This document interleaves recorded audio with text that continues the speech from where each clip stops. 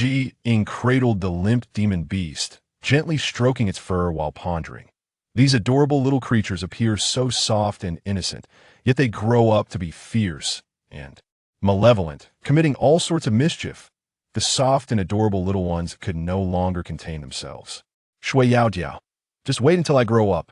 Jiao Wei Tian Hu. I am the noble and aloof queen. Luo Yu. When I grow up, I will surely drown you. Páo-Xiāo. Is there anything to eat? Shen Qingxu. So disobedient, perhaps we should just dispose of them. Demon cubs. Wuwuwu Ying shot Shen Qingxu a glare. Do you dare? Shen Qingxu. I wouldn't dare, they are still children. Just let them grow. Chapter 1.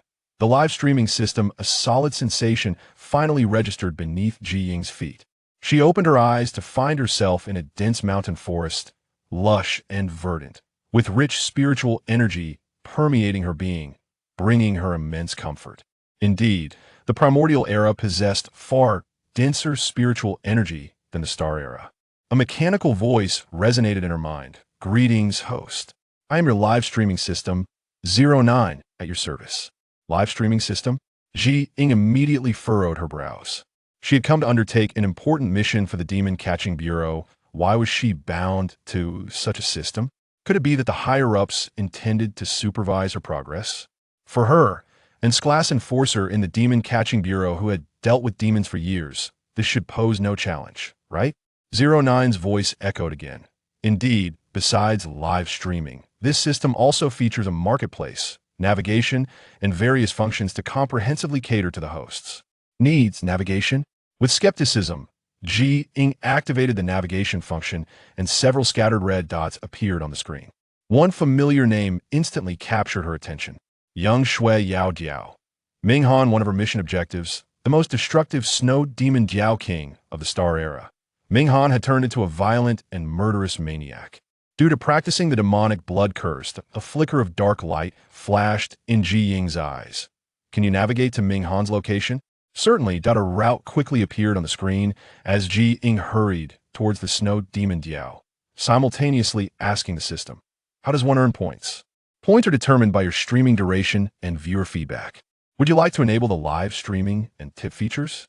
Ying was somewhat unclear about the concept of tipping, but it sounded like a reward from others, so she unhesitatingly replied, enable it. Suddenly, comments like welcome, esteemed viewers, and the broadcaster is amazing filled the screen. As she pondered this, the small red dot on the screen inexplicably began racing towards her. Furrowing her brow, she quickened her pace, only to see a bloodied fur ball rolling down the cliff, pursued by a group of burly men wielding knives, guns, and bows. Brothers, if we catch that Jiao, the bounty will keep us well fed for years. The leading man chuckled wickedly. Young Master Zhou said that the Jiao's blood can cure all ailments. Young Master Zhou's wife was healed by drinking it. We can sell its blood to the nobles for a fortune. Ying observed the panicked, bloody Jiao desperately fleeing through the forest, her brows knitting together in concern. The demon King Ming Han, who had once dominated the Star Era for decades and was ultimately imprisoned in purgatory by her, now found himself in such a pitiful state. These ancient humans would resort to capturing such ethereal beings for wealth. She stepped forward, her ethereal figure appearing before the snow demon Jiao, swiftly grasping it by the scruff and lifting it into her embrace. Let go of me, you scoundrel. I saved someone out of kindness, and you want my life and my blood. I'll fight you. How dare they? It had exposed its identity to save Zhou's wife from poison, yet her husband greedily sought to extract its core. Humans were truly despicable. Ming Han's fur stood on end, and it opened its mouth to bite Ying's wrist, but she swiftly flipped her wrist and pinched its jaw. Stop fussing, be obedient. Miss, you shouldn't snatch away what others have caught. The burly men caught up, their expressions souring upon seeing Ying holding the snow demon Jiao. That beast was injured by our brother's bait. Since you're a lady, we won't make it difficult for you. Just hand over the beast to us, and we'll give you 1/10 of the bounty. Oh, 1/10 of the bounty. A glint of coldness flashed in Ying's eyes, yet she feigned interest. And how much is that? 1/10 is quite a sum, at least 100 taels. The man appraised Ying with a lecherous gaze. But if you're willing to spend the night with us, we can give you another 1/10. He reached for the snow demon Diao at Ji Ying's chest, while his other hand brazenly attempted to encircle Ji Ying's slender waist. The snow demon Diao trembled in fear, baring its teeth at Ji Ying. You human! How foolish! Do you truly believe they will give you money? Quickly release me, and we shall escape. Why are you so noisy since childhood? If you had said less back then, you wouldn't have been caught and sent to purgatory. With annoyance, Ji Ying tucked the Diao under her arm and effortlessly twisted the man's wrist, causing him to collapse to the ground with a pained scream. His wrist had bent at an unnatural angle, sweat dripping from his forehead. Little angels are all children. What kind of live stream is this? That little fellow is so obedient. Is it a Diao? It can even talk as a voice actor? Notification. The broadcaster received a tip. 1 flower, equivalent to 20 points. What on earth is this chaos? Ji Ying regarded the sudden comment on the screen with indifference, casting a cold glance at the man on the ground. Still want to play? Brothers, charge together, grab the beast from this woman, and let's deal with her. The fallen man shouted fiercely, and his companions brandished their weapons, charging at Ji Ying. Ji Ying snorted coldly, sidestepping the incoming blade and delivering a powerful kick that sent the assailant flying. In mere moments, several men lay defeated at her feet. The snow demon Diao, nestled under her arm, stared in disbelief. This woman is so fierce. If she keeps it up, is my Ming Han going to be doomed? I am destined to become the Demon Qingxu, the male Dio Hao. Can I fall here? I must find a way to escape. Ji Ying coolly glared at the defeated man. Go tell the one who sent you to catch the Diao that I will bring the snow demon Diao to him. He should be prepared. She turned and strode into the forest, the peculiar comments reappearing. Little angels are all children.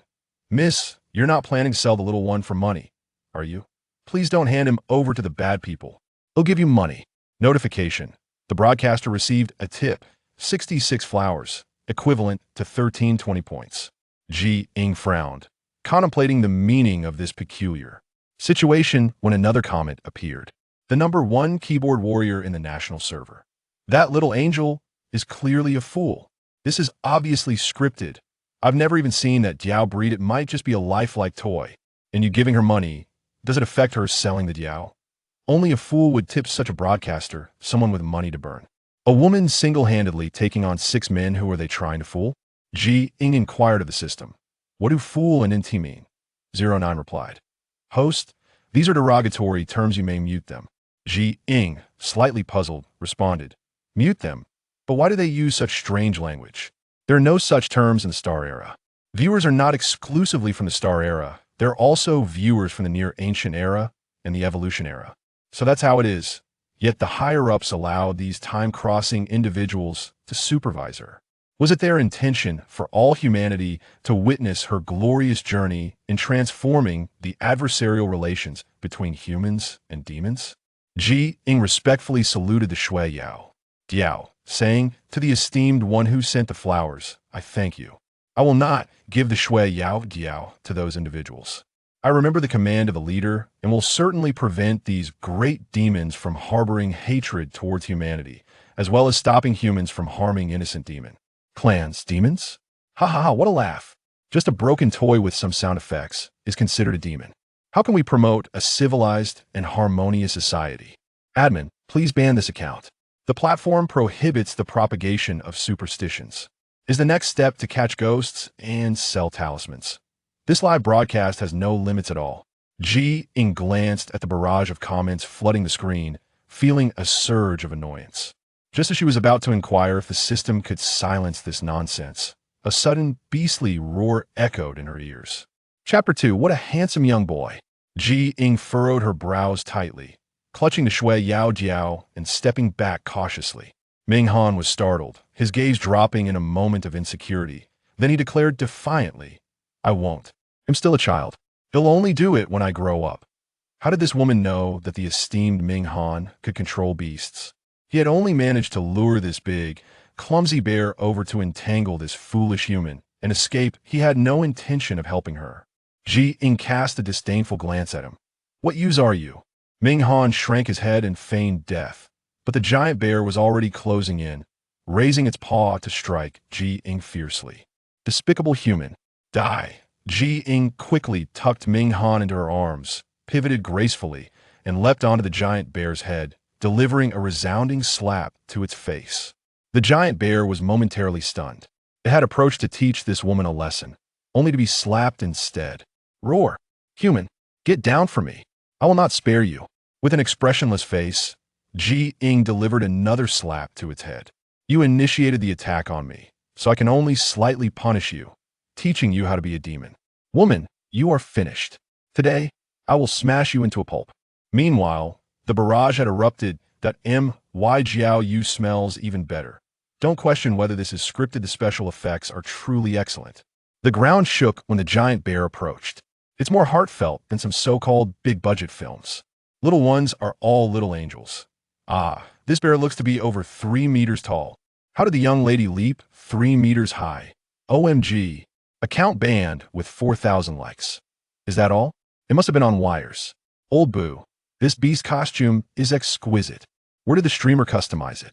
Seeking contact information, Ying had no time to concern herself with the barrage, as she seized the bear's ears and began to hammer it mercilessly. Did I ever provoke you? You came at me with threats and violence. Roar. Ming Han looked at the bear, which now had a large swollen bump on its head, trembling in fear. Where did this fierce woman come from? How could such a large bear do nothing to her? Ying maintained her indifferent expression, slapping the bear each time it roared. Do you submit? Submit. Sniff. I submit, okay.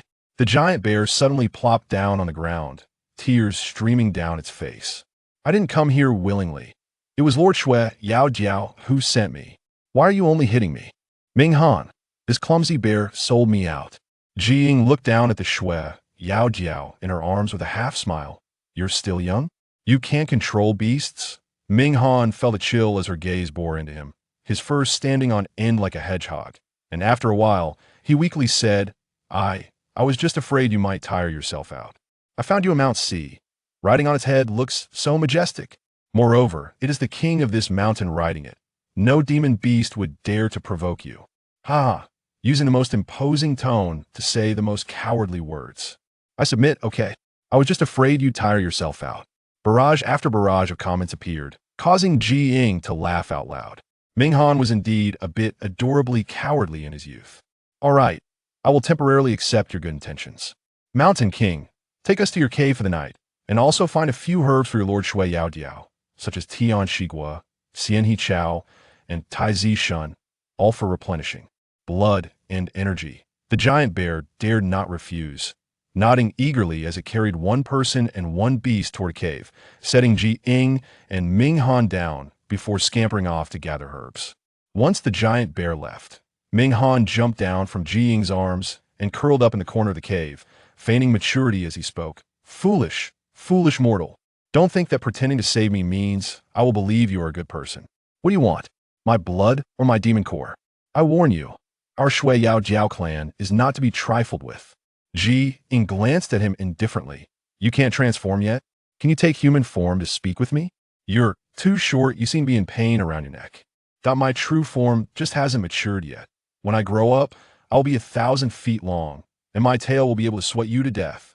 Ming Han gritted his teeth, but seeing Ying's nonchalant expression, he could only transform into his human form. Ying and the audience in the live stream saw a flash of white light, and the dirty, furry ball turned into a wounded little boy.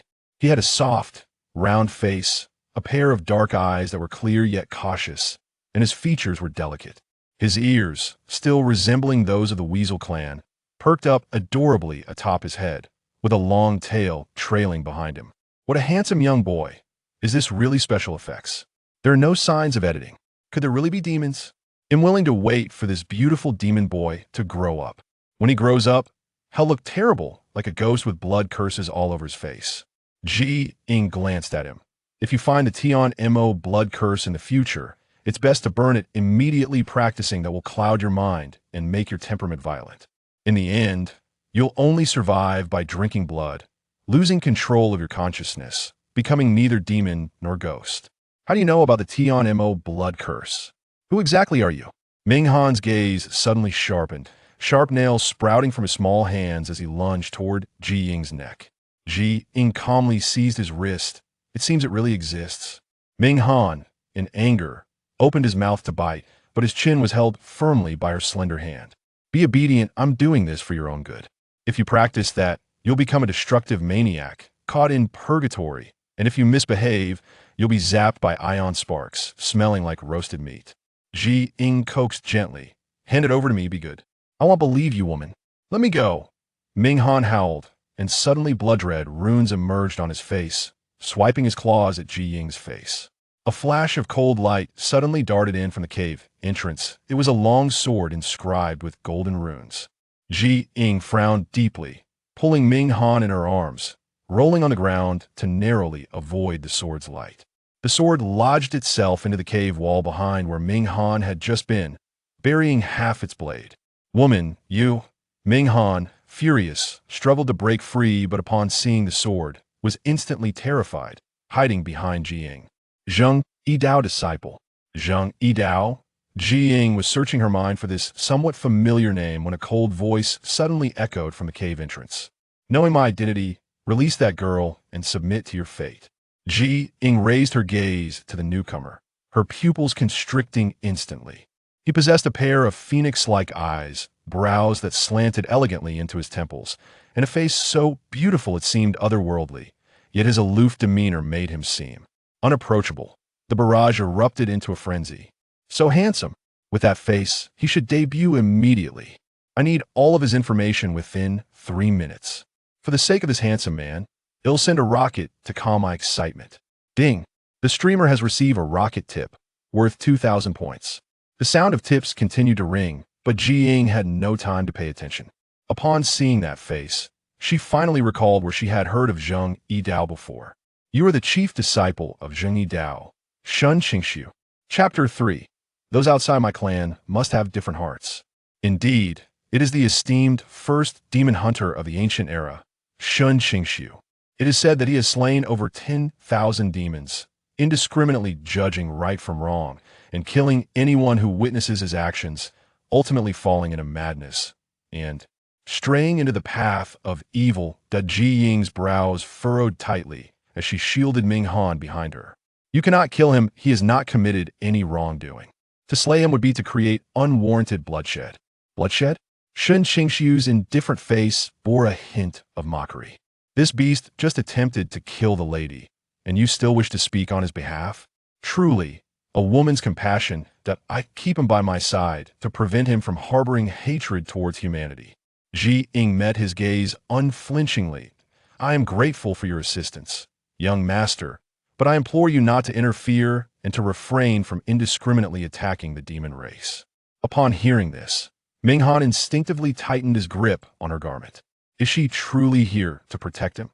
Does she believe that there are demons who do not wish harm upon humans? Are there truly benevolent beings among the demon race? Shen Qingxu scoffed. Those who are not of my kind must have different hearts if they are demons. They deserve to die. He ceased his conversation with Ying and, wielding his sword, lunged towards the snow demon weasel behind her. Such overwhelming killing intent that, in the age of stars, these creatures, if not completely uncontrollable, would be confined in purgatorial imprisonment. The abilities of demons far surpass those of humans. If humans and demons could coexist harmoniously, it would benefit both parties, which is why she traversed the temporal gate to the ancient era. If Shen Qingxu continues to mercilessly slay innocent demons, the conflict will only intensify. The little creature was momentarily stunned before pushing her away. Foolish woman, I do not need your help. He is after me, not you. He did not wish to implicate her. Men can fight their own battles without the need for a woman's rescue. Damn it. Ying's brows knitted tightly. A mere ordinary sorcerer she could handle, but Shen Qingxu was clearly not someone she could contend with barehanded. She could not bring weapons during her teleportation. What should she do now? Suddenly, a voice echoed in her mind. Host, your points could be exchanged for a teleportation talisman, randomly transporting you to a coordinate within 10 miles. Will you spend 3,000 points to redeem it? Ying's eyes brightened. Redeem! A talisman radiating golden light appeared before her. Ying seized Ming Han, crushed the talisman, and in a flash of white light, their figures vanished from the cave.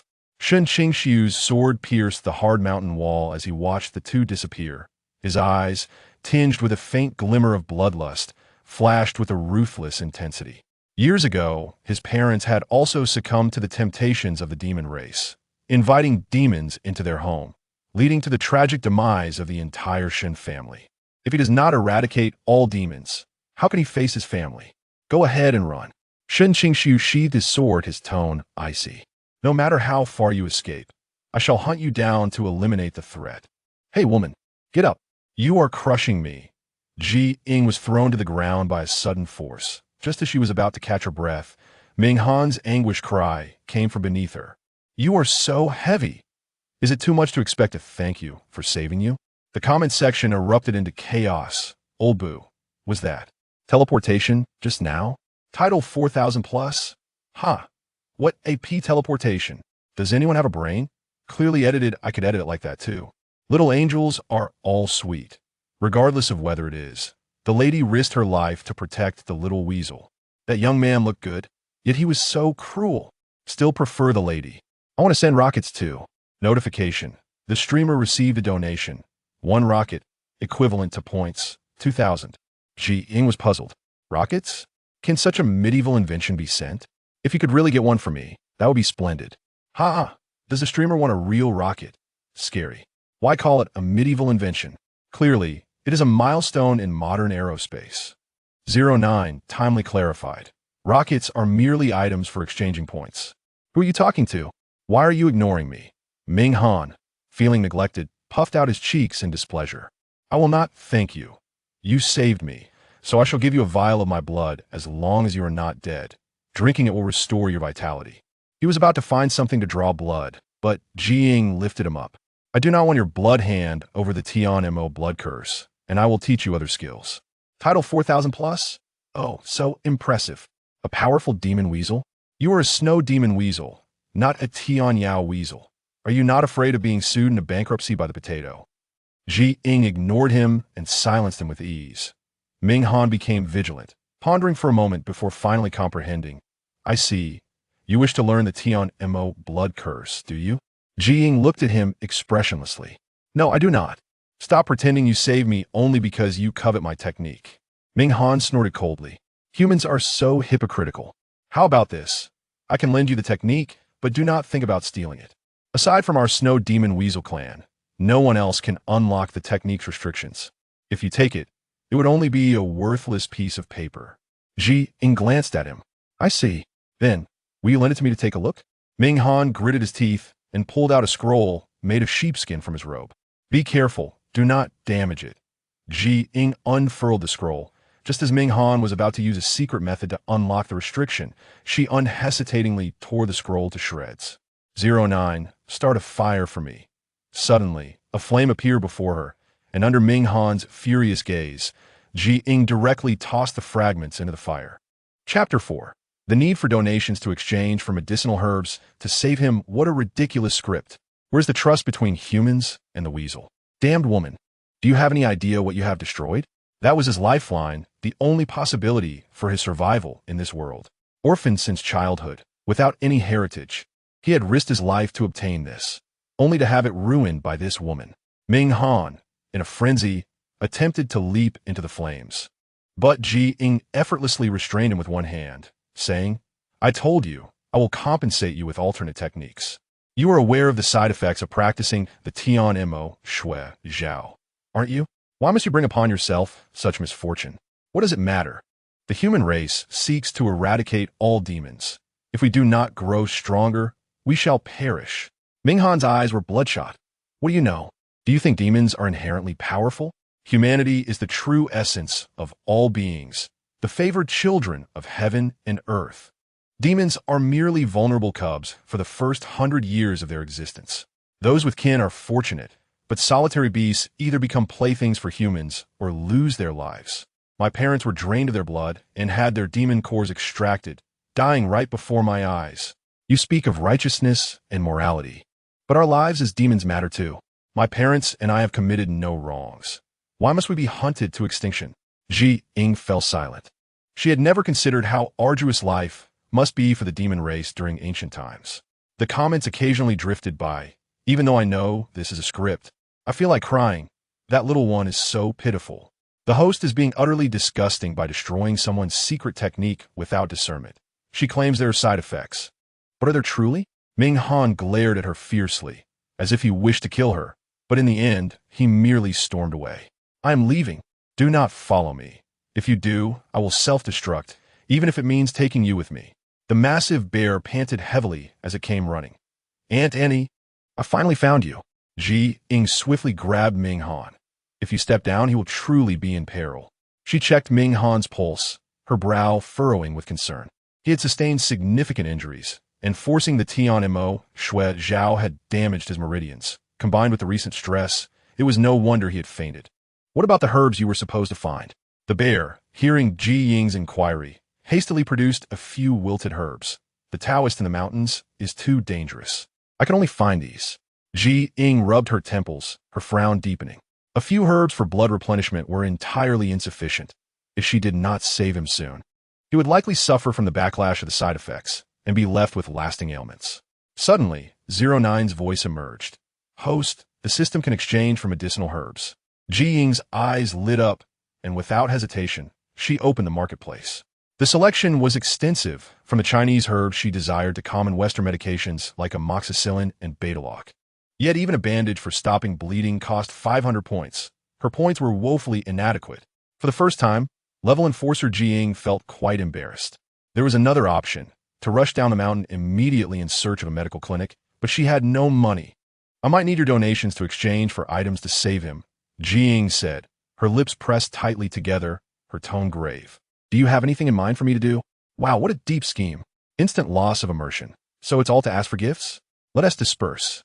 This is no longer interesting. If you're going to broadcast this, you might as well sing and dance. The host is quite attractive. Why not do a little jig? Ying frowned. During her teleportation, she had been instructed not to bring any items from the Star Era, and she had nothing on her. Now, this system seemed incapable of assisting her. I am a student. I can only send you a few flowers, said one viewer. Ding. The host has received a donation. 6 flowers, equivalent to 120 points. Thank you, Ying replied solemnly, her expression growing increasingly grave. With no one believing her and no means to earn points, she could not rely on the marketplace. She had to save herself. Tell me where I can find the herbs. I will go myself. You stay and watch over Ming Han. The bear hesitated. Ming Han's injuries are severe. There is a snake blood fruit on Tian Ri Cliff. If you can obtain it, it may save him, but the cliff is very steep. What is the snake blood fruit? Is it the same as the snake berry? There are many right outside my building. No. The snake blood fruit is said to be a truly powerful herb. It is said that the snake blood fruit did exist in ancient times. But the species of snake capable of nurturing it has long been extinct in our era. Now, only specimens remain, so this thing essentially exists only in fantasy novels. Wow, someone upstairs is quite knowledgeable. Ying glanced at the comments and nodded slightly. Indeed, the snake blood fruit can save Ming Han. However, the snake capable of producing it was artificially bred by the mid-ancient era. In my time, the snake blood fruit is a common medicinal herb. How audacious to fabricate such a significant scientific discovery. How laughable. Can you send me a few common medicinal herbs via express delivery? I would like to purchase some. The bear looked at her in confusion. Who are you talking to? It's not important. I will go find the snake blood fruit. Ying did not waste any more time. If she delayed further, Ming Han would truly be in danger. 09. Locate the position of the snake blood fruit. The system quickly mapped out a route, and Ying instructed the bear to guard Ming Han before heading to the base of the cliff. How on earth do I climb this steep thing? Am I supposed to fly? Ying took 2 steps back, examined the protruding rocks on the cliff, estimated a climbing route, and with a running start, scaled the cliff like a monkey. What the? Mom, she can really fly. Extreme Sports Association, away. Host, are you interested in joining our association? I believe you're not using special effects. To climb without protection like this is incredible. Why not seek fame instead of residing on a small platform as a host? The comments erupted in excitement. Verified by the great Wei Shun. Wei Shun, I'm your fan. Why haven't you been streaming lately? The host is amazing. Now I believe it's not special effects. A flurry of donation sounds rang out. But Ying ignored the comments, focusing intently on her ascent. Before long, she reached the top. The cave was pitch black, filled with the faint scent of serpents and the unique sweetness of the snake blood fruit. Ying cautiously pressed against the cave wall and ventured inside, soon spotting a plant laden with red fruits, next to which coiled a vividly green snake adorned with horizontal stripes, watching her warily. Chapter 5. Companionship with Demons. An unfavorable endomai. It's truly a Huangban Jinshi. So beautiful. Host, I'm a doctoral student in zoology at Jing University. May I ask where you are right now? The Huangban Jin, she is an extremely endangered species in our country, and it is rarely seen in the wild. Be careful, host. That snake looks toxic. Let professionals handle it. There is no need to risk your life for a performance. I'm sorry, but I'm not in the same era as you. I am in the ancient times. Ying slowly approached the snake. The Huangban Jin, she is the most beautiful, non-venomous snake, gentle in nature, residing in the ancient lands of Huagua. I believe in your era, they can be bred artificially, so they did not go extinct. The Huangban Jin, she flicked its tongue, appearing fierce and menacing. Yet, Ying noticed it seemed somewhat afraid. Do not be afraid, little one. I only wish to ask you for a snake blood fruit to save my friend. Ying crouched down and extended her hand. I mean you no harm. Could you give me one fruit? The Huangban Jin, she, evidently beginning to exhibit intelligence, hesitated for a moment before biting off a fruit and dropping it into Ying's hand. Thank you. Once I heal him, I will come back to repay you. Ying smiled, gently touching its head. You love eating mice, don't you? I will bring you many. The Huangban Jin, she seemed to understand her words, twisting its slender body and blinking its eyes, nodding shyly like a bashful young girl. Ying emerged from the cave, cradling the snake blood fruit in her hands. Shortly thereafter, a man clad in white appeared, gripping another man while furrowing his brow and tightening his hold on the hilt of his sword. That woman was here just moments ago. The man beside him trembled as he was lifted to the cliff's edge. And master, where is this place? The location of the snake blood fruit must be where that woman intended to rescue the malevolent beast at her side. Shen Qingxu frowned, stating, It is inconvenient to bring you along. Remain here and do not wander. The gentle nature of the snake, guarding the fruit, will not harm you. I shall fetch that woman in return for you. Upon hearing about the snake blood fruit, Zhou Huaihai's eyes gleamed with a flicker of ecstatic anticipation. Yes, yes, master. Please go. I implore you to capture that beast. Otherwise, it may endanger my entire family. Shen Qingxu nodded, leaped down the cliff, and, as Zhou Huaihai watched him depart, he stealthily slipped inside the cave. This venture could yield great fortune. That foolish creature had witnessed his obnoxious legitimate wife being poisoned and had even dared to offer its blood for her salvation, preventing her demise. However, if he could capture such a rare beast, how could the Zhou family not prosper? Initially, when this Shun master came seeking to subdue the beast, Zhou Huaihai thought he would lose the snow Demon Marten. Unexpectedly, he had deceived him into believing the snow Demon Marten was responsible for that wretched woman's poisoning, and he had foolishly accepted the tale, even claiming he would allow him to save her before slaying the beast. Now, with the snake blood fruit in hand, the Zhou family was truly poised for greatness. A glint of cold light flashed in his eyes as he quietly ventured deeper into the cave. Soon, the small beast's dark eyes slowly opened. Upon seeing Ying, Minghan instantly bristled. You dare to appear before me. It opened its mouth to bite Ying, but she swiftly covered its mouth, saying, The true secret of the Yao Marten clan is the Tian Ta Ju.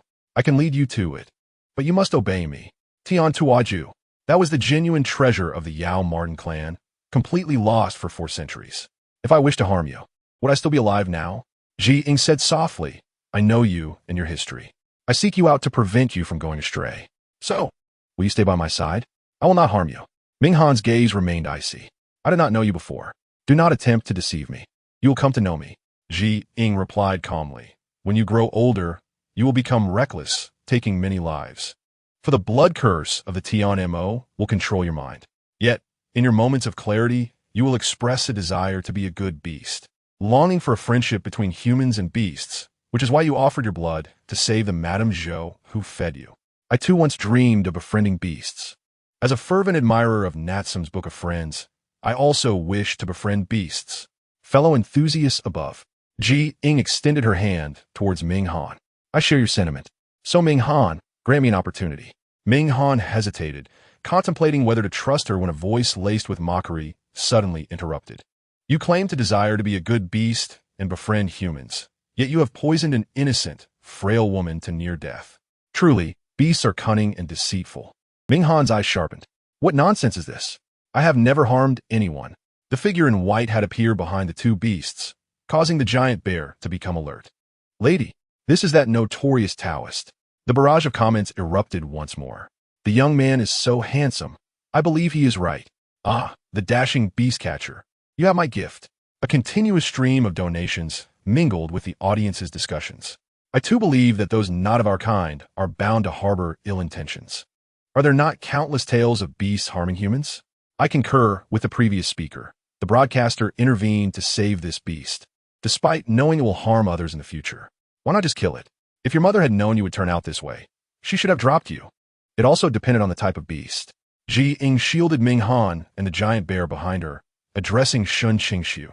Mr. Shen, Ming Han has not harmed anyone. Rather, it has saved lives. On what grounds do you unjustly slander it? She had heard tales of Ming Han in the Inferno at that time. It was already a great beast. It was troubled by the injustices it faced and would not fabricate stories to deceive her. Slander? That Madame Zhou's husband is at Tian Recliff. Do you dare to bring this beast for confrontation? Shen Qingxu scoffed. If this beast has not harmed anyone, I shall heed your commands. But if you are mistaken, you must accompany me to the gates of the righteous path and reflect on your errors. What is there to fear? Ying replied indifferently. Coincidentally, I also wish to seek justice for Ming Han and inquire of that young Master Zhou why he would forget his gratitude and harm Ming Han. Ming Han tightened its small claws, its gaze filled with complexity as it looked at Ying's back. This woman claimed to know him and sought to advocate for him. After nearly a century of existence, witnessing countless injustices, no one had ever promised to seek justice on his behalf. Even if she were deceiving him, he found himself hoping she would continue to do so. Shen Qingxu raised his hand. Do you dare to swear? Ying straightforwardly raised her hand, striking his palm in agreement, lifting Ming Han as they followed Shen Qingxu to Tian Recliff. Upon reaching the cave entrance, they found no one in sight, only the overwhelming scent of blood wafting toward them.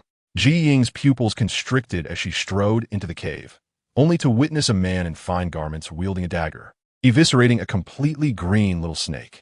The small snake continued to struggle, its emerald eyes gazing at Ying as if to ask, is this what you humans call retribution? Upon seeing the snake's tragic fate, Ming Han's blood talisman erupted, its claws sharp as curved blades, ready to rend Zhou Huaihai's belly. However, in an instant, a bright yellow talisman barrier materialized before Zhou Huaihai, forcing Ming Han to emit a short, mournful cry, with scorch marks appearing where it touched the barrier. Ming Han felt a sudden shift, as Shen Qingxu had pressed it against the cave wall, a demonic slaying sword poised at its throat. The mere aura of the sword inflicting pain. Zhou Huaihai, startled by Ming Han's sudden aggression, knelt in fear, glancing at the dire situation, his eyes darting around before he quickly clung to Shen Qingxu's leg. Master, this snake meant to devour me. I thought of my wife, who lies at home on the brink of death. If I perish, how will she survive? Thus, I had no choice but to kill this snake. And this vile creature is the one who poisoned my wife. Otherwise, I would not have had to endure this suffering. I had no choice but to take a life. Master, please eliminate them both. Upon hearing Zhou Huaihai's words, Ming Han's eyes narrowed into slits, lunging towards Shen Qingxu's sword. Nonsense. Even if I die today, I will kill you. Is that how Xiao Jinshi meets its demise? If Ming Han is also killed, I shall report this live stream. Report count +1. The Hungban Jinshi is a protected species. What a deplorable script. The host clearly cannot contend with that handsome gentleman. And Ming Han only knows how to explode without clarity. Xiao Jinshi has already perished, leaving the host powerless. Such trivial matters evoke such extreme reactions. How can I assist you in finding the Tun Tianju? A calm and clear voice resonated, seemingly unaffected by the tense atmosphere, as it reached out to ruffle Ming Han's hair. Ming Han, brimming with fierce energy as if ready to battle with humanity, was momentarily frozen in place. Shen Qingxu was also momentarily taken aback, meeting Ying's gaze. Ying, returning his look, remarked, if young Master Shen truly intends to slay the demon, It is likely that Ming Han will not have the opportunity to make empty threats. Even if the Zhan Mo were to face a formidable demon like Ming Han, it would still invoke great trepidation. Against the current state of Ming Han, it could be described as possessing an incisive sharpness. Should Shen Qingxu firmly believe that all demons are inherently malevolent, Ming Han would have no chance to struggle beneath the Zhan Mo. If Shen Qingxu refrains from taking action, he may not survive in front of Ming Han. The atmosphere suddenly shifted to awkwardness. A strange sensation emerged. Young Master Zhou, is it? Ying turned to Zhou Huaisheng.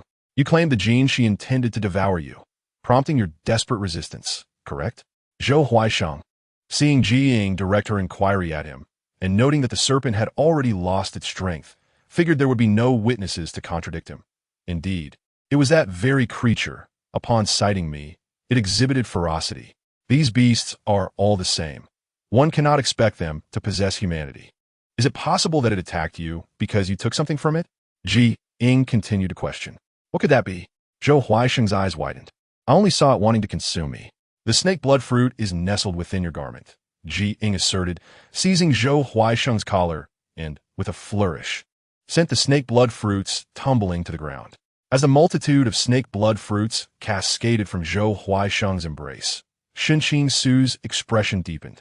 Zhou Huaisheng, feeling Ying was troublesome, rushed to Shen Qingxu's feet, weeping profusely. Great immortal Shen, lacking your prowess, I can only exhaust my means to save my wife. Is that wrong? My devotion to her is unwavering, and I would sacrifice everything for her. Let any retribution fall upon me. I shall bear the burden of villainy as long as my wife remains safe. Must only demons commit such wanton slaughter while we humans are destined to remain passive? The comments echoed with urgency. Your wife is not a practitioner. She can endure the effects of at most one snake blood fruit. You possess nearly 100. Ying's voice rang out. This I was unaware of. My heart is solely set on my wife, Zhou Huaisheng retorted, continuing to argue. Having deceived many like Ying with ease through years of cunning, I do not relish wasting time, Ying interjected, pondering for a moment. Though I am not adept at coercing confessions, the principles are similar. Zhou Huaisheng gasped as Ying had already maneuvered him to the edge of a precipice, precariously balancing on a withered tree trunk. Speak another falsehood, and my grip may falter. Zhou Huaisheng stood on the brink of a sheer cliff, the wind whipping around them, causing the entire tree to sway perilously. Aye. Zhou Huaisheng was rendered speechless as a trickle of yellow liquid fell from him. He was so frightened that he urinated himself. I will speak. I will tell all. Zhou Huaisheng was desperate to divulge everything, yet fear rendered him tongue-tied. At that moment, the mechanical voice resounded, causing Ying to frown. Do not harm innocent civilians. Shen Qingxu's response was swift, having pursued them. The third warning from 09 echoed again. Not only that, but the entire live stream interface began to flicker orange, emitting alarm sounds. Chapter 7. Green Tea Bombs, a tool for forcing marriage with the male god. This is called violence. It is a display of ruthless action, not mere words. I shall send blades to the system. Is this an artificial system? Zhou Huaisheng fell into the cave, his expression marred by terror as tears streamed down his face. Ying produced a snake blood fruit and thrust it into his arms. Since you wish to rescue your wife, take this snake blood fruit down the mountain. Zhou Huaisheng greedily gazed at the multitude of snake blood fruits scattered on the ground, then at the cold-faced Ying, ultimately clutching a snake blood fruit and scuttling away. Do not flee, you despicable cur. You must pay for the little serpent's life. Ming Han was unwilling to allow Zhou Huaisheng to escape. First, rescue the little serpent. Ying's calm voice halted Ming Han in his tracks. To his surprise, he pondered when he began to believe that a human would spare no effort to save a demon. What do you mean, save the snake? It seems you are merely seeking an opportunity to let that vile human escape, Ming Han grumbled, yet he obediently approached Ying. Upon witnessing the little serpent's innards exposed, Ming Han's alert ears drooped as he realized the little serpent was beyond saving. Fortunately, serpents typically possess a low pulse and are not easily brought to death. The gallbladder had not been removed, requiring hemostasis, stitching, inflammation control, and veterinary-grade adrenaline. Ying carefully examined Xiao, Jin, Shi, and calmly stated, Ying checked her points, totaling just over 1,000, barely enough for 2 hemostatic bandages. She sighed at her poverty, uncertain of her success. Ying recalled how the audience had previously deemed it a ruse. However, Xiao Jinxi's situation differed from Ming Han's. Ming Han could afford a delay, but Xiao Jinxi would not last mere minutes. Perhaps sensing the gravity of the situation, Xiao Jinxi summoned her last bit of strength to raise her head and nudged a snake blood fruit toward Ying. Her gesture indicated her willingness to sacrifice all her snake blood fruits for Ying, the first human who had not harmed her and had considered her rescue. Oh my! I am utterly captivated. Even if it means being harvested, I would willingly partake. Long live my master. A viewer donated a rocket, equating to 2,000 points. The little green snake must not perish. Mother will spend money to save you. Another user contributed a luxury sports car, worth 1,000 points. Although I know this is scripted, the Hungban Jean, she is forever divine. I will donate 100 bags of feed that the Jean she loves, equating to 200 points. Ying's expression remained unchanged as she watched her points accumulate. Once they reached 20,000, a small syringe materialized in her hand, which she promptly injected into Xiao Jinxi, reviving a glimmer of life in her dull eyes. Subsequently, Ying's supplies multiplied: hemostatic bandages, a sterilization surgical kit, and a serpent anesthesia device. Ying worked swiftly, disinfecting, stitching, securing the wound, and finally placing the well-bandaged Xiao Jinxi into a sterile cover. The host seems incredibly reliable. Despite her youth, she exudes a sense of security. The host's actions are highly professional. As a medical student, I find her techniques comparable to those of a seasoned senior. I aspire to become a host. Though her expressions are few, she is fiercely protective. When will the Jinxi awaken? Ming Han, unable to assist much, inquired once Ying had completed her tasks. She will awaken once the anesthesia wears off. Ying settled Xiao Jinxi and added, "Let us depart." Depart? Where to? Ming Han, still anxious, circled the protective cover. What if she does not awaken? You humans indeed lack compassion. To the Zhou residence, Shen Qingxu interjected. Madame Zhou has fallen gravely ill. She cannot withstand the effects of the snake blood fruit. If young Master Zhou truly administers it to her, it may instead harm her. Ming Han suddenly recalled the existence of Shen Qingxu and immediately became agitated, exclaiming, "Why are you still here? Even if my inner Dan is destroyed, I will not give it to Zhou Huaihai. Am I your pet? You say transform. And I just transform?" Ming Han brushed off Ying's hand. His previously arrogant expression froze, and he then supported his forehead. What did you say? My body feels weak. I can't hear clearly. I think I might faint from the medicine. Ying blinked. And the small figure had already transformed into a little ball, eyes closed, with trembling eyelashes. A smile quickly formed at the corners of Ying's mouth as she bent down to tuck the little snowball into her embrace. That little snow weasel is fierce. Its paw pads are pink. I saw it. I noticed it turned onto its back when it fainted. It was so fierce. Yet it cleverly played dead for the broadcaster. I also wished to pet and hold the weasel. When will the little weasel truly faint? I will bring a sack and set off. Shen Qingxu regarded the girl before him, his gaze profound. He had slain various demons, but he had never encountered someone who interacted with them as if performing surgery. Neither Shen Qingxu nor Ying were ordinary beings. Their journey to the foot of the mountain was merely a fleeting moment.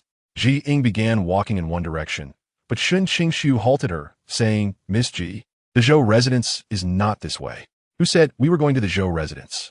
Ying replied, "We are going to Jiqing Alley." Jiqing Alley resembled a marketplace. Shen Qingxu frowned. Could it be that this young girl was thinking of shopping at such a time? "Miss Ji, lives are at stake. We should head to the Zhou residence first." Within Jibao Pavilion, Zhou Huaixin would undoubtedly be present. The snake blood fruit is difficult to preserve. Its efficacy is most pronounced when fresh. Zhou Huaixin would surely act immediately. Jibao Pavilion is a place where cultivators trade treasures. If Zhou Foreign were to perish due to my judgment, then I would pay with my head, Ying stated as she walked. Jibao Pavilion was the location provided by Ling Jiao. If Huaixin were to procure the snake blood fruit, it would certainly be here.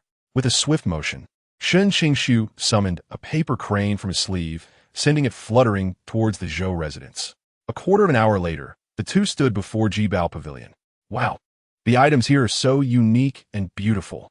Can a broadcaster promote these? Broadcaster, please promote 10,086. As the doors of Ji Bao Pavilion opened, the fans who had previously criticized the broadcaster for excessive selling now clamored for promotions. Ji Ying glanced at the items passing by. Indeed, Ji Bao Pavilion held a plethora of treasures. Floating in midair, the everlasting pearl emitted a soft, warm glow, resembling a sword of celestial light slicing through the sky. Comparable to low-end flying devices from her era, while various magical tools radiated a sacred light.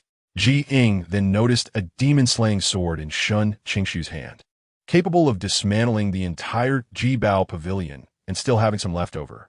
Shen Qingxu's talent was truly unprecedented, and the magical tools he possessed were rarer than any others. It was a pity he ultimately fell into the demonic path, almost annihilating their demon-catching bureau with a single strike. The higher-ups had yet to issue any orders regarding Shen Qingxu. Miss, I possess the most effective peach blossom talisman. A talisman for romance, a woman said, pulling Ji Ying aside. What peach blossom talisman? Ji Ying furrowed her brow. Little girl, I have been through this myself. I understand your gaze. The woman was adorned in alluring makeup, as if her face bore the names of men she could not conquer. Ha ha, the official roast is the most lethal. Capture the unattainable flower. Hurry, hurry. This sister is so perceptive. I would kneel to attend her class. Thank you.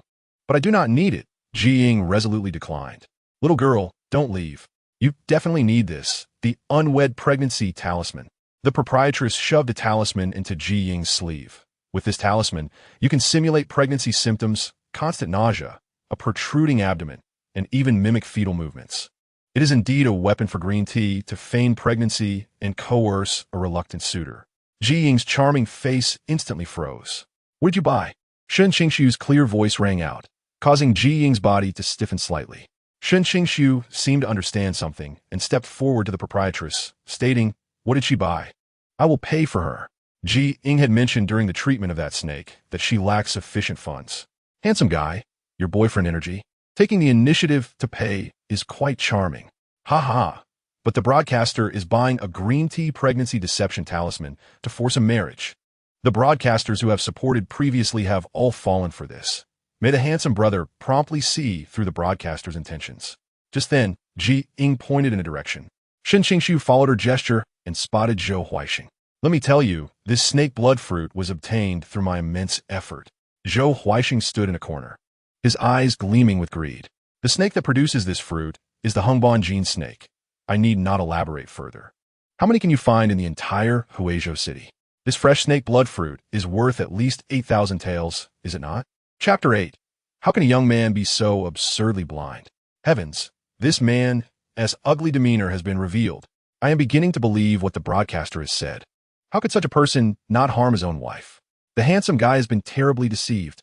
Wu Lei's mother has gifted 5 bottles of shining eye drops, hoping the handsome guy can see through this man's malicious intentions. Kulme, at least 7,000 taels. Otherwise, I would rather eat it myself and sell it. Zhou Huaixing greedily gazed at the crowd surrounding him. With the silver notes in hand, Zhou Huaixing cheerfully approached their direction.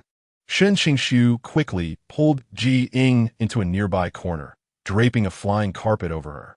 To ensure they were not recognized, he shielded her delicate shoulders with his long arm, his warm breath cascading onto her fair face. Ji Ying remained oblivious to the intimate atmosphere, her gaze fixated on Zhou Huaixing's retreating figure. This position is too ambiguous, isn't it? Is the broadcaster's small face resting on the handsome guy's chest comfortable? So soon to be sweet. Will you not poison us in the future? Whoever spreads dog food dies. I will reward the broadcaster with 5 flowers and earn 100 points. Everyone is left. What are you doing here? The small snowball in Ji Ying's arms suddenly popped its round head out. Ji Ying pushed Shen Qingxu away, her expression cold. Mr. Shen, what was your intention just now? Since you witnessed that scene, why did you not confront him? Shen Qingxu's Adam's apple bobbed as his clear voice rang out. Perhaps he merely wished to exchange silver for medicine for his wife? Oomph. Ji Ying scoffed. Ming Han, peeking out, bared his teeth at Shen Qingxu. Little master did a good deed, and this bull-nosed Taoist does not believe it, but Zhou Huaixing repeatedly commits misdeeds, and he does not believe he is a villain. Infuriated, Ming Han clawed at Ji Ying's garment with his delicate paws. Ying shook off Shen Qingxu and swiftly exited Jibao Pavilion, following the system's guidance toward the Zhou residence. Shen Qingxu immediately matched her pace, insisting, "One must speak with evidence. We must not wrongfully kill." Having already lost patience, Ming Han leaped from Ying's embrace, transforming into human form in a secluded area. Bull-nosed Taoist, do you not realize how hypocritical you are being? Even the tamest Hungban Gene snake was slain by that brute. In your eyes, is there no distinction between good and evil among humans? As long as they are human, they should not die. Venting his pin-up frustrations, Ming Han's pale cheeks flushed with anger. The little snow demon is right. Handsome guy, you cannot act recklessly just because you are good-looking. This plot is too cliché. If the handsome guy is this blind, will the storyline lead to a romance with the broadcaster? That would be infuriating. Abandon it. It is truly uninteresting. Yi Maozi rewarded 20 shining eye drops. Handsome guy, please wash your eyes. I implore you to be a good person. Ying glanced at the barrage in the live streaming room. Upon seeing the last comment, she solemnly echoed, I also believe he should thoroughly cleanse his eyes. Shen Qingxu's body stiffened as he hastily made his way to the Zhou residence, stating, everything requires evidence. I hope Mr. Shen can accept all that unfolds next. If it is proven that Ming Han is innocent, I trust Mr. Shen will offer an apology. Ying gently patted Mingan's head, signaling him to transform. Though reluctant, Ming Han, still unwell, had no choice but to morph into a small snow ferret and leap into Ying's embrace. This time, the two followed the paper crane released by Shen Qingxu to arrive at the Zhou residence. Shen Qingxu intended to enter through the main gate, but Ying objected. Miss Ji, wouldn't it be better to confront Madame Zhou and Zhou Huaixing directly at the front entrance? Shen Qingxu was perplexed by her meaning. Ying's beautiful eyes glimmered with mockery. Mr. Shen will understand shortly. The desolate courtyard was permeated with a heavy scent of blood when a sharp, scornful male voice abruptly echoed, Today, I owe you, you wretched creature. Although you survived, you have enabled me to earn a whopping 7,000 taels. Ha ha ha. Once I have that foul Taoist capture the snow demon ferret, it will be worth far more than 7,000 taels. You beast. Madame Zhou's feeble voice resounded from within the chamber. Ying glanced at Shen Qingxu, noticing his immobile stance, and understood that he surely could not fathom the words he had just heard. Host, apart from the snow demon ferret, is there truly no one else aware of this matter? Hearing this makes my fists clench. Calling him a beast is an insult to the term. Ying took the comments to heart. As Zhou Huaixing emerged, she and Ming Han concealed themselves. Once he departed, Ying suggested, how about we split up? You confront young Master Zhou. If he claims that the money was for Madame's medicine, leaving not a single tael behind, I hope you can assist in eliminating Ming Han as per my instructions. Shen Qingxu, for the first time in his life, found himself unable to see clearly. After a moment of struggle, he nodded. Very well. If what he says contradicts your words, I cannot agree to your subsequent actions. Reaching an agreement, Shen Qingxu departed, and Ying entered the room. Inside, Madame Zhou lay on the bed, barely clinging to life. Upon hearing footsteps, she mistook them for Zhou Huaixing's and angrily cursed. Zhou Huaixing, may you suffer a fate worse than death. I shall not spare you even in death. Madame Zhou, Ying approached to check her pulse. The pulse was weak and shallow, indicative of blood loss. Madame Zhou laboriously raised her head, confusion flashing in her eyes upon seeing the unfamiliar girl. When the snow demon ferret leaped down from Ying's arms, Madame Zhou struggled to sit up. Benefactor, Ming Han gently tapped her with his delicate paws, urging her to rest and not to move. Ying glanced at the points in the live stream. Within moments, they had accumulated to a staggering 1,000. She exchanged points for ingredients such as Kongqing, Wanweisha, and Wumingzi, concocting them into pills to present directly to Madame Zhou. The poison you ingested is exceedingly potent. Though the snow demon ferret saved you with its blood, it is too vigorous for a mortal to endure, which has exacerbated your condition. This pill will neutralize the residual poison within you and the ferret's blood. Thank you, young lady. Madame Zhou gratefully took the pill with great effort. Meanwhile, Shen Qingxu, standing by the window, remained motionless as he observed the interaction between the two. He had feigned departure to witness how they would treat Madame Zhou in his absence. Now, he realized he had gravely misjudged the situation. Chapter 9. The Truth Revealed. Ying learned the sequence of events from Madame Zhou and cast a cold glance at the snow demon ferret, Minghan. Do you still doubt my intentions toward you? Oomph. That depends on whether that foul Taoist apologizes to me first and assists me in finding the swallowing heaven technique. Minghan raised his delicate paw to pat Ying's arm. That beast poisoned his legitimate wife simply because he found her a nuisance and did not want her to manage the finances. What a detestable individual. Killing him will not quell the hatred in my heart. The blind handsome man likely will not believe what Madame Zhou says. So it will be better for Zhou Huaisheng to voice it himself. To have Zhou Huaisheng speak it aloud? Ying considered this a splendid idea. She turned to the snow demon ferret. Go inform Mr. Shen that he should tell Zhou Huaisheng that tonight the snow demon ferret will willingly walk into the trap. So he must be prepared. What? You intend to use me as bait to lure that beast? Minghan immediately flared up. His pristine white fur stood on end, making him appear very striking. Ying patted his round head. Go on. Though reluctant, Minghan swished his tail and departed. Upon receiving the news, Shen Qingxu's handsome visage briefly reflected confusion, yet he complied with Ying's instructions, preparing Zhou Huaisheng for the confrontation with Minghan that night. Zhou Huaisheng initially assumed Shen Qingxu had come to settle scores, his heart racing as he listened, only to realize the Taoist truly intended to help him capture the snow demon ferret. Thank you, Master Shen. You can rest assured. I will inform my wife immediately. Zhou Huaisheng's eyes gleamed with greed. After escorting Shen Qingxu out, he hurried to Madame Zhou's chamber. He initially planned to preserve Madame Zhou's life, but soon he would possess the invaluable blood of the snow demon ferret, rendering her unnecessary. As Shen Qingxu prepared to sneak into the Zhou residence through the back door, he spotted Ying emerging, her expression grave as she stood frozen in place, seemingly observing something. Miss Ji? Shen Qingxu's elegant brows furrowed.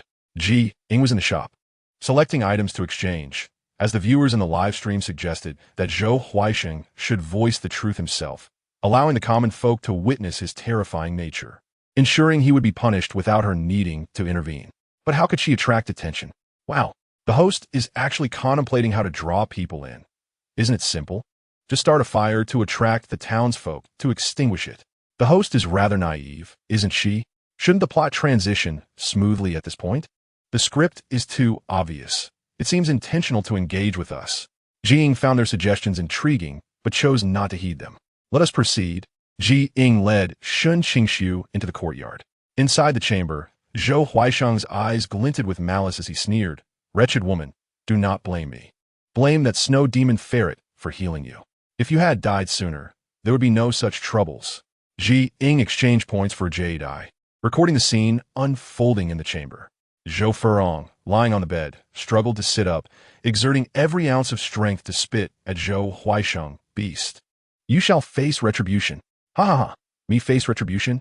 Before I do, you will have already become a pile of bones. Zhou Huaisheng tightened his grip around Madame Zhou's neck. Ying burst into the room, her youthful face suffused with fury. Stop. Oh, isn't this the enchantress? That snow demon ferret is surely with you. Hand it over, and I shall spare her, Zhou Huaisheng threatened, seizing Madame Zhou. Ying frowned and coldly reproached. You would willingly murder your own wife? No, no, I did not kill her. It was the snow demon ferret that did. Zhou Huaisheng's murky eyes glowed with greed, his grotesque visage laid bare. The snow demon ferret, nestled in Ying's embrace, seethed. You still dare to lie. I did not expect you to deliver yourself so conveniently. Guard, seize it. Zhou Huaisheng released Madame Zhou, malevolently lunging at Ying. Ying deftly evaded Zhou Huaisheng's attack. Unsteady, he stumbled and fell to his knees, his gaze landing upon a pair of black boots. When he looked up, he found himself facing the grim-faced Shen Qingxu. He scrambled to his feet, clinging to Shen Qingxu's leg, pleading, Master Shen, you must stand up for me. The demoness has not only taken the life of my wife, but also schemes to conspire with that Shui Yaodiao to eliminate me. How can there be such shameless individuals? What a web of lies. Handsome, please do not remain blind to the truth. It seems the Taoist vision is not as keen as it should be. After all, Fa Hai once could not distinguish between good and evil. Shen Qingxu retreated a couple of steps, distancing himself from Zhou Huaisheng. Is it you who wishes to murder your wife and frame the rescuing Shui Yaodiao? A cold glint flickered in Zhou Huaixing's eyes. Noting that Shen Qingxu was not assisting him in capturing the demon, he stood up, brushing off his clothes. Shen Daxian, have you been bewitched by this demoness? The victim is me. How dare you question me? TSK. Ying did not want to waste any more time. Within the span of a mere incense stick, Zhou Madame's family rushed over to demand justice from Zhou Huaixing. While the county magistrate also arrived at Zhou's residence without delay, Zhou Huaixing attempted to defend himself. Father-in-law. How could your son-in-law be the kind of person to harm his wife? Father, mother, the courtyard of Zhou Huaixing bears a locust tree, beneath which lies the remnants of the poison that harmed me, along with the corpse of my maid, Linger. Zhou Madame wept bitterly. The county magistrate immediately dispatched men to investigate, and upon digging, they indeed uncovered a body and remnants of poison. Ying stood outside the crowd, glancing at the silent Shen Qingxu. Surely, he should now believe that Zhou Huaixing is not a good man. Bring Zhou Huaixing to justice. The county magistrate commanded sternly. Unwilling to accept his fate, Zhou Huaixing cursed. Wretched woman, even if I die, you shall not live long. Do you think you can survive? Let me tell you. Dream on. The onlookers spat vehemently. We once thought this young Master Zhou was a good man, willing to exhaust his wealth for his wife's treatment in search of the Shui Yao Diao. But it appears there are deeper secrets. Truly a beast beneath contempt. His death would be too kind. Observing Zhou Huaixing's imprisonment, Ying ceased her pursuit. Her goal had never been Zhou Huaixing. Let's depart. Ying cradled the Shui Yao Diao. The taciturn Shen Qingxu blocked her path. Chapter 10. The Shui Yao Diao's massacre of his entire clan. Mr. Shen, I apologize. I'm truly sorry. Shen Qingxu kept his promise. The Shui Yao Diao nestled in Ying's embrace, snorted softly, its fluffy appearance quite adorable. Ying's complex gaze lingered on Shen Qingxu. Does his initiative in apologizing imply that her actions have begun to affect him? Oh, why is the host suddenly gazing so affectionately at the handsome brother? Is the storyline about to unfold? Personally, I prefer the host to bond with the Shui Yao Diao. Wouldn't a nurturing relationship be delightful? The Shui Yao Diao turned its head away, leaving only its fluffy little head visible. Ying raised her hand in a fist. I hope Mr. Shen will change for the better. Whether human or demon, there exists a distinction between good and evil. Though it was a mistake on my part, I must advise you not to associate with demons. Otherwise, you should be the one to regret it. Understood. Ying, perceiving his rigidity, nodded perfunctorily. Shen Qingxu's obstinacy would not be easily swayed. In stark contrast to the current commotion amidst the blood-soaked ground, a demon beast grinned with delight. Shen Qingxu instinctively grasped a tuft of Ming Han's fur. He needed to uncover the truth of what transpired. Upon entering the cave, Ming Han eagerly proclaimed, Now, can you take me to find the Tun Tianju? Yes, rest well. We shall set out tomorrow. Ying patted her abdomen. After a long day, she had not consumed a drop of water. In the interstellar realm, she required no food or drink, only nutrient fluid to sustain her bodily functions. Yet she had not brought any supplies from that world. Ming Han, noticing her clutching her stomach, felt hungry himself. Fetch me a wild boar to roast. Ming Han commanded from straw. Ying frowned, pointing at herself. Me? Who else? I am currently injured. You should be grateful I can assist you at all. Ming Han boisterously asserted.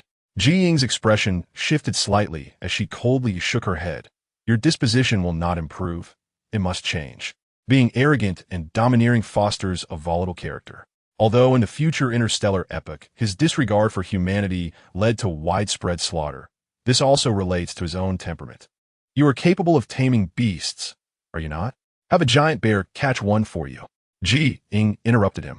Upon flipping to the food section, her eyes immediately fell on the nutrient fluid she often drank, which could be exchanged for only 10 points. After redeeming the nutrient fluid, she drank it and closed her eyes to rest.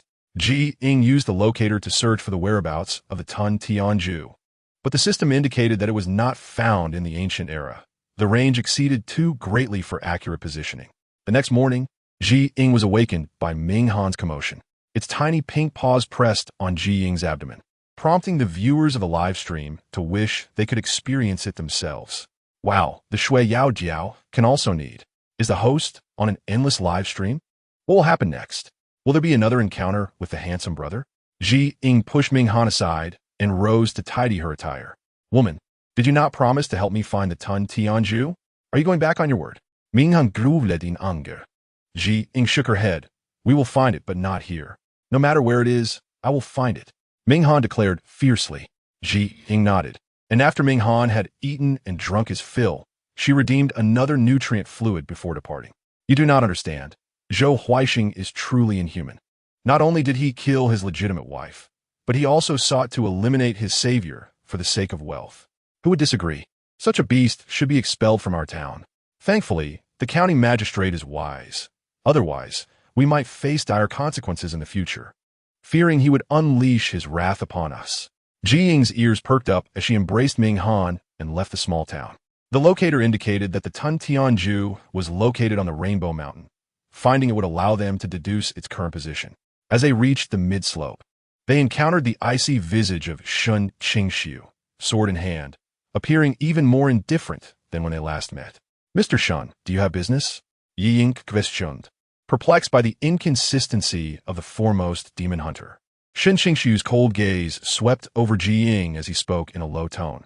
This matter concerns Ming Han and me. I hope the young lady will refrain from interfering. Awakened from his slumber, Ming Han transformed and jumped from Ying's embrace. What do you intend? Foul Taoist. I have yet to settle scores with you, and you wish to confront me first? It must be said, this woman's embrace is warm and soft. Yet until the Tun Tianju is found, he shall not fully trust Ying. Shen Qingxu sneered. My entire Shen family has been harmed by you all. Do you dare to deny it? What have I done? You seek to wrongfully accuse me. Ming Han fumed. He had never harmed anyone, especially since Shen Qingxu had been fine last night. Now, he appeared as if he were an enemy, a stark contrast to the previous demeanor. Ying pulled Ming Han behind her, and the indignant Ming Han blushed as he protested. What are you doing, young lady? I can handle my own matters. It is quite embarrassing to be protected by a girl. Ying disregarded Ming Han's feelings and calmly addressed Shen Qingxu. Mr. Shen, if you wish to kill him, you must have a reason and evidence, correct? Evidence? The evidence is that when my family's patriarch passed, he was clutching a tuft of Shui Yao Diao's fur.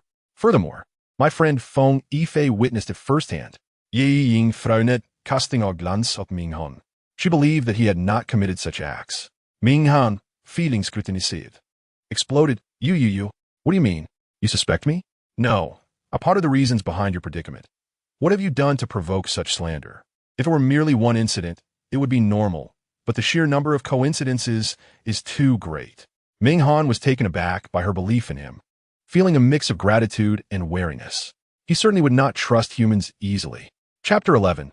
Is it easier to slander because it is small? Shen Qingxu stepped back. No.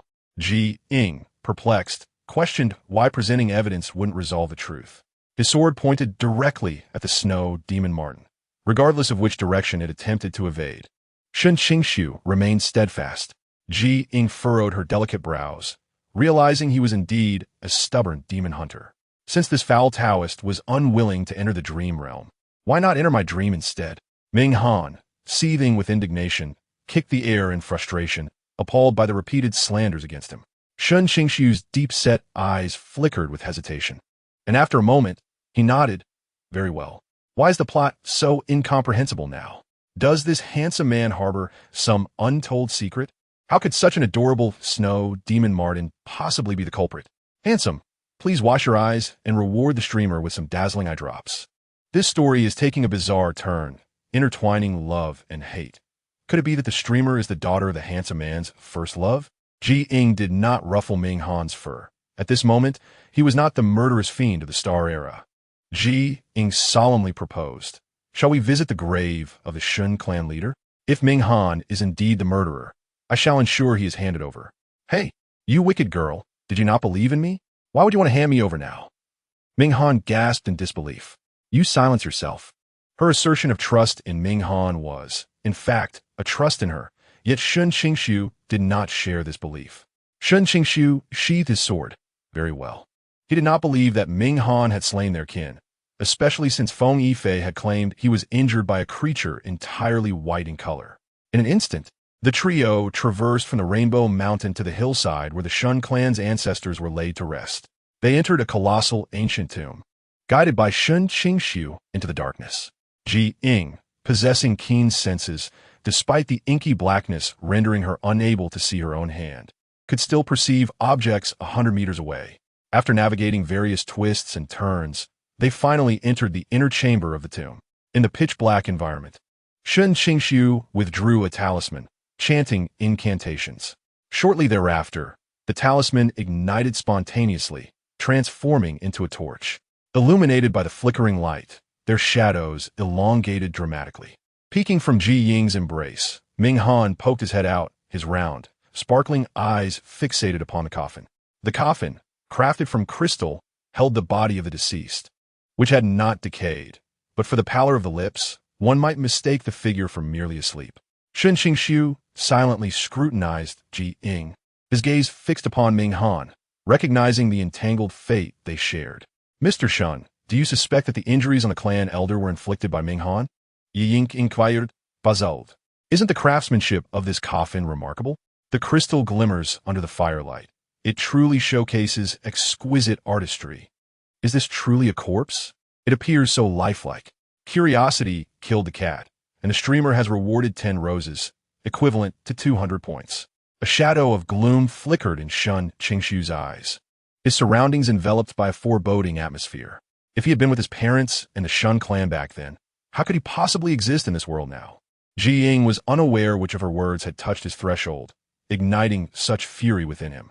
Ming Han leaped from Ji Ying's embrace, transforming into a small, youthful figure, and nestled upon the coffin. Yet upon touching the coffin, he was violently cast to the ground by Shen Qingxu. Ming Han grimaced in pain. "What are you doing? You filthy Taoist. If you wish to slay demons, then do so without all these absurd justifications. If they were not absurd, why would Shen Qingxu always take advantage of his injuries to inflict harm?" Ji Ying interposed herself before Ming Han.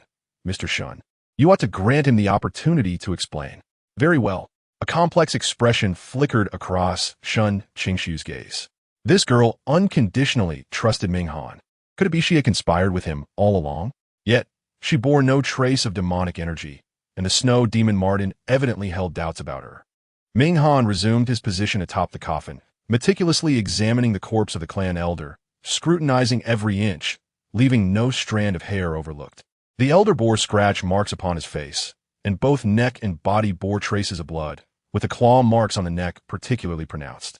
Finally, Ming Han's gaze fixated upon a small tuft of white fur clutched in the elder's hand.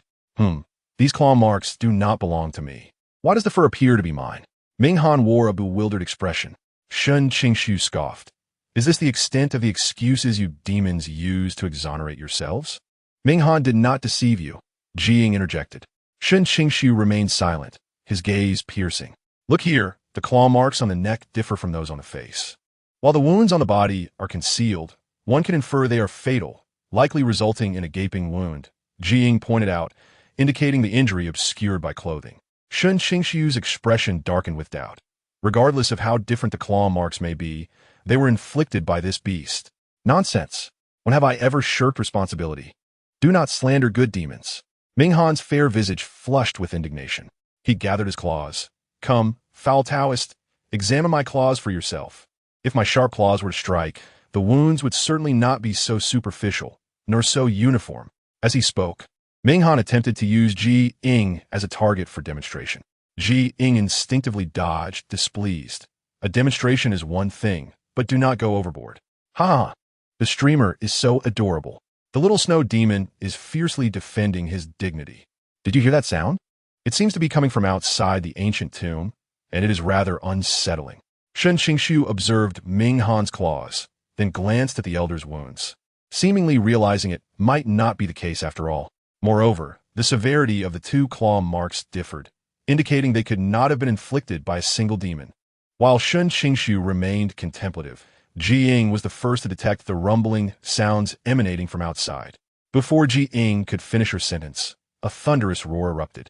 Shen Qingxu tightened his grip on the demon-slaying sword, his expression steely as he advanced toward the tomb entrance. However, he had barely taken a few steps when Ji Ying tackled him. "It is a giant bat. It is you." The prone Shen Qingxu aimed his sword at the youthful Ming Han. The innocent-looking Ming Han immediately bristled. "Filthy Taoist, how dare you slander me? Do you think I'm easy to bully just because of my age? Because he can command beasts. Before Ming Han could elaborate, Ying observed a swarm of bats surging into the chamber, overwhelming the solitary flicker of light. In an instant, she felt her breath becoming labored, sensing the presence of more demons outside. Chapter 12. Someone intentionally summoned the tomb. Fox, they seek to feast upon the corpses, Ying grimaced. The leading giant bat seemed intent on crashing into the coffin, oblivious to their presence. Ying, lying low, recalled having exchanged 100 points for a glowing stone at the shop. While it did not illuminate as brightly as a torch, it still allowed visibility up to 1.5 meters. Giant bats devour carrion, yet they would not recklessly invade a tomb unless compelled by sorcery. Shen Qingxu sat up, producing a talisman, joining his palms in a gesture while rapidly reciting an incantation. The talisman soon soared towards the giant bat. Moments later, it ignited, transforming into sparks, and the giant bat was scorched. Unlike Ming Han, who was born a demon, the giant bat had not yet evolved into a true demon, rendering it merely a commonplace creature. The injured giant bat charged toward Shen Qingxu. Seizing the opportunity, Shen Qingxu, wielding the demon-slaying sword, crouched low and swiftly delivered 2 precise strikes to the giant bat. Wow! The special effects rival Hollywood, particularly that scene where the bat's wing was severed. The gory spectacle was so vivid. Is it just me, or does this feel slightly horrifying? Can they possibly defeat so many bats? Although the handsome brother may have poor vision, his martial prowess is undeniably exceptional. Let us forgive him, dear host. Ying, upon hearing sounds from outside the grave, rose to assist Shen Qingxu in combating the bats. Ming Han expressed his dissatisfaction. Why do you save him? A wretched Taoist who cannot discern right from wrong is better off dead. After all, he is merely a spectator in this drama. Ying disagreed with Ming Han's sentiment. If the exit outside is blocked, none of us will survive, especially with the giant bats exhaling toxic fumes with every breath. If the air becomes thin, the 3 of us may perish here. Ling Jiao reminded Ying. The host can exchange for a more powerful demon-slaying sword at the shop. The original price of the 5-star demon-slaying sword is 999 points, but now it only requires 399 points. Ying was left speechless by Ling Jiao's suggestion. After struggling to accumulate nearly 2,000 points, Ling Jiao was tempting her to spend them. However, with such a significant discount, Ying ultimately exchanged for it. The demon-slaying sword is capable of slaying not only demons, but also other magical beasts and ordinary creatures, with the 5-star version being remarkably sharper and sustaining less damage. Ying wielded the 5-star demon-slaying sword, finding it to be substantially more effective than before. With Ming Han's support, the trio swiftly repelled the giant bats. They charged out of the grave, only to encounter a petite zhuang who wandering outside. Upon seeing them emerge, it bared its teeth and lunged to bite. Shen Qingxu immediately joined the fray, while Ming Han and Ying stood by. With Ming Han perplexed, this zhuang who lives in the grave and has never ventured out to meet anyone. Why is it here? Moreover, it seems to harbor a strong disdain for the wretched Taoist. Ying furrowed her brow, her knowledge of the zhuang who being limited. Ling Jiao explained. It is likely that someone destroyed the zhuang whose dwelling grave in the guise of Shen Qingxu, luring it here intentionally. Someone is trying to harm Shen Qingxu? Ying was skeptical. The foremost demon hunter would attract enemies? Shen Qingxu, as he prepared to strike, declared, "You may not have killed anyone, but you are certainly involved." Ying countered. Is there a difference between this explanation and none at all? Ming Han turned away. The evidence is right before you, yet you still refuse to believe it. You deserve to remain a solitary Taoist for life. As Ying attempted to lead Ming Han away, a white figure suddenly appeared before them. Qingxu, are you well? I heard a commotion not far from here. Before the newcomer could finish, his gaze fell upon Ying. Ying felt uncomfortable under his scrutiny and clasped her hands in respect to Shen Qingxu. Since you are well, we shall take our leave. Ming Han was reluctant to depart, but Ying urged him. Are we not leaving? Let us go. Once I master the devouring sky technique, I shall see who dares to slander me. After watching them leave, Shen Qingxu spoke. Senior brother, do not worry. It was merely an unforeseen circumstance. His brief explanation elicited a glimmer of coldness in Feng Yifei's eyes, yet he offered gentle reassurance. If this grave proves inadequate, I shall capture a wild spirit to guard it. Otherwise, in your absence, I fear others may cause mischief. I shall consider it. Shen Qingxu replied indifferently. Wild spirits require taming. If successfully trained, they can serve as valuable allies, but if not, they may become malevolent entities capable of wreaking havoc, even consuming the remains of his kin. Feng Yifei scanned the surroundings, feigning curiosity. Qingxu, who was that cold young lady who just left? The beast in her arms resembles a shui yaojiao? Yes, senior brother. If there is nothing else, I must take my leave. Oh, go ahead. The exterior of the grave concealed much. Only upon entering could one discern its profound mysteries. Ying, accompanied by Ming Han, ventured towards Qi Mountain, while the latter chattered incessantly in her embrace, never pausing. Finally arriving at the foot of Qi Mountain, Ying released Ming Han. Why do you chatter like a girl? You are the one who resembles a girl. When we find the devouring sky technique. Ming Han exclaimed in exasperation. Chapter 13. A black hole traversing 2.6 billion years. Ying observed the locator displaying their location. However, the dense forest of Qi Mountain obscured the summit from their view. Lingjiao, can the final location only indicate the entrance? Cannot it be more specific? Ying queried, perplexed, as previously they had located Zhou Huaixing with precision, yet now it was merely a broad area. Lingjiao kindly advised, host, the devouring sky technique does not exist in this era, thus only a general geographical region can be discerned. The precise location requires your personal search. Oh, Ying succinctly conveyed this to Ming Han. Upon hearing this, Ming Han exploded with frustration, his eyes widening in disbelief as he remarked, so you are deliberately deceiving me? No, while it may not exist in the ancient epoch, I can still seek it from other eras, Ying replied earnestly. Ming Han clearly did not believe her. You are lying. He turned to leave, questioning why he should trust this woman, aware that humans were inherently unreliable. He had only saved Zhou's wife out of pity, yet it had almost cost him his life. Ying watched as he stormed away from Qi Mountain, unable to resist calling out, what is the rush to leave? Since I know of the devouring sky technique, I will certainly find it. Ying gesturet, momentarily at a loss for words. I suddenly feel sorry for the little Shui Yao. If I were deceived, I would be heartbroken as well, especially since the only powerful technique has been destroyed by the host. I am new here. What has transpired? Did the host argue with her son? Surely the host is not demanding rewards before assisting the little Shui Yao in finding the devouring sky technique. Such a greedy demeanor is truly repulsive. Ying glanced up to see a fleeting barrage of comments. I am not asking for rewards. The Shui Yao Jiao clan's loss of the devouring sky technique is not a matter that can be resolved quickly. The search is cumbersome, but I'm confident I will find it. Ming Han paused in his retreat. Was this woman attempting to explain herself? However, what did she mean by asking for rewards? Mother, please call for support for the little Shui Yao. Host, do your best. I, the little Shui Yao's caretaker, will reward the host with a spaceship, equivalent to 2,000 points. If it is not about deceiving points, then why not clarify from start? Why be so vague now, if not to provoke irritation? Losing favor. I'm out. I will not watch any longer. As her words fell, an alarm sounded. Lingjiao urgently exclaimed, host, the Jiuwei, Tianhu Liansheng, is in danger. Please hurry. Liansheng? Ying frowned. Liansheng is a creature born from the calamities of the past. One of the most destructive beings in the Qing Ji Yuan era. Though her fate diverges from Ming Han's, both have suffered at the hands of humanity, leaving their hearts scarred and filled with resentment towards humans. Ying furrowed her brow, but we are still in the Taiga Ji. The host can simply follow the locator. Ling Jiao kindly reminded. Ying nodded, and as she noticed the locator indicating a position on the mountainside of the Qi Mountain, she instinctively surveyed her surroundings, only to find that Ming Han had long since disappeared from view.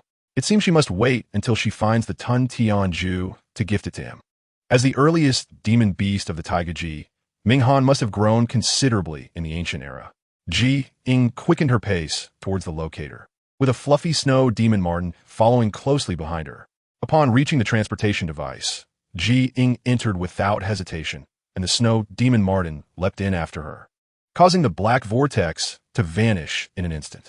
The lush green mountains transformed into a vast expanse of white snow as they emerged from the black hole. Thick snow concealed the ground, and passers-by hurried their steps, as if lingering outside for even a moment longer would lead to frostbitten lips and noses. "Little girl, why are you standing in the street dressed so lightly? Don't you fear the cold?" a concerned, middle-aged man inquired.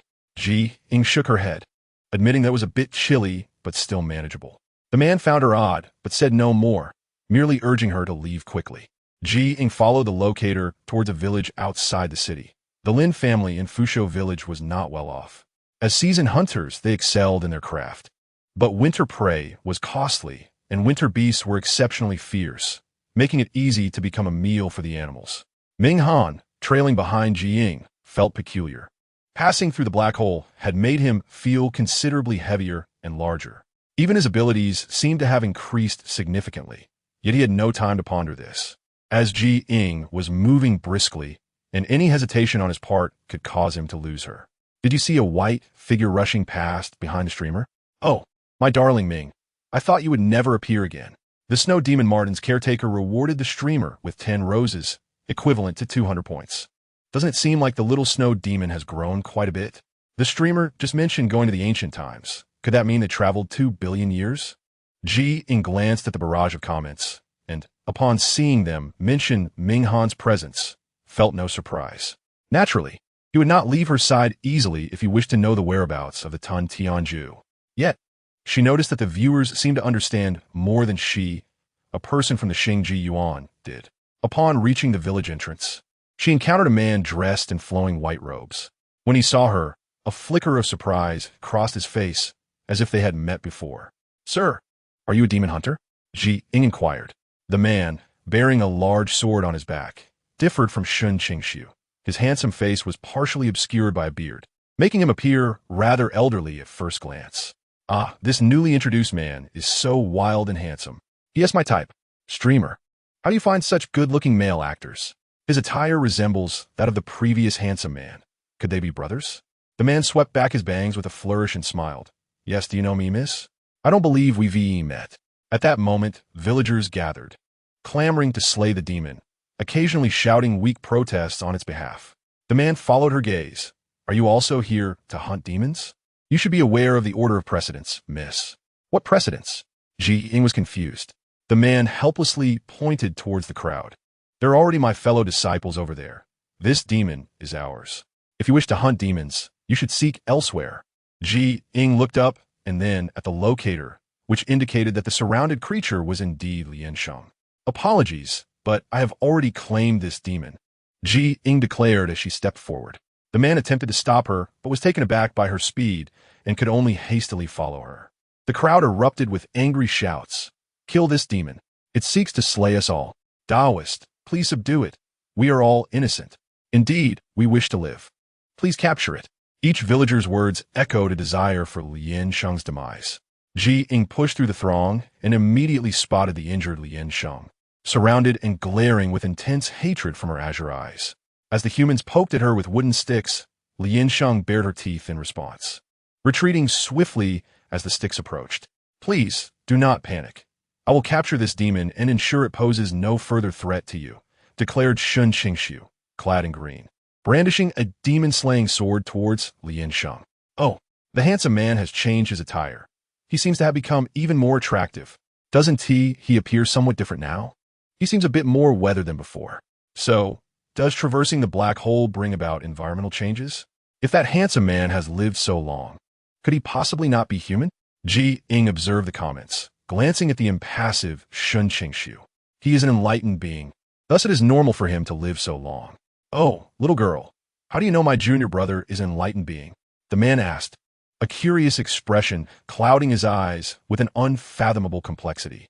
Ying ignored him and quickly maneuvered through the crowd to stand before Liansheng, blocking Shen Qingxu's strike. "Is it you?" Shen Qingxu recognized Ying at once. Since parting at the Shen family tomb, they had not seen each other again, and he had tried to find her in vain. He scrutinized her and noticed that she had not changed since their first meeting. The disregarded man surged into the crowd, greeting Shen Qingxu with familiarity. "Junior brother, do you know this young lady? It seems she intends to take our demon." The villagers, upon hearing this, turned eagerly to Ying. "Little girl, have you been bewitched by this fox demon? It may be beautiful, but it is no human. It seeks your life." "Yes, The Lin family at the end of the village nearly faced extermination at its hands. Lin family?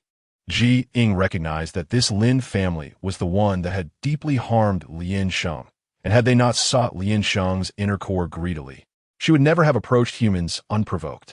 The nine-tailed fox is the most noble of the fox lineage, possessing a fixed residence and connections across the 6 realms. If the Tianhu clan encounters a rare female fox appearing once in a millennium, its status elevates even further. Ying remained composed. If you all claim it harms people, why not inquire about the events that transpired? The nine-tailed fox, standing behind Ying, eyed her warily, prepared to strike should Ying make any move towards her. Shen Qingxu glanced at Ying and, not seeing Ming Han behind her, kindly warned, Miss Ji. If the demon did not intend to cause harm, why would it come to the human realm? Has the incident in the tomb not served as a lesson for Mr. Shen? Ying retorted coldly.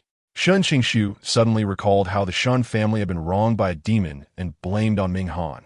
Though he was innocent, still, it was a demon's nature to be ruthless. Shen Qingxu stepped forward, distancing himself from Ying. Miss Ji, do not meddle in matters that do not concern you. What if I must? The host is truly remarkable, boldly confronting the handsome gentleman. One might wonder why the host refrains from recounting the events. Could there be some hidden agenda?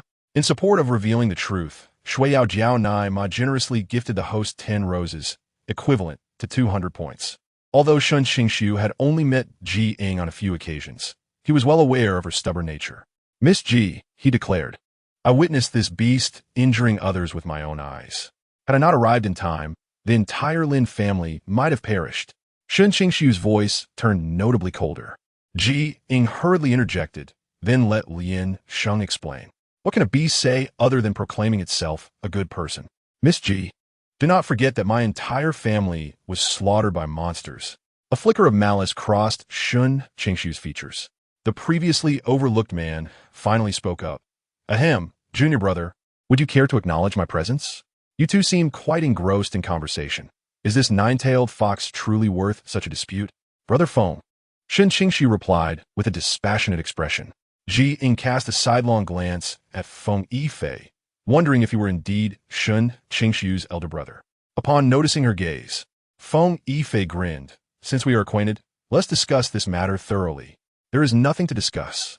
Ying bent down to cradle Lian Sheng and swiftly departed. The villagers, taken aback by the turn of events, voiced their concerns. Shen Daosher, what should we do now? That young girl can't possibly be a demon, can she? She headed towards the cave, previously occupied by the giant bear.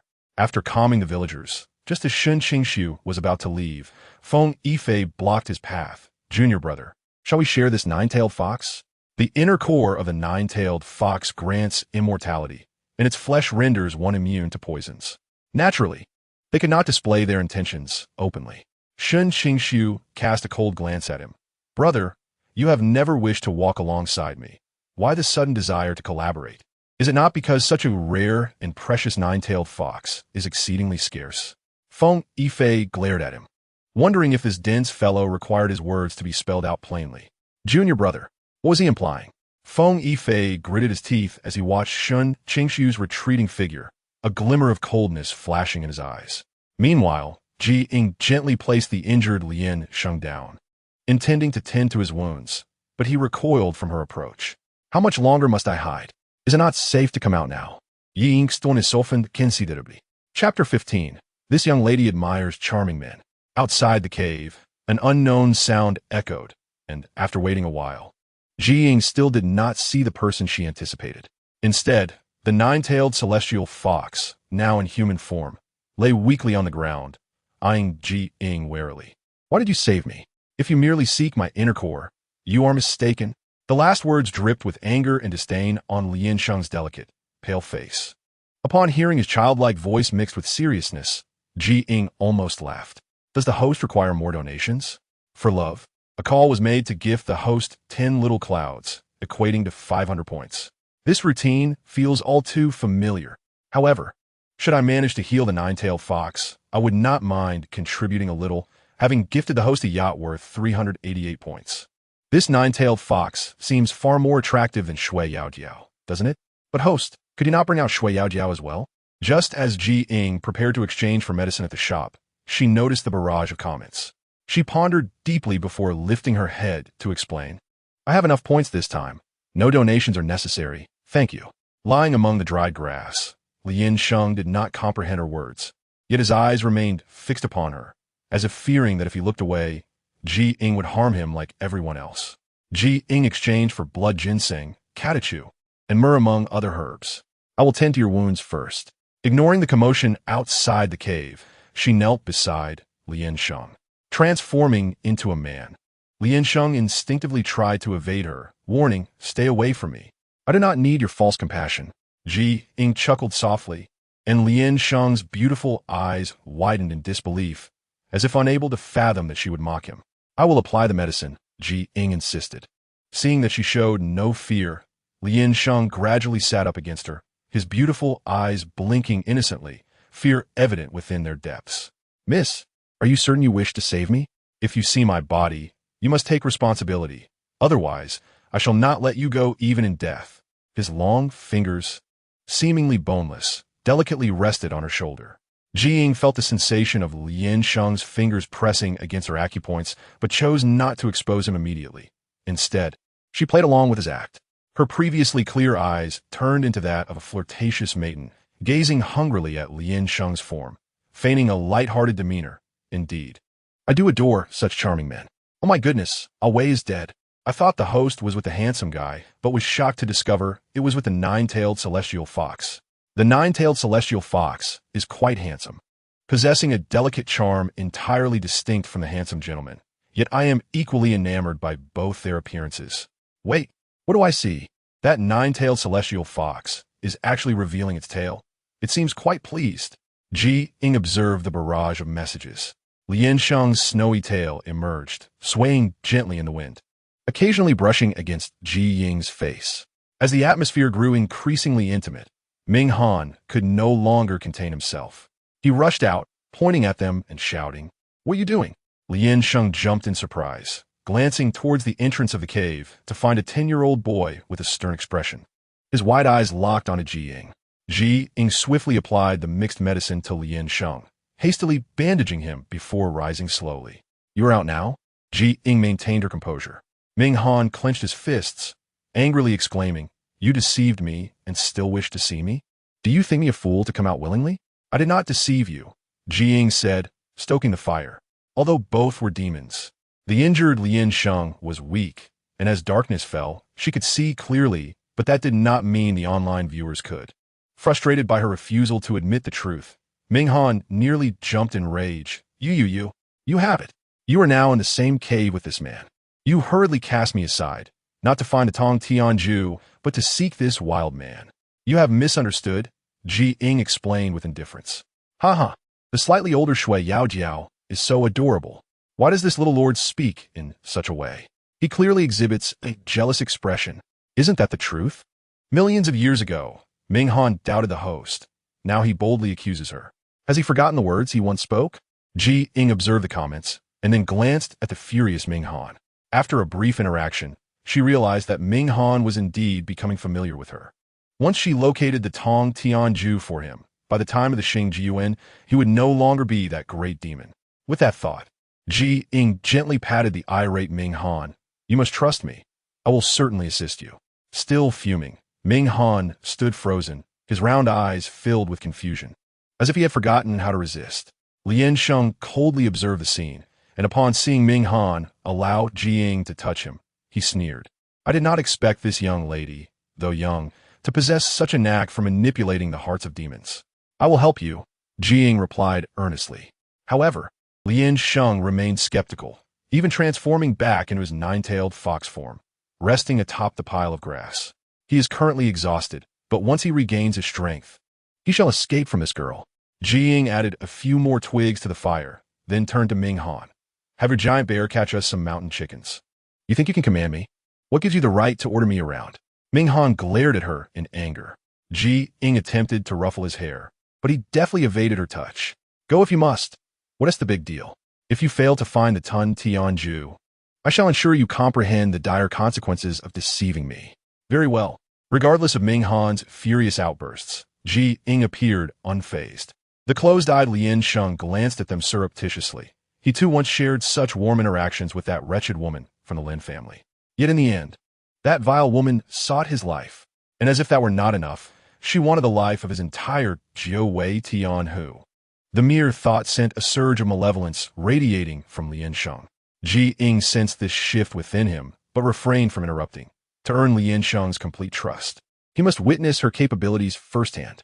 At that moment, a shadow clad in azure appeared at the cave entrance.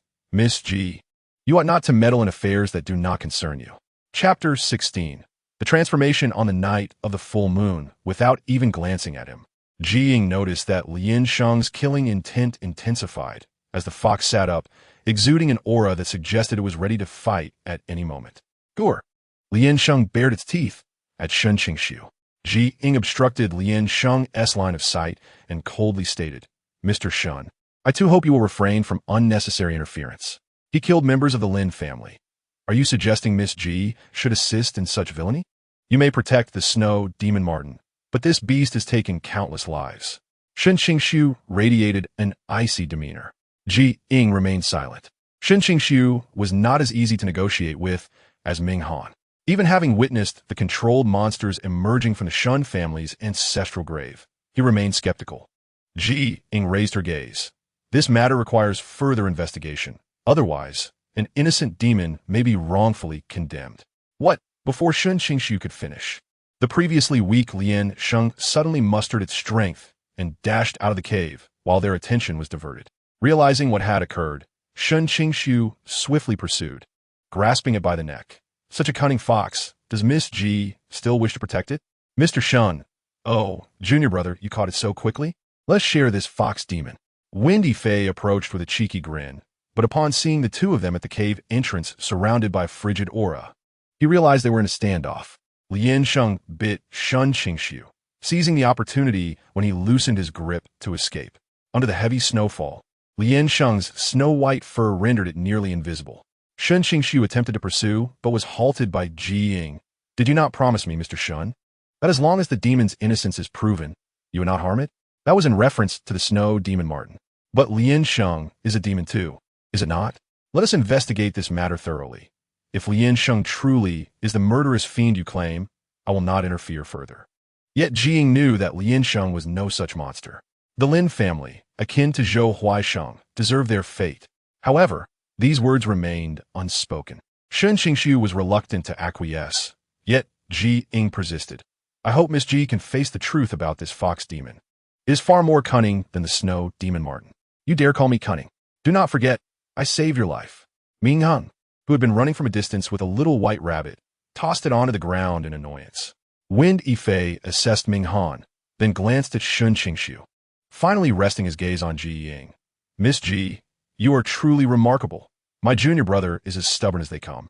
Yet you managed to persuade him to spare the snow Demon Marten. I am genuinely impressed. Ying disregarded their bickering and contemplated her next course of action. Shen Qingxu's cold gaze fixed upon Ying. Tomorrow is the full moon night. Miss G must be sure to visit Fusho village. I hope you will not be confused then. Very well, I will go. With that, Shen Qingxu departed swiftly. Windy Fei scratched his head awkwardly. Miss G, your little beast brought you a rabbit. It may not be suitable for you to kill it, so perhaps I should handle it? Thank you. Ying regarded him thoughtfully. Windy Fei was a renowned demon hunter in the Xinjiuan. Unlike Shen Qingxu, he possessed a kind heart, not indiscriminately capturing all demons. This quality made Ying feel more at ease with him. Ming Han transformed into a small boy, crossing his arms in discontent. You are the little beast. Your entire family is a bunch of beasts. Ming Han is too adorable. Mommy is going to reward you. Why does it feel like the host is more amiable towards this newcomer? Is there a secret we are unaware of? I come to see how the host story progresses every day, though I wonder if there will be a continuation. I initially thought the handsome guy was a bit blind, but not too shabby. Ying paid no heed to the comments in the barrage. Once Windy Fei had finished preparing and roasting the rabbit, he sat beside her. Miss G, how did you come to know my junior brother? Did he not vex you? Because of them, they only got acquainted due to me, Ming Han mumbled from the side. Windy Fei paused for a moment, then nodded with a smile. Ah, I see. You have endured a lot, little snow Demon Marten. You are the little one. I have lived for several billion years. I could be your grandfather. Ming Han huffed in dissatisfaction. Despite his small stature, he was indeed ancient. Wendy Fei laughed heartily. Yes, you're quite right. After the rabbit meat was roasted, Wendy Fei and Ying, along with Lin Sheng, finished their meal. Afterward, Wendy Fei left the cave, while Ying lay in a pile of grass, resting with her eyes closed, sensing that Lin Sheng's situation was even more peculiar than Ming Han's. Wicked girl, now that you have a new demon, you ignore me, Ming Han complained as he sat nearby. Ying opened her clear eyes and smiled. I'm not ignoring you. I am merely pondering whether Lin Sheng will truly kill on the night of the full moon. Although the Jiawei Tian who excels in seductive arts, they are not akin to the wolf clan. They do not become mindless murderers under the full moon. Ming Han deliberately made noise, hoping to engage her in conversation. Yet all she spoke of was that snow-white fox demon. Had he not insisted on following her, she might have vanished entirely. Ying nodded in understanding. Once we resolve the matter with the fox demon, I will do my utmost to assist you in your search. Alternatively, after accumulating enough points, she could directly exchange them for the location of the Tun Tianju, yet it required 1 million points. Over the past few days, she had earned just over 5,000 points, and with the expenses incurred, she was left with merely 2,000. Ying tilted her head and suddenly inquired, what must one do to earn more points? The mechanical voice of 09 suddenly echoed, satisfy the viewers to encourage tips. But I possess very few talents. Ying felt this to be quite a dilemma. Ming Han gazed at Ying, who had begun to speak to herself again, and thought he must be mad for believing a foolish girl. What normal girl talks to herself?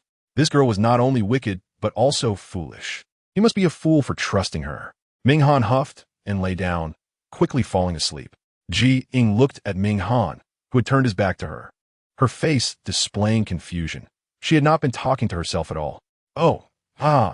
Ming Han is too cute. The host indeed appears a bit silly in certain aspects. Will the fox also transform on the night of the full moon? I eagerly await to reward the host with 10 roses, amounting to 200 points. Ying earnestly stated, thank you for your tips.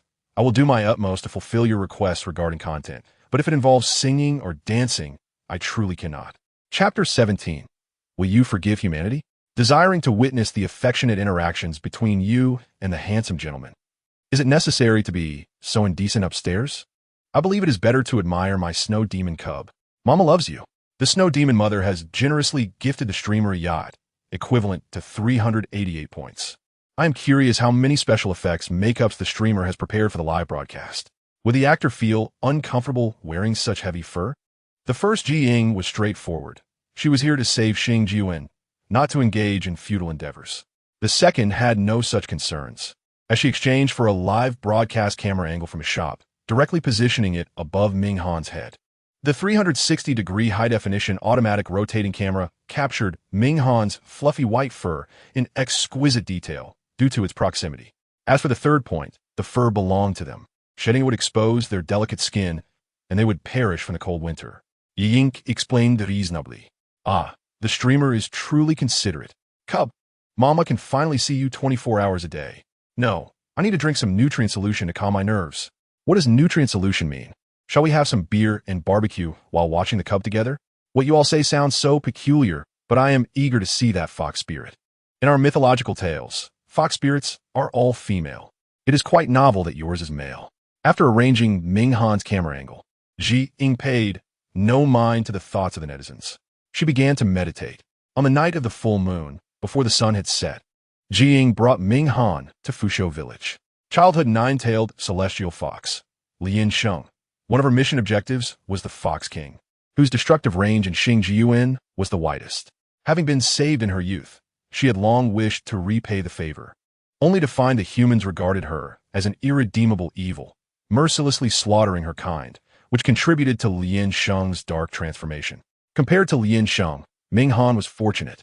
At least he had not been thoroughly deceived after placing his entire trust in humans. In the realm of Xing Jiuwen, the nine-tailed celestial fox clan was left with only the Fox King Lin Sheng. Even though Lin Sheng later used his genes to create a second nine-tailed celestial fox through bribing scientific personnel, none lived beyond 100 days. As Ying pondered, she arrived at the hillside behind Fusho village. Ming Han muttered, "You are not as ambitious towards me. Yet that fox spirit has taken advantage of you. Ming Han glared at her in the dark. It's nothing. Look, look, look. This venerable snow demon, a rare gem of a millennium, is being neglected. Neglected is one thing, but I am not even receiving her favor. Just as the duo reached the hillside, they spotted Shen Qingxu clad in a green cloak. He appeared to have been standing there for quite some time. Mr. Shen, Ying approached. Shen Qingxu nodded, his gaze directed towards the mountain's peak. In half an hour, that fox spirit will emerge. After its lament, it will descend to prey on humans. Foxes do not howl, Ying corrected him. Regardless of how species evolve, their inherent habits remain fundamentally fixed. Shen Qingxu remained silent, observing the stubborn girl, yet he believed that once the truth became evident, she would trust his words. After standing together for a while, Ming Han, feeling ignored, found it tedious. Just as he sought a place to rest, a mournful howl echoed from the mountaintop. The howl, reminiscent of a wolf, stirred Ying's curiosity to investigate. However, before she could move, Shen Qingxu stopped her. Look at its eyes. If it were a wolf, it cannot possibly be so small. Following his elegant finger, Ying realized he was correct. The creature atop the mountain was indeed quite diminutive, resembling a fox from a distance, especially when it called out in delight, its 9 tails unfurled, seemingly eager for others to take notice. Once the howl subsided, the figure atop the mountain vanished. Ying glanced at Shen Qingxu, who grasped her wrist and led her towards Páo-Xiāo village. Wow, I'm so excited. The handsome gentleman's hand is truly exquisite. Next time, promise me we will hold hands, all right? Could it be possible that the fox spirit is not purely a fox? Perhaps it is a hybrid with a wolf? Why is the upstairs imagination so wild? I believe we should heed the handsome gentleman. That fox spirit could very well be a wicked demon. After all, none of the fox spirits in our legends are good. In the blink of an eye, Ying and Shen Qingxu arrived at the entrance of Páo-Xiāo village.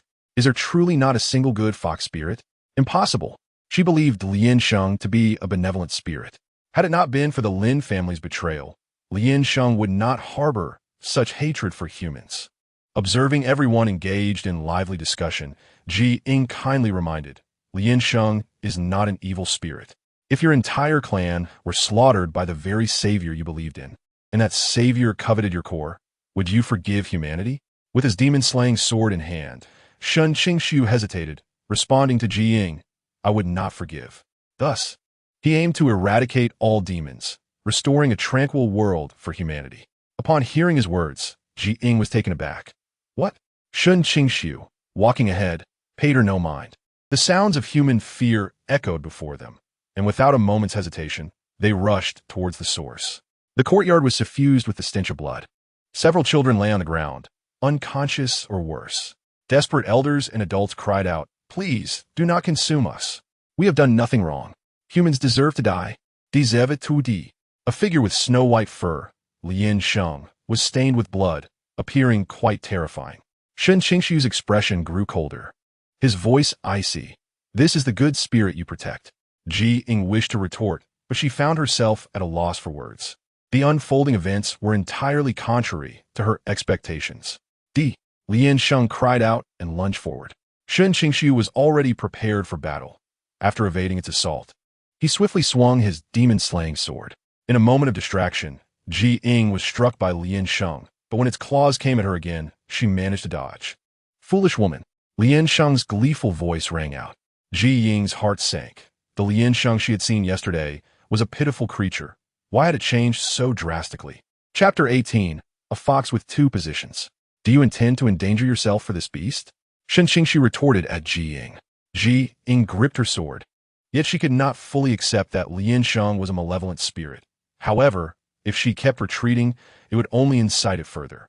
After several exchanges where Lian Sheng attacked with lethal intent, Ying began to counterattack.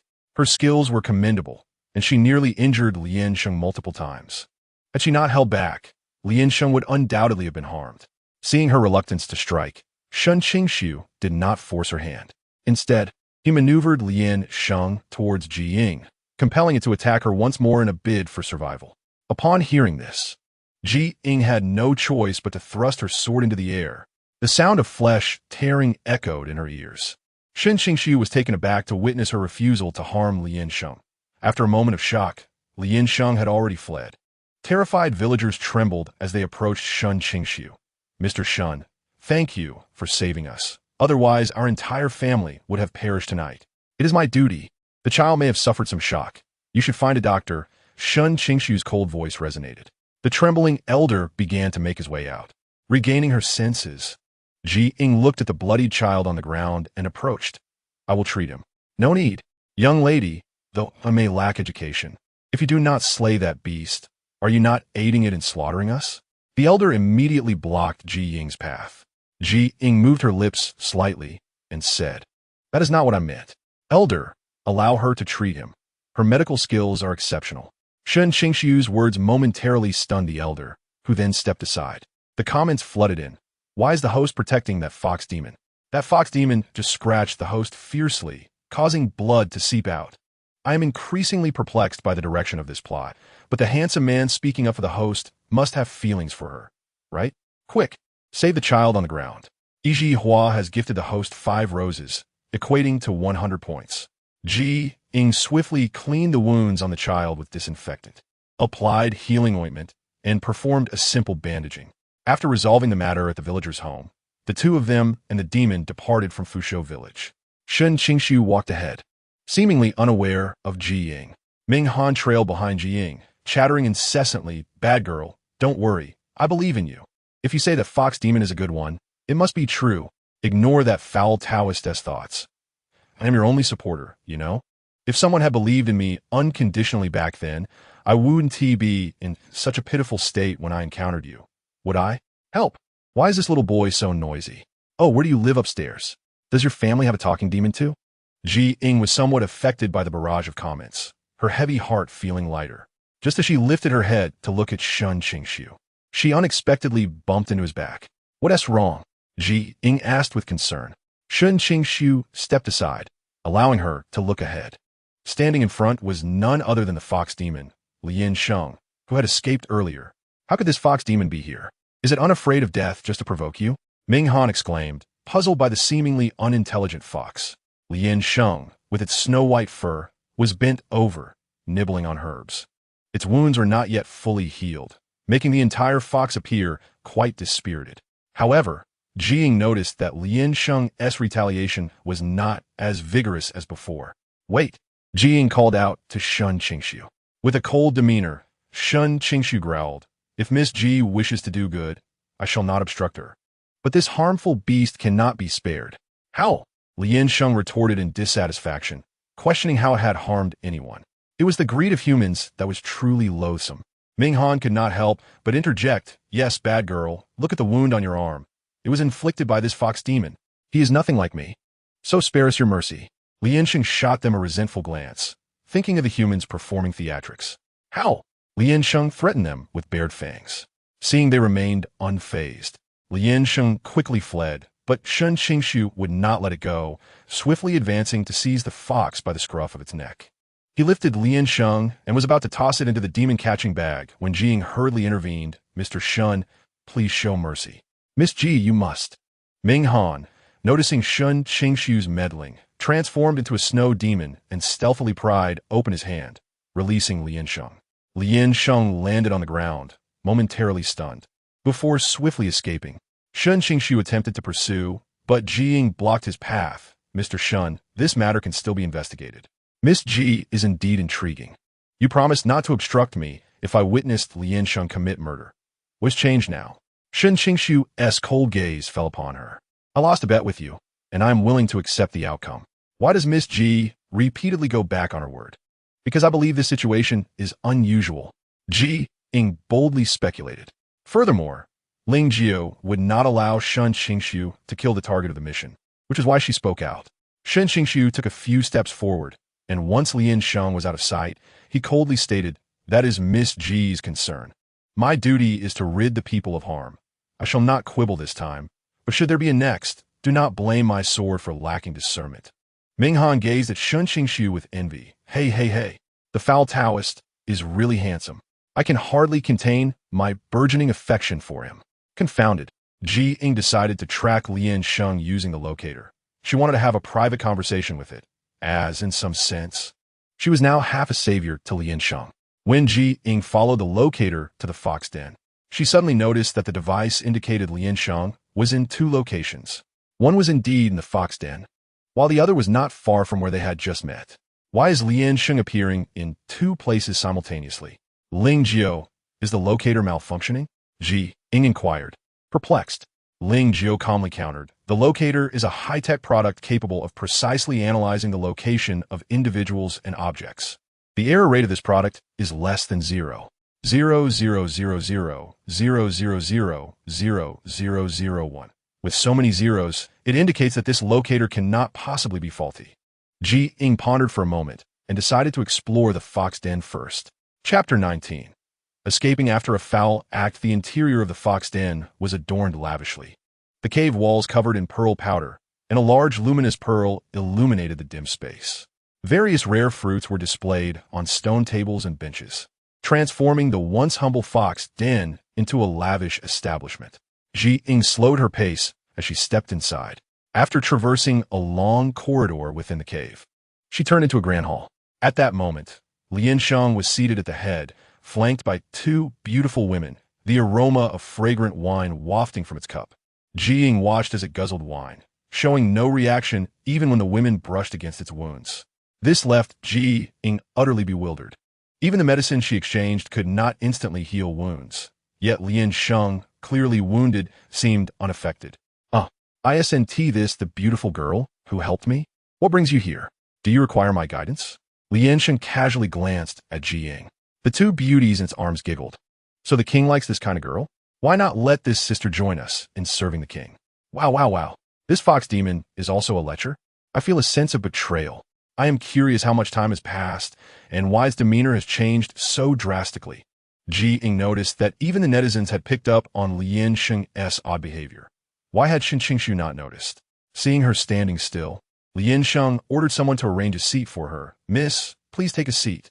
Since you are here, there is no need for such formality. Without you, I would have likely perished at the hands of that foul Taoist. Ying obediently sat down, her gaze fixed on Liansheng. Have your wounds healed? Healed. Just a minor injury. Thank you for your concern. Let us drink. Liansheng raised its cup. The other creatures in the den promptly lifted their cups, downing their drinks without hesitation. Ying frowned. Why do you refer to yourself as king? Is the current fox demon no longer present? She had arrived just in time. Logically, Liansheng's kin should not have been entirely slaughtered yet. Liansheng glanced at her nonchalantly. You truly care about me. But those cowardly wretches passed the title of king to me. Its disrespectful words made Ying uncomfortable. Ling Jiao, why is this Liansheng different from what I know? Was it not due to the massacre of its kin by humans, almost losing its own inner core, that it became one of the most destructive demons in the Star Era? Yet now, it seemed nothing but a lecherous creature. Ling Jiao's cold mechanical voice replied, Apologies, host, but this does not fall within the system's parameters. Please focus on completing the task objective diligently and refrain from slacking off. The phrase do not slack off was repeated twice, causing a hint of embarrassment to flash across Ying's face. While Liansheng indulged in its hedonistic revelry, an unexpected figure in azure entered uninvited. Upon catching sight of Shen Qingxu, Liansheng immediately cast aside her wine cup and stood up with an expression of grave seriousness. What brings you, you foul Taoist, to my fox den? Come to collect a corpse? Shen Qingxu did not shift his gaze towards Ying. Before long, a scuffle ensued between the human and the demon, causing the little demons to scatter like birds.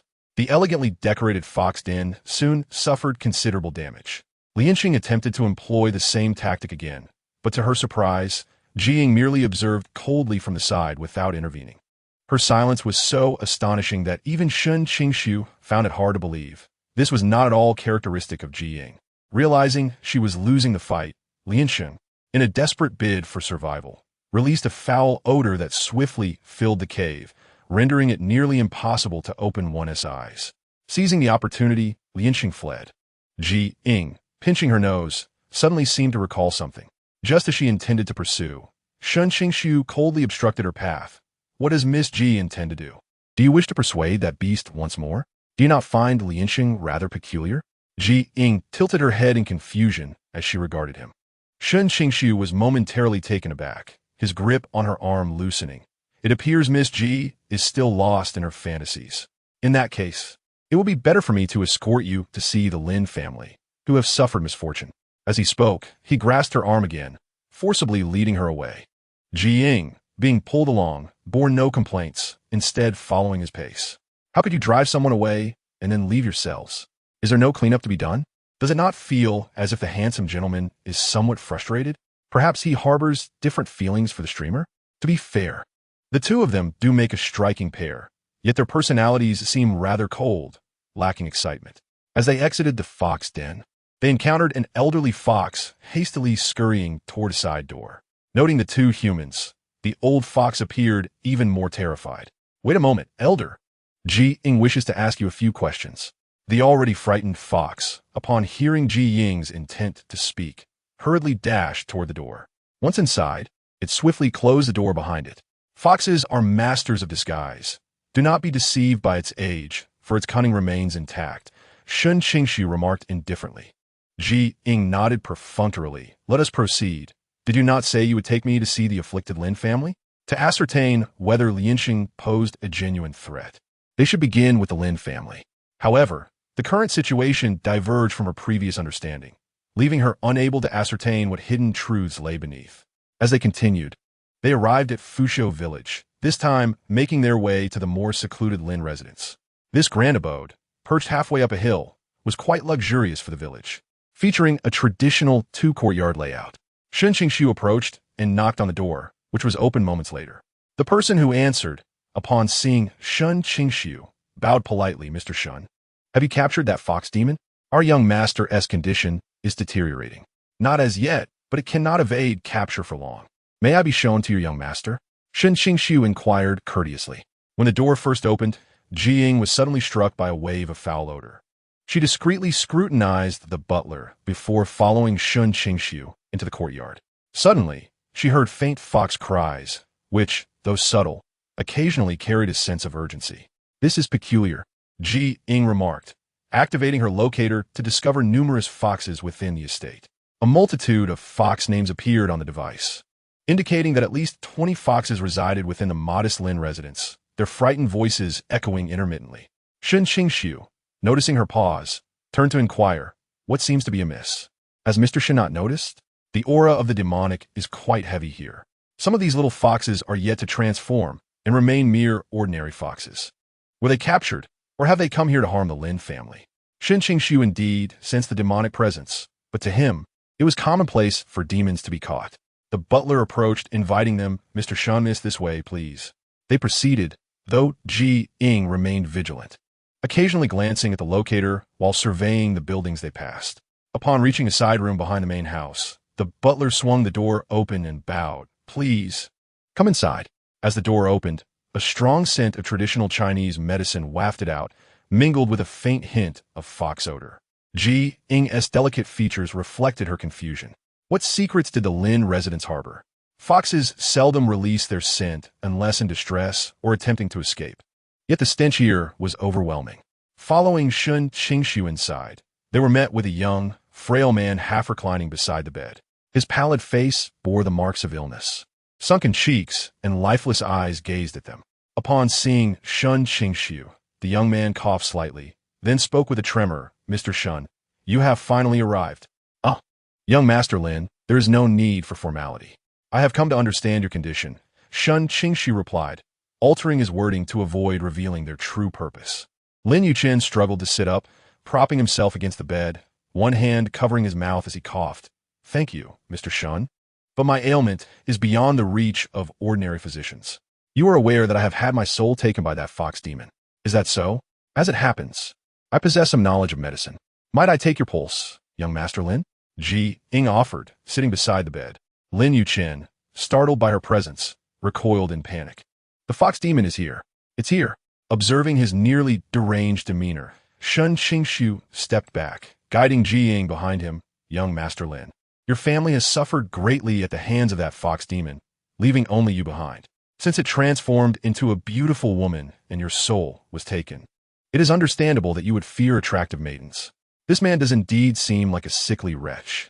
Yet I find it hard to believe he was ensnared by a fox.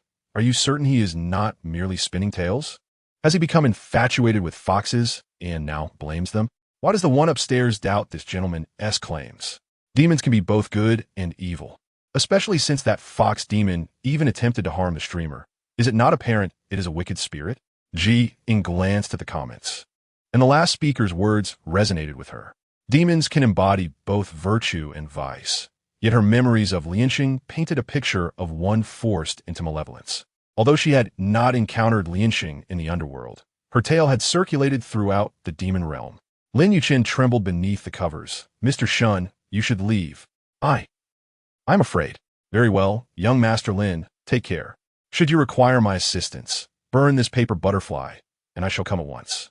Yes, yes. Lin Yuchen gingerly accepted the paper butterfly. After exiting the chamber, they departed the Lin residence under the butler's guidance. Yet, scarcely had they walked a mile when Ying veered behind the Lin estate, scaling the wall to slip inside, hiding discreetly beneath a window. Shen Qingxu, puzzled by Ying's actions, was about to speak when Ying's delicate hand pressed against his lips, signaling him to listen to the sounds within. The young master has left. Mr. Shen has already departed. The butler's voice drifted from the window. Before long, Lin Yuchen transformed from his earlier frailty, sneering coldly. Understood. Go.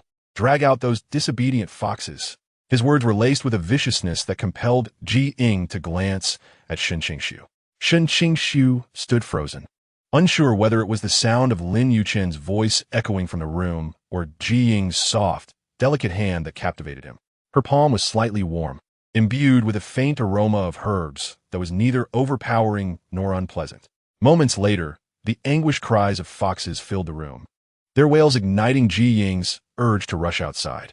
Regaining her senses, Shen Qingxu grasped her hand firmly, urging her not to move recklessly. Ying cast a glance at him, sensing that these greedy humans seemed to exploit Shen Qingxu.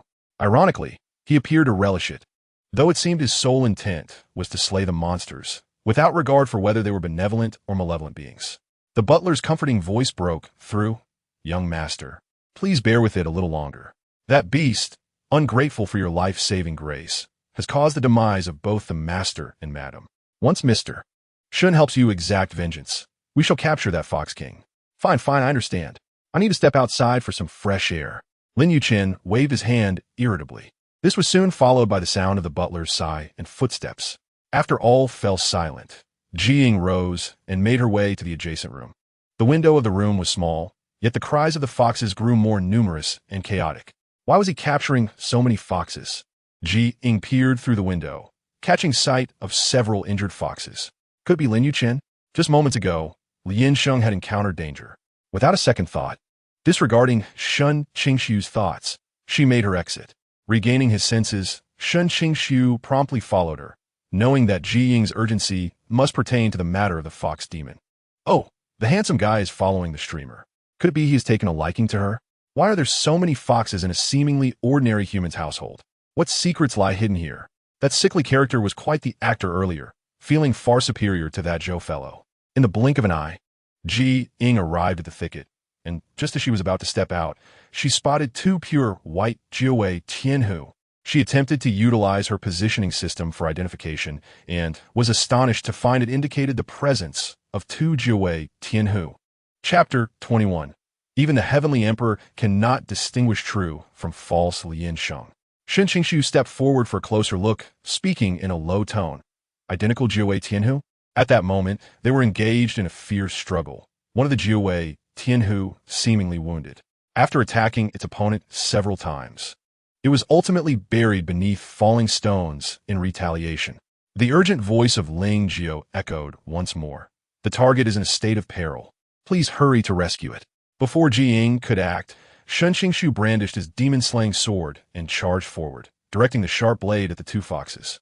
The fighting foxes, taken aback by the unexpected intrusion, paused momentarily before swiftly retreating into the woods. Shen Qingxu attempted to pursue them into the forest, but Ying quickly stepped in to block his path. Mr. Shen, do you not find this peculiar? Why are there two identical Jiuwei Tianhu? A Jiuwei Tianhu can have more than one offspring. Having twins is quite normal, Shen Qingxu's icy voice retorted. Ying shook her head. They are not twins. They are the same fox. To clarify, she added, The two foxes we just saw are both Liansheng. Both named Liansheng. Shen Qingxu showed little interest in the names of demons, perceiving them merely as two foxes.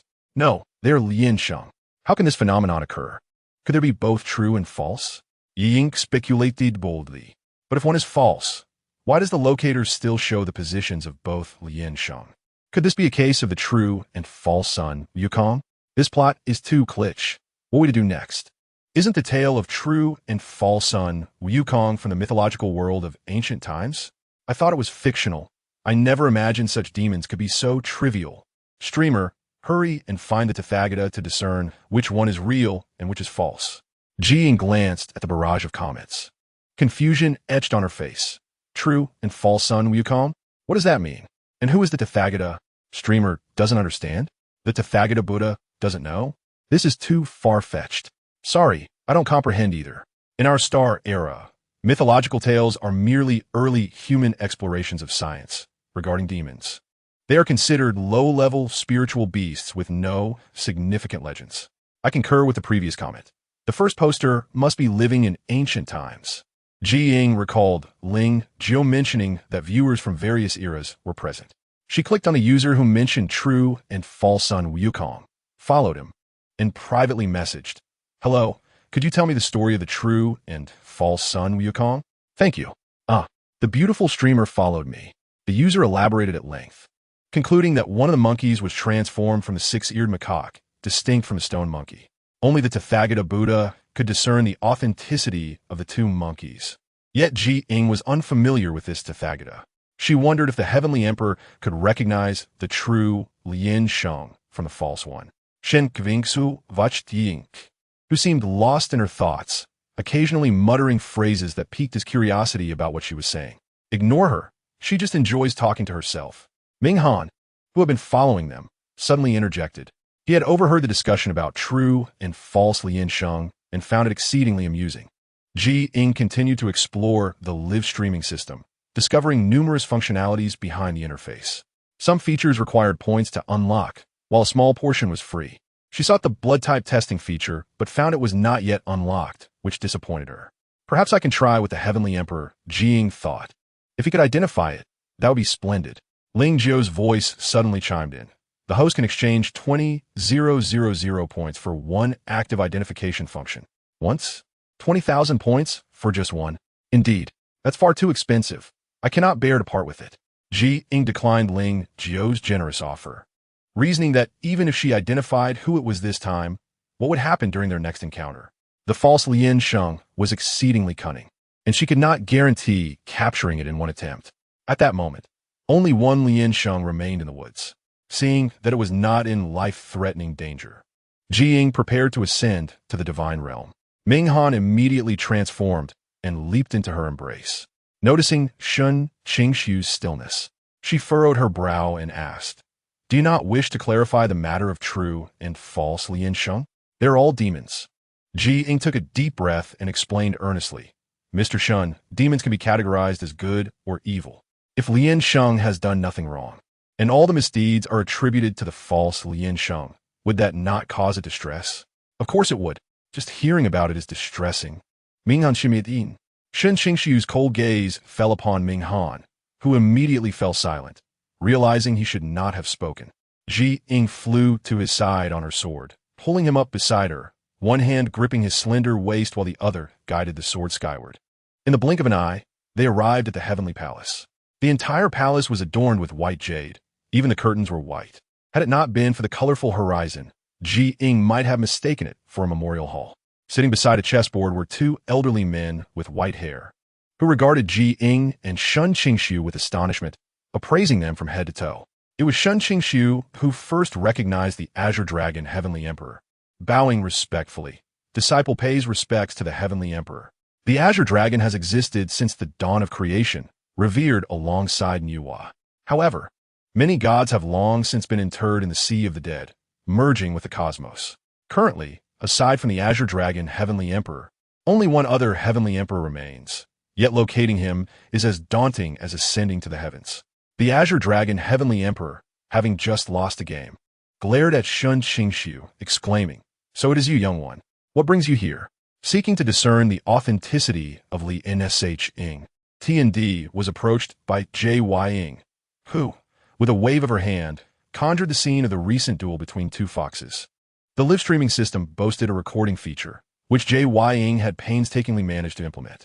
The QNGL Ing T&D narrowed his eyes, scrutinizing the footage for quite some time before exclaiming, "Are they not twin brothers?" "No. T&D, do you not possess the ability to identify demons?" Ying frowned, noting the discrepancy from what the netizens had suggested. "It seems the divine realm has little sway over the demon realm. They appear to be rather disconnected," commented a viewer.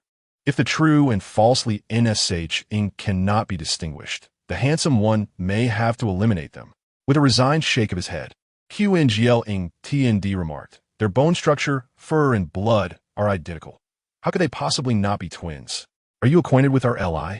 Ying pondered, believing he might be able to discern the truth. "Who is this Buddha?" T&D replied, perplexed. Upon reflection, he could not recall any deity by such a name in the annals of his existence spanning several 100 billion years. Ying's expression darkened with disappointment as she replied, "Very well, I understand." As she turned to depart with MNGHN, QNGL Ing T&D smiled and inquired, "Little friend, do you have any questions for me?"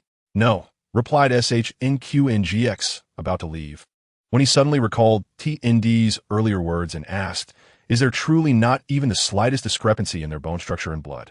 "Indeed, these twin brothers are utterly indistinguishable," was the answer. "Understood. Since they are twins, it stands to reason that either fox demon poses a significant threat. Capturing both would suffice." Yet when he laid eyes on Ying, the fox's drooping ears perked up in alarm, its sapphire blue eyes fixated upon her. "Are you Li Nshing?" Ying approached. Li Nshing ignored her and turned its head aside. The other little demons hiding within the cave contemplated assisting Li Nshing in driving Ying away, but hesitated, fearing the repercussions of a divine confrontation. Soft and fluffy, MNGHN tumbled from Ying's embrace, transforming into a little boy and curiously surveying the empty cave. "Do foxes also vie for territory?" He mused. "Li Nshing, what is the name of your twin brother?" As MNGHN looked around, Li Nshing, who had remained silent, suddenly spoke. "It is not my brother." "Not a brother?" Ying scrutinized Li Nshing, noting a stark contrast in its demeanor compared to her previous encounter. This fox appeared utterly deflated, lacking the vibrant spirit it once possessed. MNGHN smacked his lips. "How could that be? The QNGLing T&D has already declared you are twin brothers." While MNGHN conversed with Li Nshing, Ying ventured deeper into the cave to find other little demons. The trembling creatures, upon seeing her approach, scurried away to hide. "Do you know what has transpired with Li Nshing?" Ying patiently asked, crouching down to engage them. "You have arrived just in time. Quickly, seize this vile fox. It is the one who has wreaked havoc outside, leading to the capture of our fellow foxkin." The later Li Nshing commanded with newfound bravado. Ying frowned, recognizing that the current Li Nshing's essence resembled that of a powerful demon, much like the one from the Star Era, whose proud head had never bowed. However, something felt amiss. She had heard rumors that the Li Nshing of yore was entirely different in temperament. The usually reticent Li Nshing erupted in fury. "You are the false one. You are the one who has caused chaos outside. You are not a fox." "Not a fox." As soon as Li Nshing finished speaking, they began fighting once more. SHNQNGX, wielding the demon-slaying sword, pursued them, and soon the trio was entangled in a fierce struggle. Initially feeble, Li Nshing revealed its vulnerabilities as the other fox demon relentlessly attacked it, prompting SHNQNGX to join in the assault on the beleaguered Li Nshing. Just as it seemed Li Nshing could withstand no more, Ying rushed forward to shield it from harm. "It is unfair for two of you to gang up on one. You may as well continue your play." Ying swiftly vanished with the weakened Li Nshing to the fox cave. MNGHN, who had been watching the spectacle, was left dumbfounded as Ying carried that filthy fox away. "What about it? Is it left behind?" SHNQNGX paid no heed to Ying, and the remaining fox demon, witnessing Li Nshing's abduction, quickly fled. Seizing the opportunity, SHNQNGX attempted to pursue, but in the haze of the escaping demon, He found himself unexpectedly embraced by Mnghn, transformed back into his original form. Mnghn, small and fluffy, clung tightly to Shngx's garment, exclaiming, "You cannot abandon me." Shngx ignored him and continued his pursuit, only to discover that the trail of the Ying had long since vanished. A chill swept through his deep, captivating eyes as he contemplated Ying's emotional decision. "You are unique, but that does not imply that all demons share your distinction," he remarked, glancing down at Mnghn. Mnghn sensed the coldness emanating from him, and just as he considered jumping down, Shngx had already hastened away. Did you catch a glimpse of Mngh's bewildered expression before the host departed? One viewer chuckled. "I can hardly contain my laughter. How can there be such an adorable demon?" Another exclaimed, "I also noticed the Hunban JNS, but why does it appear so aged? Did its previous injuries prevent it from ascending?" Ying brought Li Nshing to TNRY, where the aged Hunban JNS stirred slightly, revealing a tiny serpent's head from its coiled body. "Hunban JNS, could you provide me with a snake blood fruit? It is gravely injured," Ying implored, a pang of guilt washing over her. Though the injury to Hunban JNS had occurred eons ago, she mused that, had it not been for the avarice of Zhu Huishing, this creature might have already ascended to immortality. With great effort, Hunban JNS shifted its body, allowing Ying to gather the snake blood fruit. Presenting the fruit to Li Nshing, she then performed a thorough examination on Hunban JNS. The creature had aged significantly. Its shedding function had begun to falter, and it was only a matter of time before it would perish. Transforming into the visage of a young man, his once pale face now appeared even more wan due to his injuries, and his frail form tugged at the heartstrings. "Why you wish to save me?" Li Nshing's voice was low and melancholic. "Do you intend to nurture me back to health only to seize my inner core?" "I do not require your inner core for cultivation. Your survival is of utmost importance," Ying replied, shaking her head. "Survival? The fox demon is truly unfortunate. It seems to have endured even more grievances than the snow demon. What can we do now? How can we help? What has led the fox demon to distrust humans so profoundly that it seeks their extinction? Will the host be able to uncover the truth?" "My dear, I feel for you. I must reward you. The host must ensure our dear one is saved." Ying pursed her lips and sat beside him. "Could you share your story with me?" The information provided by the system and her own understanding might be limited, yet hearing it from Li Nshing himself would undoubtedly offer a more comprehensive perspective. As she broached the subject of his tale, the typically silent Li Nshing suddenly consumed the snake blood fruit, his blue eyes gleaming with a chilling intensity. He advanced step by step towards Ying, exuding a fierce aura. Sensing the impending danger, Hunban JNS hissed as it protected the little serpent. Ying did not flinch, gazing at it with clear eyes. "If you find it difficult, you need not speak." In an instant, the chill surrounding Lian Sheng dissipated significantly, and even her pale countenance appeared less menacing than before. "Host, Lian Sheng is in danger. Please proceed to rescue her immediately." The mechanical voice of Ling Jiu echoed. "Lian Sheng is in peril? But the being before her is indeed Lian Sheng, is it not?" With this thought, Ying swiftly departed. Lian Sheng, watching her vanish in an instant, felt a fleeting thought. Every time Ying appeared, it was done so stealthily, suggesting her abilities might surpass those of mere mortals. Such a formidable being surely would not covet her inner core. Just as she drifted into slumber, Shen Qingxu arrived at Tianria with Minghan. Upon seeing an old acquaintance, the anxious Hung Banjin, she felt a wave of relief. Shen Qingxu noticed Lian Sheng alone in this place and was about to capture her, but Minghan intervened. "What do you intend to do? This is the demon that bad girl wishes to protect. If you make a move, how will she explain it to me later? This has nothing to do with you." "How could it not?" Minghan exclaimed, hoping in Nagitahun. "She is 100 times better than that surname Zhou. Cursed Taoist, you cannot harm the innocent." Cold energy radiated from Shen Qingxu, his lips slightly parted. "Can your kind indiscriminately slay the innocent?" I did not. Minghan and the awakened Lian Sheng echoed in unison, then exchanged glances, quickly turning away to avoid each other's gaze.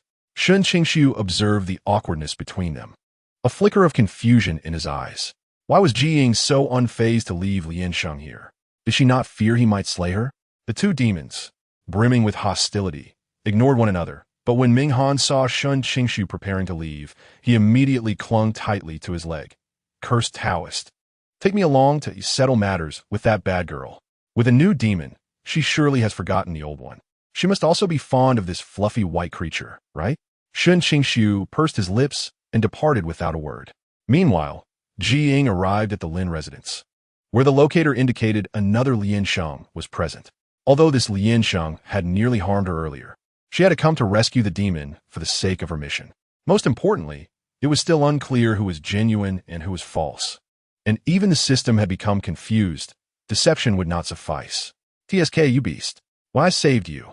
Did you not vow to be eternally grateful? Now that I desire your inner core, what is the issue? Lin Yuchen's devilish voice suddenly resounded. Ying frowned, recalling Lian Sheng's pale face, questioning if she desired its inner core. So Lin Yuchen was the mastermind behind this? The snow-white Jue Tianhu, being dragged, struggled feebly, but its diminutive form was no match for its captor. Ying furrowed her brows, gripping her sword and preparing to leap forth, only to see the old steward releasing other foxes from the adjacent rooms. In an instant, a multitude of foxes attempted to flee, but as soon as they emerged, they were trapped in a larger cage. The foxes cried out in distress. Ying realized that those confined within were primarily the weak and infirm, with some even having their fur brutally stripped away and their abdomens slashed open, some intestines trailing on the ground. Look at your kin. It is because of you that they must endure such suffering. If you obediently surrender your inner core, I shall release them. Lin Yuchen laughed maniacally. The foxes in the cage glared fiercely at Lin Yuchen, as if wishing to skin him alive. The old steward brandished a sharpened blade. Young master, why waste words? Just gut it and retrieve the inner core. Indeed, we cannot let this cunning fox escape again, Lin Yuchen replied, gripping its neck tightly. As the sharp blade neared Lian Sheng, Ying could no longer bear to watch. Just as she was about to leap out, she suddenly heard Lian Sheng cry out, I am not the Fox King. I am not the Fox King. In that moment, Lian Sheng let out a flatulent sound and attempted to flee. However, Lin Yuchen, clutching its fur, seemed impervious to its foul odor, as though he could not perceive the stench at all. This Fox King seems different from the previous one. It just claimed it is not the Fox King. So, what is it? Shall the mystery be unveiled? How delightful. My wait here for day and night was not in vain. Let me guess what creature it might be. Could it possibly be another breed of fox? Ying had no time to concern herself with the comments. Her focus remained steadfast on Lin Yuchen and the old steward. Should they make a move, she would intervene immediately. But now she was more curious to ascertain what it truly was if it was not the Fox King. Lin Yuchen grinned wickedly. Does it matter whether it is the Fox King?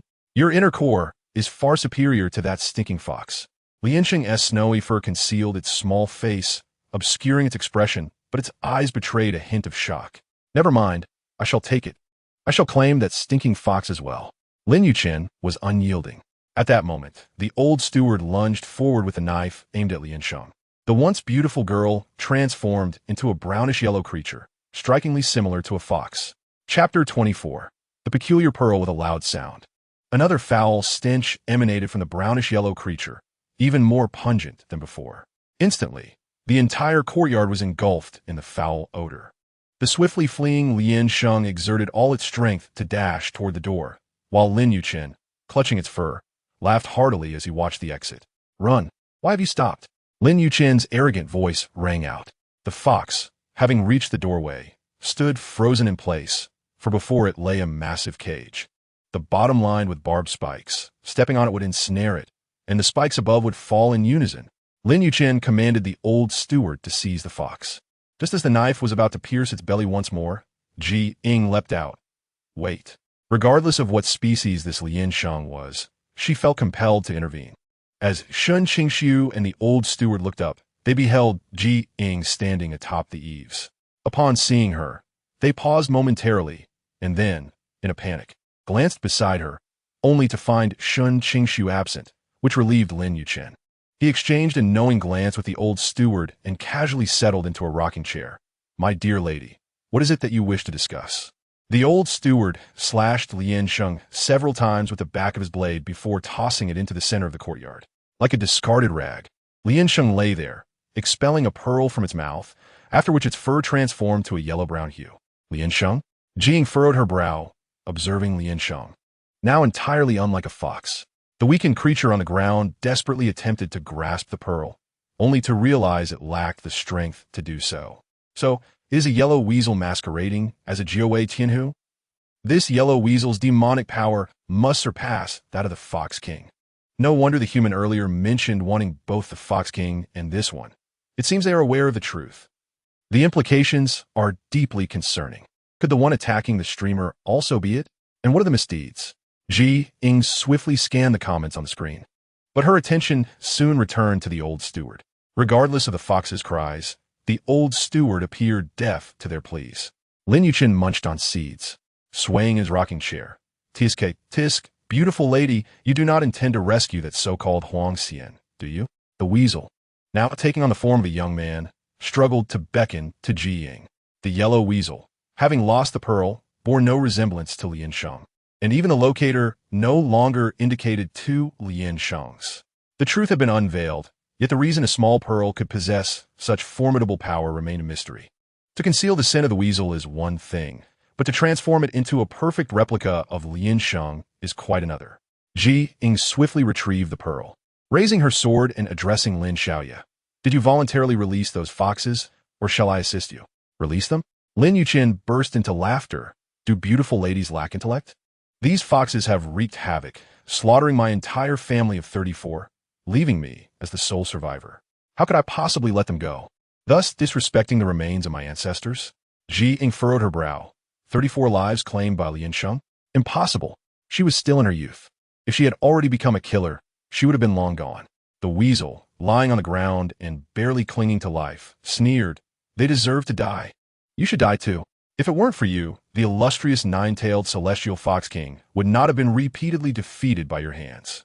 Could it be that the weasel and Lien Sheng share an unspeakable bond? Please refrain from wild conjectures. The livestream software warns against such thoughts. I still wish to know how the host will clear Lien Sheng's name. I truly feel fortunate to live in an era where monsters are not formidable. Otherwise, I would surely meet a tragic end. Lin Yuchen licked his lips with a bloodthirsty glint. Butler, skin this foul weasel. I desire its core and fur, ensuring it never achieves rebirth. Yes. The butler rushed forward, intent on capturing the weasel. Witnessing their cruelty, Ying dashed to aid the weasel, vanishing into a black hole of instantaneous movement. By the time the butler arrived, the courtyard was already desolate. Incompetent. Lin Yuchen glared menacingly at the butler. Just as Ying departed, Shen Qingxu and Ming Han arrived. Detecting a foul odor mingled with the stench of foxes, Shen Qingxu entered the Lin residence with a stern expression. Lin Xiaoya, has there been a scuffle here? The courtyard was strewn with fox fur, and anguished cries echoed from within the house. Unable to conceal the truth, Lin Yuchen dragged his weakened body to kneel. Mr. Shen, you must save me. Just moments ago, a beautiful young lady accompanied the Fox King and its offspring, intending to end my life. If not for the traps you designed for me, I would be on my way to meet Yin Wang. Shen Qingxu frowned at the sight of Lin Yuchen weeping on the ground. The butler hurriedly knelt. Bowing his head, Mr. Shen, please, you must save our young master. Our Lin family has dwindled to just him. That fox has no intention of sparing him. Ming Han, initially eager to interject, suddenly felt the chilling aura emanating from Shen Qingxu, as if he were the one whose family had been slaughtered by Lien Sheng. Even through the fur, he sensed the coldness. To avoid freezing to death, Ming Han quickly spoke. Why must it be that fox demon? Perhaps it was another monster? Lin Yuchen laboriously lifted his head, and upon seeing Ming Han's pure white fur, a glimmer of excitement flashed in his eyes. Creatures with such exquisite fur are often the chosen ones of their kind. If he could acquire its core and sell it at the Jibao Pavilion, it would fetch no less than 10,000 taels of gold, even without selling it. Consuming it and practicing Taoist methods could lead to a body free from aging within 100 days. As long as one is ageless and immortal, achieving the right path would be a certainty. Mr. Shen, why do you associate with these beasts? They are deceivers. Do not be fooled by their seemingly innocent appearances. Lin Yuchen advised earnestly. Shen Qingxu nodded, glancing at Ming Han before addressing Lin Yuchen. Very well. Lin Xiaoya, leave those foxes to me. No. Lin Yuchen hastily rejected. a faintly ingratiating smile on his face. I believe it will care for its own kind. Soon enough, it should walk into my trap. He is deceiving you. Ming Han insisted seriously. Shen Qingxu, undeterred by Ming Han's words, merely nodded. All right. Initially intending to caution against harming innocents, he suddenly realized such words were superfluous. Were there any innocent demons? She discarded the barely breathing weasel onto the ground, coldly stating, "It was you who assumed Lien Sheng's form to commit misdeeds, was it not?" The weasel, seizing a red snake blood fruit, rushed over to devour it without hesitation. Its body required urgent restoration. Upon hearing the commotion, Lien Sheng slowly rose, startled to see a weasel. Who is it? Chapter 25. The disguised pearl forged from heart's blood, another version of you. Ying produced the pearl from her arms. Have you seen this before? Lien Sheng shook her head in confusion. What is it? The weasel, emboldened by consuming 2 snake blood fruits, was startled by the striped snake and retreated against the wall. Upon seeing the pearl, it immediately screeched. That is mine. Return it to me. As the weasel approached, Ying raised her hand higher, her expression icy. How did a mere weasel come by this pearl? Although she was unaware of the pearl's origins, it could not have possibly fallen into the weasel's possession. The weasel shrank back, grumbling. If it didn't come from my mouth, then whose could it be? Why are you being so unreasonable? You indiscriminately slaughter the innocent and frame me for it. Lien Sheng accused, pointing at the weasel. The weasel lazily swished its tail. What, you and me? We are one. I am you, and you are me, are we not? You are not me. I have never harmed the innocent. Lien Sheng retorted angrily. The weasel clicked its tongue, but remained silent. Ying, with a serious demeanor, stated, I believe you. Lien Sheng was taken aback. She believes in her. Wretched girl. Ming Han's explosive voice suddenly echoed at the cave's entrance. How could you develop feelings for another demon? Am I no longer your favorite? Did we not agree to seek the swallowing sky decision together? Ming Han leaped from Shen Qingxu's embrace, furiously jumping into Ying's arms. This is hilarious. Can the host be any cuter? Ming Han is here to complain. Haha, they aren't even in the same channel. My heart aches for Ming Han. I want to reward Ming Han. I feel for it. Giving the host 10 small clouds as a reward, equivalent to 500 points. Ying, noticing the donations, held Ming Han. Someone has donated for you, saying they empathize with you, so do not be upset. What reward? Who feels for me? Ming Han looked around curiously. Ying, realizing Ming Han could not see the livestream system, chose not to elaborate further. As the weasel attempted to escape during their nostalgic exchange, it was ensnared mid-air by the demon-binding rope Ying had thrown. What are you doing, you wretched girl? The weasel's shrill voice echoed in the Tianri cliff. Shen Qingxu's clear eyes revealed her confusion. Why did she capture a weasel? Ying approached Shen Qingxu earnestly. It has committed wrongdoings and framed Lien Sheng. It is a weasel, not a 9-tailed celestial fox. True, but it transformed into Lien Sheng after utilizing this pearl. Ying offered the pearl to Shen Qingxu. The pearl appeared unremarkable, indistinguishable from an ordinary pearl. Could a simple pearl really enable a weasel to become a 9-tailed celestial fox? Even the gods of the divine realm could not achieve such a feat, could they? Observing his silence, Ying inquired, Do you not believe me? Should I believe you? Shen Qingxu retorted, politely stating, However, regardless of what it is, it remains a demon. Since it is a demon, it must be captured. Ying pressed her lips together. It certainly did not appear so. Ming Han, nestled in Ying's embrace, trembled. This man is too ruthless. Now you realize how good I am, right? I would never treat you so coldly. Ling Jiao, can you detect how this pearl was formed? Ying grasped the pearl. She sensed something unusual about the Mingzhu, reminiscent of a monster's inner elixir, yet distinctly different. The voice of Ling Jiao suddenly echoed, stating that the store offered an inner elixir inquiry for only 399 points. 399?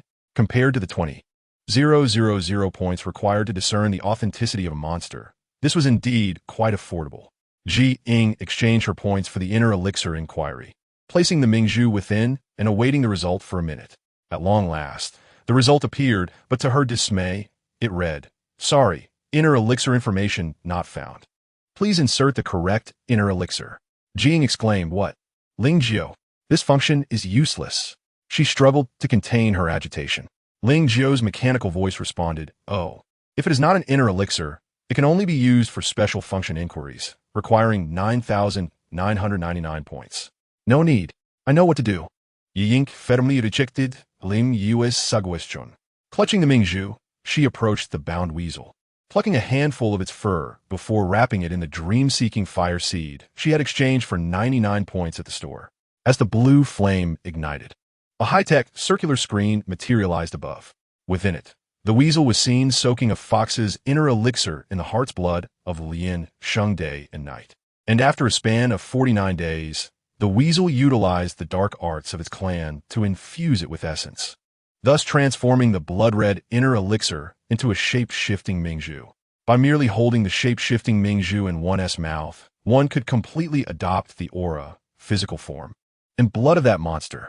Ying suddenly comprehended that the issues with the high-tech positioning system were due to the presence of the shape-shifting Mingzhu. Shen Qingxu observed intently. But when the weasel was seen using the shape-shifting Mingzhu to cause trouble for humans, the scene abruptly vanished. This weasel is truly malicious. It committed wrongdoing and falsely implicated other monsters. The host spells are enviable. Can you teach me? I wonder how the handsome gentleman will deal with this weasel. The Fox King must be cleared of any blame. You can rest assured, I will strive to prove Lian Sheng's innocence, Ying asserted with determination. Shen Qingxu furrowed his brows, his cold voice cutting through the air. It is not innocent. Among the 33 members of the Lin family, it has at least killed 3. You speak nonsense. Those people are not dead, Lian Sheng retorted passionately. Even when it discovered that Lin Yuchen had come for its inner elixir, it remained grateful for the life he saved, merely injuring 3 individuals in its escape, for it was already controlling its strength at that time. Shen Qingxu did not engage in argument, but instead threw the bound weasel into the demon storage bag. You just collected it like that? Ying expressed her bewilderment. Shen Qingxu queried, is there a problem? Shouldn't it atone for its sins? We cannot let Lian Sheng bear this burden alone. What about the foxes in the Lin residence? Have you thought about how to resolve that? Shen Qingxu continued tidying up. Aren't those foxes there to rescue it? Not at all. Those foxes were deceived by the Lin family's people. Lian Sheng began to cough after only a few words. Ying frowned, tentatively suggesting, is it possible that Lin Yuchen, like Zhou Huaisheng, is a hypocrite? Chapter 26. Shen Qingxu captured Miss Ji. You are human, not a monster, Shen Qingxu reminded her with a frown. There are good monsters, but there are also good humans. Ying scratched her head, pondering what her humanity had to do with the matter. She approached Shen Qingxu, Mr. Shen, to be objective. Lin Yuchen indeed has impure motives, yet he is also Lian Sheng's savior. We cannot claim he has killed his own savior, can we? Why is that impossible? What motive would Lian Sheng have to kill Lin Yuchen? Ying found herself quite vexed. Whenever the topic of human-monster conflict arose, Shen Qingxu became particularly sensitive. Following the incident with Ming Han, Shen Qingxu's perspective remained unchanged. He regarded all monsters as beasts. Shen Qingxu sat down nearby. Monsters harm others without needing a motive. Beasts lack a heart. Lin Yuchen lacks a heart. He saved me, yet desires my inner elixir, even capturing my kin to be slaughtered. Lian Sheng shouted weakly. Shen Qingxu coldly regarded Lian Sheng, seemingly contemplating its words. The handsome gentleman gives me a feeling of being impervious. Can you not be so indifferent? Monsters can be good too, though I do not understand why the host firmly stands by the monsters after watching these live broadcasts. I truly believe that Lin is not a good person. Hey, can we refrain from personal attacks? It is Lin Yuchen who is the villain, and that has nothing to do with us. Just as Ying was about to continue persuading Shen Qingxu, he took the demon storage bag and left Henry Cliff. His stubbornness is truly remarkable. Ying shook her head. Otherwise, even if Lin Yuchen were gone this time, there would still be Zhang Yuchen in the future. Ming Heng, transformed into a small boy, lay beside Lian Sheng. Hey, how did you grow so tall?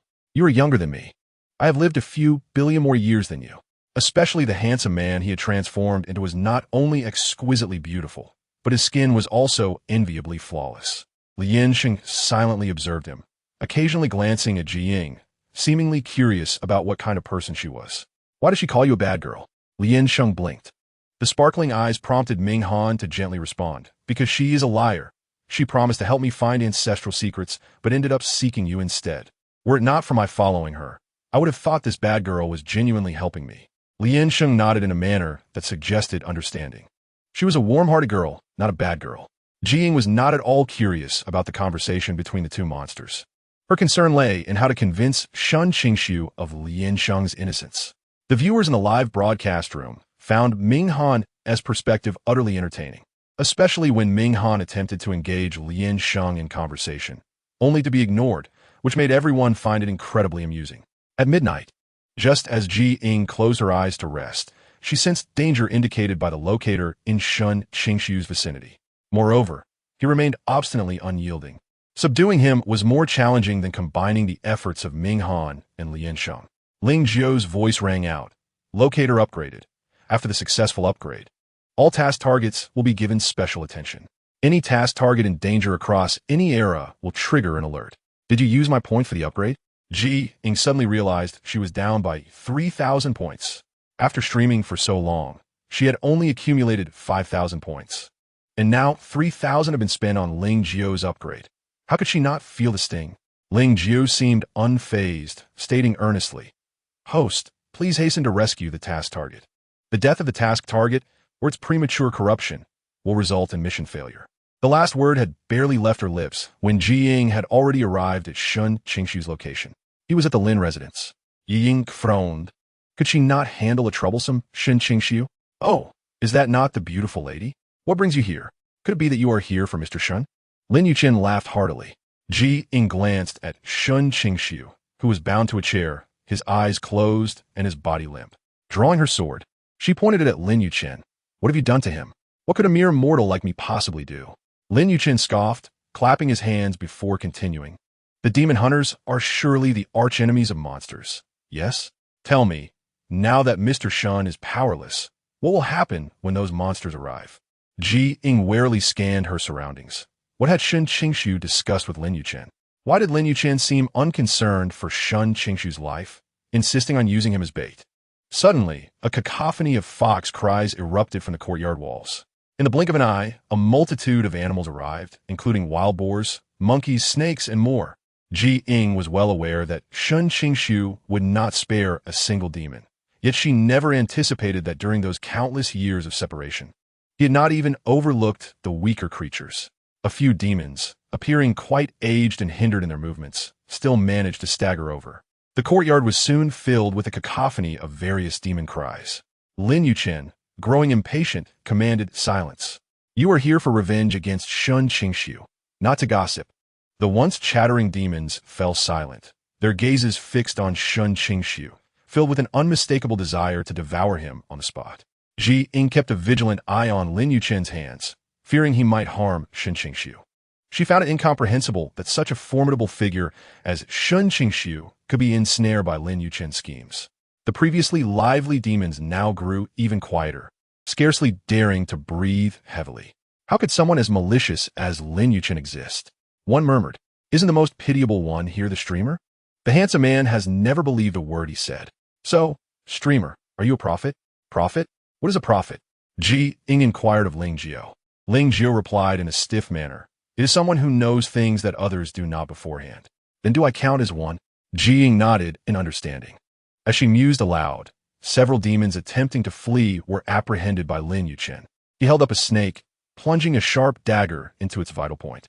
Moments later, he extracted a bloody inner core, which resembled nothing more than the bile of a small serpent that had only just gained sentience. Seeing that he was about to continue his cruel actions, Ying could no longer bear it. "Lin Yuchen, what do you intend to do? Bring me the Fox King, and I shall release him and the others." Lin Yuchen declared with a clear price tag on his demand. He scoffed. "You took Lian Qing away for his inner core. Did you not? We are not as despicable as you." Ying countered his words, feeling a strange unease about the situation. However, she understood that if she did not find a way to rescue Shen Qingxu, matters would only worsen. Lin Yuchen paid little heed to Ying's displeasure, maintaining his self-assured demeanor. "Why waste so much breath on him? Just take his life." Another voice echoed. "Indeed, this scum is a disgrace to us. Is he from the ancient era? I want to kill him myself. Streamer, make him die. I don't want to see him. He's utterly revolting." Ying did not see the barrage of comments, but felt that if she were quick enough, she could lift Shen Qingxu and escape. Just as she was about to act, two snow-white creatures appeared atop the wall of the Lin residence. In an instant, One of the snow-white creatures transformed into a handsome man. With a delicate appearance and still healing wounds, he appeared fragile, as if a gust of wind could whisk him away. "What brings you here?" Ying asked with concern. Ming Han replied, "I must confront this situation." Lianqing forced a smile. Ying looked at the fully snow-white Ming Han, who was grinning at her in a rather silly manner, a stark contrast to his usual aloof demeanor. Lin Yuchen gazed greedily at Lianqing, lamenting, "If you had come out sooner, we wouldn't be in this predicament. Besides, I am your savior. Why do you hide?" "Oh, a savior indeed. You kill me for my inner core, and I still did not spare my kin?" Lianqing's eyes glowed a fierce crimson as his frail body radiated power. Lin Yuchen smirked. "Humans and demons cannot coexist. How many of us have you demons killed? What I do is solely for the revenge of my family. Your family was not slain by me." Lianqing retorted. Lin Yuchen sneered, "Does it matter? In any case." His words were abruptly cut off as his expression twisted into one of malice, his voice cold. "None of you will escape today." Suddenly, a massive net descended from the heavens, enveloping them. Seizing the moment, Ying dashed to Shen Qingxu's side, lifting his unconscious form and swiftly reaching Lianqing. "Why harm Mr. Shen? He has been helping you catch demons," Ying questioned, bewildered. Zhou Huaixing was malicious, but he only deceived Shen Qingxu. He did not intend to harm him. Yet Lin Yuchen was different. He would not spare even Shen Qingxu, who helped him capture demons, which spoke volumes of his abhorrent hatred. Lin Yuchen regarded her with a foolish expression. "Help me catch demons? How noble of you to say. Wasn't he doing it for himself? That vile Taoist goes to catch demons only to cultivate and seek immortality. Do you truly think I am a fool?" He had no desire to engage in further discourse with them. With a glance at the old steward, the latter soon produced a furnace, the flames of which appeared alarmingly unnatural. The temperature in the courtyard began to rise, causing the foxes inside to become restless.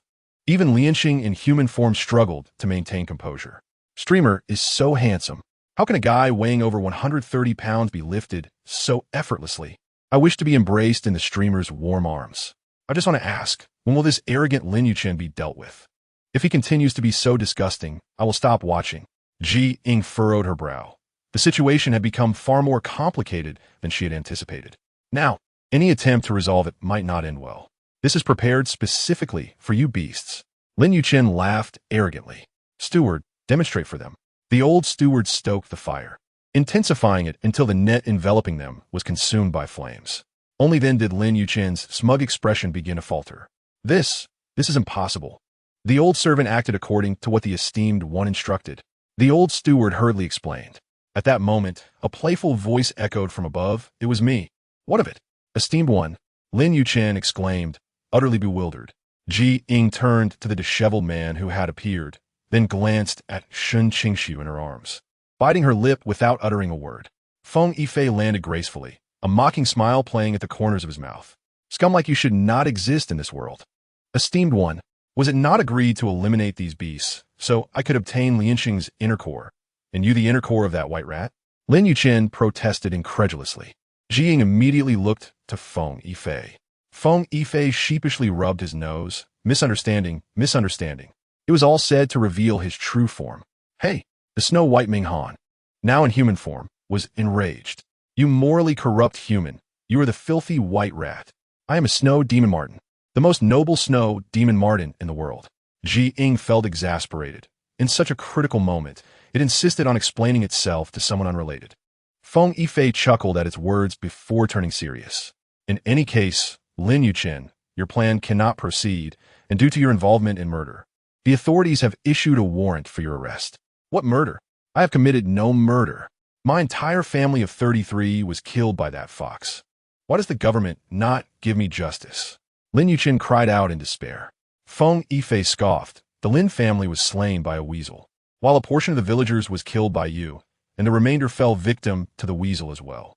What evidence do you have?" Lin Yuchen countered. Feng Yifei produced a stone. The recording stone captured all your deeds. Just then, the Lin residence doors burst open and officers rushed in, apprehending Lin Yuchen.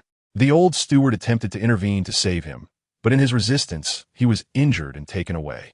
The villagers, who had been waiting outside for a long time, learned that Lin Yuchen was responsible for the death of their loved ones. As he was taken away, their anger boiled over.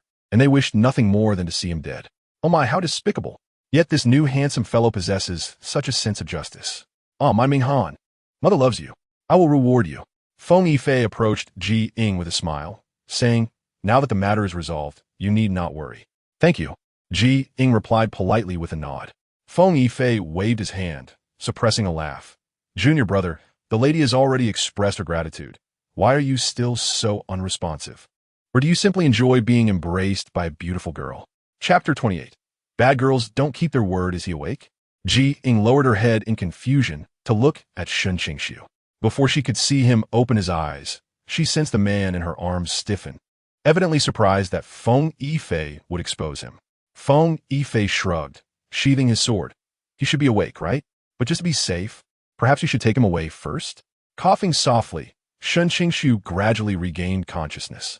Upon seeing him awake, Ying sighed in relief. Thank goodness you're all right. He rose from her embrace, and as he looked at the frail figure who had lifted him effortlessly, a flush crept onto his handsome face. This was the first time in his life a woman had held him like that. Had he known, he would have taken less medicine, thus avoiding this embarrassing situation. Feng Yifei teased. Junior brother, I never imagined you would feel shy.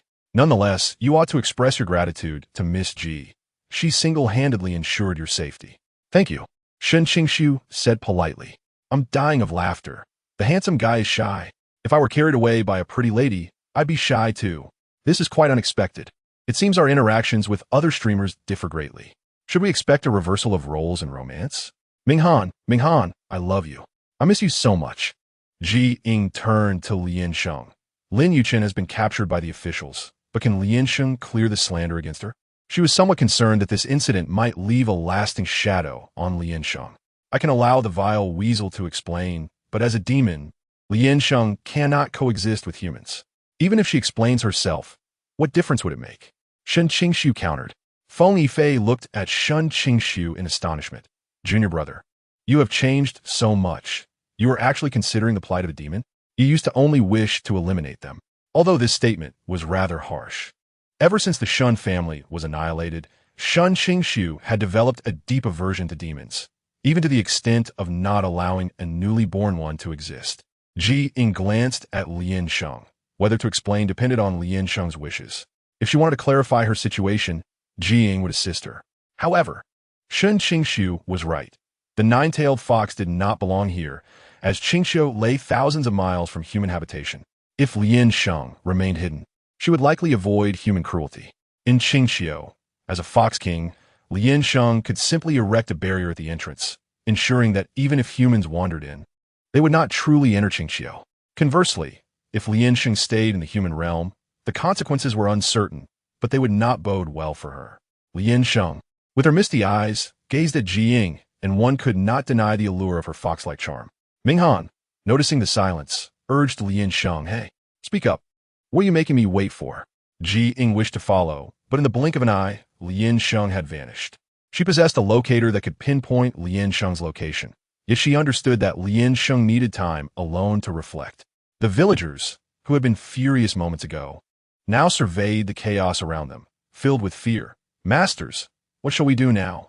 The captured foxes, ensnared in nets, bared their teeth and occasionally emitted distressed cries. Ying quickly inquired, have they harmed any of you? No. We've seen them while hunting in the mountains, and they've never harmed us. The villagers quickly shook their heads. Is it truly permissible?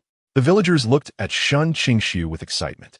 Although they hunted, creatures like foxes and weasels were hardly a threat, as the prey they caught was not even civilized enough to be considered true demons. Ying turned to Feng Yifei. Feng Yifei shrugged. This is not a matter for me. Our sect has rules that prioritize order. Ying had no choice but to look back at Shen Qingxu. After 2 incidents, she believed Shen Qingxu had changed, but the extent of that change was yet to be seen. Ying sighed with relief, thankful that there would be no indiscriminate slaughter of innocents. Minghan frowned, playfully pawing at the air. What is there to worry about with a bad girl? Just because she disagrees with you, are you not going to act? Where did that boldness go when you face me? Then perhaps, Mr. Feng could assist me in releasing these demons? Ying asked Feng Yifei. Sure. Since we've come this far, I might as well see it through to the end. Once they were organized, a small red-furred fox began to whimper. What is wrong? Ying crouched down to meet its gaze.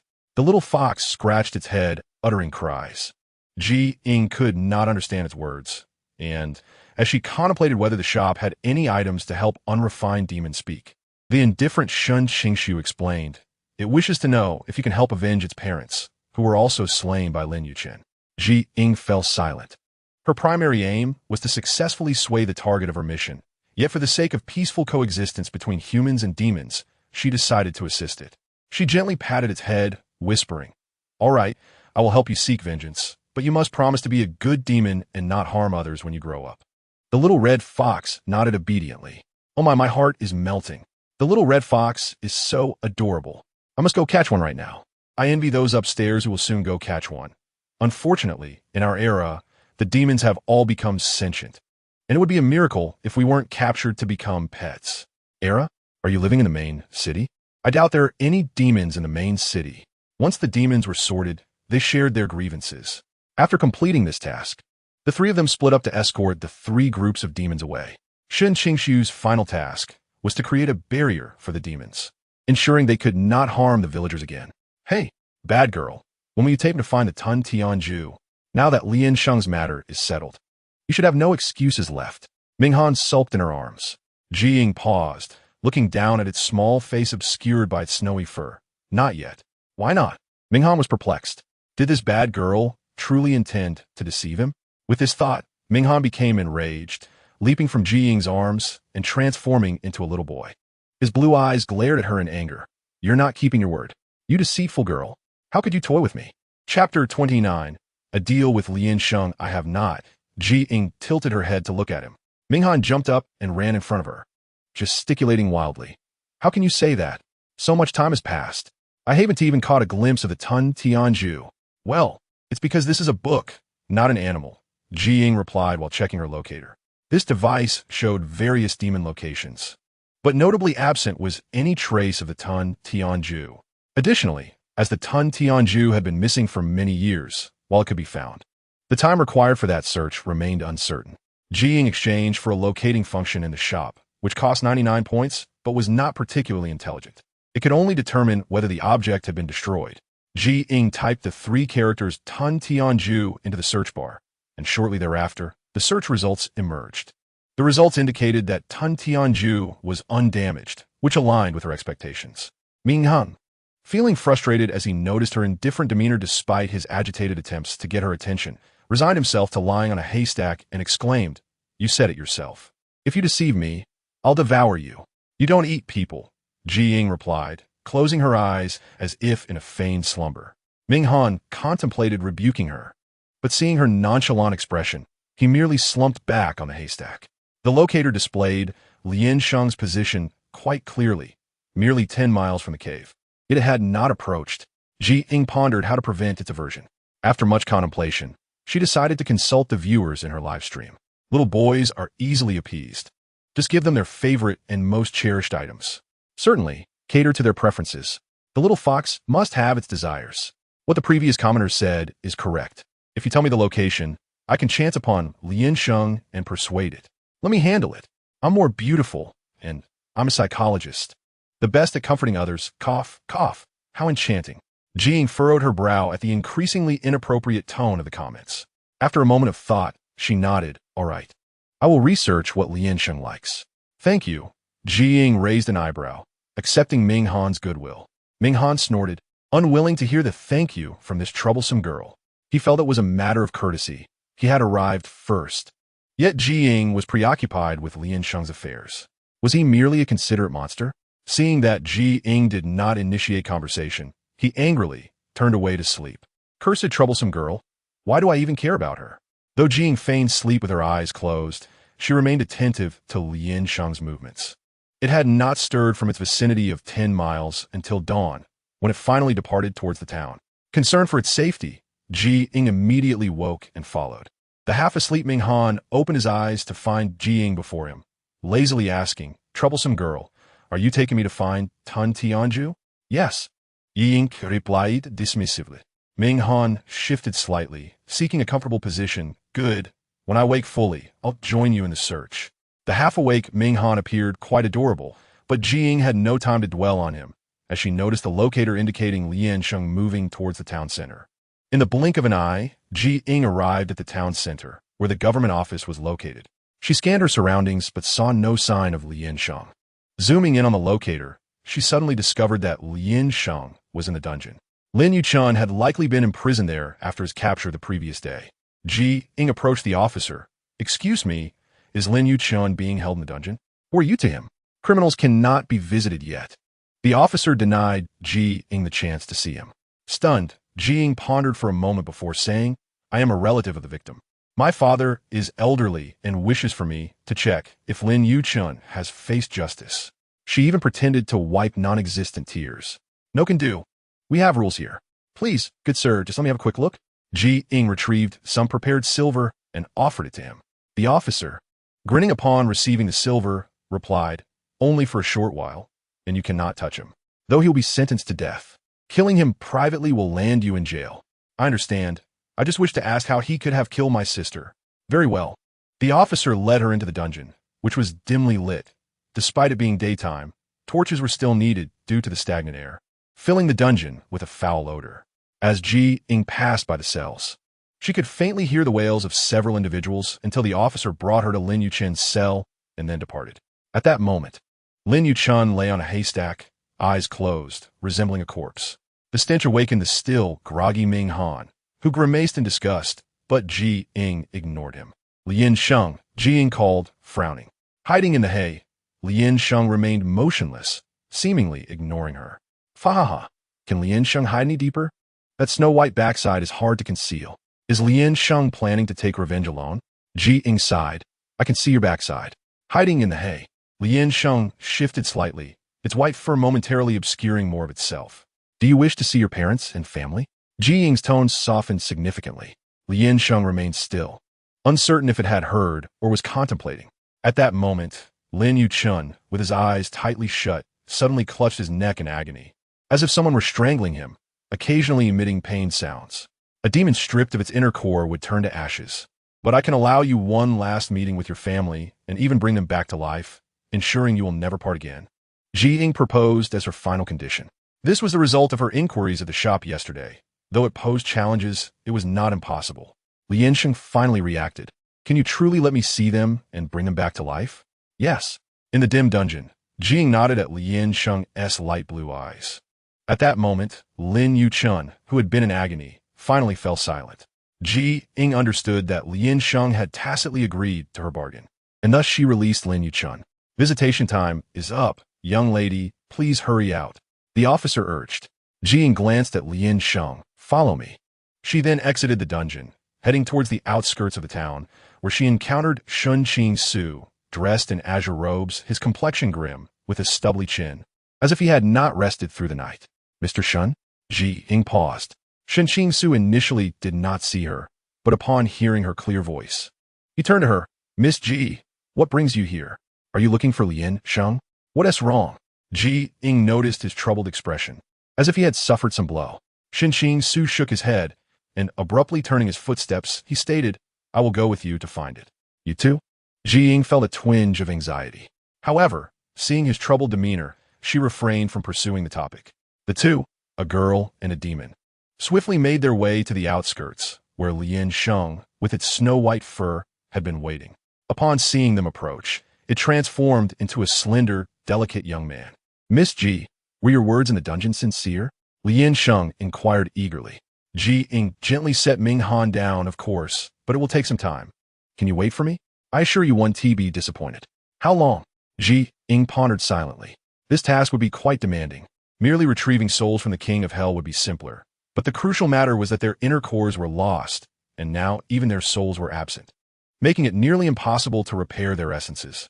"Within half a month, if I cannot arrange for you to meet your kin by then, I will not hinder you in whatever you choose to do." Lian Sheng gazed at her delicate face, filled with determination. Though it was skeptical, it recognized this was its sole hope. Lin Yuchun was to be executed in autumn, but what of its parents and kin? Lian Sheng gritted its teeth. "Very well. But before that, you must place it as collateral with me.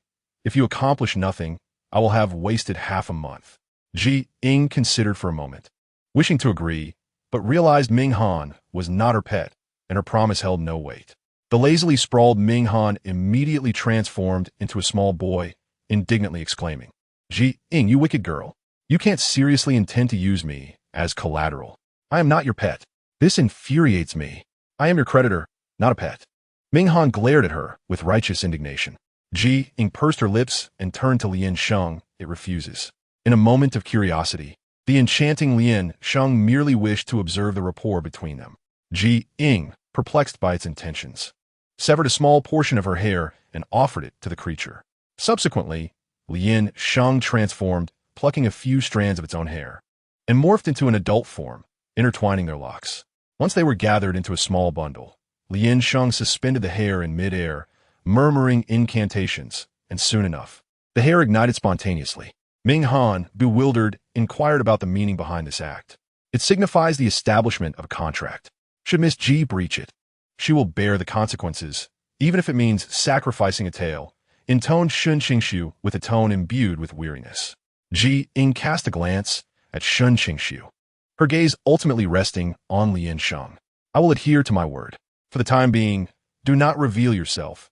Await my summons.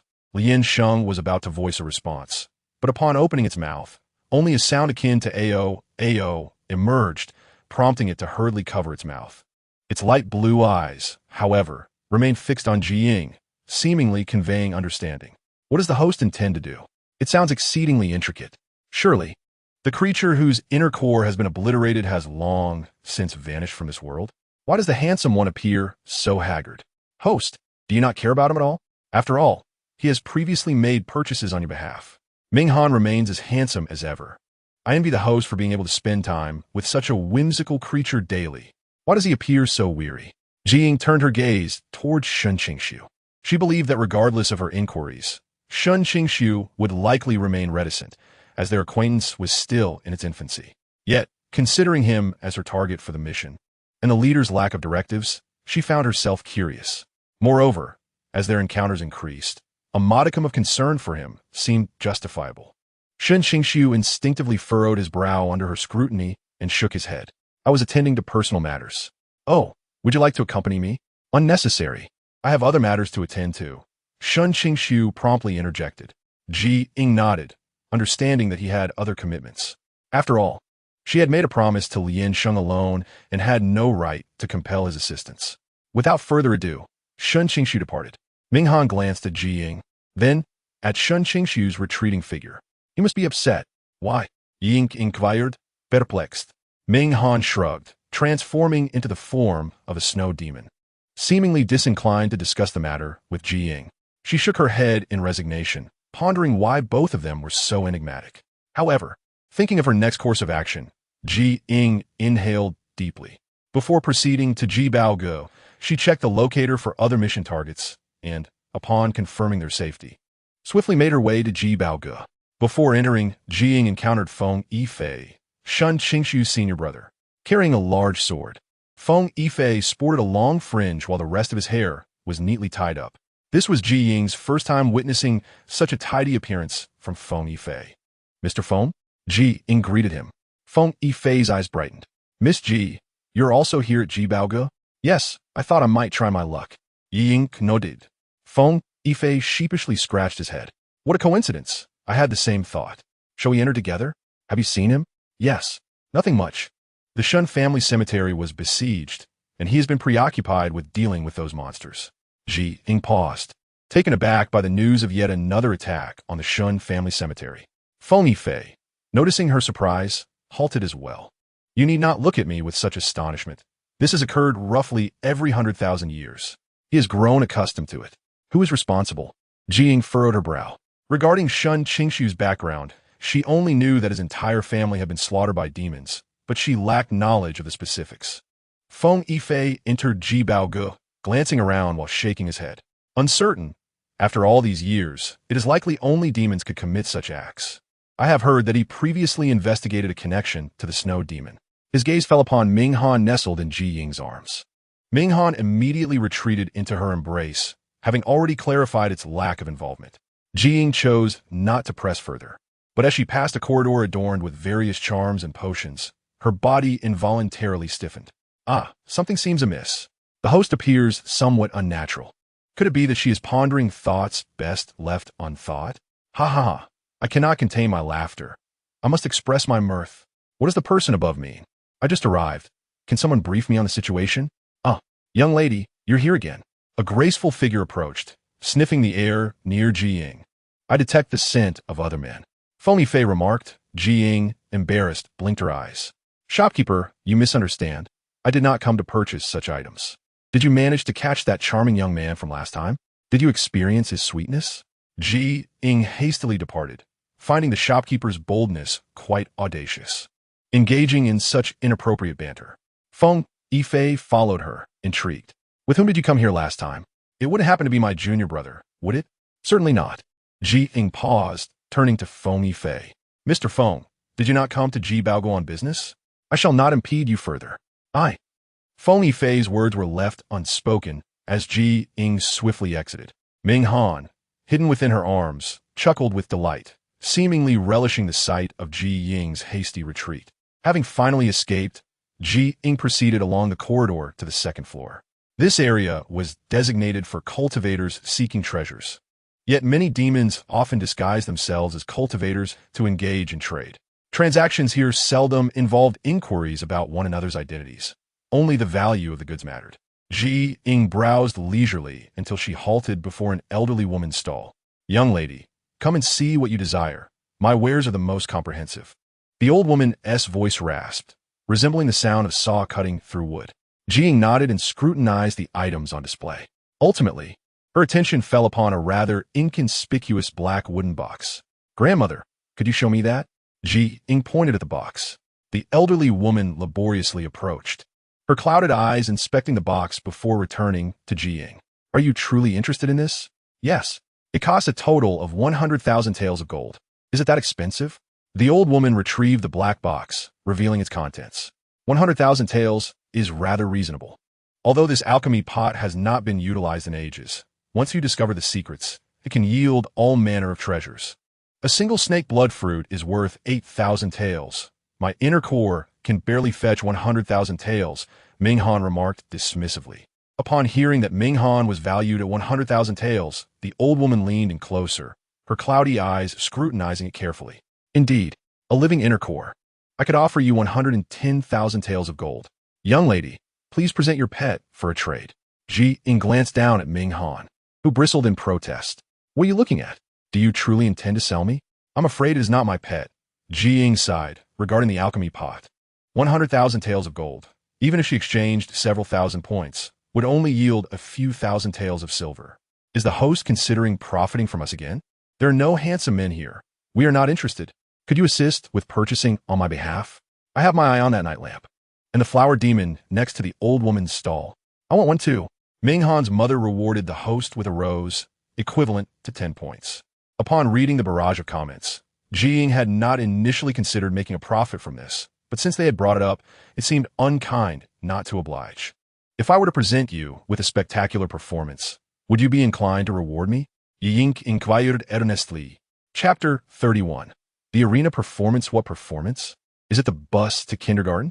If not, I shall disembark. I wish for Ming Han to dance for us. Oh, how delightful. The little boy shedding his garments is quite alluring. I believe the host would be better off assisting us in purchasing items from Jibaogo. The earnings from that would surpass those from a performance.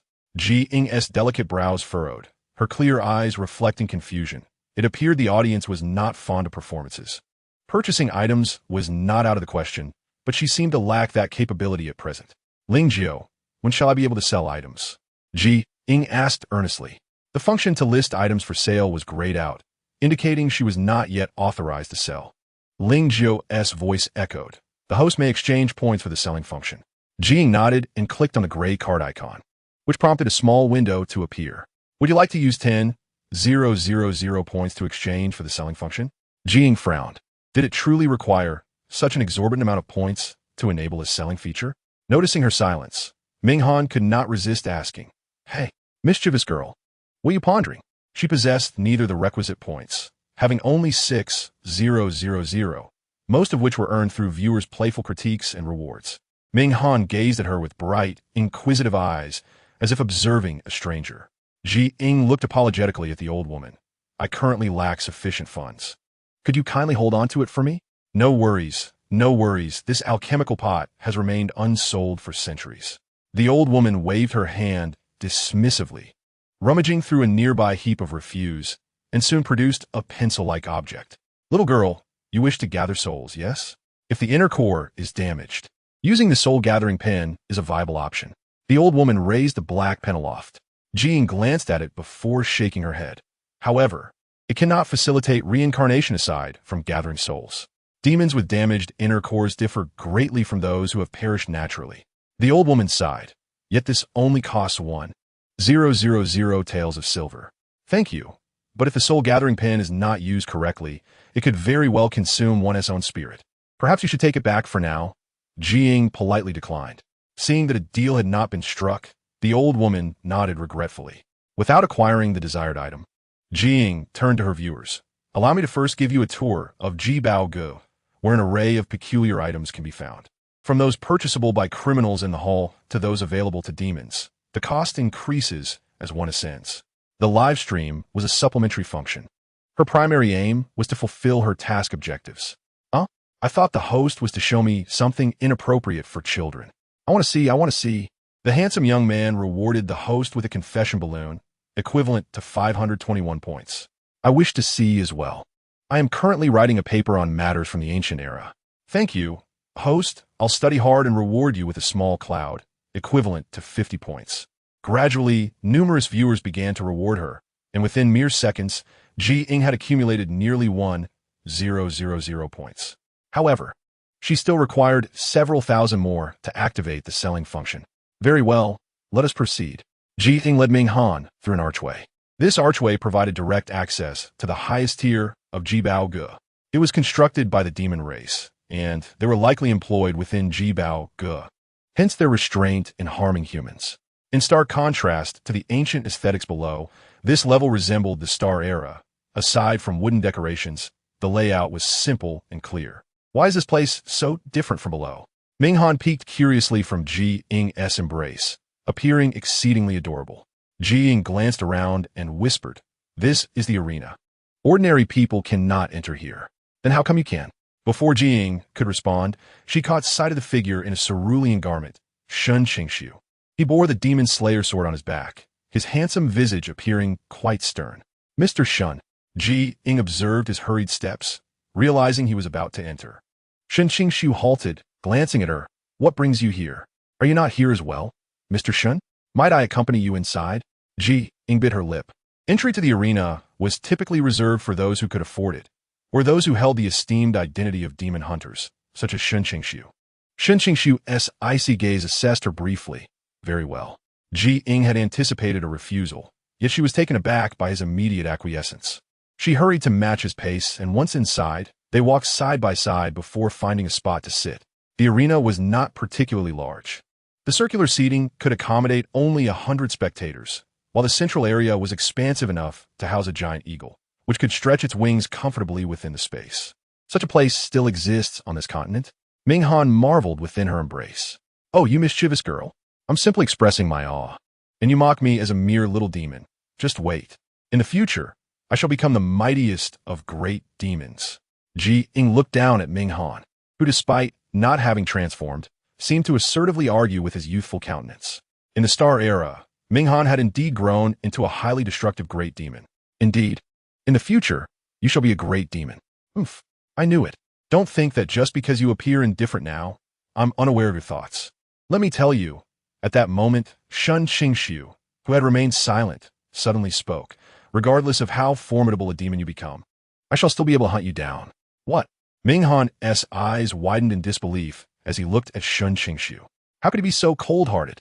After all, they had been in the manor for so many years, to not even grant him an opportunity to boast and instead threaten to capture him. Ha ha ha! I'm dying of laughter. Little Ming Han, do not fear. Mother will protect you. As long as Mother rewards the host will look after you. This host is truly dull. Though the scenery is rather nice, it all seems quite fake. If you wish to rely on your looks, just call out Daddy. I shall certainly reward you generously. Host, when does the arena performance commence? If not, perhaps we should expel those who cannot speak properly. It truly dampens the mood to read such nonsense. Initially, Ying paid no mind to the viewers, but upon considering the option of charging for entry, she felt tempted.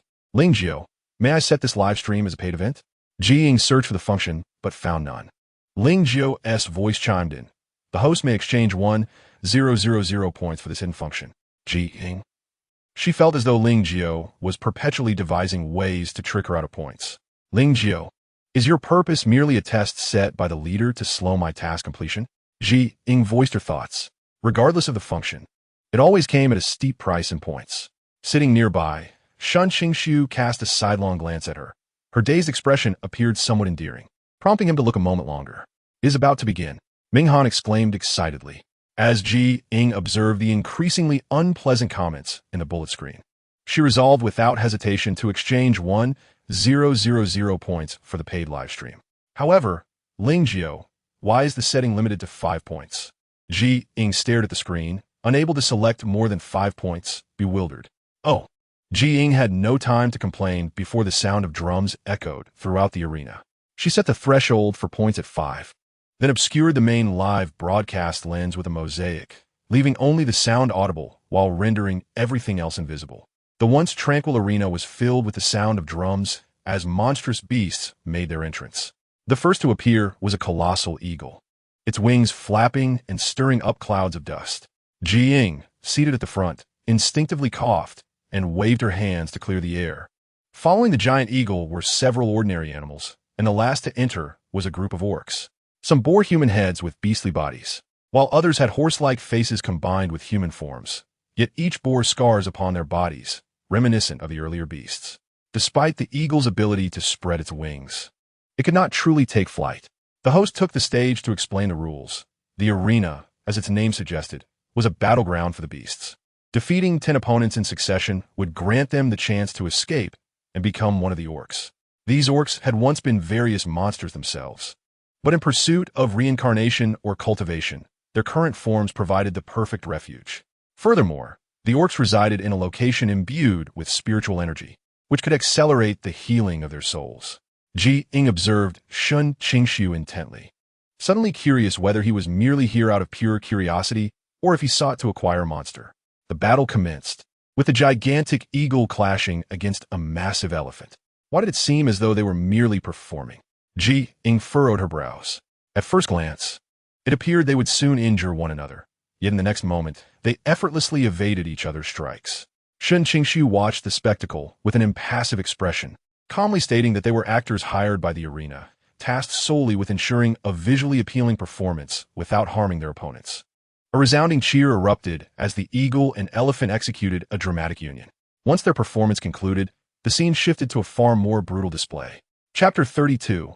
Once again, the demonic clan's mischief 20 to 30 monsters surrounded the arena, maintaining a distance of about a meter apart, with a 9-headed beast standing prominently in the center. In ancient times, the 9 infants was a divine creature associated with both water and fire.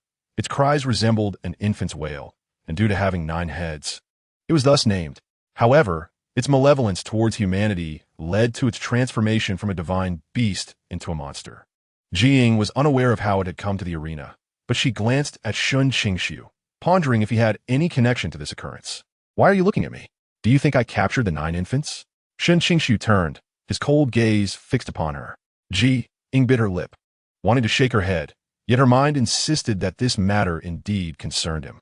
Minghan whispered, "It's no surprise, you foul Taoist. You would seize every monster if you could, yet you are also regularly disturbed by the Shen family's ancestral grave. Only a monster lacking intelligence would dare to do so."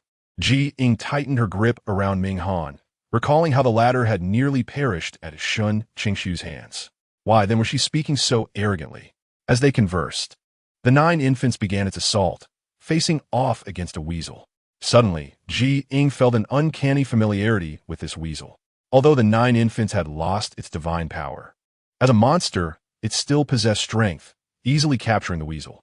In a desperate bid for survival, the weasel ran frantically, releasing foul odors as it fled. Within moments, the arena was enveloped in a haze, tainted with the stench. Ying frowned. "Isn't this weasel the one that impersonated Lian Sheng?" "I believe it is." Minghan nodded without hesitation. Shen Qingxu tightened his grip on the demon-slaying blade. Indeed. Ying opened her mouth, initially expecting him to slay the weasel immediately, but instead, he merely delivered it to this place. Why? Ying studied his profile. Shen Qingxu fixed his gaze on the 9 infants, his lips slightly parted. With dozens of lives in its hands, its own life is of little consequence. However, if it is sent to the arena, it faces a fate worse than death. For instance, though it is already injured, as long as no one intervenes, it must endure relentless pursuit and harm from the 9 infants. Ying regarded him earnestly, her gaze lingering before she finally averted her eyes. Wow, what are those 9 heads?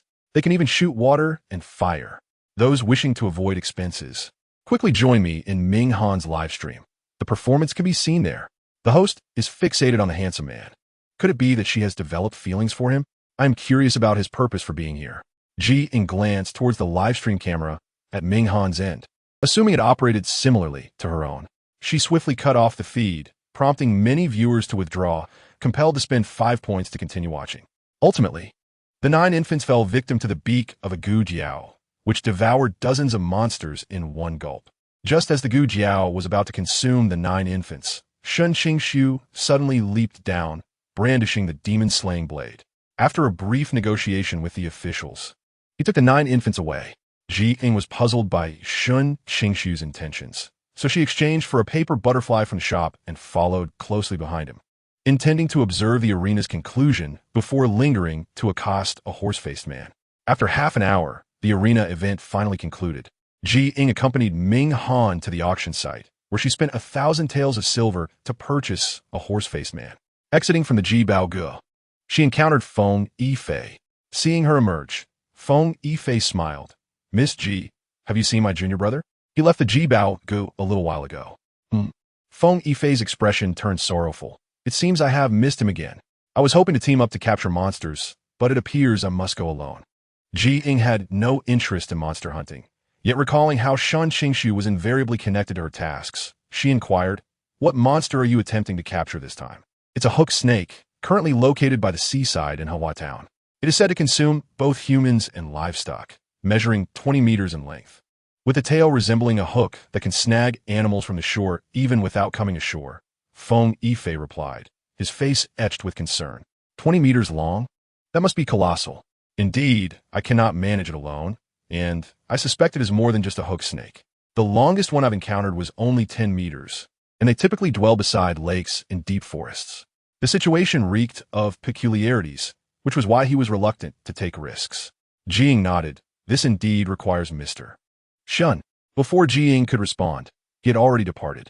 After some contemplation, she ultimately decided to accompany Ming Han. At the entrance to the Shen family grave, Ming Han transformed into a small boy, his fair face displaying confusion. Bad girl, what is this foul Taoist attempting to do? Perhaps he intends to have the 9 infants guard the tomb, Ying boldly speculated. Initially, she assumed Shen Qingxu shared her purpose. But only when he acquired the 9 infants did she consider this possibility. Ying navigated the familiar terrain of the graveyard, and upon entering, she witnessed a flash of golden light before the grave fell into darkness once more.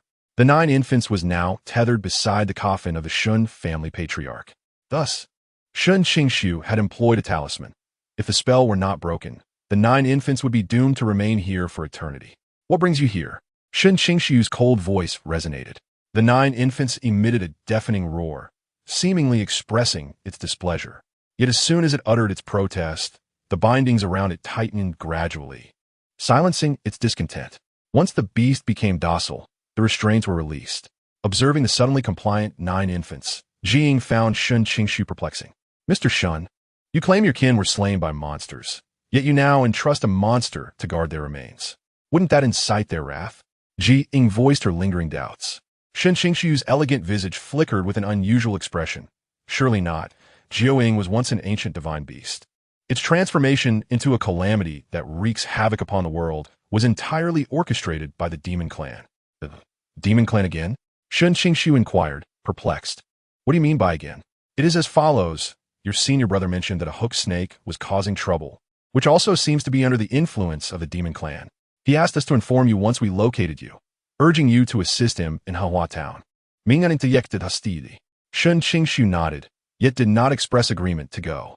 Ying, recognizing that Shen Qingxu could not remain indifferent, refrained from pressing the matter further. Instead asking, "Mr. Shen, may I request a favor from you?" "What is it?"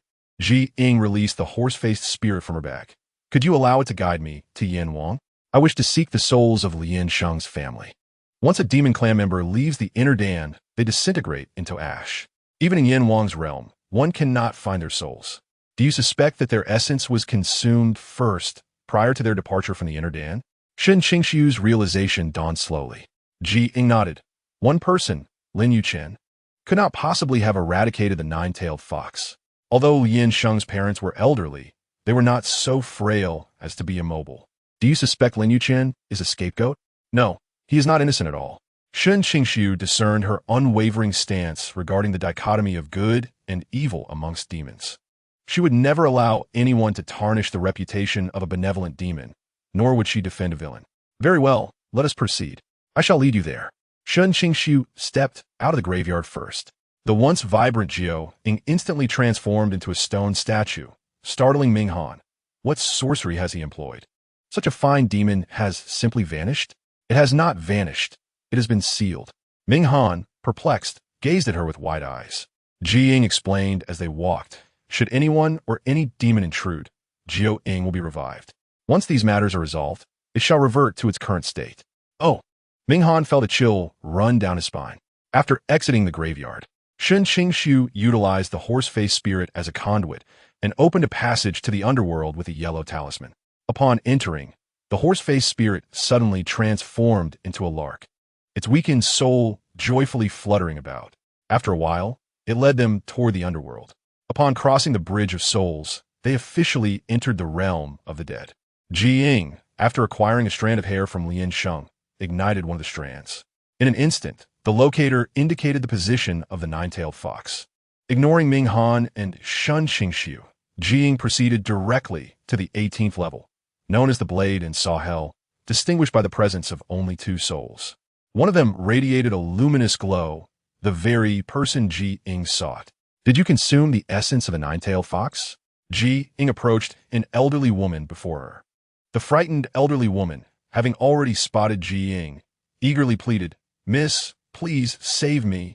My lifespan has not yet expired, yet I was slain by a demon, which is why I find myself here." "Then why were you condemned to the 18th level? Do you know what manner of souls dwell in the realm of blades and saws?" Ying's expression hardened. This elderly woman had committed numerous wrongs in life. Reaching the age of over 80 was already a considerable lifespan, yet she was not satisfied and sought immortality. Thus, she conspired with Lin Yuchen to deceive Lian Sheng's parents, ultimately desiring the inner Dan for herself and the flesh and essence of the nine-tailed fox. Extracting the essence was no simple task. It required incantations to detach it from the inner Dan. Upon arriving, Shen Qingxu witnessed Ying glaring angrily at the elderly woman. Marking the first instance he observed her display such emotional fluctuations. Wow, the host is truly remarkable, able to independently narrate the numerous misdeeds of this elderly woman in life. Heavens, she lived to such an advanced age solely by consuming demons? Such a person is even inferior to a demon. Ying could only look toward Shen Qingxu with hopeful eyes. "Mr. Shen, could you assist me once more?" Chapter 33, Shen Qingxu's Assistance Not Possible. Shen Qingxu replied bluntly. His willingness to guide her here stemmed from her aid in dispelling the demon in the Shen family graveyard, with no ulterior motives. Ying pouted. "Very well, I understand." Separating the elderly woman from the essence of the nine-tailed fox was indeed feasible, but it required points. Ying glanced at the floating bullet screen with a resigned expression. "It is time to call upon you all once again. Mr. Shen is unwilling to assist, and I must rely on myself to exchange for the ability to separate them. Lian Sheng will only depart upon witnessing her parents' essence. So I implore all benefactors to assist me now. I knew it was this ghostly scheme. The host suffers until she gathers funds. So frustrating. Yet I cannot help but reward the host. But when will she help us purchase treasures from the Jibao Ge?" Ying observed their conflicting words and actions, a faint smile gracing her lips. "Thank you all. Once I enable the Xiao Huang Che feature, I shall assist you in purchasing." In a brief moment, Ying amassed 2,000 points. She exchanged them for the soul separation function, and in the blink of an eye, the essence of a nine-tailed fox was extracted. Shen Qingxu watched this scene with an impassive expression. When she retrieved the essence of the nine-tailed fox, a fleeting flicker of emotion crossed his otherwise tranquil eyes, though it was but a momentary occurrence. As for the remaining elderly woman, Ying wasted no time in pushing her toward the edge of the blades, instantly enveloping her in a chamber filled with various sharp instruments. The razor-sharp edges inflicted excruciating pain upon the elderly woman, as the blades were dull enough to prolong her suffering, ensuring her spirit would not perish immediately, but would gradually be driven to the brink of death over the course of 49 days. After exiting the underworld, Ying distanced herself from Shen Qingxu. Merely possessing the essence of the nine-tailed fox was insufficient. To enable Lian Sheng to see it, a vessel was also required. Ying sighed. If only I could possess a Lian Yao Hu. Follow me. In the blink of an eye, the two arrived at the Ji Bao Ge. Upon entering, Ying was greeted by a lady with a graceful figure enthusiastically introducing an array of extravagant items. You again. The lady reappeared after Ying had taken only a few steps. Have you decided which handsome man you wish to pursue this time? Let me see. Your progress should not have reached home base yet. Then allow me to offer you some mesmerizing water. The lady produced a green bottle from behind her. After handing the bottle to Ying, she flashed a grin. As a token for your third visit, this mesmerizing water is a gift for you. Just a drop is all it takes. Once the recipient inhales it, this shall be at your beck and call. Though this effect only lasts for a quarter of an hour. Ying had yet to finish her sentence when the lady vanished. No matter. Just as Ying attempted to conceal the mesmerizing water, she inadvertently pressed the pump. A drop of fragrant aroma wafted from the bottle, and upon inhaling the scent, Shen Qingxu's expression shifted, his usually calm eyes momentarily becoming vacant. Ying gazed incredulously at the green bottle. Is it truly that effective? She circled around Shen Qingxu, her gaze fixated on his handsome face, contemplating utilizing her perspective function to discern his innermost thoughts. As Ying drew closer, the immobile Shen Qingxu suddenly moved, inclining his head, his lips brushing against hers. This unexpected turn of events left Ying momentarily dumbfounded, her eyes wide in astonishment. It was not until Shen Qingxu's gaze shifted that they finally separated. What did you just do to me? A flicker of displeasure crossed Shen Qingxu's face. Ying wiped her red lips, her complexion flushed. It wasn't me. Indeed, it was not her doing. The mesmerizing water was not something she had insisted on purchasing. Ha! Handsome, I can attest, this was not the host's request for the mesmerizing water. This romantic tension is both sweet and bittersweet. I thought I would never experience it. Yet it has arrived so unexpectedly. Let the host and the handsome man unite.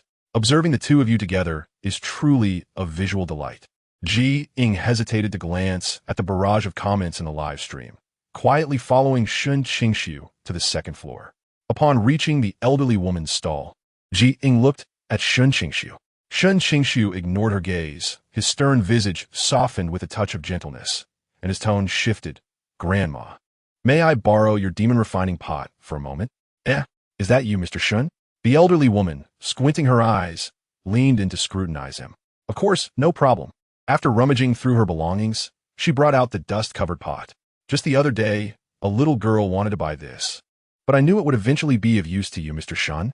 The elderly woman wore a smug expression. The little girl who had wanted to buy it was Ying, who pretended to remain composed as she stood before them. Shen Qingxu took the demon refining pot and glanced at Ying. Did you come to buy it before? No. The elderly woman leaned in closer to examine Ying, then exclaimed in delight. Ah, it's this little girl. Ying responded, and Shen Qingxu nodded, saying, Thank you, Grandma. We will return it after we're done. You're welcome. But this little girl is not being honest. She clearly came to buy it. The elderly woman, leaning heavily on her cane, shuffled back to her stall. Seeing her move with such urgency, Shen Qingxu couldn't help but smile faintly. Exiting Ji Bao Pavilion, the two made their way to Tianriya. The demon refining pot required pure blood for nourishment. Otherwise, the essence placed inside would merely be devoured. Shen Qingxu produced the pot. Ying nodded. She had only heard of the pot, but was unaware of the specific process of its use. Use my blood.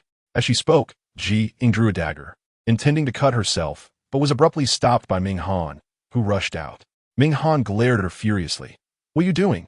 If you die, what will happen to my Tong Tianju? I want to die. I just need to nourish this pot. Nonsense. I think you simply don't wish to assist me in finding the Tong Tianju, so you want to die? Ying looked to Shen Qingxu, hoping he would clarify things for Ming Han.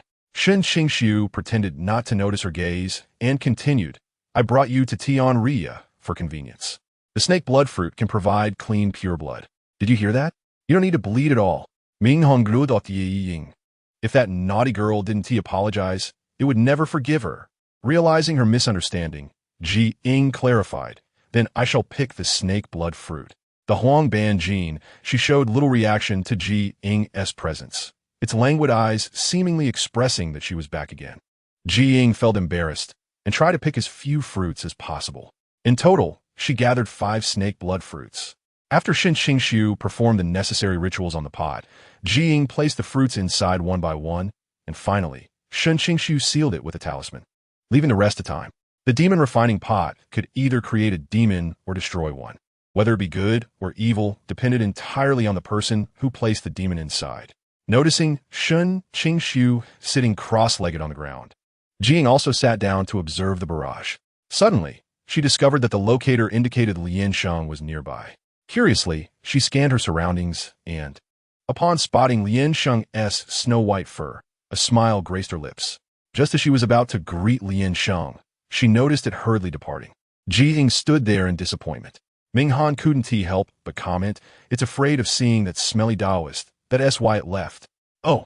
Ying glanced at Shen Qingxu. She resumed her seat and inquired of Ling Jiao, why hasn't the leader issued a task regarding Shen Qingxu? Doesn't he need to reform? Everything must have its limits. Excess is detrimental to any species. During the Star Era, many demons had not committed evil, and some were even slain by Shen Qingxu shortly after their birth. If he could distinguish between good and bad demons, wouldn't he that minimize tragedies? Ling Jiao's mechanical voice responded, uncertain. When the time comes, tasks will naturally arise. The host should focus on the current task. The demon refining pot took a full 12 hours to open. When Shen Qingxu concluded his meditation, the once dusty pot appeared renewed. Ying took out the essence of the 9-tailed celestial fox and spoke to it. Now you shall enter here to reforge your spirit. Your son, Liansheng, is still waiting for you. Do not be greedy, lest you endanger all of the 9-tailed celestial fox. The ethereal essence nodded laboriously, and as the pot's barrier opened, it entered. Ying, cradling the pot, shyly asked Shen Qingxu, may I guard it for a while? Are you afraid I will harm it? Ying fell silent. Meeting his gaze, Ming Han, who had been lazily resting on the ground, opened its eyes, noticing they were still in the same position. It murmured a complaint of boredom before closing its eyes again. Seeing her lack of trust, Shen Qingxu said plainly, very well, but she will need time. Now, accompany me to Hua Town to investigate the hook snake. Huh? Didn't you say you didn't want a medal? Ying thought he would refuse to go. Shen Qingxu cast a deep glance her way, saying nothing further as he turned to leave. Ying watched his retreating figure. Although the hook snake was unrelated to her task, it was only right for her to assist him in gratitude. Just as Ying prepared to depart, Ming Han abruptly woke up. Naughty girl, are you planning to sneak away without me? No, I'm going to help Mr. Shen. Then why not take me along? You're not my pet. Ming Han realized Ying was indeed sharp-tongued. It merely wanted to prevent her from selling it. As for whether she still remembered that, who could say? Chapter 34. The scarlet hook snake, though Ying was reluctant for it to follow her. Ming Han found a reason to tag along. You haven't found the Tong Tianju for me yet, and now you want to ditch me? I'll tell you. It won't be that easy. Thus, it trotted after Ying. Ying chose to ignore it. Its intentions were clear, but with no leads on the Tong Tianju. Finding it would prove exceedingly difficult. They had to first tackle the immediate challenges before assisting Ming Han. The two, one human and one demon, arrived at Hua Town before nightfall. The winter atmosphere of Hua Town lacked the refreshing quality of summer. Pedestrians hurried along the cobblestone streets, quickening their pace upon spotting Ming Han's snowy fur. As if fearing an attack, Ying frowned as she entered the town. A place that should have been bustling was now eerily deserted, the trees stripped bare, creating a desolate scene. Was it truly the hook snake that caused everyone to flee? Ying sighed, The geography of Yihua Town was vastly different from the mainland, and when the demon first appeared, mortals began to escape. Although the town's mayor had considered hiring a Taoist, the news had only spread 2 days prior, and various deities were still on their way. Oh, Ying followed Shen Qingxu into the inn, where the innkeeper and a waiter were hastily packing their belongings upon seeing them enter, momentarily stunned before quickly hiding. Shen Qingxu approached the counter. Innkeeper, we would like a room. Sir, it would be best not to stay here. There are demons in this town. We are preparing to leave, the innkeeper said, relieved to see they were human. Shen Qingxu pressed his lips together and took out a piece of silver. Then you may leave. This is for our 2-night stay. The innkeeper hesitated, glancing between the waiter and Ying, before nodding decisively. Ah, stay as long as you wish. We won't disturb you. With that, the innkeeper took the silver and hurriedly left with his belongings. Wow, the handsome guy is so generous. He really didn't have to pay, but chose to anyway. I genuinely adore this aspect of him. It reminds me of the time he paid for a lady. Oh, I remember that too. At that moment, the streamer was rarely shy, and I stood between the two of them. If it were to end like this, I would surely weep uncontrollably. Ying initially understood the barrage of comments, but the later ones left her perplexed. What does Lingzhu mean? An unfavorable or sorrowful ending? Oh, what kind of ending could there be between her and Shen Qingxu? They weren't even ordinary friends. Yet, Ying kept this thought to herself and followed Shen Qingxu to the guest room on the 2nd floor, each occupying a separate room. Although the innkeeper had fled in haste, the guest rooms were relatively clean. The two casually resolved their dinner, and after the meal, Ying looked at him.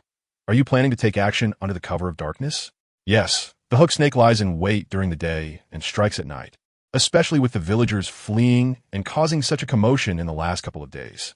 The fact that this hook snake can grow to 20 meters long is enough evidence that it is no fool. Shen Qingxu glanced at the dimming sky. The evening brought with it a series of footsteps, and now the street was eerily silent, with only the sound of insects buzzing. Ying nodded. Then let us proceed. They did not delay. Ming Han was fast asleep. Despite wanting to get up, he was simply too exhausted. Ying and Shen Qingxu arrived at the seaside, where the night breeze, laden with salty seawater, swept over them, making them feel a bit chilled. The sound of the waves was thunderous, crashing one after another, and nothing could be seen except the pitch-black sea. Shen Qingxu retrieved a luminous pearl from his treasure bag, and in an instant, the originally dark surroundings were illuminated. Just as they reached the rocks, a sudden sound of footsteps came from behind them. They turned cautiously, drawing their swords in preparation for battle, only to discover that it was Feng Yifei. Junior brother, I truly thought you wouldn't come. I can't believe you are here. Feng Yifei approached with joy. Shen Qingxu pressed his lips together. Did you discover anything, senior brother? I've been lurking here all afternoon, aside from spotting it upon my arrival. The rest of the time has been eerily calm. Moreover, it seems that the hook snake can sense the presence of people, only striking when a few individuals approach the shore. Feng Yifei's smile faded. He gazed at the dark sea and sighed. They say if no one approaches the shore for more than 2 days, it will come ashore, though no one has ever witnessed it doing so. This hook snake is formidable, Ying concluded. She felt that the hook snake was being controlled by the demon clan. As for what the demon clan intended to do, it was clear to them. They merely sought to seize control of the mortal realm. They had hardly taken a few steps when the previously rhythmic waves suddenly grew frantic and rapid, as if a colossal creature was swimming toward them. Under the illumination of the luminous pearl, a mass of black gas rose from the sea's surface, enveloping a blood-red hook that was as large as a human head. With just a slight exertion, it could ensnare a person. Be careful. Ying drew her sword to evade the hook. Shen Qingxu and Feng Yifei were not idle either. They simultaneously unsheathed their swords and countered while retreating as the hook snake's tail charged at them. A massive tail was more than sufficient to contend with the 3 of them. I always thought the hook snake referred to some scorpion. It appears this hook snake is even more formidable. Its tail is thicker than my waist. How terrifying. Can the 3 streamers defeat it? Ying had no time to glance at the comments. She knew that a moment's distraction could lead to being ensnared by the hook snake. They split into 3 directions. Yet even so, they couldn't manage to deal with the hook snake. As time passed, Shen Qingxu and Feng Yifei's stamina began to wane. Given the speed of the hook snake, even if they weren't ensnared, they would eventually be exhausted. Feng Yifei gasped. Junior brother, what should we do now? We cannot keep fighting indefinitely. Our swords can barely touch this hook snake. Withdraw. Before Shen Qingxu finished speaking, Feng Yifei seized the moment and swiftly retreated. With his departure, the pressure fell entirely on Shen Qingxu, who gripped the demon-slaying blade tightly, exerting all his strength with each strike against the hook snake's tail. However, the hook snake could discern danger and skillfully evaded each attack. Ying was nimble. Her sword pierced into the hook snake on several occasions. Yet the wounds were not deep enough to be of significant effect. Seeing that she had not retreated, Shen Qingxu urged, "You must leave. I can handle this." "No, you go first," Ying refused.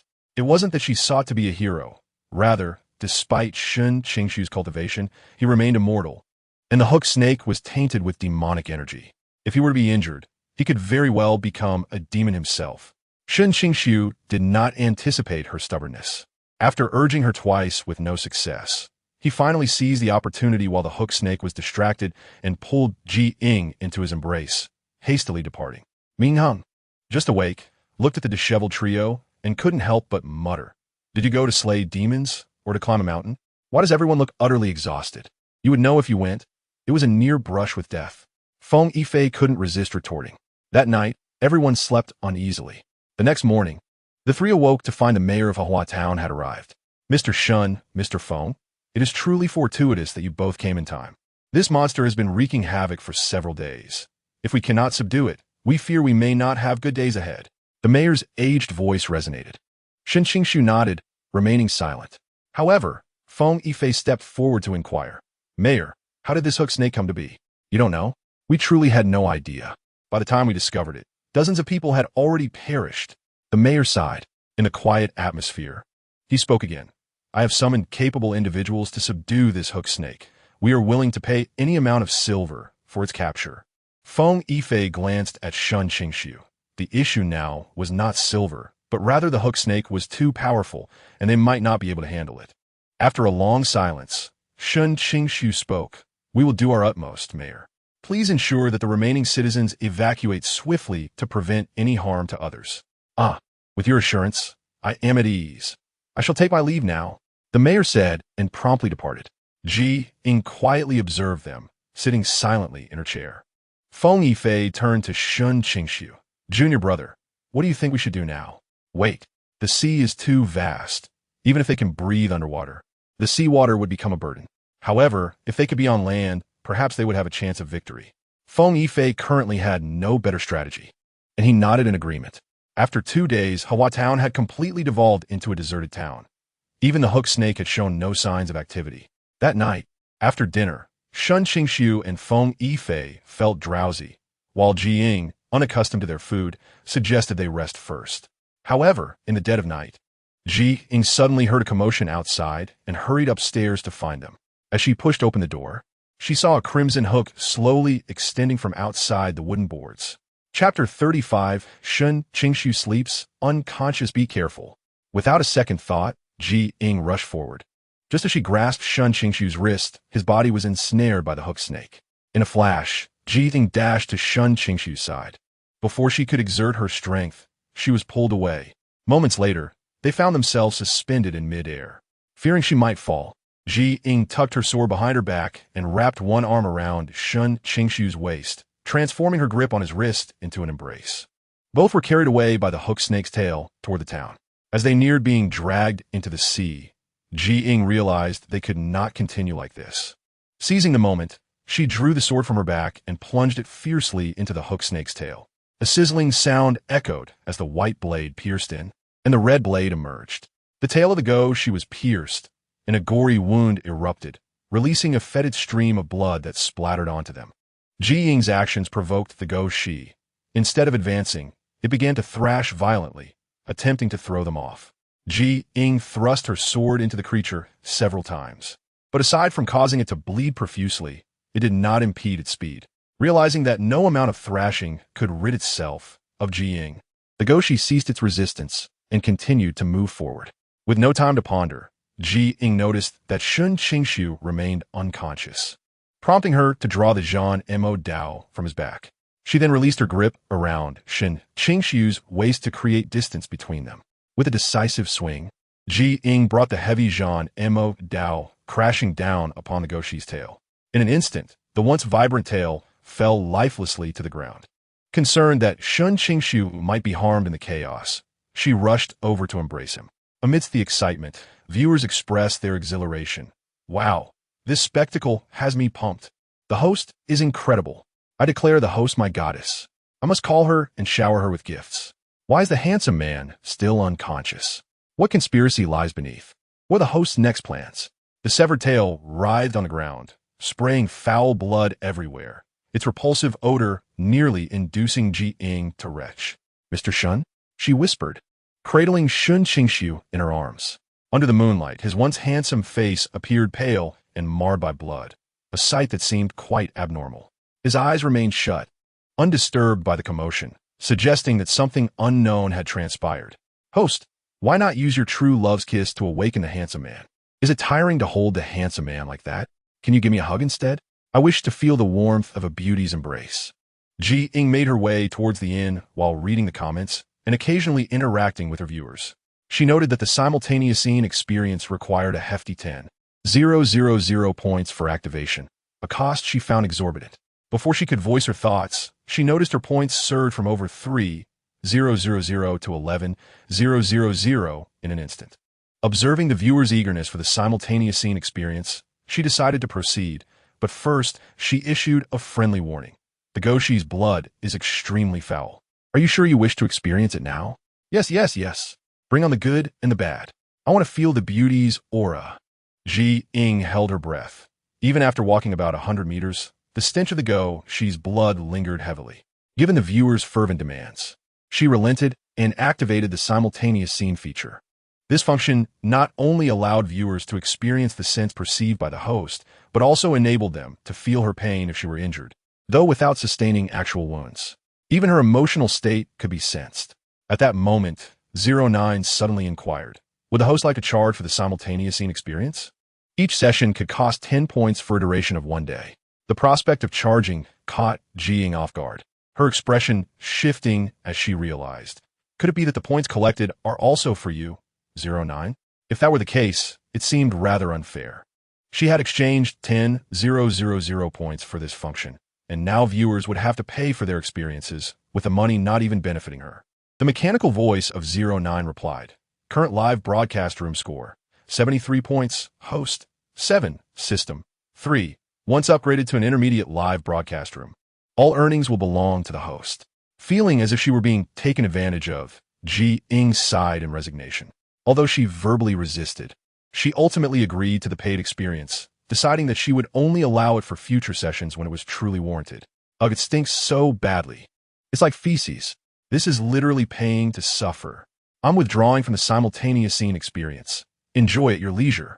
Thank goodness I didn't join. It seems the host's warnings carry weight. Sisters, don't be reckless. Ying chuckled at their comments, easily imagining their grimaces.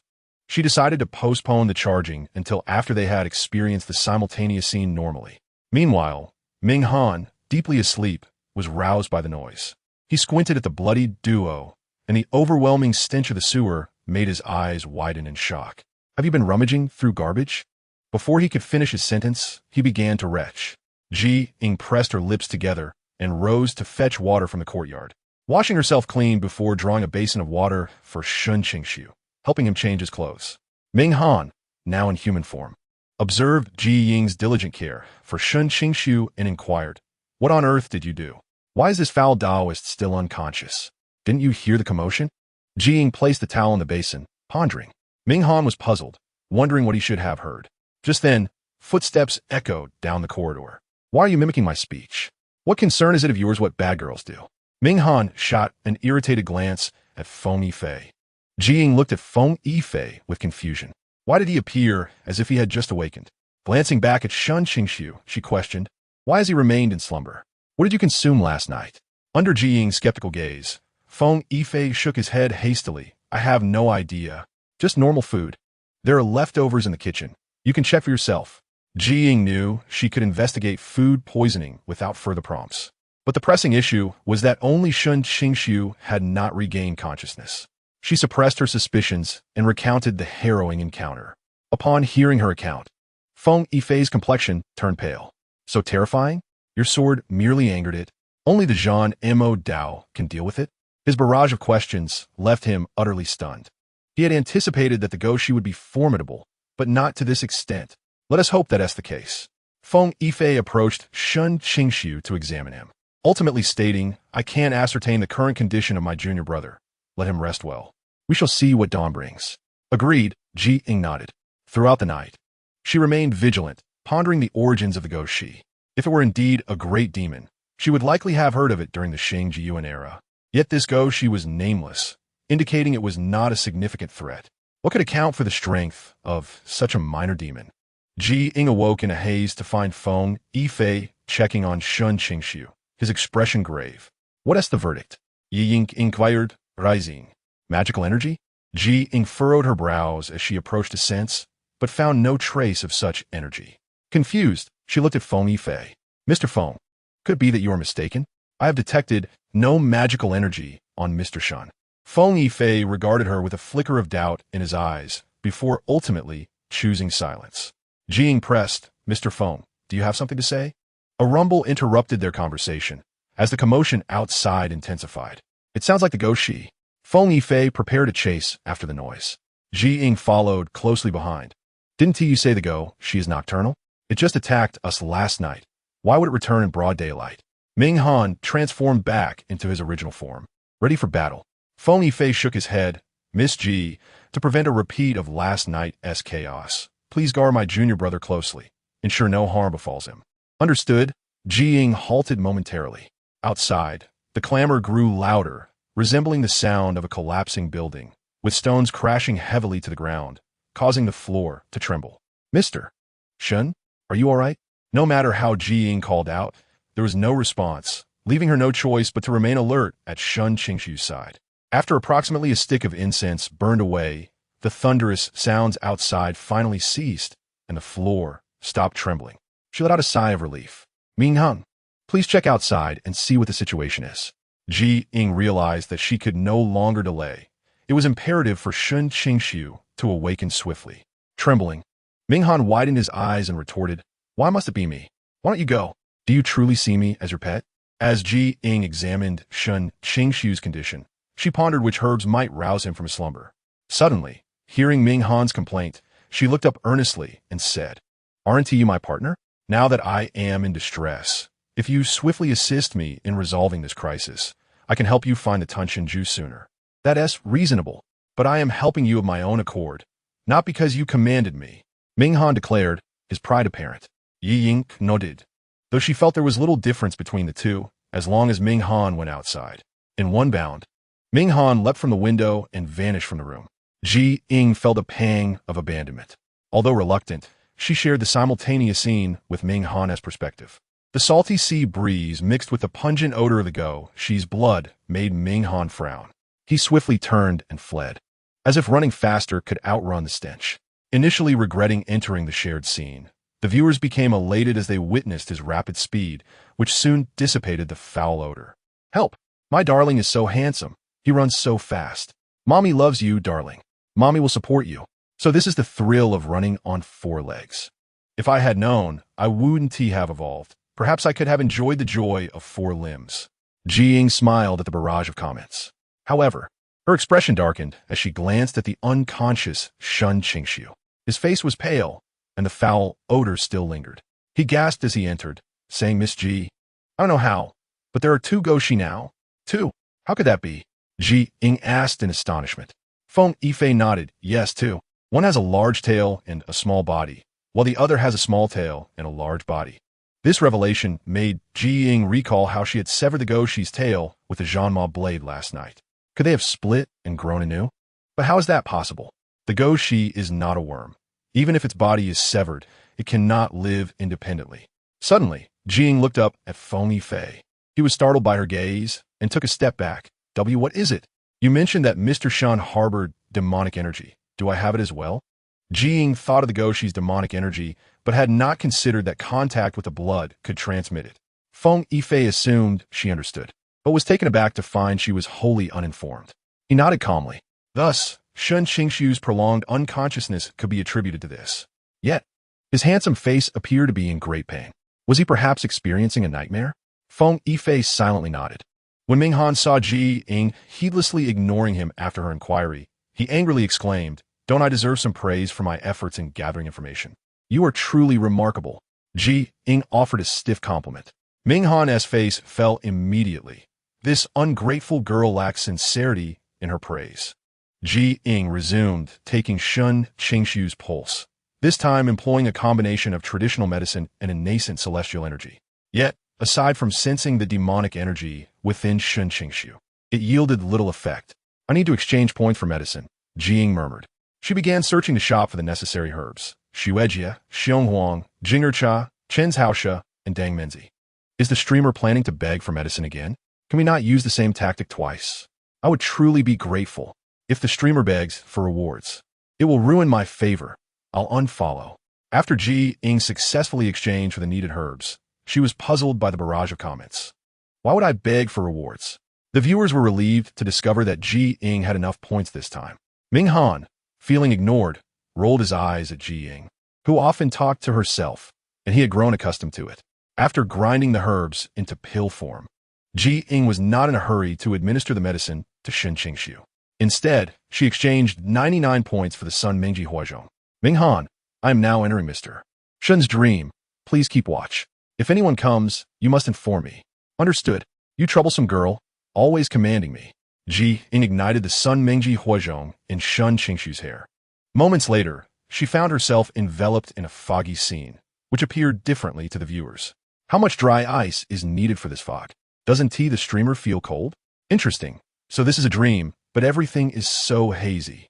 How can we see clearly? Streamer, move faster. I think I hear the voices of children.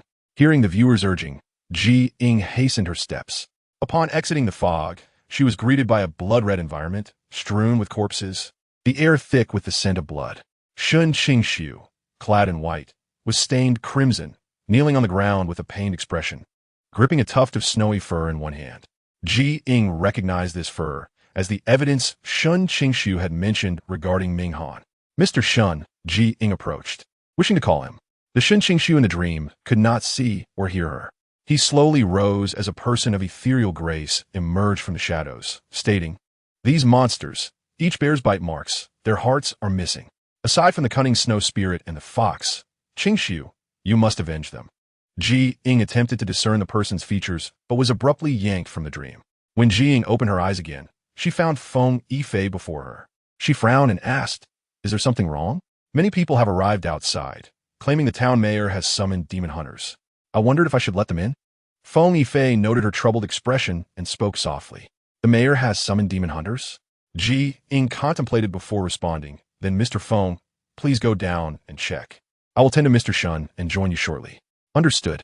After Feng Yifei left, Ji Ying's gaze settled on Shen Qingxu.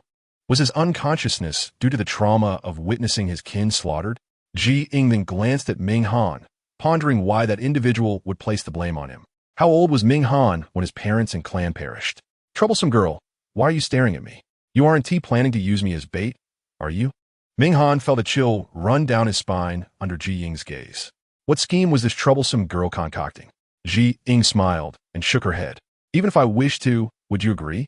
Of course not. I tell you, I would rather die. Ji Ying nonchalantly nodded. Though thousands of years had passed, Ming Han's temperament remained as petty as ever. She administered the pill to Shen Qingxu and retrieved a small spray bottle from his bag, filled with pure dew to expedite the dissolution of the pill and enhance its efficacy. After completing these tasks, Ji Ying instructed Ming Han, "You keep watch over Mr. Shen. If he awakens, allow him to rest properly." If I refuse. Though Ming Han verbally declined, his body had already found a comfortable position to recline. Ji Ying could not help but smile. It mattered little that Ming Han did not notify her, for she could perceive the fragmented images of him. As long as he was present, that sufficed. Upon descending from the upper floor, Ji Ying beheld dozens of men and women.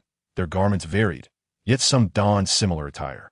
Feng Yifei, noticing her arrival, promptly introduced, "These are disciples of Zhengyi's sect, while over there are members of the Chuanjin sect.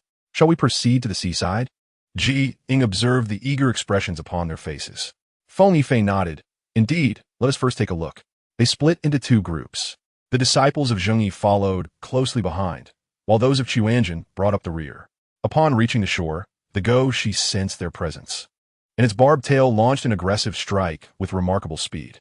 Fortunately, Ying and Feng Yifei evaded just in time, preventing capture. However, a few individuals were not quick enough and were swiftly ensnared. Despite drawing their swords to combat the Go-Shi, their efforts proved futile. At that moment, another smaller Go-Shi emerged, and everyone became acutely alert, drawing their swords to confront the creature.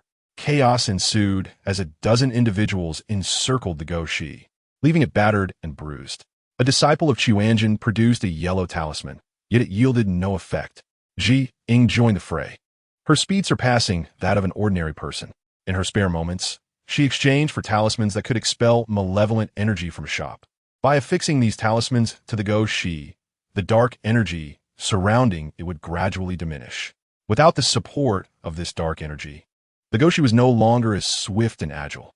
Seizing the opportunity, others tugged at its barbed tail, attempting to drag it ashore to deliver a fatal blow, aiming precisely for its heart. As the Go-Shi writhed its massive body, on the brink of breaking free, Shen Qingxu arrived. His demon-slaying sword pierced the Go-Shi's heart with precision, and the creature, once thrashing violently, fell silent. Another Go-Shi lurking in the sea seemed to sense its companion's fate, emerging from the water and attacking them without hesitation. Shen Qingxu, closest to it, showed no intention of retreating as he lunged forward with his sword. Yet the Go-Shi evaded him. Shen Qingxu's attempt failed, prompting the others to brace themselves. As the Go-Shi launched another assault, it bypassed Shen Qingxu and targeted the rest of the group. This scene rendered everyone momentarily stunned. Yet the instinct to escape from capture spurred them into action. After a brief shock, Shen Qingxu and Ying combined their efforts to subdue the Go-Shi, with one of them delivering a decisive strike to its heart. The lifeless Go-Shi crashed heavily onto the shore. They then turned their wary gazes towards Shen Qingxu, inquiring, "Who exactly are you? Could it be that you are allied with the Go-Shi?" Chapter 37. Out of control and harmful, what if they truly were in cahoots? That Go-Shi deliberately avoided him. Wasn't Shen Qingxu renowned as the foremost demon hunter? How could he be entangled with the Go-Shi? The remaining individuals glared furiously at Shen Qingxu, as if his mere denial could be drowned in their collective scorn. Feng Yifei furrowed his brow. "Everyone, my junior brother has no connection to the Go-Shi. He has only recently arrived. When he arrived is irrelevant. What matters is why the Go-Shi did not harm him. If they are not one and the same, why did the Go-Shi spare him? What distinguishes him from us?" Faced with the crowd's aggressive inquiries, Feng Yifei fell silent, aware there were matters he could not disclose and uncertain of the specifics. Ying retorted, "Why the Go-Shi refrained from attacking him is a question better posed to the Go-Shi itself." The disciples of Qiuanjin scrutinized her closely, shaking their heads. "We do not know you, miss. Which sect do you belong to? What connection do you have with Shen Qingxu? Is it not true that he harbors a disdain for both demons and women? Why are you together?" All eyes turned towards Ying, eager to glean any hidden truths. Maintaining a stoic expression, Ying endured their scrutiny. She had nothing to hide and feared no doubts cast upon her. "You ungrateful lot. The vile girl and the wretched Taoist saved you, and instead of gratitude, you dare to question their integrity? Truly, kindness is often met with ingratitude." Minghan manifested as a small child. The crowd recoiled in shock. "You dare to consort with demons." "Everyone, the Go-Shi was vanquished through our united efforts. But the credit belongs chiefly to Mr. Shen, who was injured in the process. He has yet to recover. As for your claims of collusion with the Go-Shi, I urge you to ascertain the truth before making such accusations," Ying stated sternly. Feng Yifei concurred. "Indeed, Miss Ji speaks my thoughts. My junior brother harbors a deep-seated hatred for demons. Let us not forget how his family met their demise.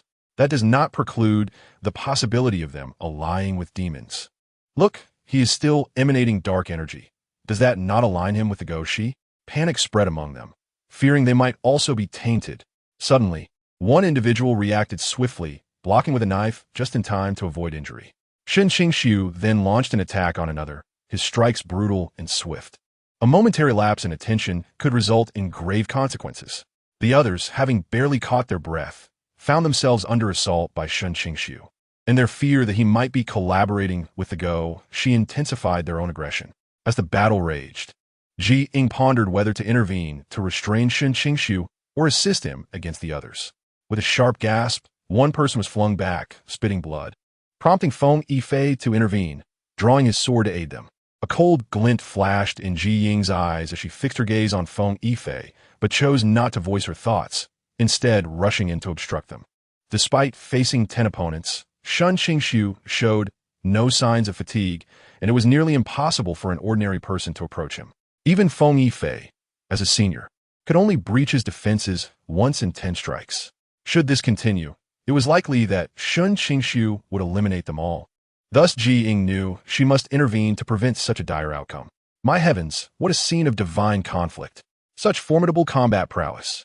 I previously thought the handsome man formidable, but now I see just how powerful he truly is. I envy him. The streamer should hold onto him tightly. His muscular form must feel splendid. Ying had no time to glance at the barrage of comments. Yet a mere glimpse struck fear into her heart, making her wish to relinquish her hold on Shen Qingxu. She embraced him not to take advantage, but to prevent him from engaging further. Junior brother, please do not hold this against me. Feng Yifei's eyes reflected a flicker of compassion, yet his strikes grew increasingly ruthless, even targeting vital points. Ying pressed on Shen Qingxu's acupoint to induce slumber. Though his dark energy remained, the unconscious Shen Qingxu was no longer a marionette. As Feng Yifei lunged with his sword, Ying swiftly dodged with Shen Qingxu in her grasp, quickly fleeing from Hua Town. The combatants, previously engaged in fierce battle, relaxed only when they witnessed Shen Qingxu's departure. 3 were gravely injured, while the remaining 8 sustained minor wounds, all of them in disarray, seated or sprawled on the ground. Casting heated gazes at Feng Yifei. Brother Feng, will you truly allow Brother Shen to leave? He may well be the next scourge upon the innocent. Indeed, how does your Jingyi sect admit disciples? Such a motley crew, and now we must bear the brunt of it, they lamented. How can you call yourselves Jingyi when we are better off under the Chuanjin sect? Ming Han cast a dull glance at them, observing their empty chatter before he decided to follow the scent of Ying. It was unclear whether Ying had intentionally left the trail, or if Ming Han was simply adept, but he soon found her. You wicked girl. Can't you spare a thought for my little physique? Even if you wish to hide, there is no need to come here. Ming Han huffed, catching his breath. He was relatively familiar with this cave, so he felt little concern about potential dangers. Ying chuckled softly. Apologies, I had forgotten about you. I knew it. You heartless vixen. If you do not hasten to find the Tun Tianju for me, I shall be quite irate. Ming Han glared at her in a huff. Ying nodded in response. Rest assured, I will fulfill my promise, but right now, the situation with that foul Taoist is dire. You must save him first, correct? Ming Han sulked, casting a sidelong glance at her. Without her needing to say a word, he was already aware of the wicked thoughts swirling in her mind. Ying beamed with delight. How clever of you to discern my thoughts. Ming Han exclaimed, help. That little boy looks utterly despondent. Ah, Ming Han, my precious. I wish to devote myself to you. Why does the host dangle my precious like a bait? Ying shot a glance at the comments and clarified. I'm not merely toying with him. We lack leads and must search slowly. Moreover, Mr. Shen's condition is quite poor. If this continues, he may transform from a mortal into a demon. Shen Qingxu had practiced for many years, and such a sudden transformation into a demon would likely be beyond his comprehension. Ming Han recognized that Ying's words were not directed at him, so he closed his eyes, pretending nothing had occurred. Ying sighed and released several sleep points. She had little knowledge of the demon race. The most notorious disturbances during the Shingji Yuan era were caused by former great demons now in their juvenile forms. After about a stick of incense's worth of time, Shen Qingxu gradually awoke, his clear eyes meeting Ying's, which were marred with worry. What is wrong with me? Ying hesitated. Ming Han interjected gleefully, Foul Taoist, do you remember nothing? You nearly harmed your own kin, and you have no recollection? Ying had stepped in to assist him then. Shen Qingxu's throat moved slightly. Thank you. You're welcome, Mr. Shen. Can you see the demonic energy surrounding you? Ying prompted. Shen Qingxu looked down and discovered he was indeed enveloped in demonic energy. I do not know, but I suspect it is related to the blood of the ghost Shi. Shen Qingxu fell silent and began to meditate, attempting to expel the demonic energy. But he failed. Ying was not as anxious as he was and unexpectedly comforted him. Mr. Shen, do not fret. as long as they do not provoke you. You will not be completely overtaken by the demonic energy. I am not angry. It is not I who is enraged, Shen Qingxu replied calmly. He was never an irritable person, yet now, after merely exchanging a few harsh words, he sought to eliminate them. How did this differ from those wicked demons? Ying pursed her lips, ultimately choosing silence. The two spent a day together in the cave until midnight when Ying administered medicine, and soon after, Shen Qingxu departed. Ying initially chased after him, but was swiftly outpaced. Sleepily, Ming Han could not help but ask, "Are you not afraid the foul Taoist will go on a killing spree again?" Ming Han pouted. "Why do you trust him so? What if he cannot control himself?" Just as he finished speaking, Ying saw on the locator that Lin Sheng was in danger. "I must go," Ying exclaimed as she grasped her sword and flew out of the cave. Chapter 38. Seeking the Elder for Medicine in the Demon Realm. "Hey, do you think I'm an easy target? You left me behind again. How infuriating," Ming Han shouted at Ying's vanishing figure. However, the hurried Ying did not hear his words. "My precious is truly formidable. Alas, the host seems unaccustomed to bringing my precious along. In truth, my precious is quite a capable ally. Host, I strongly urge you to let my precious take the stage. I beseech you, host, as a devoted fan of my precious. Allow him to showcase his talents. More people will surely come to adore him." Rushing based on the locator, Ying soon found herself in a forest. The locator only indicated a general area, and suddenly, it failed to show a precise location. 09. Is the locator malfunctioning? Why can't it guide me directly to Lin Sheng? Ying pondered, gazing at the rustling trees stirred by the wind. 09's voice suddenly chimed in. "No, Lin Sheng has been moving. The locator refreshes every minute. Lin Sheng has been moving? Does that mean he is in flight? Who could it be?" Ying had no time to dwell on her thoughts. Upon entering the forest, she began her search. The towering trees swayed in the wind, and every time she thought she was close to Lin Sheng, it was merely the sound of the breeze. Occasionally, she encountered some animals, but they were mere unawakened creatures. Lin Sheng? Ying's eyes widened as she spotted the white-furred creature stained with blood. She rushed forward in disbelief. Upon confirming it was indeed Lin Sheng, she reached out to touch him. In that instant, a sword plunged toward Lin Sheng, having barely settled, fled once more. At this point, Lin Sheng had lost all momentum. He did not understand why this foul Taoist relentlessly pursued him, as if his survival depended on Lin Sheng's demise. Upon recognizing the figure descending from above, Ying's expression darkened. "Mr. Shen?" Her voice failed to elicit any reaction from Shen Qingxu, who stared blankly at the scene before him, his every move aimed at Lin Sheng. Just as Shen Qingxu was about to succeed, Ying dashed in front of Lin Sheng, exerting all her strength to block his sword. With a crash, Shen Qingxu collapsed to the ground, and Ying turned to look at the bloodied Lin Sheng. She approached him, cradling him in her arms, his once pristine fur now stained with blood, wounds oozing relentlessly. Ying laid them side by side and first exchanged for a blood-stopping elixir from the store. "I am sorry. I did not anticipate he would come out to harm you at night." Though it was not her fault, she still felt a sense of responsibility, barely clinging to life. Lin Sheng gazed at her with effort, yet he uttered not a word. Just as the furious Ming Han was about to criticize Ying, he was taken aback by the severity of the little fox's injuries. Ming Han transformed into a small boy, speaking in a childish voice.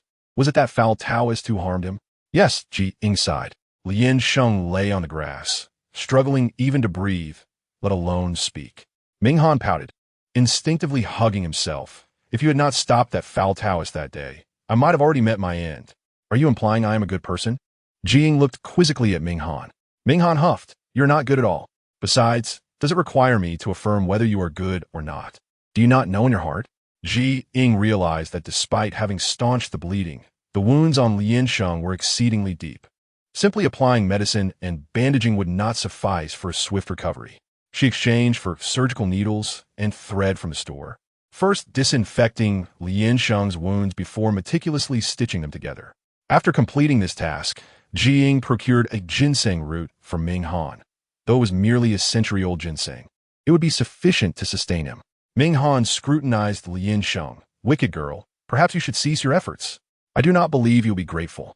As if you ever receive gratitude." Ying retorted.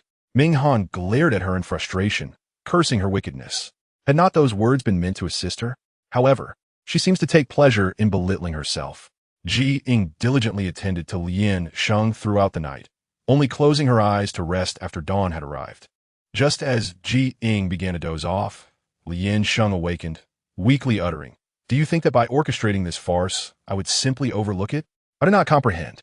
We had an agreement. Why must you pursue me to the brink of annihilation?" "No, there is a misunderstanding," Ying countered. Lien Sheng struggled to rise. His fox-like eyes filled with sarcasm. "A misunderstanding? Huh. I no longer wish to cooperate with you. I'm breaking our contract. From now on, my affairs are none of your concern." Ming Han could not contain his laughter, erupting in a hearty chuckle. Ying looked at him in confusion. Was this truly a moment for mirth? Sensing Lien Sheng's murderous glare, he shrugged. "I swear. This is the first time I have heard a fox speak." The atmosphere was so solemn, yet here we are with ha ha ha. It is rather amusing. Indeed, the little one is correct. I found a fox's speech quite humorous, but since no one else mentioned it, I felt too shy to bring it up. "Oh, poor Lien Sheng. I wish to offer you a reward. You must recover. The host is a good person. You must trust her." Why has the handsome one turned so malevolent? Lien Sheng has done nothing to provoke him. Why then must he attack? Ying patiently explained, "Lien Sheng, your mother will soon be able to reconstruct her soul. Our agreed date is approaching. Are you certain you wish to destroy the contract now?" "Yes, I am certain." Lien Sheng was fully aware of his actions. He and Ying had been both unfeeling and innocent. It was already a stroke of fortune for her to provide him with proof of his innocence, and he dared not wish for more. Seeing his resolve to leave, Ying expressed her concern. "I hope that when the time comes, you will return. Your mother will want to see you." But Lien Sheng had already departed. Ming Han approached Ying. "He may have never trusted you from the start. The only course of action now is to dispel the demonic energy from Mr. Shen. Otherwise, one cannot be certain when he might also turn against you." Ying speculated that the demonic energy might be connected to inner demons. How else could Shen Qingxu have suddenly ventured out? Ming Han tilted his head. "What do you intend to do? Ordinary medicines cannot expel demonic energy. The only solution is to seek a physician from the demon clan." Ming Han scrutinized Ying. "Wretched girl, has your head been knocked, ask you?" "No. The demonic energy was initially merely a taint, but it seems to have embedded itself within his body, while he occasionally regains consciousness. Most of the time, he is unable to exert control. If this continues, Shen Qingxu will soon lose his sanity. Moreover, why would the demon clan cause chaos in the mortal realm? The demons in the Star Era have committed no wrongs, and sometimes even assist in capturing major demons. Though they dwell in darkness, it cannot be said that they are entirely wicked." By midday, after Ying and Ming Han had satisfied their hunger, Shen Qingxu, who had been in a deep slumber, finally awoke. "What happened last night?" Shen Qingxu felt a profound ache throughout his body, as if he were about to fall apart. Ming Han appraised him.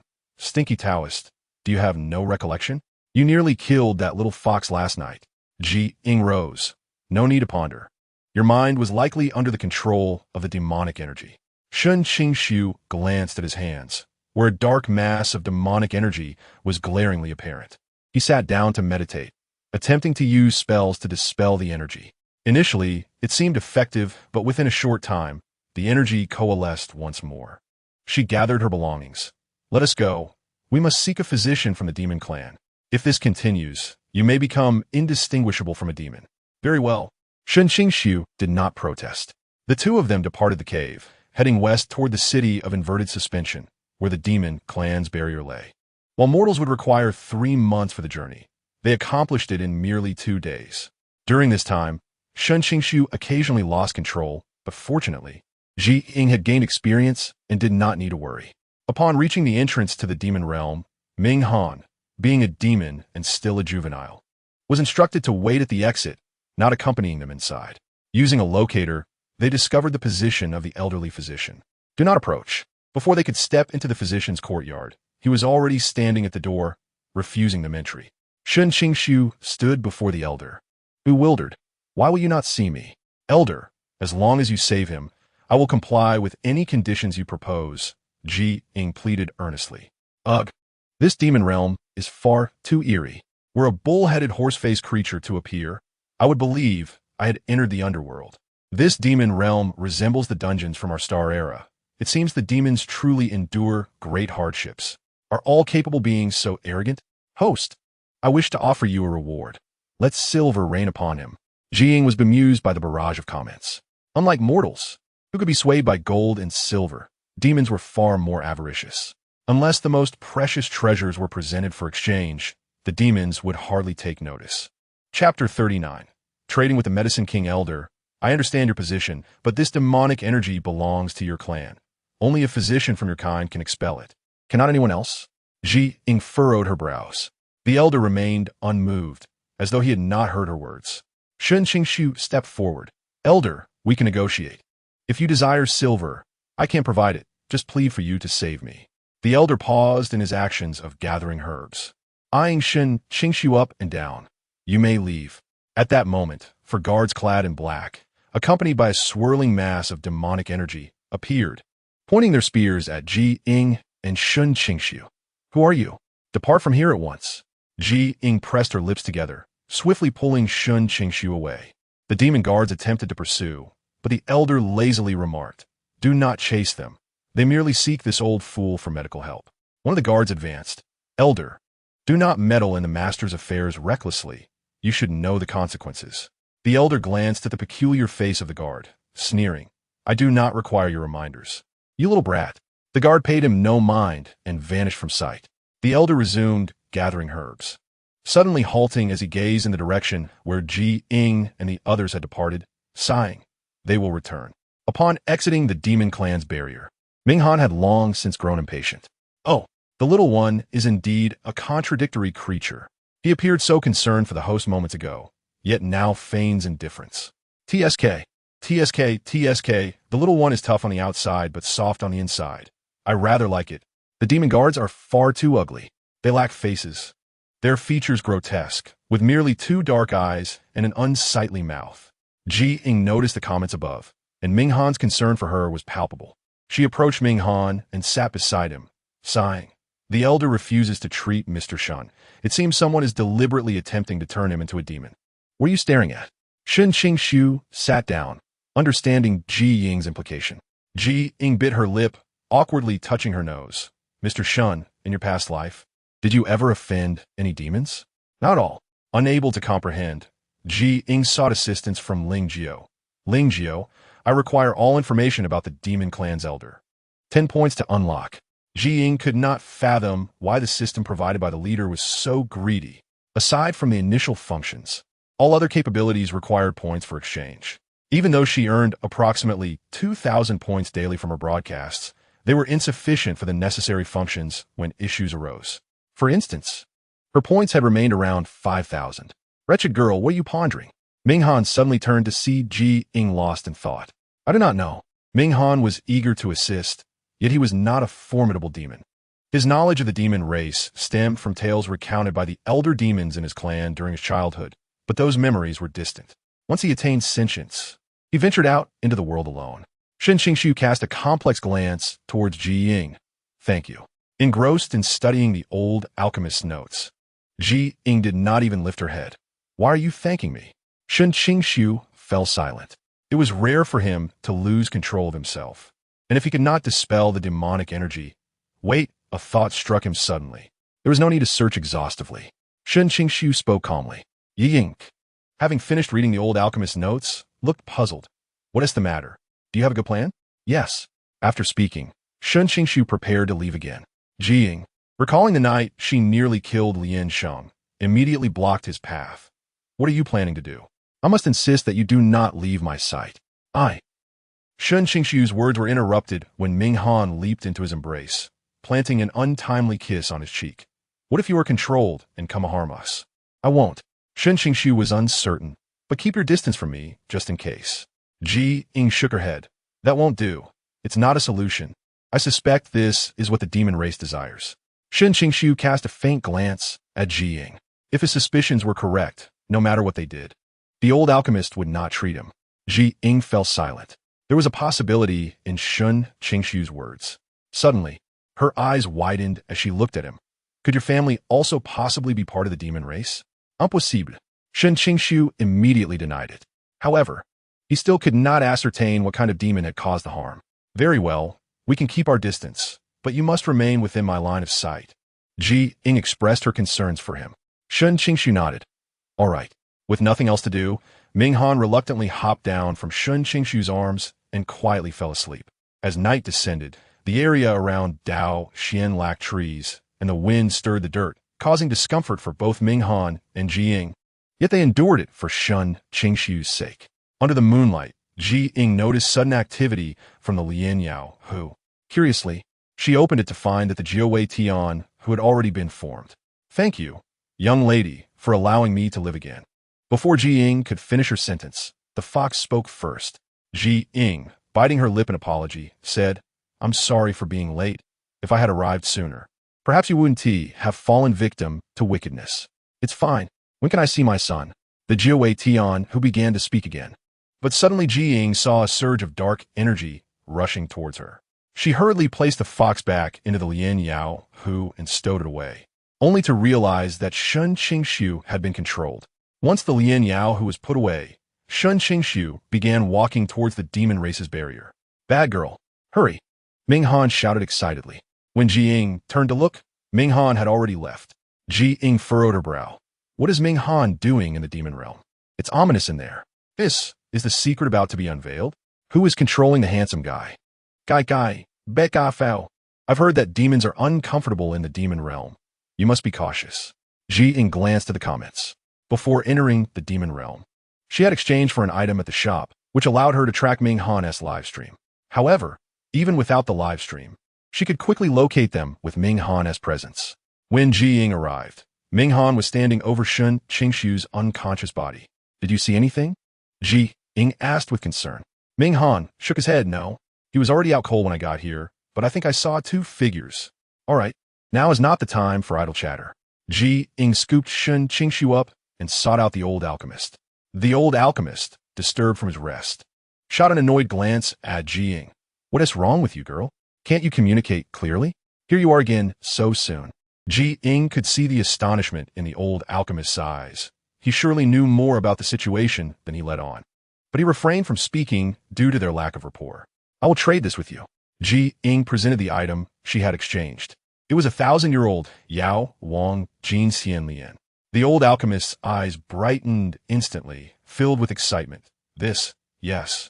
As long as you can dispel the demonic energy from him. Although the old alchemist coveted this medicinal herb, he knew that some actions could endanger his life.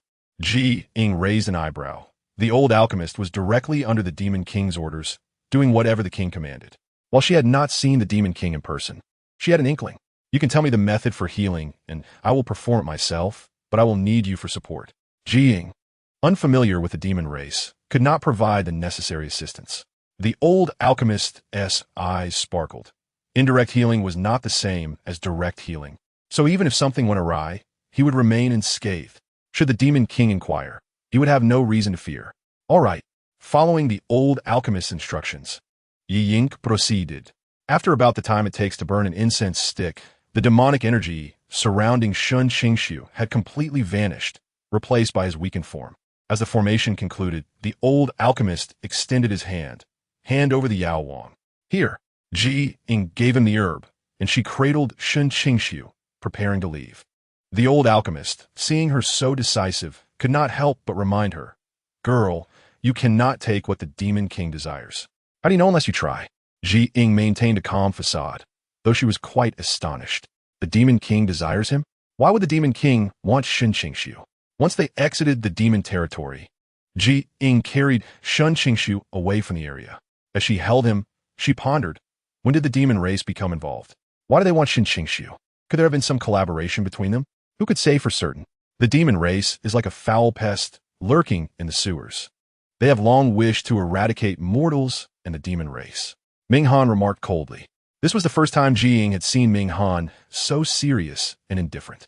Ying whispered, What do you know? Nothing. Ming Han huffed, refusing to tell her now after she had not inquired earlier. His proud demeanor left Ying both amused and exasperated. Suddenly, Ying felt the person in her arms stir awake, and as he attempted to escape her embrace, he accidentally brushed against her lips. Even Shen Qingxu, who had been rising, froze in place. One foot on the ground, and the other still in Ying's arms. He inadvertently kissed her lips. Chapter 40. The complicated demonic aura Ying instinctively pushed him away. Shen Qingxu, his face flushed, retreated a few steps, initially intending to slip away without causing her trouble. What game are you playing? Lips to lips? You sly Taoist. You're not actually falling for the bad girl, are you? Minghan exclaimed excitedly as he sensed something was amiss. When Ying glanced over, Minghan had already distanced himself. Ying felt her face heat up from the barrage of comments. Puffed. I'm gonna die laughing. The handsome guy is so eager to get down. Could it be he truly wants to kiss the streamer? Hey, who says Taoists lack feelings? They just haven't team met the right person. Yes. That pose is hilarious. One foot standing, the other in the streamer's arms, and he just happened to brush against her lips. TSK. Only someone without ulterior motives could achieve such a stance. Ying felt her cheeks burn from the comments and glanced at Shen Qingxu. He was even more embarrassed, turning red with shame, but it faded quickly. The viewers must have been joking. How could Shen Qingxu, a person preoccupied with demons, possibly entertain thoughts of romance? Ahem. Ying decided to speak first. Mr. Shen, do you feel unwell? If so, please let me know. I can manage without your help. I apologize for the trouble I've caused you lately, Ji Gunyang. If there's nothing else, I shall take my leave, Shen Qingxu said hurriedly, attempting to depart. Ying blocked his path. Where are you going? Ying responded with a nod. However, before you leave, there's one more thing you must do. What is it? You need to apologize to Lian Shang. That day, you nearly took its life. Are you serious? Shen Qingxu was taken aback by Ying's statement. Apologizing to a monster? Ying recounted the events of that fateful night, concluding with, you may choose not to apologize now, but in the future, when you encounter it, you must express your regret. Your actions have caused it harm, and now it doesn't even trust me. I refuse, Shen Qingxu declined. As a monster hunter, he found the notion of apologizing to a creature utterly absurd. Ying's expression turned stern. Mr. Shen, one must adhere to reason and discern right from wrong. I've chosen not to hold you accountable for your previous transgressions against Minghan, but this time, hey, why should I not hold you accountable for my matters? You're just protecting that insipid fox. What makes it better than me? Is it more attractive than I am? Minghan interjected, unceremoniously. Ying disregarded Minghan and continued to fix her gaze on Shen Qingxu. Yet, without uttering a word, he turned and left. Shen Qingxu.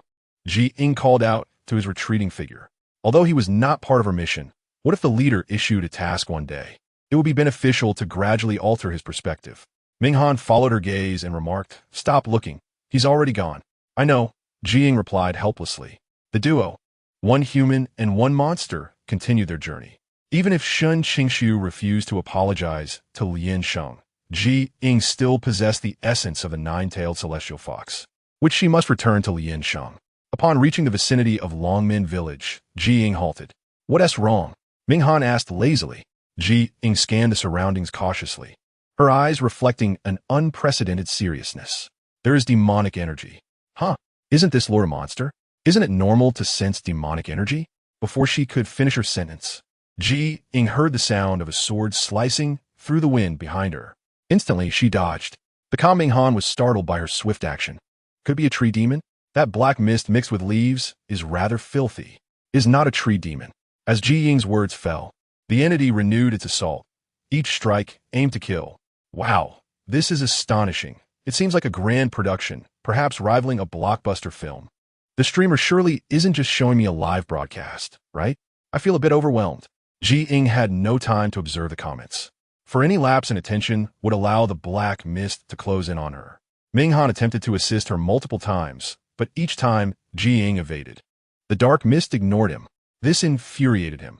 After all, he was a minor demon king, destined for greatness. Yet now he was being treated with such disdain. What skill is it to bully a young lady?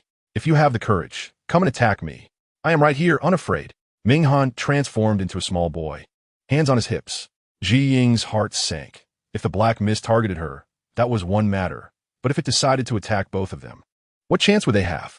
A gust of wind swept through, swirling the black mist and more leaves towards Minghan. As he attempted to dodge, the dark energy lifted him into the air, threatening to drop him. Ying rushed over to catch him. Before they could react, Ming Han was snatched away again. Ying was bewildered but dared not slacken her guard. What the? I was just joking, and you actually resorted to violence? Ming Han could not believe that the black mist would dare to toy with him. Enraged, Ming Han began retaliating, but his attacks failed to connect with the dark mist. Any aggressive wind merely caused it to disperse. Ying quickly realized that the entity was indeed targeting Ming Han's life, choosing not to focus on her, which astonished her. However, this was not the time for doubts. She had to rescue Ming Han. Ying exchanged for a demon-repelling talisman from a shop. This cluster of black mist was formed from complex demonic energy, yet did not contain the true form of the demon, so the talisman could disperse the demonic energy. Go! Ying tossed the talisman forward. Ming Han, being pursued, saw the previously cohesive demonic energy scatter and felt relieved. You're not human. Ying's expression turned grave. She pondered who could be behind this. Ming Han glared at Ying, initially planning to wait for her to apologize before feigning forgiveness, but after waiting in vain, he became furious. Do you have any enemies among monsters or humans? Ming Han and Ying spoke simultaneously. Ming Han was left speechless, but Ying's words rang true. After some contemplation, Ming Han shook his head. No, the only human I've interacted with is Zhou Huixing. As for monsters, look at how adorable I am. Who would wish to harm me? It's hard to say, Ying replied, shaking her head. Ming Han's expression darkened. Bad girl, how could I have tried to save you when you don't trust me? It's not that I don't trust you, but I find it rather strange, Ying sighed. Isn't it? Ying teased him deliberately. Ming Han immediately erupted. Absolutely not. I am the most handsome, adorable, and well-behaved little demon. No, I'm a great demon.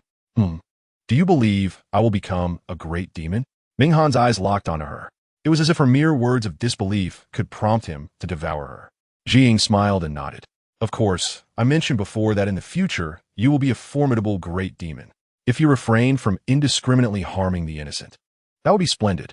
Ming Han was pleased by Ying's words. Even though he had narrowly escaped death, he did not hold it against her. Ying glanced at her locator.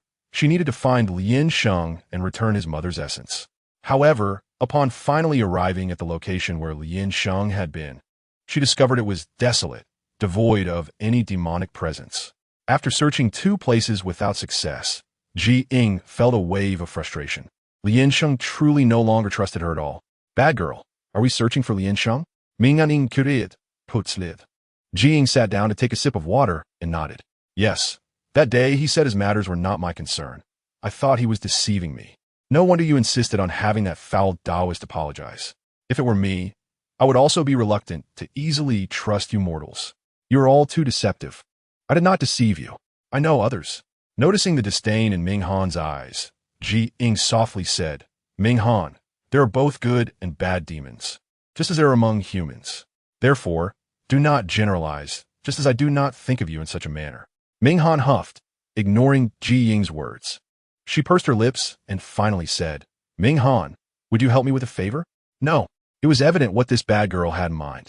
Ying's eyes sparkled as she chuckled. Ming Han, I can only expedite your search for the swallowing heaven technique after I complete my own matters. Don't you wish to become a renowned, great demon sooner? I won't listen. I won't listen. I won't listen. She had used this tactic to deceive him before. Since you don't want to, I shall go find Lian Sheng myself. Ying rose, deliberately avoiding looking at Ming Han. Ming Han was taken aback that she would actually leave, indignantly declaring, Humph, you don't know how to coax me? Ming Han, filled with rage, jumped in front of her. Speak. What do you want me to do? Crying softly, the little one looks remarkably adorable when angry. How can someone be so beautiful? I can hardly contain my laughter. The streamer is clearly trying to tease the little one. Could it be that she wishes for him to seek out Lian Sheng? In chapter 41, Lian Sheng mocks him, saying, Look at you in such a huff. If you were to become a renowned great demon in the future, you wouldn't be so easily irritated. Ying intentionally daunted. In truth, even if Ming Han were to become a celebrated great demon, his temperament would still leave much to be desired. Ming Han scoffed, Spare me the lectures. I shall become a great demon in the future, but first, tell me what you need me to do now. He scrutinized her with utmost seriousness. What if he refuses? If he refuses, then you need not concern yourself any further. Simply return his mother's soul to him. There is merely a time limit. Once his mother's wishes have been fulfilled, she will be reborn. Ying sighed, for this was the only assistance she could offer to Lien Sheng. Should Lien Sheng encounter danger later, she would provide continuous support, but she could not dedicate all her time to him. Upon hearing about the task of delivering the soul, Ming en immédiate le déclinait, il refusa. I can pass along a message, but if you think I will fetch that soul for you, you are sorely mistaken. Ming Han déclarait, even begging will not change my mind. Where is he now? How can I find him? Ming Han suddenly posed a rather practical question. Though they were all demons, their races and auras differ greatly. Ying scoured the streaming shop and eventually found a locating stone. This stone had a single-use effect. Once the name of the other party was entered, the stone would transform into a butterfly, guiding the way. The butterfly would only disappear upon locating the entered name. Go, little one. Mother believes you can accomplish this task. Our little one is grown up. He is finally ready to undertake tasks on his own. Just thinking about it fills me with excitement. Does no one find this situation rather abnormal? The little one is still so young. Why must the streamer exploit him for this? Could she not discreetly seek out Lien Sheng instead? Once Ying prepared the locating stone, she noticed the comments on the screen. She tilted her head towards Ming Han. Some say you are still a child and should not be burdened with such tasks, claiming you cannot bear these responsibilities yet. How dare they suggest he is inexperienced? He is destined to become a formidable, great demon. Ying chuckled at his words while nodding in agreement. Very well, we shall do as you say. While they waited, Ying found a comfortable cave to sit in and observe Ming Han's actions. Though it was infrequent, it was better than nothing. Ming Han is quite remarkable. Do not treat him as an ordinary child, for such actions will wound his pride. Ying understood that Ming Han was a creature who valued his dignity greatly. Although he knew he could not defeat the other, he still felt compelled to confront him.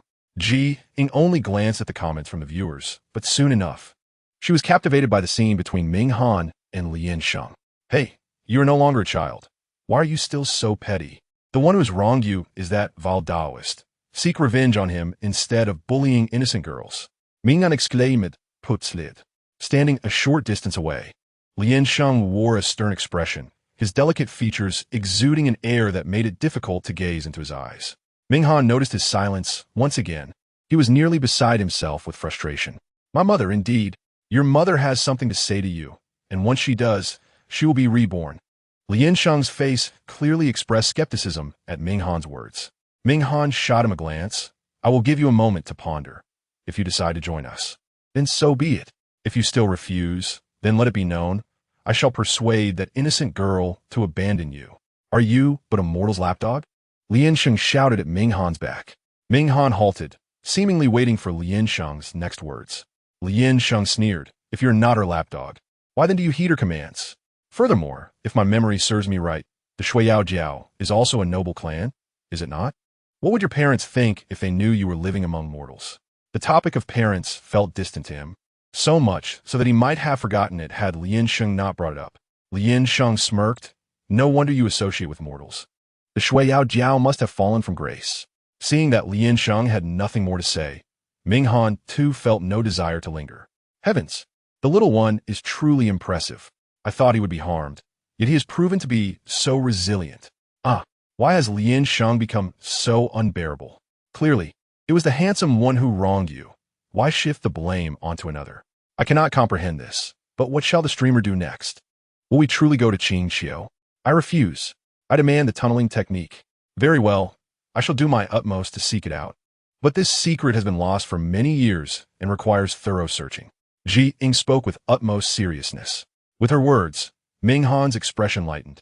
He felt a flicker of hope at Lien Sheng's words. Yet Ying's kindness towards him prevented him from holding a grudge. After a brief rest, the two set off again. Their journey lasted 3 days. Despite Ying's swiftness, they had barely covered a few hundred miles, not even reaching 1,000. Ming Han gazed at the blazing sun and lamented, when shall we reach Qingxiu? At this rate, I fear I shall perish from the heat. There remain 3 days of travel. However, Ming Han, do you not find this journey rather peculiar? Ying paused to drink water and rest.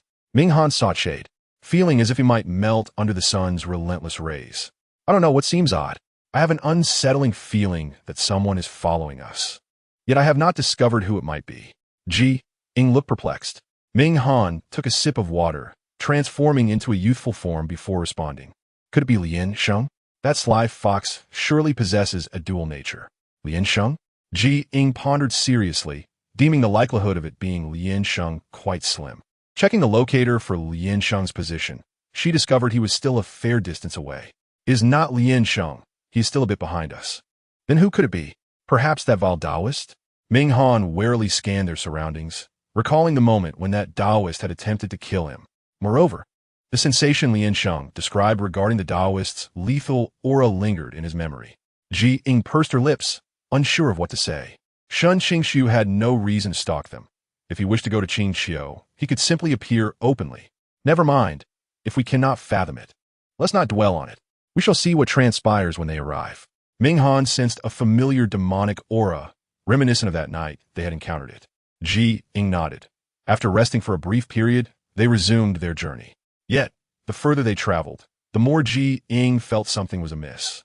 As if an unseen presence clung to them. This unsettling sensation was quite uncomfortable.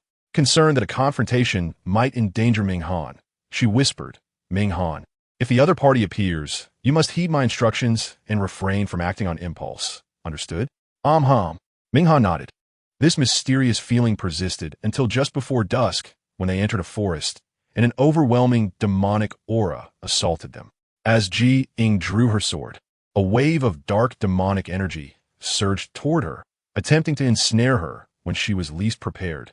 Fortunately, Ying reacted swiftly, while Ming Han, unaware of the encroaching threat, was abruptly enveloped in the dark energy, lifting him into the air. Vile girl, Ming Han fought in anger. He attempted to counter the entity entangling him with his powers. Yet the adversary not only showed no fear, but absorbed his demonic energy entirely. Ying noticed their exchange and immediately composed herself. At the moment the dark mist discarded Ming Han, she swiftly lunged forward with her sword. Yet, much to her dismay, the dark mist contained no tangible form, mirroring her previous encounter. Who is it? Do not skulk in the shadows. If you have the courage, step forward and speak. Ying admonished with a stern countenance. Even Ming Han heightened his vigilance. However, this time, the dark mist seemed less intent on claiming their lives and more focused on playing with their despair before granting them death. In mere moments, both Ying and Ming Han found themselves ensnared within the dark mist, their bodies suspended in the air, the sensation of restraint intensifying. Chapter 42. Journey to Donghai Bad Girl. I can scarcely breathe. Ming Han exclaimed in Nagitahun. The small figure was tightly enveloped by the dark mist, devoid of any semblance of ventilation. Ying's condition was scarcely better. She had lost her sword, the whereabouts of which she could no longer recall. As she took a deep breath, attempting to retrieve her small dagger, she found that the more she struggled, the tighter the mist coiled around her. At that moment, Ying felt her breath becoming increasingly labored. Her consciousness began to blur, and even Ming Han's voice faded from her ears. A mechanical voice, 09, suddenly resonated. Should the host perish, this mission will fail, and the host will be transported back to the Star Era. Countdown initiated. Ying yearned to refute 09, but her consciousness could no longer sustain her ability to speak. She did not know how long she had been unconscious, but when she regained awareness, a deep, magnetic voice reached her ears. Miss G, are you well? Hey, you foul Taoist, could you not be so loud? The bad girl wishes to rest. Ming Han interjected, expressing exasperation. Ying recognized the voice as Ming Han's. With great effort, she opened her eyes to behold her unfamiliar surroundings. Finally resting her gaze on the figure clad in azure robes, Shen Qingxu, along with Ming Han. Ming Han had assumed human form. His complexion appeared poor. Yet the concern in his eyes was unmistakable. Bad girl, you are awake, Ming Han remarked, his tone considerably lighter. Ying struggled to sit up and surveyed her surroundings, realizing they were in a thatched cottage. What has happened to me? Why are we here? I passed through the woods and witnessed that dark mist attempting to engulf you. So I intervened, Shen Qingxu stated matter-of-factly. Initially, he had not recognized that Ying and Ming Han were the ones ensnared by the dark mist. Ying nodded appreciatively. Thank you. How did you attract this dark mist? Its aura does not resemble that of a minor demon, and it is quite complex, Shen Qingxu inquired. his gaze fixed on Ying. You have always been rescuing demons. Why would they target you? The complexity of the demon aura stemmed from the presence of more than one demon, rendering it difficult to discern their identities. Ying shook her head. I do not know. Including this encounter, it is the second time. The last time we parted, I was ambushed, but I managed to disperse the dark mist then. Shen Qingxu's expression darkened as he sat silently on a stool. Perhaps I am the one who provoked it? I have been with the bad girl these past few days, and I have not stirred up any trouble. Minghan hastily refuted any suggestion of his involvement. Currently, they remain in the shadows while we are in the light. Capturing them will not be an easy feat, Shen Qingxu pondered. Could it possibly be related to the demon clan? Ying sensed that the aura did not resemble that of the demon clan. It was rich and intricate, filled with the essence of lesser and greater demons alike. Noticing her silence, Shen Qingxu finally spoke. Since we do not know who it is, let's observe for now. Are you planning to head to Qingxiu next? As he mentioned Qingxiu, he scanned the surroundings but noticed the absence of Lian Sheng. Suddenly, he recalled Ying's request for him to apologize to Lian Sheng, opening his mouth but ultimately saying nothing. After a brief respite, the trio resumed their journey. After several hours of travel, Ying observed that Shen Qingxu had no intention of departing. Are you accompanying us to Qingxiu? She asked, curiosity evident in her expression. Shen Qingxu shook his head. I'm merely passing by. Then where are you headed? Ying inquired, puzzled by his destination. Shen Qingxu pressed his lips together, Donghai. Accompanying them would allow him to ensure Lian Sheng's safety, a fortunate arrangement for her. My senior brother mentioned that there are troubles caused by the Jiren in Donghai, and he has already departed to handle it, instructing me to take care of my matters and hasten there. Are Jiren not a concern of your heavenly realm? Do demon hunters even intervene in such matters? Isn't that overstepping your bounds? Shen Qingxu pursed his lips. They harm the common folk, yet the celestial realm remains indifferent. Oh, Ying nodded. The Jiren were distinct from her mission objectives. Although they dwelled within the waters, their natures differed. Noticing her hesitation, Shen Qingxu chose not to press further. Since Shen Qingxu's arrival, the dark mist had not reappeared, granting Ying a sense of relief. Yet 2 nights later, she encountered a furious Lian Sheng. Why do you not keep your word? Lian Sheng accused. Ying glanced at Minghan and then at Shen Qingxu, perplexed by the implication of Lian Sheng's words.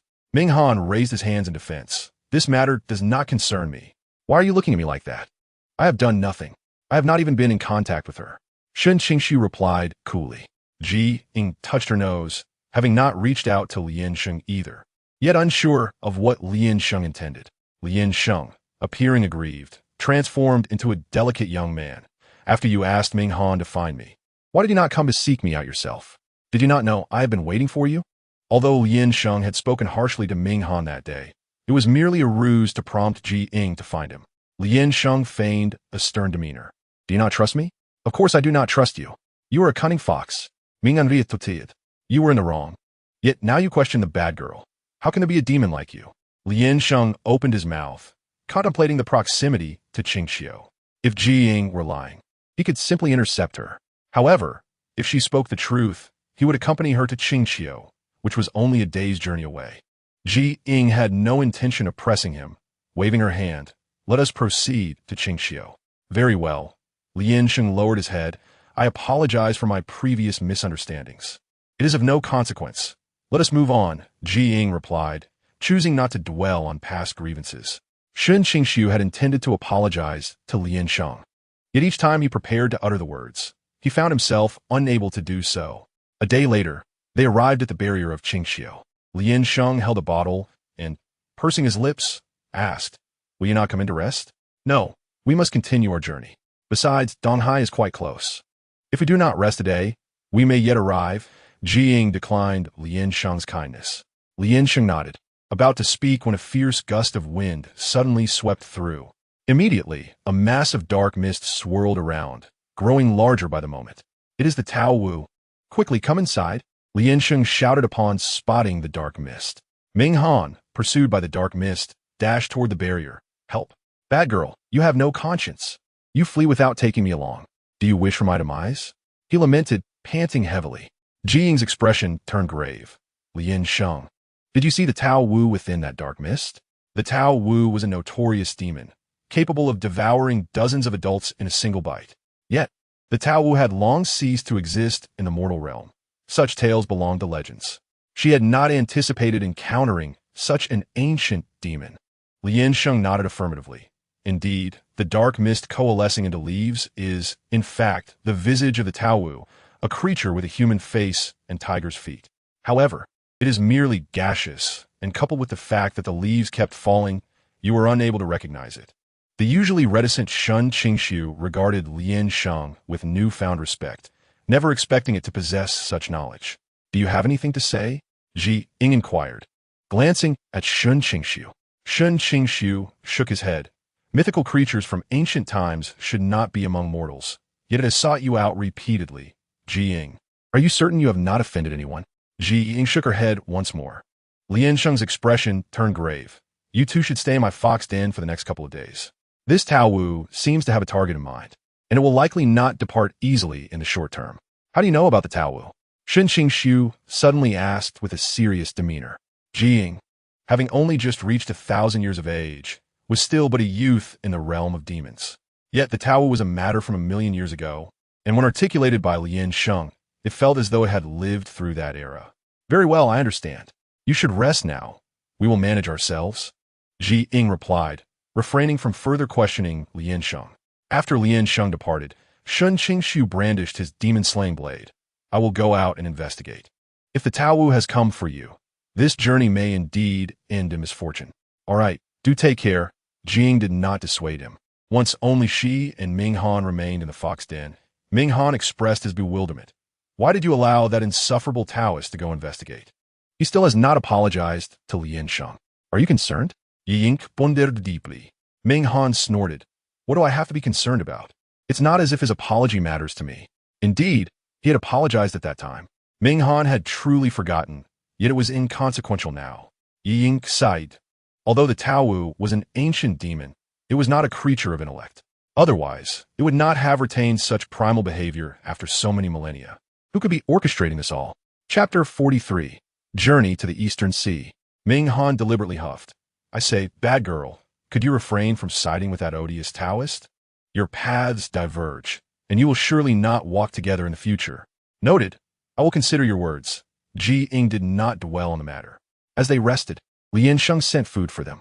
After satisfying their hunger, Ying examined the information on Mu Ling, who was Yingyu, distinct from the Jiren, possessing a fish-like body and a pair of wings, emitting the calls of mandarin ducks. Ying glanced at the locator, which indicated that Mu Ling was in a small town near the Eastern Sea, yet more specific coordinates were lacking. 09, what is happening? Why are there no more precise locating clues? After a considerable time, she heard 09's voice. The locator's functionality has diminished following a system upgrade. It can only provide an approximation. Ying thought 09's words seemed deceptive. Ming Han, having eaten and drunk to satisfaction, had already fallen into a deep slumber, while Ying, unable to sleep, wandered about the fox den. Passing by Lian Sheng's chamber, she noticed Lian Sheng's eyes were red, as if it had been crying. Upon seeing her, Lian Sheng gestured with its lips. Would you like to come in and sit for a while? Observing the seemingly frail youth of merely 16 or 17 years, Ying felt a pang of compassion. She entered the cave and sat on a stone bench. Have you seen the spirit of your mother? Yes, she should have already been reincarnated, Lian Sheng replied. Sorrow etched on its face. Thank you. I should not have blamed you for Shen Qingxu's injury. I misdirected my anger onto you. Ying waved her hand dismissively. No need to mention it. What do you plan to do next? While Lian Sheng had not been able to save the souls of other family members, she believed that the words spoken by Lian Sheng's mother would inspire change within it. Thus, she felt Lian Sheng would not leave Qingxiu. Lian Sheng lifted its gaze. I will remain in Qingxiu to govern here. And I have heard that the Jiren in the Eastern Sea are making unusual movements.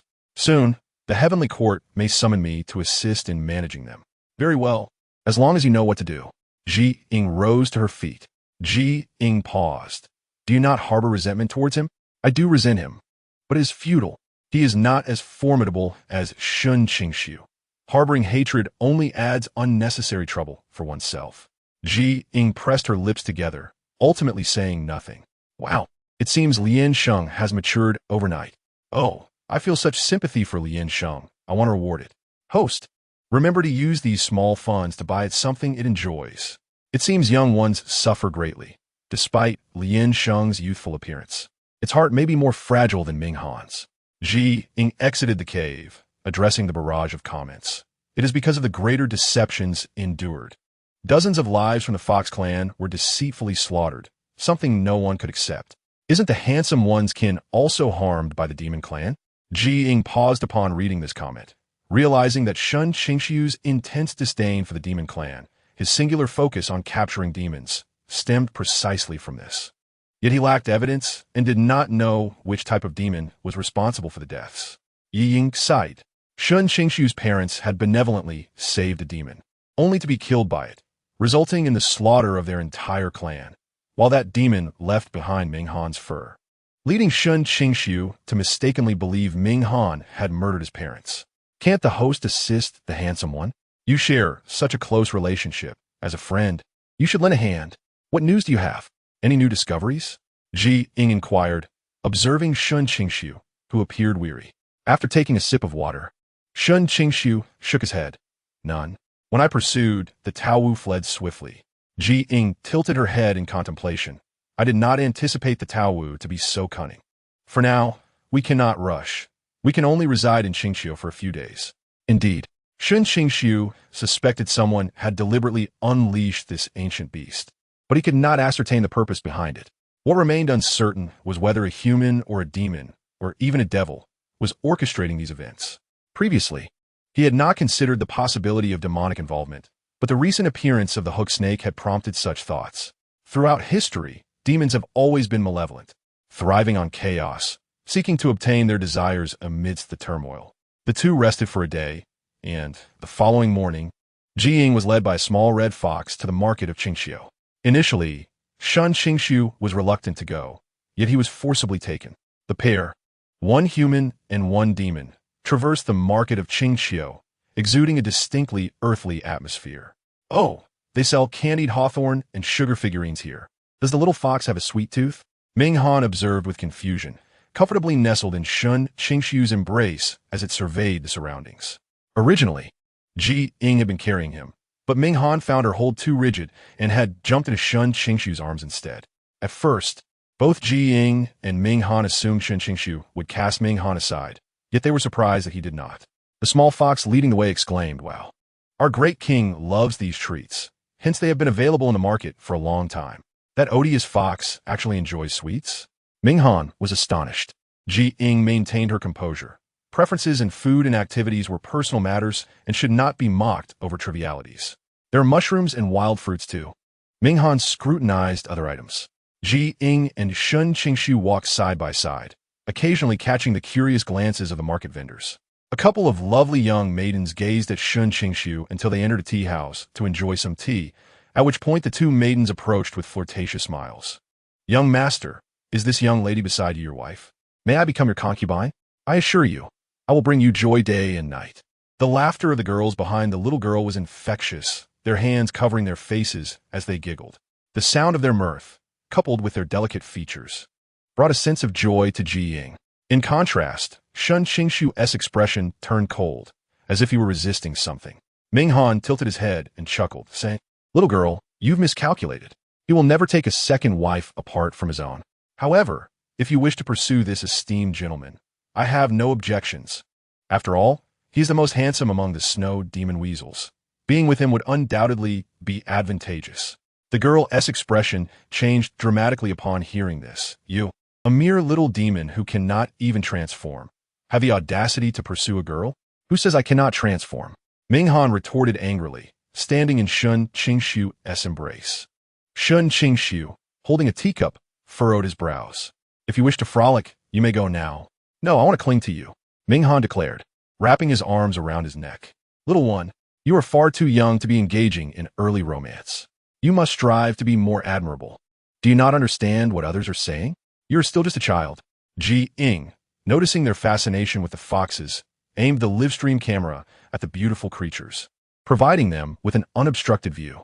"What do you think? Aren't they lovely?" Ying asked, glancing at the screen. Host, you truly spoil your fans." You do whatever they ask. Ying smiled silently, considering it merely a small effort on her part, though she hoped it might lead to more donations in the future. After enjoying tea, Ying prepared to leave, and Shen Qingxu stood up as well. The group of enchanting girls, realizing Shen Qingxu had no intention of acknowledging them, felt a pang of disappointment, but refrained from further provocation. After resting in Qingxiu for 2 days, Ying felt revitalized. She knew that if they did not set off soon, unforeseen events might occur before they reached Donghai. Lian Sheng, we shall depart today. You remain here and rule over your subjects wisely, Ying instructed. The farewell was indefinite, and when they would meet again was uncertain. Lian Sheng nodded. Rest assured. I'm not a mere child. I know what to do. I will ensure my descendants do not act foolishly. The last phrase made Ying smile, though she ultimately restrained her amusement upon seeing Lian Sheng's serious expression. Shen Qingxu produced a pill from his treasure bag. Take this immediately if you are injured. It will ensure your survival. Thank you, Lian Sheng replied without hesitation. Ying sighed, acknowledging that this constituted a decent relationship. After bidding farewell to Lian Sheng, the two of them proceeded toward Donghai. Suddenly, Ying halted, feeling something was amiss. It was illogical for Donghai to be so close to Qingxiu without needing Lian Sheng's support from the heavenly realm. She did not believe the heavenly court would willingly let such an opportunity pass. I do not know, Shen Qingxu replied, shaking his head. Seeing his apparent disinterest, Ying chose not to press further. As they approached Donghai, the weather grew increasingly unpredictable, which Ying suspected might be related to the impending conflict with the Jiren. Just as they arrived at a village, a torrential downpour began, prompting them to seek refuge in a thatched cottage. The storm was ferocious. Meanwhile, Ying noticed that the locator for Mu Ling was flashing, indicating something significant was happening. 09. What does the red light signify? Ying inquired, perplexed. 09's voice abruptly chimed in. It indicates that she has encountered danger. Ying's brows furrowed. Then why did you not alert me sooner? Her pace quickened. 09 fell silent, seemingly unwilling to elaborate. As Ying hurried along, Shen Qingxu blocked her path, questioning her intentions. What are you planning? It is still raining outside. Mu Ling is in danger. Ying's expression turned grave. Ming Han tilted his head, seemingly confused. Bad girl, who are you talking about? You do not know her. I will be back shortly, Ying declared, vanishing in an instant. Ming Han and Shen Qingxu exchanged glances, with Ming Han speaking first. What now? Even if we wish to pursue the bad girl, we do not know where she has gone. Do you truly wish to find her? Shen Qingxu asked, his demeanor serious. Ming Han tilted his head. Is it inconvenient? Fine.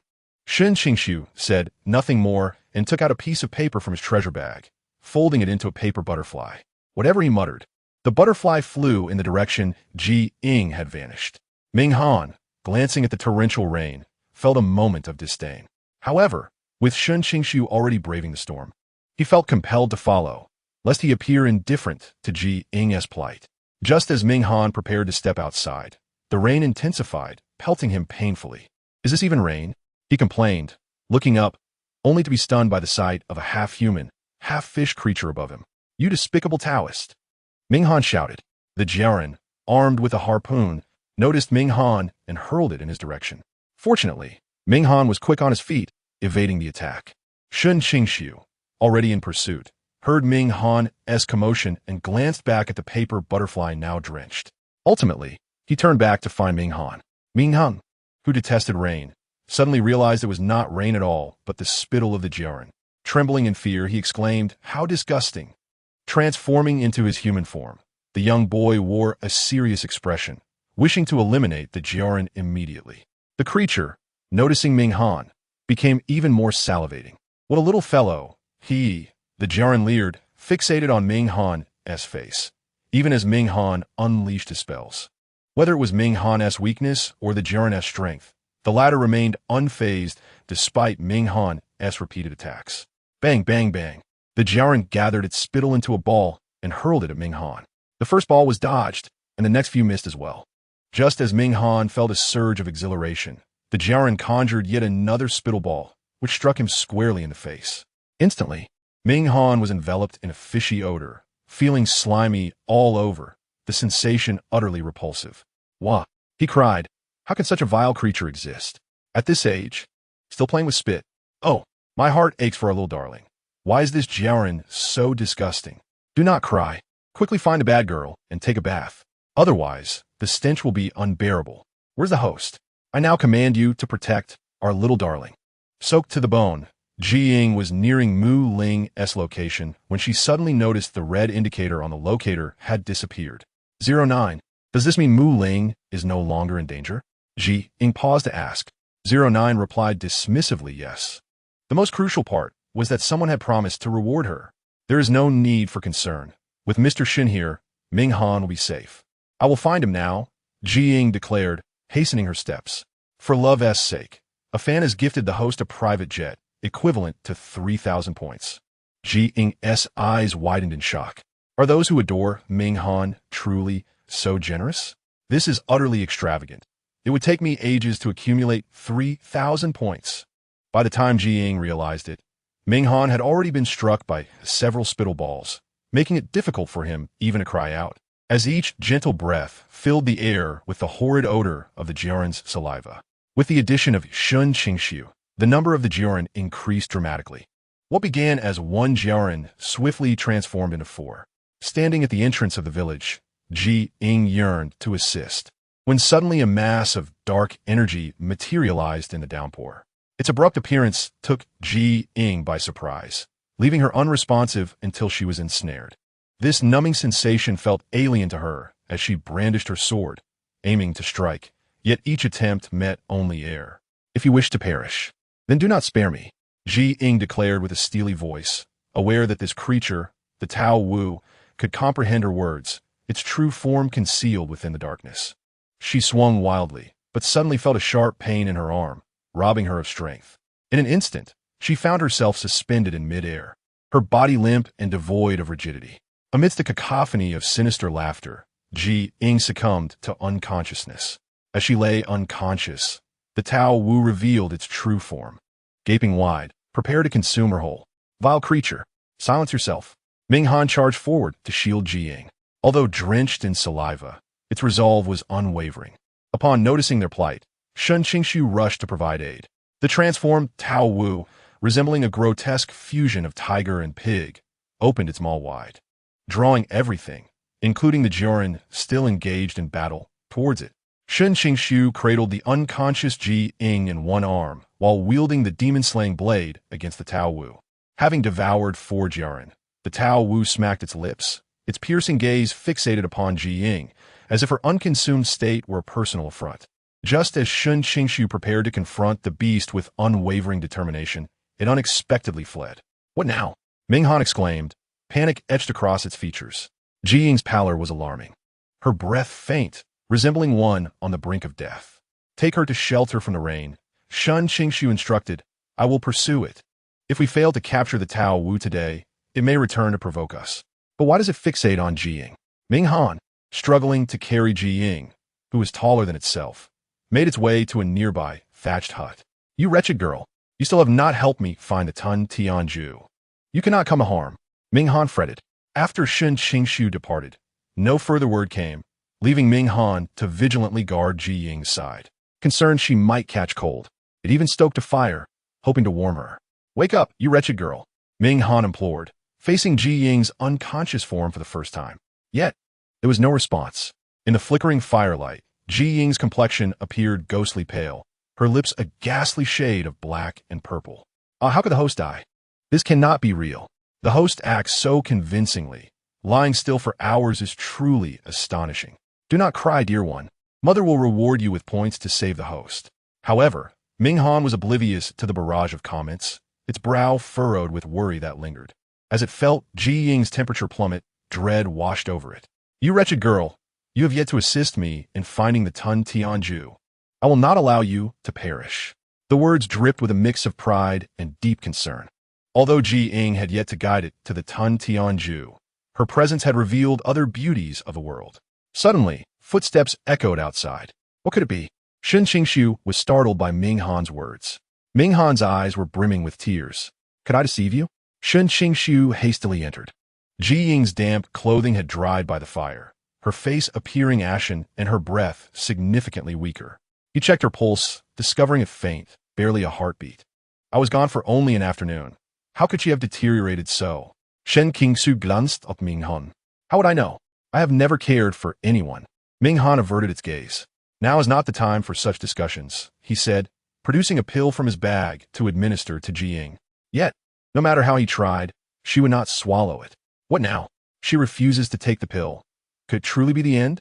Ming Han expressed, alarmed. Calm yourself. Shen Qingxu insisted, attempting once more to feed her the pill, only for it to be expelled again. Finally, without a second thought, he consumed the pill himself before offering it to Ying. Ming Han stood frozen, astonished. What are you doing? It stammered, unable to voice its thoughts. After much effort, the pill was finally ingested, and Shen Qingxu's complexion improved, though he fixed Ming Han with a serious gaze. She has been poisoned. This toxin is not easily remedied, and given the duration of its spread, her chances of awakening are uncertain. What do you mean? Ming Han's eyes widened in disbelief. Does this imply Ying is nearing death? What will become of me if she dies? Chapter 45. The proud Ming Han rescues her. It suggests she may not survive. Prepare for her final rites. Shen Qingxu's voice was cold. Ming Han's eyes widened in shock, its mouth agape in sorrow. After a moment, it spoke. How could this be? The wretched girl has yet to lead me to the Tun Tianju. I cannot become the greatest demon if she dies. The toxin was peculiar. While the Tao Wu was massive and ugly, it was an ancient beast not known for its intellect. This implied that the creature's persistent pursuit of Ying might be the result of someone else's machinations. But what could this mastermind be plotting? Ming Han had no time for contemplation, grasping Ying's cool hand. Please wake up. You have yet to see me become a great demon. How dare you die? Ming Han, if you remain undeterred, we can seek a doctor. In a place so remote, where we find a doctor, is there truly no hope? Ming Han's eyes glistened with unshed tears. The host must recover. I cannot bear to witness her demise. Ming understood it.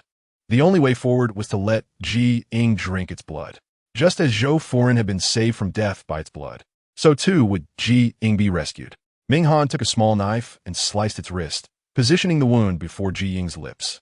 What are you doing? Shen Qingxu was taken aback by this desperate measure. Minang Guoda said in his might. Of course, I am saving her. You know my blood can heal.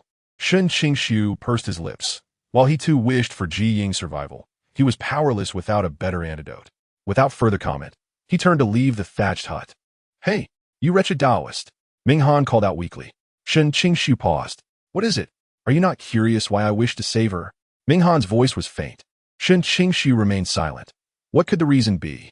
Without the Tun Tianju, I cannot become a great demon. If she dies, I too perish. Ming Han's voice dwindled. Yet each word was crystal clear to Shen Qingxu. Very well, he said. I will inform her when she awakens. The host must recover. Dear one has provided blood. You must strive to survive. It is futile. I can no longer restrain myself. You need not plead any further, dear broadcaster. I shall bestow upon you a generous gift right now. For love's persistence, I shall offer you yacht, equivalent to 3,888 points. Oh, I too cannot bear it any longer. I shall donate all my pocket money for this month to you, dear broadcaster. You must recover swiftly. Ming Han had allowed Ying to consume his blood for approximately half an hour. Although it was but a brief period, Ying's complexion had already returned to normal, while Ming Han transformed from a state of health into a pale little boy. I have witnessed such weakness in Ming Han before. When I first encountered him in the live stream, he had just saved Madame Zhou Huixing, and he appears just as fragile now. Someone noted that Ming Han had been similarly weak after his prior act of heroism, which prompted a wave of sympathy for him. With many praying for Ying to awaken soon and not let Ming Han's goodwill go to waste, Ming Han had fallen asleep beside a haystack, while Ying showed no signs of waking. It was not until the following morning that Shen Qingxu prepared some porridge and entered to check on Ying, only to discover that she had awakened. Despite regaining consciousness, Ying's eyes were hollow and devoid of spirit, as if her memories had been stripped away. Shen Qingxu furrowed his brow and inquired, Miss Ji, are you all right? Ying gazed at Shen Qingxu, who appeared somewhat fatigued, suggesting he had not slept well the previous night. Feeling a heaviness in her head, Ying struggled to sit up. supporting her head with one hand while propping herself up with the other. What has happened to me? I feel utterly drained. You have been poisoned. It was Ming Han who saved you, Shen Qingxu stated matter-of-factly. Upon hearing Ming Han's name, Ji Ying's body stiffened momentarily before she began to search around. Ultimately, she found Ming Han sleeping beside her. At that moment, Ming Han had reverted to the form of a snow spirit weasel. Though his face was obscured, Ji Ying could sense his significant weakness, as his breathing was barely audible. Why? A whirlwind of emotions churned within Ji Ying. Shen Qingxu suddenly recalled Ming Han's word from the previous day and repeated them, emphasizing the phrase "this esteemed one." After hearing this, Ji Ying's feelings grew even more complicated. She wished to smile, but was overwhelmed with sorrow. Broadcaster, please look at me. Quickly save my dear one. We have already donated quite a bit. Please, hasten to provide treatment for our dear one. Indeed, it is a good thing the broadcaster is awake. I want to see that merman. Their special effects are truly outstanding. Ji Ying felt her head spinning as the barrage of comments flew by, the majority expressing concern for Ming Han's recovery. She could not afford to dwell on anything else. Ming Han had shared his blood with her, and his excessive blood loss had rendered him feeble. She combined all the medicinal herbs into a pill and administered it to Ming Han before turning to Shen Qingxu, who held the porridge. Is this for me? Yes. You should eat first, Shen Qingxu replied, extending the wooden bowl. Although Ji Ying was not particularly hungry, the porridge appeared appetizing. During her time in the Xinjiang, she typically subsisted on nutrient solutions. Noticing her hesitation, Shen Qingxu presumed she was concerned about poison. Rest assured, it is not toxic. You are still weak and need proper nourishment. All right, Ji Ying replied, her head bowed in embarrassment. It was not that she distrusted Shen Qingxu, but rather that her mind was preoccupied with thoughts. Shen Qingxu said no more and turned to leave. After satisfying her hunger, Ji Ying checked Ming Han's pulse. It was not as weak as before, yet he remained unresponsive. Why did the broadcaster become poisoned? She lifted Ming Han and placed him on a haystack before stepping outside. Shen Qingxu was tending to a fire. A heavy rain had fallen the previous day, and combined with the chaos caused by the merman, the temperature had dropped considerably. However, the days of spring were not particularly cold. What brings you out? Shen Qingxu looked up at her. Ji Ying's complexion was still somewhat pale, yet a faint smile graced her lips. I would like to inquire about how I was poisoned. She did not have the habit of carrying a recording stone, and even if she did, it would not reveal her condition. When I arrived, you had already collapsed in the black mist. I am unsure how you were poisoned. Shen Qingxu replied solemnly. But at that moment, there was only one monster, the Tao Wu. Was it Tao Wu who attacked? Ji Ying asked, surprised. Shen Qingxu shook his head. Not necessarily. Tao Wu is clever and might not resort to such underhanded tactics. Moreover, it would not repeatedly target the same person. But it appeared 3 times. Aside from the first, the latter 2 times it sought my life, Ji Ying added. Shen Qingxu gazed at the flames and nodded. Indeed, thus Tao Wu is suspicious. Could this be related to the demonic clan? After all, there was the ghost she involved, which naturally led her to ponder this connection. Shen Qingxu fell into silence. Was there a connection to the demonic clan? The demonic clan had been operating discreetly for many centuries. Yet the ghost was indeed a product of their machinations. Noticing his grave expression, Ji Ying attempted to lighten the mood. I was merely asking casually. The situation was too bizarre. The last time ago she had harmed Shen Qingxu, and now it had targeted her. If it were indeed the demonic clan, what could their motives be? Yet if not the demonic clan, who else could be responsible? Have you offended anyone? No. She had only encountered Ming Han and Shen Qingxu since crossing over from the Xinjiang. Shen Qingxu pressed his lips together. If it is beyond comprehension, it is best not to dwell on it. Very well. The two sat in silence for a moment until Ming Han weakly emerged. Hey, heartless girl, how can you lack any conscience? Thank you, Ming Han, Ji Ying said with a smile. Ming Han huffed in a proud manner. It seemed he expected her to express gratitude without prompting.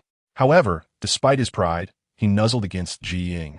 I must inform you that this shall not happen again. My saving you was not out of reluctance to see you perish. It was because if you died, I would be unable to obtain the swallowing heaven's secret. You must assist me diligently in my search. Do you understand? Observing the adorably fierce Ming Han, Ji Ying gently stroked his snowy fur. All right, I understand. You would never wish for my demise. Indeed, Ming Han stretched in Ji Ying's embrace. Although his body felt uncomfortable, being cradled by the heartless girl was undeniably soothing. My dear one is safe. How wonderful. It seems I can let my dear one roll around in my arms. Broadcaster, you must hasten to help my dear one find the swallowing heaven secret, so he can become a great demon soon. Understood? I must say, seeing you two together brings a sense of happiness. You are not forming a family of 3, are you? Ying chose to ignore the comments on the screen and gently groomed Ming Han's fur. After a day of rest, Ying had nearly regained her strength, while Ming Han had weakened considerably, reliant on nourishment to recover for his blood loss. It was unclear whether it was due to Ying's near-death experience or Ming Han's current frailty, but he was thoroughly enjoying Ying's embrace. Whenever they left the thatched cottage, Ming Han desired to be held by Ying. Will you continue your journey toward the East Sea? Shen Qingxu prepared to depart. Ying glanced into the distance. Although Longmen Village was close to the East Sea, Muling was not present here. Chapter 46. The demonic clan's mischief. Upon seeing Ying nod, Shen Qingxu declared, "Then let us proceed together. Mr. Shen intends to accompany me? Are you not afraid I will hinder your extermination of monsters?" Ying expressed her astonishment. Since their acquaintance, Shen Qingxu seemed to have undergone a certain change. While not overtly evident, those with keen observation could discern it. Shen Qingxu pressed his lips tightly together, his dark eyes fixed upon her. "If I truly wish to kill, even your attempts to stop me would be in vain." The implication was that those he had spared were a result of his mercy. Ying noted the unchanging expression on his face. He was to become the foremost monster hunter, surpassing even his senior Feng Yifei. Surely, he would not alter his intentions based on her mere words? Then let us proceed together. She is currently suffering from poisoning, and her body is quite weak. Moreover, Ming Han has provided her with a blood transfusion, leaving her even more fragile. If it were just the two of them, the situation would be somewhat precarious. Shen Qingxu did not refuse. All right, as the two of them, one human and one demon, departed from the thatched cottage. They intended to pass through Longmen Village on their way to the East China Sea. However, upon reaching the village, their commotion startled the demons who were stealthily indulging in their meals. With a flurry of chirps and quacks, they scattered in all directions, fleeing swiftly. Ying glanced at Shen Qingxu, surprised by the extent of his power. Shen Qingxu, aware of her thoughts without needing to look in her eyes, coughed awkwardly. "It has nothing to do with me." "How could that be?" "It is precisely your presence that has caused them to scatter," Ying began to retort, but suddenly sensed a thick aura of demon energy lingering in the air. Shen Qingxu also detected something amiss. He drew his demon-slaying sword, appearing ready for battle. A dark cloud drifted across the sky, and as it passed, the demon energy dissipated significantly. The panicked little demons that had fled earlier began to settle down. Ying paused her steps, surveying her surroundings. Longmen Village felt eerily deserted, akin to a ghost town, yet upon closer inspection, she discerned that there were still some individuals moving about at the edge of the village. She clutched Ming Han tightly in her arms and hurried towards them. Meanwhile, Shen Qingxu moved in the opposite direction, heading back to the thatched cottage they had just left. As Ying approached the village's outskirts, she spotted an elderly woman packing her belongings, preparing to leave. The old woman was frail, her eyesight poor.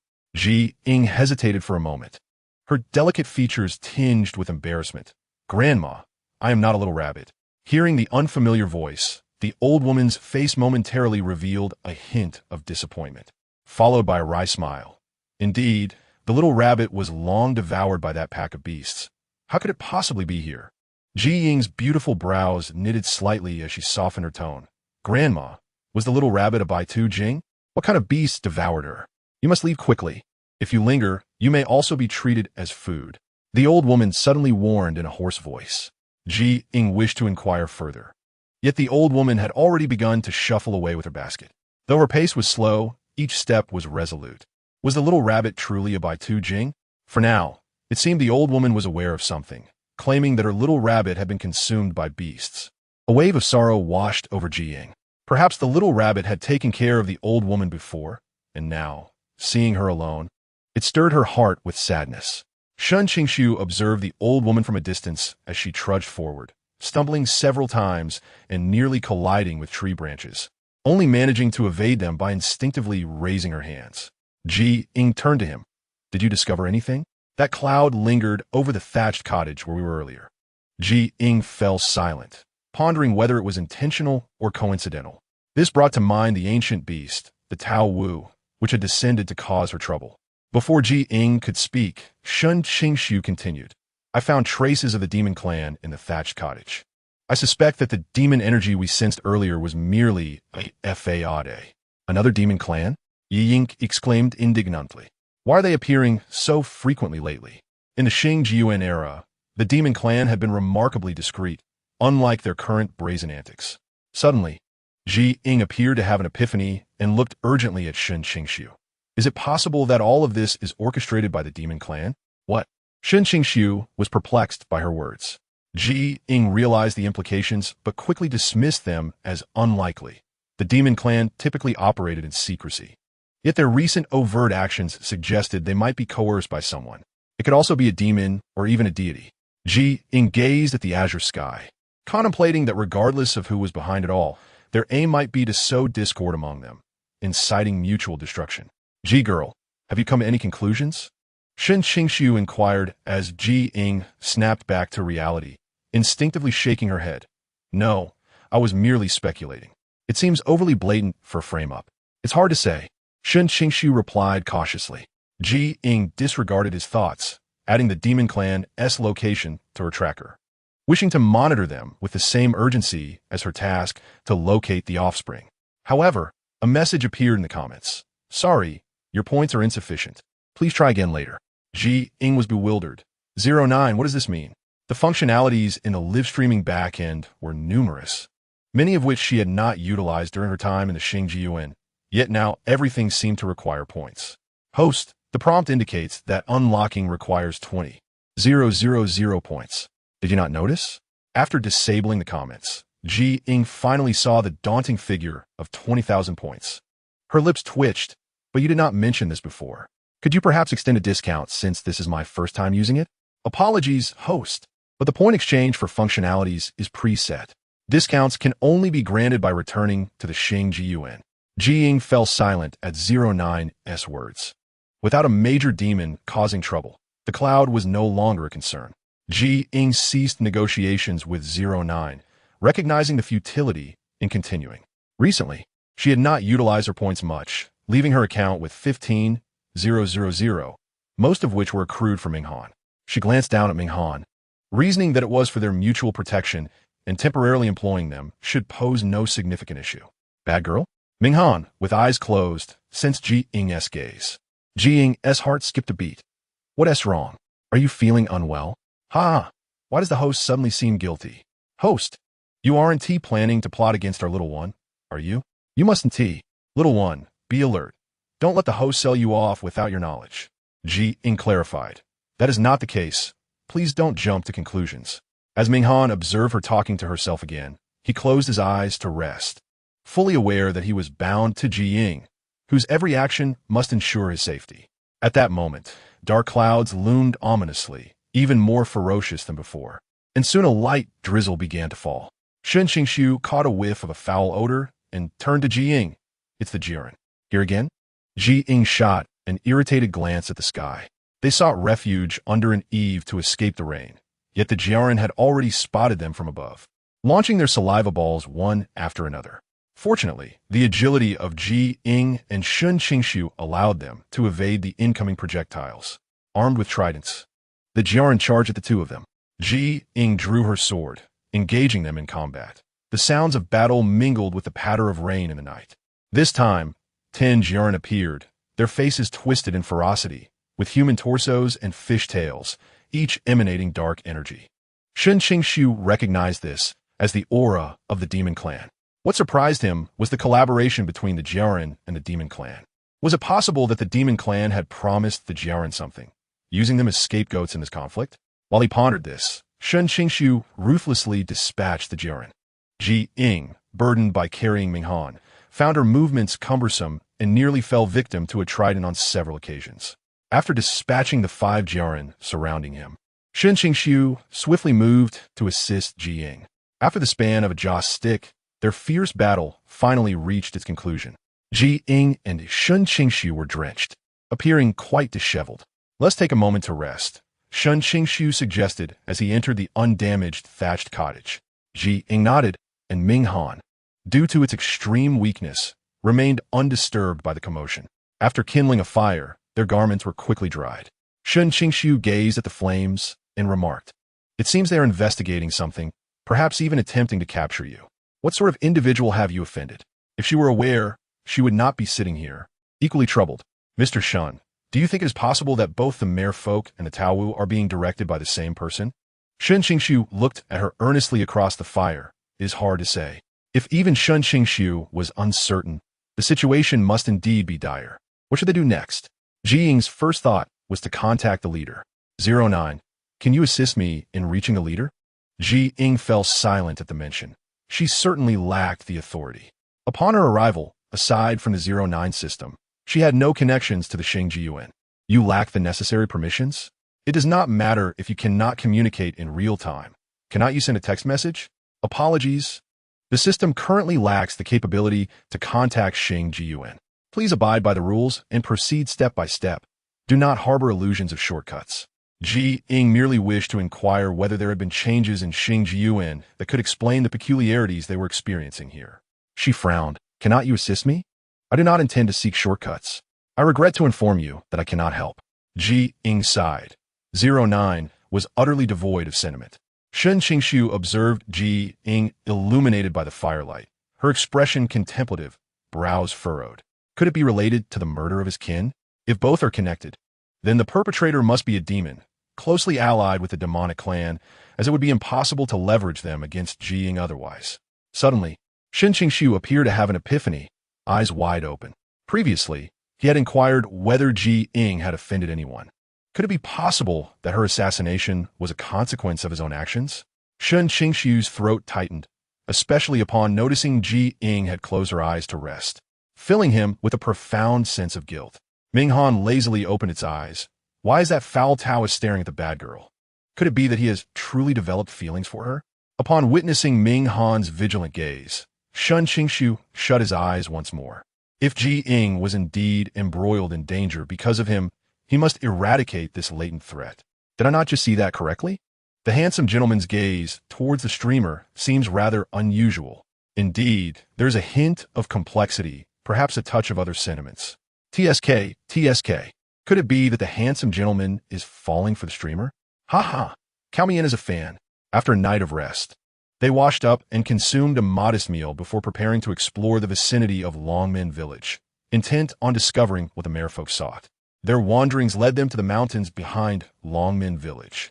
However, Ying had yet to join Shen Qingxu when 09's voice suddenly echoed, "Host, you have an incoming call from Xinjiang. Would you like to connect?" Ying was taken aback. Did 09 not state yesterday that it lacked the authority to contact individuals from Xinjiang? How could they sense that I needed to reach them? Connect. Ying decided without hesitation.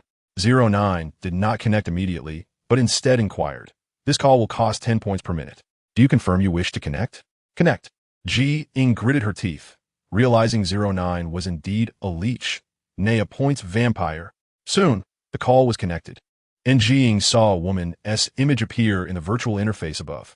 Initially taken aback, she soon beamed. "Madam Leader, how wonderful to finally see you."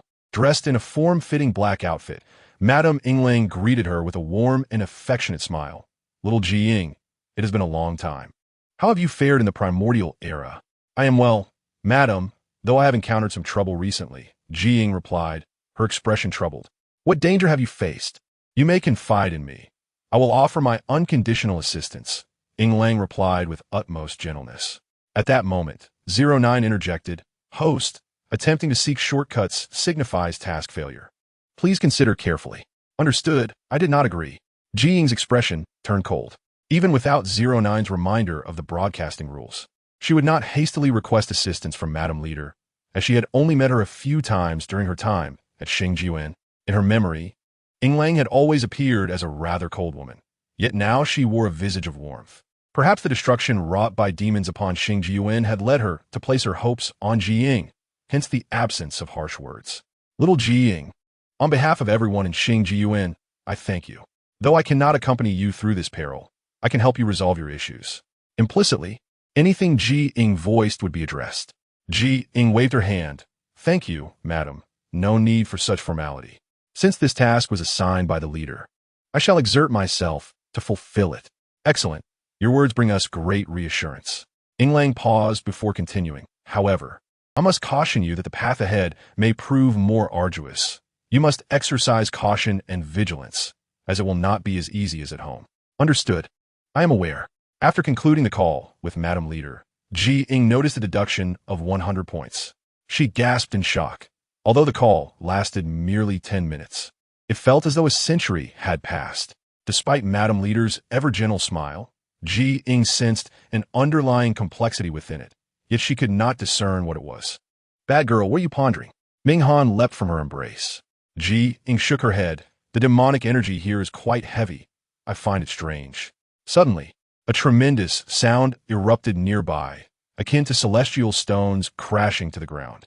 Ji Ying and Shen Qingxu hurried over to investigate, only to find that the fallen object was not a celestial stone, but rather a Taowu. How did it end up here? Ji Ying stepped back, feeling a twinge of fear upon seeing the massive creature, perhaps due to the poison it had inflicted.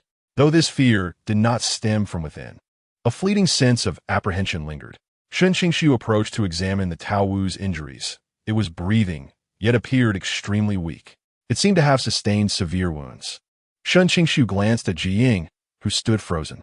She quickly moved closer, crouching down to inspect the Taowu's body, confirming Shen Qingxu's assessment. It took considerable effort to turn the creature over, consuming a significant amount of time. Ming Han, feeling neglected, remarked, "Have you discerned anything? Has this big fellow also been bullied? It bears no external wounds, but its breathing is labored. It exhales more than it inhales. I suspect there are complications within its organs, likely due to prolonged internal issues." Ji Ying's words rendered Shen Qingxu silent. Observing their silence, Ming Han continued, "So what now? Should we kill it or save it? Speak up." Regardless, its blood was surely insufficient for healing. They would have to devise a plan. It was not acquainted with the Taowu and had no intention of saving it.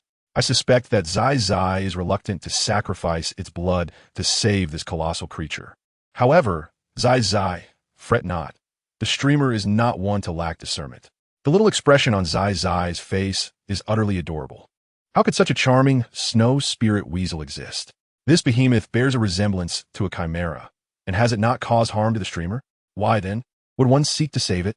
Ji Ying, upon reading the comments, glanced at Ming Han and noted that the expression on its face was indeed quite endearing, particularly its snow-white fur, which beckoned to be touched.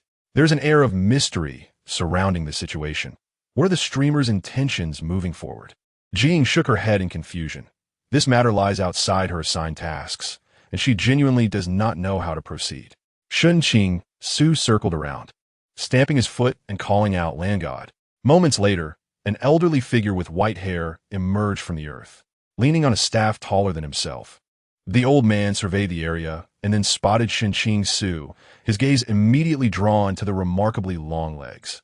Oh my, those legs are extraordinarily long. When the land god beheld Shen Qingxu's handsome face, he felt as though his neck might snap from craning it so far. Ying, uncertain of Shen Qingxu's intentions, dutifully stood by his side. "Land god, are you aware of the disturbances caused by monsters in Longmen village?"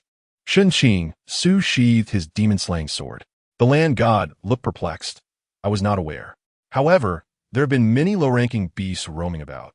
Even the rabbit spirits have burrowed several holes in the ground." The land god expressed his anger over the rabbit spirit's antics, implying that should he continue to evade responsibility, his celestial status would be in jeopardy. Upon hearing this, the land god turned pale. "My dear girl, I cannot say such things. The Taowu did visit once before, but that was a month ago. I truly do not know why it has appeared here today. His celestial rank was already low. Otherwise, he would not be tasked with overseeing this land. A month ago?" Ji Ying exchanged glances with Shen Qingxu, as if both were pondering the same thought. Listening to the land god's incessant chatter, Shen Qingxu's expression darkened, and he waved him off. Ji Ying sighed. "Then we should prioritize saving the Taowu. Only once it awakens can we clarify what transpired before."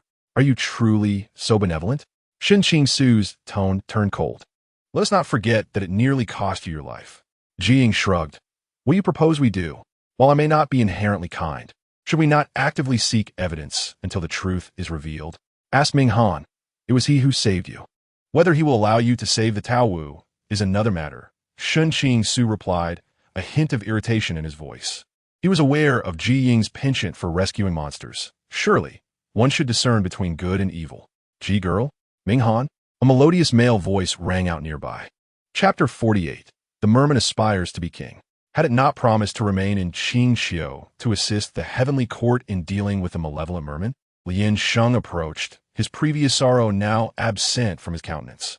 Ji Ying scrutinized him closely and noted that he had gained a slight bit of weight since her departure, but only marginally. Upon seeing the Taowu lying on the ground, Lien Sheng stared at Ji Ying in astonishment. You managed to fell this giant? Not us. It was already on the ground when we arrived, Ji Ying clarified, recounting their experiences in Longmen village over the past few days. After listening, Lien Sheng scanned the surroundings and then scoffed. So, Mr. Shun lacks the capability as well? Since Lien Sheng's arrival, Shen Qingxu had barely acknowledged him, preoccupied instead with the wind chime at his waist, a talisman linking him to Feng Yifei. Shen Qingxu lowered his gaze and ventured toward the woods with his demon-slaying sword. I am a demon hunter. There is no distinction between demons in my eyes. The implication was that he would not squander time over a single monster. It appeared that Shen Qingxu was still, before Lien Sheng could finish his sentence. Shen Qingxu had already departed. Do you not wish to protect the demon race? Can you truly bear to watch your kin be captured? Ji Ying feigned casual inquiry. The once prideful Ming Han suddenly could not muster a smile. It was not that they chose not to engage. Rather, Shen Qingxu had opted out. It seems Zai's intellect may not be quite sufficient. Zai is amusing. How could such a cool and aloof handsome man possibly stoop to their level? He has never regarded them as worthy. Oh my Lien Sheng, my delicate, sickly little fox, come into your sister's embrace. Lien Sheng glanced at the sky. Ji girl, are you not planning to leave? Do you intend to save the Taowu? It nearly cost you your life. I wish to uncover the truth behind its attack on me. With a single sentence, Lien Sheng and Ming Han understood her motives. Ji Ying administered all the medicinal herbs she had exchanged at the shop to the unconscious Taowu. Ming Han could not help but critique. How many of me can fit into that enormous mouth? Perhaps 10, counting both its beast and human forms. Lien Sheng replied wistfully. Ming Han shivered and nestled closer to Ji Ying. He did not wish to be devoured by the Taowu.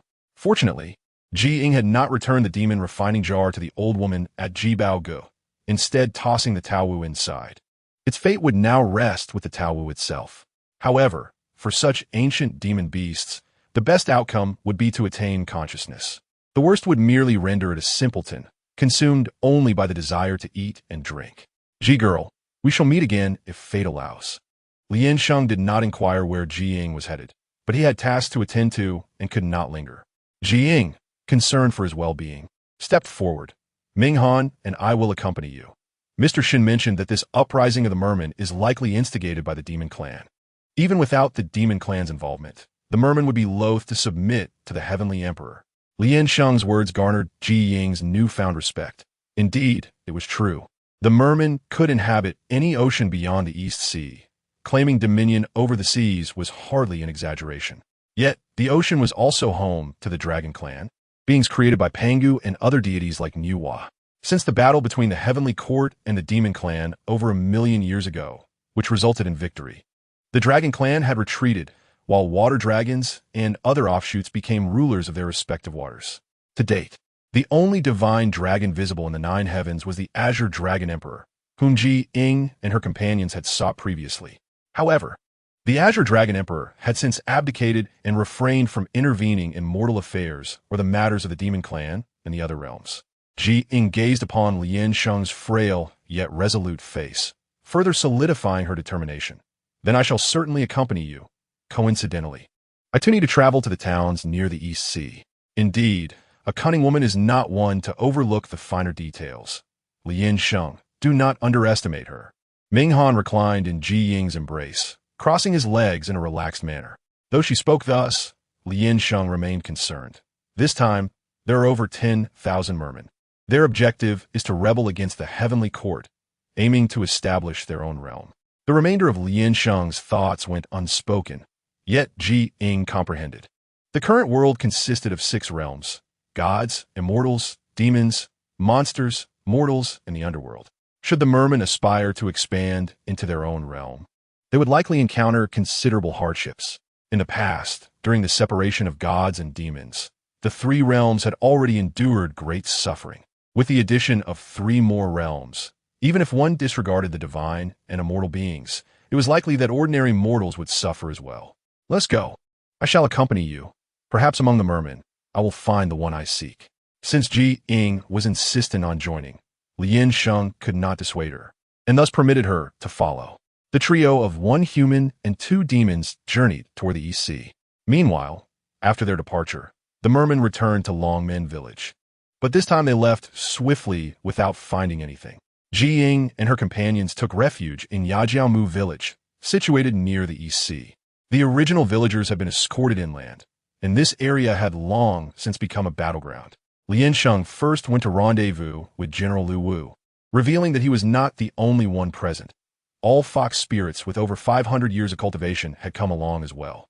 There were only 300 in total. Lien Sheng arrived first to assess the situation, while the rest of the group followed slowly behind. Wuwu's true form was that of a 9-tailed tiger, with no familial connection to Lien Sheng, the 9-tailed celestial fox. Having just engaged in battle the previous day, they were resting today. Wuwuwu arranged for them to stay in a tent to recuperate before the next confrontation. Upon reaching the tent, Ying surveyed the surroundings. Though modest, it was livable. Lien Sheng, why do you so enjoy transforming into your youthful form? You are not even 20,000 years old. Minghan langitli stresha onakuch. Ever since it had nourished Ying with its blood, it had nearly forgotten what it felt like to walk. Waking up daily in Ying's embrace. Isn't growing up a good thing? There are so many more things one can do as an adult, Lien Sheng remarked, perplexed by Minghan's insistence on maintaining a childlike appearance. Minghan leapt onto a low table, its snowy tail swaying lazily. Is it not delightful to be a child? Adults are more inclined to offer treats, and anyone who sees me feels a pang of pity. While our perspectives differ, so it is natural that we cannot understand one another, Lien Sheng replied. Ying sat at the low table, studying the regional map brought by General Wuwuwu. It was unclear how the merfolk had managed to borrow troops from the demon clan, as they had initially controlled only a small portion of the sea, but now their territory extended from the deep sea to the East Sea. Had it not been for the timely intervention of the heavenly court, the land might have already fallen into the merfolk's hands. Ying sat beside Lien Sheng, her face darkening as she examined the timeline of merfolk activities marked on the map.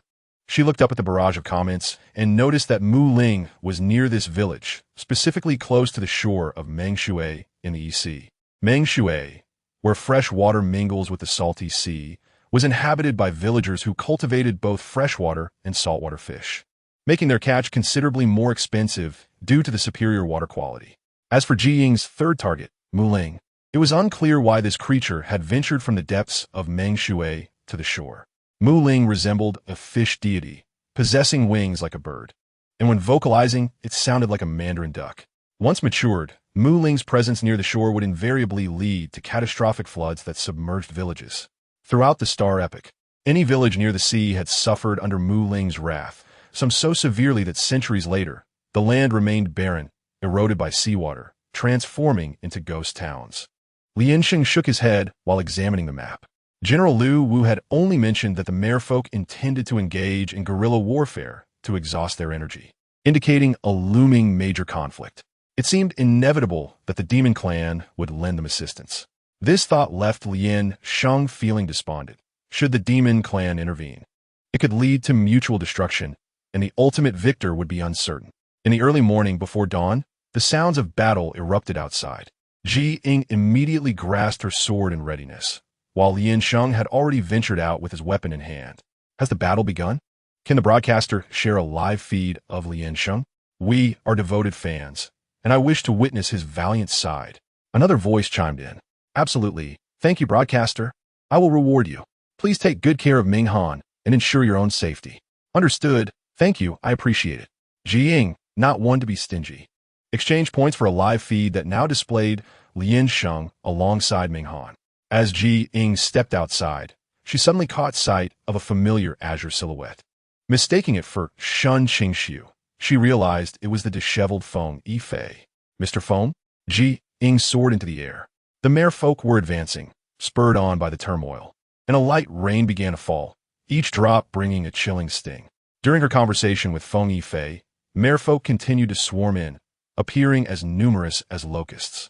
From initially taking the situation lightly, Ying became serious about the battle within the span of a single incense stick's burn. She observed that each person was surrounded by at least 3 merfolk, a strategy that left her bewildered. Miss G, take care, Feng Yifei cautioned, having little time to elaborate. With each merfolk that perished, another took its place, and the fallen began to accumulate. The blue blood flowed into the sea, creating a striking spectacle under the moonlight. As it mingled with the waters, gradually spreading outward, Ying remained vigilant, protecting herself while also safeguarding Ming Han. Bad girl, you needn't worry about me. Just look after yourself. Ming Han transformed into human form, wielding a trident. Despite its reassurances, Ying could not ignore its safety.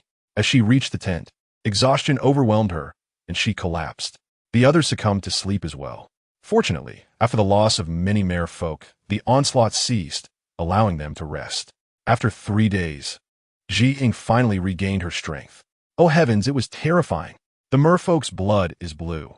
It was utterly shocking to witness the sea transformed into a hue of blue. How frightening. The combat scene was more vivid than any 5-star film. In the rainy night, the merfolk were cleaved asunder. Wait, isn't it said that merfolk are kind? Their tears can turn to pearls for sale? Ying exchanged points for a nutrient solution, which helped restore some color to her pale complexion. Though Ming Han remained weak, it was in a better state than before. Miss G, what are your plans next? Lian Sheng inquired upon entering and seeing them awake. Ying took a seat at the low table. What are your plans? The merfolk have fled. We must head south to Mengshui village to see if there are any young ones needing assistance. This prompted Lian Sheng to regard her with curiosity. After a moment's hesitation, he asked, why are you so eager to help the creatures? Mr. Shen is a demon hunter. How do you manage to travel together? Because there are good people among humans, and there are also good creatures, Ying replied with a gentle smile. Are you not one of them? If Lin Yuchen had not gone too far, would you risk everything to bring calamity to humanity? Liansheng instantly grasped Ying's intention. She yearned for a harmonious world where humans and creatures coexisted peacefully. Regrettably, such a vision seemed unattainable. Miss G, cohabitation of humans and creatures is fraught with difficulty. However, I will remember your words. I shall never harm humans and will impart this to my descendants, Lian Sheng vowed earnestly. Ying nodded in satisfaction. That is sufficient. If everyone adhered to your principles, the future world would not descend into chaos. Will the world truly descend into chaos? Lian Sheng appeared skeptical. Ying did not intend to elaborate further. It sufficed that Lian Sheng's worldview had evolved. This signified that it would no longer be a harbinger of destruction. Seeing them engage in such spirited conversation, Ming Han huffed in dissatisfaction. Ying, you are truly a heartless girl, now that you have a new offspring. You incessantly converse with it. Have you completely forgotten about me? How could you think that? Ming Han, with a hint of sulkiness, turned away, her tone laced with jealousy. You didn't include me in your earlier conversation. I'm a fine Yukai too. Yet, you haven't praised me even once. I shall commend you. No, thank you. Such self-requested praise is utterly cheap. Kai, you are exceptional. You do not require the host's affirmation to know your worth. Indeed, Kai, you are the only Shui Yao Jiao in this world, the uniquely adorable little snow weasel. Though Kai, you are wonderful. I still must switch my allegiance to Lian Sheng. The Yander type is truly my favorite. I adore Lian Sheng. I shall support Lian Sheng. Ying chose to disregard Ming Han's tantrum and produced a small firework from her bosom. You must take care if you encounter danger. Set this firework aloft into the sky, and I will come to your aid at once upon seeing it. Of course, this firework serves as a signal. Even if Lian Sheng does not set it off, she will still find him promptly, but it is only right to offer Lian Sheng a semblance of security. With neither of its parents, in Qingxiu, it is the sole ruler. The denizens of Qingxiu include not only the 9-tailed foxes, but also various other yokai. Ying firmly believed that under Lian Sheng's leadership, their lives would flourish increasingly. Lian Sheng recognized Ji Ying's good intentions and clasped her hands in gratitude. Thank you. Now, please tidy up, and I shall escort you away, as we too must depart shortly. Very well. Ming Han remained aggrieved, yet Ji Ying paid it no mind. They had few belongings, so with Ming Han cradled in her arms, they set forth. Upon exiting the tent, Ji Ying noticed Feng Yifei standing at the entrance, seemingly awaiting her arrival. Ji Ying approached, puzzled. Mr. Feng, are you waiting for me? Indeed, I have received orders from my sect to accompany you southward. If you happen to see my junior brother, please direct him to find me. He has been searching for the extermination of the yokai that have decimated his family. Feng Yifei sighed, a look of confusion on his face. Just as Ji Ying was about to speak, Ming Han interjected, We are not allied with that stinky Taoist. How can you be so certain we will encounter him? Feng Yifei replied, They are indeed not of the same faction, yet is it not common to cross paths? Fear not. If I encounter Mr. Shen, I shall certainly convey your message. Thank you. Ji Ying waved her hand to dismiss the formality. Although Feng Yifei struck her as peculiar, he was nonetheless the foremost disciple of Zheng Yidao. However, she could not fathom when Shen Qingxu had become the second disciple. Yet, now is not the time for such inquiries. Ji Ying held Ming Han and prepared to leave. Feng Yifei called out to Ji Ying once more. Are you heading north along the coast? Yes. Ying vaguely nodded. It appeared Feng Yifei had something to say, but hesitated. Ming Han, disliking his indecisiveness, urged, Stinky Taoist, if you have something to say, just say it. Is hesitating a trait of manhood? Feng Yifei, incensed by Ming Han's words, felt a strong urge to confront him, but managed to maintain his composure. The Jiao Run are unruly, and the coastal regions are equally turbulent.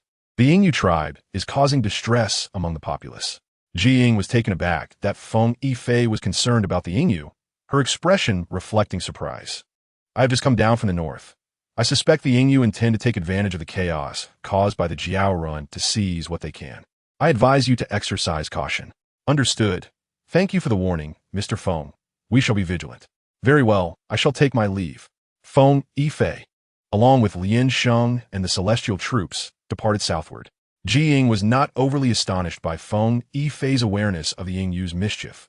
After all, residing in the coastal regions is akin to living inland. If a race is not sufficiently formidable, they risk being overrun by yokai at any moment.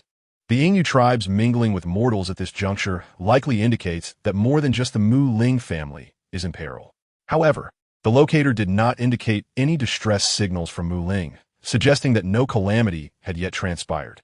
As Ji Ying walked, she monitored Mu Ling's location. Recently, Mu Ling had been oscillating between two villages, and although the locator had not displayed an emergency, she dared not relax her vigilance.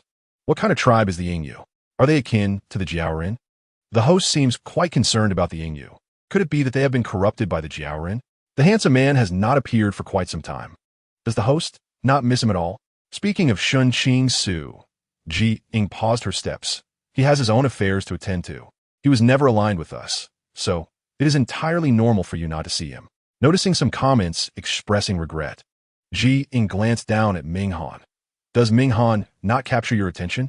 If it so easily loses your focus, what is it that you wish to see? Who dares to disdain me? Ming Han stood up in indignation. How could such an adorable snow weasel be disregarded? Ji Ying smiled silently. There were indeed many who adored Ming Han, yet equally, there were those who did not. Thus, there is no need to be angered by the words of a few. Upon exiting Yajiamu village and en route to Mangshui village, they suddenly observed a multitude of citizens and yokai hurriedly relocating, seemingly eager to flee from the area. Ji Ying caught hold of a rabbit spirit and inquired, Where are you all headed? To the inland. Miss, this place is about to be submerged. The Ying tribe has declared their intent to flood everything. The rabbit spirit blinked its red eyes anxiously. Ji Ying furrowed her brows, gazing into the distance, with a sound of waves echoed in her ears. Releasing the rabbit spirit, she continued onward with Ming Han. Ming Han, having never encountered the Ying tribe, felt a twinge of curiosity but refrained from speaking, sensing Ji Ying's disquiet. As night fell, with 100 miles remaining to Mangshui village, Ji Ying suddenly halted her steps. What is it? Ming Han regarded her seriously. Ji Ying shook her head. I sense something amiss. The majority of those fleeing are yokai, while the number of mortals departing is alarmingly few. Now that I reflect, it seems very strange. Those remaining in the village are primarily young adults, with not a single elder or child in sight, and even the women are robust. Ying could not believe that every individual was so strong, unless they were deliberately left behind. Wait for me, you bad girl. Ming Han was utterly perplexed by Ying's behavior. In their frantic departure, had she forgotten about it? Ming Han paused, and upon seeing that it had caught up, Ying felt reassured and continued forward. Once they reach the village, you will hide in my embrace. We shall observe what they intend to do before proceeding. Ying felt uncertain and thus decided against acting hastily. Chapter 50. Various Methods of Preparing Inu Meat.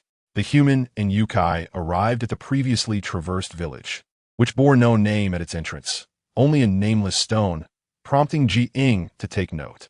Even as she entered the village, she encountered not a single soul. Earlier, they had seen a few young adults, seemingly preparing for something. Had they missed the opportunity? Ming Han leaped in her arms. Bad girl, this village feels eerie, much like Longmen Village. The sole distinction being that Longmen Village occasionally harbored Jiao Run, yet this place is unsettlingly silent. Fear not. Ying advanced a few steps when suddenly, a stout woman obstructed her path. Miss, what are you doing? Were you not already leaving? The woman scrutinized Ying, seemingly attempting to ascertain something about her. It is like this, dear sister. I am unaware of how far the next village is, and as the sky is about to darken, could we possibly stay here for the night? Perhaps something to eat? Ying earnestly regarded the woman. The woman waved her hand. No, you must leave quickly. There are yokai disturbances at night, and we are planning to depart now. Ying's expression reflected disappointment. Is it truly impossible for us to stay? Alone, the young lady. I implore you with good intentions. If you genuinely wish to stay, it is not impossible. However, the events that transpire at night will no longer concern us. The woman's expression was notably grave. Ying feigned fear, her complexion paling as she anxiously inquired, Could you sell me some food? I will leave immediately. The woman readily complied, retrieving 2 large steamed buns and a small portion of pickled vegetables for Ying. She handed over 21 and expressed her gratitude before departing. As she walked away, Ying's steps became less assured. Nevertheless, she did not venture far. Upon entering the woods beyond the village, she concealed herself. Do you think that woman is malevolent? Ming Han cautiously asked, having never witnessed such seriousness in Ying before. Ying gazed at the woman's retreating figure, pondering. It is difficult to ascertain. We are yet unaware of the circumstances. I hope my intuition proves erroneous. Observing the woman heading towards the sea, Ying chose not to hasten after her. Instead, she found a spot to sit, sipping on nutritional liquid and tossing a bun to Ming Han. How unfortunate. Am I destined to consume only these insipid buns? Could you not procure me some meat? I, who have previously saved you. Ming Han bit into the bun, only to find it devoid of flavor apart from the taste of flour. Was that a display of affection, little one? Your words hold merit. The host must heed this matter. What is the host drinking? Cannot a sip be shared with Ming Han? I am aware that is nutritional liquid, specifically designed for sustenance in the Qingxu era. But is that bun truly so unpalatable? I yearn to taste it. Ying glanced at the sky, noting that it was still early, and seized a moment to converse with her online audience. The food in the Qingxu era lacks flavor. The nutritional liquid merely ensures one does not starve. She exchanged a token for another bottle of nutritional liquid and offered it to Ming Han. They want you to try it. They? Ming Han surveyed the surroundings, puzzled by who they might be. Ying disregarded his expression, unwrapped the bottle, and directly fed it to him. Ming Han, intrigued by the peculiar packaging, felt an immediate wave of disgust upon tasting its contents, prompting him to retch. You wicked girl, you attempted to poison me. It is not toxic, Ying remarked after sampling it herself. You all witnessed that. It is merely his personal aversion, she shrugged. Little one, you are truly foolish to refuse such a fine delicacy. Indeed, what does the little one desire? I shall reward the host to procure it. Ming Han is indeed fortunate, unlike our little one, who must still contend with the merfolk as night approaches. A comment that diverged from the prevailing tone caught Ying off guard. But upon noticing another split screen, she recognized the speaker as a fan of Lian Sheng. The youthful Lian Sheng donned crimson armor, his frail visage now radiating determination, particularly his captivating gaze that could stir one's heart. He was indeed an admirable youth. Minghan felt increasingly vexed. Why was the wicked girl so entranced by the sky? It was bad enough that she offered him no comfort, yet she remained indifferent towards him. As dusk descended, Ying sought a suitable hiding spot by the sea, close to a dock where several boats were moored. What a stroke of luck! I had thought this place deserted, yet opportunities still abound. Enough, you woman. Can you not keep quiet? A man admonished her. The woman sheepishly fell silent as they carried a large basket towards the shore. Due to the distance, Ying could not discern the contents, but she utilized a function from the live stream store to examine it from afar.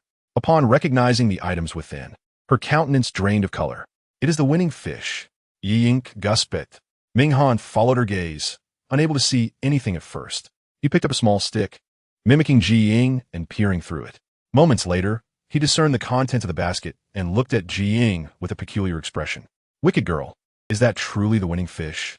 It appears somewhat unsightly.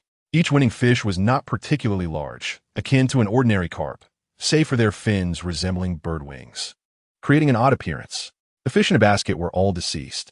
Ying inhaled deeply, realizing the peculiarities of these individuals. Her suspicions were confirmed. But how had they managed to kill the winning fish upon their capture without any commotion? Without further contemplation, Ying hastened to follow their retreating figures. Minghan, unaware of her intentions, trailed closely behind. Upon arriving at an inn in town, they found the door had already closed as Ying attempted to enter. Wicked girl, I find this inn rather peculiar, Minghan remarked, peering in. Could it be a den of iniquity? If so, we cannot stay. Ying cradled Minghan in her arms and leapt onto the inn's rooftop. From this vantage, she could clearly observe the happenings in the backyard. Upon reaching the rooftop, a strong fishy odor assaulted her senses. Looking down, she saw the backyard ablaze with light, with individuals scraping fish scales and severing wings, even dismembering the bodies of the winning fish into fragments. Today is a stroke of good fortune. These two large baskets of winning fish were not harvested from the deep sea.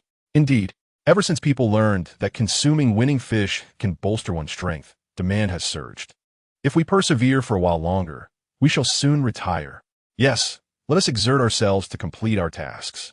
Minghan's eyes widened in shock as he witnessed them treating the winning fish as mere ordinary fish. How could they do such a thing? The winning fish clan is an ancient mythical beast, coexisting with the Wuwuwu. Ying remained undeterred, leaping down from the eaves to the street below. Under the dark night sky, the desolate street appeared eerie and foreboding. Minghan hurriedly followed her. Wicked girl, are you well? You seem rather unwell. Ying paused her steps, contemplating. Who is disseminating the rumor that winning fish meat can enhance strength? I do not know. We shall stay at the inn for the next couple of days. Ying found a 24-hour inn and checked in. The following morning, she sat in the hall, sharing breakfast with Minghan. Though Minghan was merely a 6-year-old boy in human form, his handsome features drew glances from passers-by. Ying had just settled down and lifted her teacup when she remarked, "If you do not wish to assist me in gathering information, then you may follow those individuals from yesterday to the sea and discover where they capture winning fish." How could I possibly know? Minghan immediately fell silent. He detested water. It was unthinkable for him to enter it. At that moment, a burly man behind Ying called for the waiter. Do you not serve fish balls? Indeed, but they are in limited supply. Would you like an order? The waiter promptly approached. Who could afford such delicacies? Fish meat is quite expensive. The burly man waved his hand. Ying curiously leaned over. What are fish balls and fish fins? What effects do they have when consumed? Miss, you must be from out of town. The burly man and the waiter scrutinized her. Ying nodded gracefully, affirming, indeed. My senior brother informed me that there are remarkable restorative items here, perfectly suited for me, which is why I made a special trip. The burly man inquired curiously, is the young lady a demon hunter? Ying responded with a nod. Does it not seem so? The man continued, it is true. These fish balls are made from Yingyu. Their meat is exquisite and firm, and they are perfectly crafted into balls. He described, nearly drooling at the thought. From the burly man's words, Ying gleaned some useful information. Ever since the Jaren began to resist, many had come ashore to bully mortals.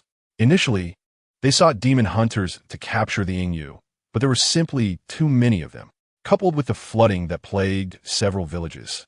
The famished mortals had no choice but to catch the Ying to cook and eat, even though they had never encountered such peculiar fish before. However, it was better than starving, right? Upon tasting it, they suddenly realized that their health improved significantly, and the meat was delicious, leading to a newfound love for Ying among the mortals. Chapter 51. Mu Ling is the king of flying fish, my lady. You are unaware that the Ying can never be exhausted. They have become increasingly rampant in recent years, perhaps emboldened by the presence of a Jiren. The burly man lamented over a sip of wine. Ying's heart sank. The Ying were meant to thrive in the deep sea, yet they frequently appeared in villages, even flooding several, indicating that the situation was far from simple. Sir, here are the fish balls you requested, the waiter announced, bringing forth a platter of fish balls. Ying and Ming Han looked down, observing the snow-white fish balls resembling plump, adorable spheres. The burly man picked one up, devouring it eagerly, relishing the bouncy texture. Miss, would you like to try one? I guarantee that one will lead to two, and two will lead to four. Ming Han seemed eager to try, but was promptly declined by Ying. Thank you, but I shall pass. The burly man shook his head, content to enjoy the delicacies alone. Ming Han leaned closer to Ying, whispering, I can't shake the feeling that this is a morbid curiosity, yet I cannot quite articulate it. The Ying are indeed demons, yet now mortals can easily partake in demon meat. Suddenly, Ying appeared to realize something, her expression shifting. As she stood to leave, Ming Han swiftly embraced her, asking, Where are you going? Ying glanced at the locator, relieved to find no news of Mu Ling posing a threat. I fear that if they continue this method of capture, the Ying may soon face extinction. And Mu Ling is the last hope for the Ying clan. Ming Han wished to comfort her, but found himself at a loss for words. After a simple meal, the two departed the town, heading towards the villages near Mangshui. As they passed the first village by the sea, it resembled the one from yesterday, eerily desolate, with sandy, thatch huts that faintly revealed the ferocity of the floodwaters when they surged through. If you continue northward, the dock here receives the freshest Ying every morning. You might find luck there, an elderly man directed them. Ying, observing the couple ahead, shyly inquired, Uncle, were that couple seeking the flying fish? The elder scrutinized Ying. What do you wish to know that for? My son is ill. Look, he is 6 years old yet cannot speak. I heard that children who consume flying fish become intelligent. Ying forced a smile. Ah, very well. Thank you. Ying expressed her gratitude. After parting with the elder, her smile faded significantly. Seems like the host is increasingly fond of calling the little one's son.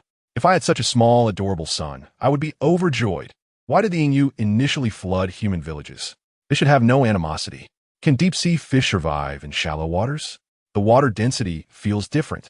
Ying shook her head. I do not know the specifics, but the ancestors of Mu Ling harbored a grudge against humans. This traced back to the first instance of the Ying submerging villages. However, she had little opportunity. She had only just managed to steer Ming Han and Lin Sheng away from a misguided path. If she were to start over, it was uncertain if Ling Jiao could accurately guide her to a suitable location. When Ming Han grew weary, he transformed into a snow spirit weasel, snuggling comfortably in Ying's embrace. As evening fell, they arrived at a village within the freshwater region of Mangshui. This village was a stark contrast to the previous one, adorned with lanterns, and the villagers wore broad smiles, yet every individual wishing to enter must pay an additional fee. Ying quietly followed the couple ahead of her, standing behind them. 5 taels of silver per person. The dock lies within our village. If you cannot even produce this small amount of silver, how could you possibly afford flying fish? The gatekeeper gruffly stated. Without 5 taels, who knows if he could buy flying fish? He disregarded the couple's pleas, pushing them aside and turning to Ying. 5 taels of silver. The child is also 5 taels. Very well. Ying promptly produced 5 taels of silver, knowing the old adage, one must part with their child to catch a wolf. Thus the amount was not burdensome to her. Once inside the village, as they approached the seafront, Ying felt as if she had discovered a new world. A considerable crowd had gathered. Under the torchlight, the atmosphere was vibrant, with men, women, and children mingling. Their faces radiated confidence, as if the king of Ying belonged to them. Everyone be quiet. I just inquired with the villagers. Tomorrow, anyone who enters will have share. but it certainly will not be the king of flying fish. Ying overheard their conversation and curiously approached. Uncle, brothers, what were you saying about the king of flying fish? Young lady, you are unaware. It is said that the king of flying fish has emerged, and whoever captures it shall claim it. Indeed, the previous king of flying fish was consumed, and that individual then achieved immortality. Now, they're a terrestrial immortal. Though not a celestial immortal, a terrestrial one is still commendable. Indeed, I am prepared. When I see the king of flying fish tomorrow, I will be the first to dive in. Ha ha, well said. We are in agreement. Ying frowned. The determination on each of their faces was palpable. If they managed to catch an abundance of Ying tomorrow, how would she release them? Most importantly, would they survive in the freshwater region? Gradually, Ying refrained from engaging with them in conversation, yet their words lingered in her mind. The host's task this time seems immensely challenging. One misstep could lead to widespread discontent. Perhaps the host should undertake tomorrow's endeavor alone. Our little one is still too young and fears water. It seems perilous for them. Indeed, host, this matter does not concern the little one. Could you manage tomorrow's actions by yourself? Ying, perusing the items in the host's marketplace for tomorrow's needs, nodded without hesitation at their suggestions. Rest assured, I will ensure that Ming Han does not partake in tomorrow's venture. What are you saying? Why can't I participate in tomorrow's actions? What if I insist on going? Ming Han, irritated, approached. Ying furrowed her brow. She could not reveal that his fans were unwilling for him to take risks. After fabricating an excuse to placate Ming Han, they decided to rest. Early the next morning, before dawn, the outside was abuzz with exuberant voices, as if celebrating a victorious battle. Have you inquired? Is the king of flying fish present? I don't know. We must go to see if it exists. Gradually, their voices faded into the distance.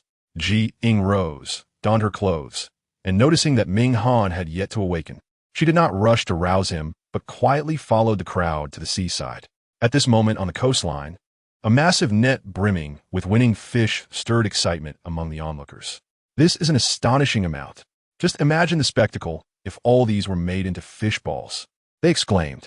Suddenly, a faint voice emerged from the winning fish, followed by the sounds of mandarin ducks. The louder the winning fish cried, the more elated the humans became. Ying, squeezed within the crowd, felt her expression darken upon seeing the net filled with winning fish. As the net was opened, she noticed the locator displaying Mu Ling's icon jumping erratically. There were winning fish in this net. Unfazed, Ying advanced, exchanging for a pair of scissors from a shop, intending to discreetly cut the net open. However, before she could act, the net was already torn apart, and countless winning fish began to leap, some taking the opportunity to swim into the sea. In the center, one winning fish shouted softly, "You are all doomed.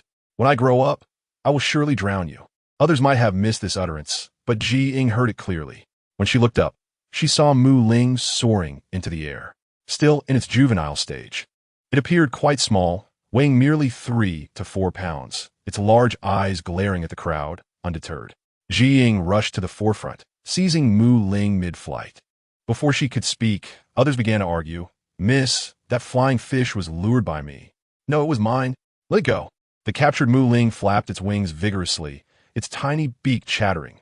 "Bad girl. Bad people. When I grow up, I will surely drown you." Ying found the situation somewhat amusing, yet maintained a serious demeanor as she addressed the crowd. "Everyone, did we not agree that whoever catches it first claims it? Moreover, this is not the Flying Fish King. Why the excessive caution? What do you know? It is indeed the Flying Fish King. Look at its scales. So different from the others, shimmering in vibrant colors under the sun, while the others are merely silver."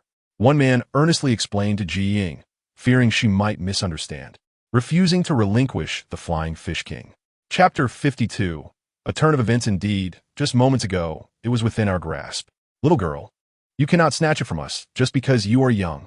Others grumbled, setting down their wooden buckets and picking up their poles. Everyone craved the Flying Fish King. Even those who had cast the net could not resist abandoning it. "We have waited a month for this Flying Fish King. You, a stranger, must be accustomed to stealing from us." A burly man scowled. Ying's captive, Mu Ling, flapped its wings in an attempt to escape, its tiny mouth threatening. "Let me go, otherwise I will drown you." Its voice was so faint that, aside from Ying, no one else heard it. Ying frowned. trying to conceal Mu Ling when it attempted to nip at her hand. Fortunately, she evaded just in time. Help! This fish has such long, sharp teeth. Had the host not dodged, her hand might have been bitten through. What will the host do now? No handsome savior to rescue her. Please, do not involve our little one. My little one fears water and cannot swim. Host, I will reward you. 1 rose for the host, worth 10 points. Ying chuckled helplessly. Was she really so weak that she needed protection? Looking up with a gentle smile, she addressed the crowd. Gentlemen, when I arrived, I heard you say that whoever catches it first owns it. How has it changed to whoever waits the longest? Is that not rather unreasonable? Her words silenced the previously boisterous men. The rules were indeed as such, yet that did not prevent them from seizing what Ying held. Just as tensions were about to escalate, a middle-aged woman stepped forward, her expression kind. Little girl, how about this? Name your price, and I shall pay you. Just hand over the Flying Fish King. No. The smile faded from the woman's face. Though she maintained her tone, you may call me Wuwuwu. I am a most renowned chef within 100 miles. The Flying Fish King in your possession will not reflect its true value. How about 1,000 taels? Bad woman, let me go. Mu Ling struggled. Ying shook her head. I'm sorry, my grandfather needs this Flying Fish King to survive, and I intend to adhere to our agreement. While they conversed, the winning fish saw an opportunity and began to escape, most darting into the depths of the sea. Yet one was secretly devouring its kin. The sound of fish bones being crushed was barely audible amidst the chaos, and no one took notice. Ying found it somewhat noisy, attempting to focus, but realizing the human voices were overwhelming. What are you waiting for? Grab it! Someone shouted, instantly escalating the already chaotic scene. Each person brandished their poles, hoes, and sickles, seizing anything they could find. In an instant, dozens of burly men surrounded Ying, and those at the back pressed forward relentlessly. As Ying dodged their advances, she lost her grip on Mu Ling, waiting patiently. Mu Ling soared away from their legs. Although the crowd was dense, it took Mu Ling only a moment to escape. The Flying Fish King has flown away. It is no longer with me. Ying leapt to evade the throng. The overwhelming mass pressed toward her, making it hard to breathe. The once animated crowd fell silent, gazing at the fishing net on the sea. Where was the Flying Fish King now? It's all your fault. Had it not been for you, the Flying Fish King would not have escaped. You owe us money. Do you have any idea how long we have waited? If it weren't for you, we would have surely caught it.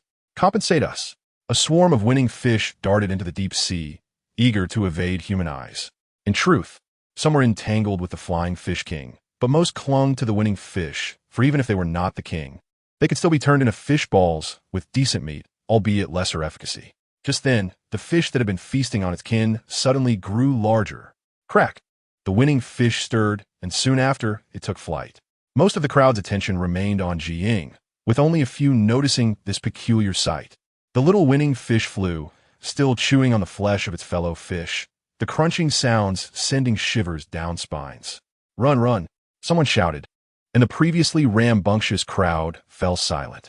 In an instant, the flying winning fish opened its mouth, spewing out the bones it had just consumed.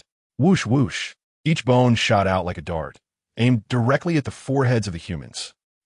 One person, unable to dodge in time, screamed before collapsing lifelessly. Ying, at the rear of the crowd, followed suit, evading the chaos. With the barrage of fish bones raining down, the only option for the mortals was to flee. As injuries mounted, Ying resolved to capture the culpable winning fish. She wished to prevent harm to both the winning fish and the humans. However, before she could approach, a green figure flew past her. In an instant, the once proud winning fish was pierced by a sword. The chaotic crowd eventually fell silent, all eyes turning to the sudden appearance of a man, their gazes ultimately resting upon his hand. The once dead Ying, surprisingly, began to emerge from his sword, its eyes wide and blood-red. In an instant, the Ying was severed in two, its belly filled with numerous fish bones. Concealed beneath the waves, Ling was fixated on the scene. Upon witnessing the handsome man draw the demon slayer blade, an instinctive urge to protect her kin surged within her. Yet before she could summon the water, the Ying was cleaved in half. The other Ying seemed to sense the peril, frantically swimming and flying toward the depths, as if fearing that any delay would seal their doom. The burly men, upon witnessing this, swiftly retrieved their fishing nets, eager to capture the remaining Ying. Hurry! If we catch not a single Ying, our earnings will be lost. They lamented, blaming the young girl for nearly leading them to financial ruin. Ying wished to intervene, but found herself blocked by a figure clad in azure. Mr. Shen, what are you doing?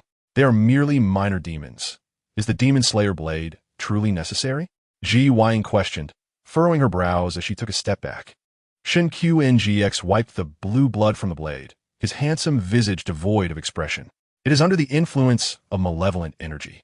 The bones in its belly are those of its kin. Ying glanced down and indeed noticed a multitude of fish bones. It deserves this fate. Shen Qingxu added. This statement stirred a flicker of hatred within Ying. Even without direct acknowledgement, she recognized Shen Qingxu as a demon hunter. She had seen many in such uniforms before. Those individuals, under the pretext of capturing demons, had decimated her kin. Her parents, the previous Ying king, had also fallen victim to these hunters and mortals, and she vowed to exact vengeance upon them. Ying's concern deepened as she observed that most of the Ying had already fled. She decided it was prudent to leave. The burly men had failed to capture the Ying king, and now even the readily available Ying had been disrupted by her presence. It was likely that few would wish to see her again. She cast one last reluctant glance around. Noticing the absence of Ying and the locator indicating that she was moving further away, Ying finally felt reassured. Has anyone told the handsome man that his swordplay was truly magnificent? His posture was incredibly graceful, and his physique is well maintained. Might he consider being my husband in the Star Era? Is the Star Era just a place for infatuation? Fortunately, we have plenty of handsome men from the ancient era. I wouldn't look at someone so blind as him. Ying chuckled at the comments, turning her gaze towards Shen Qingxu. He was indeed handsome, but also quite stubborn. Why are you looking at me? Shen Qingxu queried with a sidelong glance. Once they exited the village and stood amidst the forest, Ying shook her head. My master informed me that the Ying here were acting strangely. Given the recent rampant slaughter of Ying, I came specifically to investigate. Upon seeing that one about to cause havoc, I intended to eliminate it. Shen Qingxu explained somewhat awkwardly. Ying paused, then nodded. The current Ying king is Ying, but she lacks the capacity for malevolence at this time. Can you identify which Ying caused the village to flood? That is not possible now. Why not? Ying looked at him quizzically. With all that was in his treasure bag, how could there be something he could not accomplish? Shen Qingxu sat upon a stone. The Ying clan has been heavily hunted by mortals, and the number of adult Ying is exceedingly few. Otherwise, the Ying you mentioned would not exist. Is there a possibility that she seeks revenge and has come here for that reason? That is hard to say. An awkward silence enveloped them, as Ying pondered what to say next. Why does it feel like the host is having an awkward interaction with the handsome man? Was the atmosphere fine just moments ago? Could it be that the host finds the handsome man meddling bothersome? Surely the host isn't the type to repay kindness with malice? Ying lowered her gaze, ignoring the comments. Yet she felt that if she wished to summon Ying again, it might prove challenging. I could rent a boat to venture into the deep sea. Perhaps I can clarify matters with Ying? Yet even as she thought this, Ying found it hard to believe. Shen Qingxu did not understand why Ying was so intent on meeting Ying. Oh, you two shameless lovers. How dare you abandon me? Watch how I deal with you. A chilling child's voice suddenly rang out. Chapter 53. Drowning the two humans and one demon. Ying turned her head. But before she could speak, a sharp claw lunged at her. She narrowly dodged just in time. The frustrated Ying scratched the ground, indignantly declaring, "Humph. I'll let you off this time. Next time will not be so simple." Childish, Ying shook her head in resignation. Narrowing her eyes at Shen Qingxu, she asked, "Mr. Shen, since you came here specifically, do you have any useful leads?" "Not at the moment. The mere folk are causing quite a stir. It's likely that the Ying's turmoil is connected to them. Ultimately, we must uncover the truth behind their unrest," Shen Qingxu replied gravely. Ying was surprised that he had genuinely considered her words. He wasn't merely intent on exterminating the demons. He sought to ascertain the truth before deciding on their fate. This was a positive development for Shen Qingxu, who typically killed demons on sight during the Star Era. Though the leader had not assigned him a specific task, this indirect change in mindset was indeed beneficial. "Why are you staring at me?" Ji Ying shyly averted her gaze. I feel you're different from before. Is it not a good thing for a handsome man to change? Women are truly difficult to please. Ying nearly made me laugh to death just now. Had the host not dodged quickly, that pretty face might have been scarred. The host and a handsome man make a good pair. When will they engage in some inappropriate antics? Shen Qingxu understood the implications of Ji Ying's words. He gazed into the distance. Everyone changes. Very well. Ji Ying decided not to dwell on it. What do you think about renting a boat to find Ying? After all, Ying was in the deep sea. While they could temporarily remain there, having a boat would be far more convenient in the long run. Moreover, with her locator, she could swiftly track Ying's whereabouts. Shen Qingxu shook his head. No need. This little one holds grudges. Having seen me slay its kin today, it will surely seek me out in the future. And you? I will wait. Ji Ying wanted to remark on his carefree attitude, but reconsidered, as his reasoning did hold merit. Ying was young yet fiercely protective. She would go to great lengths for her clan. Suddenly realizing something, Ji Ying's expression turned anxious. Will it alert the mortals to this matter? No, we will go to a more secluded shore. It will find us. Shen Qingxu glanced at the sky. Although it was a clear day, ominous clouds were gathering, indicating that this place would soon be submerged. Ji Ying followed his gaze, unable to discern anything, but feeling an inexplicable sense of foreboding. She prepared to take Ying into the town to gather information, but before she could leave, the previously tranquil forest erupted into chaos. Run! The flood is coming. Hurry! Familiar yet strange voices echoed from the village, and upon closer inspection, Ji Ying realized they belonged to the burly men who had captured the Ying that morning. Empty-handed, they rushed inland, as if any delay would result in their drowning. One burly man, spotting Ji Ying, immediately rushed over. It's all your fault, woman. If it were not for you, we would not be in danger now. The expressions of the other brawny men turned exceedingly grim. Miss, your lack of integrity is quite shocking. You caught the Fei and refused to let it go, and now you have released it. If we were to drown, it will be your fault. We must leave at once. The water level is rising. If we wait until the Fei gathers all its strength, we will have no chance of escape. Someone urged. The unwilling men had no choice but to gaze at Ji Ying and depart with clenched teeth. Ji Ying was perplexed by their words, yet a glance at her locator revealed that Wuwuwu was less than 3 miles away. I'll be right back. Please take care of Ming Han. Ji Ying entrusted Ming Han to Shen Qingxu and pushed against the tide of the crowd. Shen Qingxu understood her intent and did not stop her. However, Ming Han was in a frenzy, struggling to leap down, but Shen Qingxu held him tightly. Let me go. I must protect the bad girl. Ming Han exclaimed excitedly. Shen Qingxu pressed his lips together and softly replied, she does not need your assistance. You should focus on taking care of yourself. Why must you always speak so ominously? Ming Han wanted to retort, insisting he was not a harbinger of doom. But what if Ji Ying truly got hurt? Hurry. Even if we don't intervene, we need to keep an eye on her. What if she requires our help? Ming Han's eyes shone with eagerness. Oh dear, the child cares for the streamer. I am feeling jealous. The child's transformation is remarkable, previously self-centered. But now he can see others too. What is going on with the handsome guy? Shouldn't he be watching the streamer? Who knows? She might become your wife in the future. Wait, can Taoist disciples marry? Before Ji Ying reached the shore, a surge of seawater had already swept into the village. However, the force seemed relatively weak. Within a short incense stick's time, the water merely reached her shins. Ji Ying remained cautious, advancing step by step. It was only when she spotted Wuwuwu hovering in midair, conjuring a torrent of water, that she halted. Though Wuwuwu was casting spells to summon the waves, his power was limited due to his small size. I will drown you, Wuwuwu shouted angrily, flapping his wings. Although he was furious, the water he summoned was merely the size of an adult's palm, eliciting amusement. Keeping her distance, Ji Ying said, Wuwuwu, silence. You are a wicked woman, wishing to devour me and slay my people. Wuwu's eyes were bloodshot, cutting off Ji Ying's words. Ji Ying attempted to speak again, but Wuwuwu had already conjured the water into a cascading waterfall. The sudden deluge drenched Ji Ying, the relentless flow causing her discomfort. Instinctively, she retreated several steps to avoid being struck again. Before Wuwuwu could unleash another torrent, Ji Ying quickly interjected, Mu Ling, there has been a misunderstanding. Please let me explain. Explain? Mu Ling sneered, sending another small water sphere hurling toward her.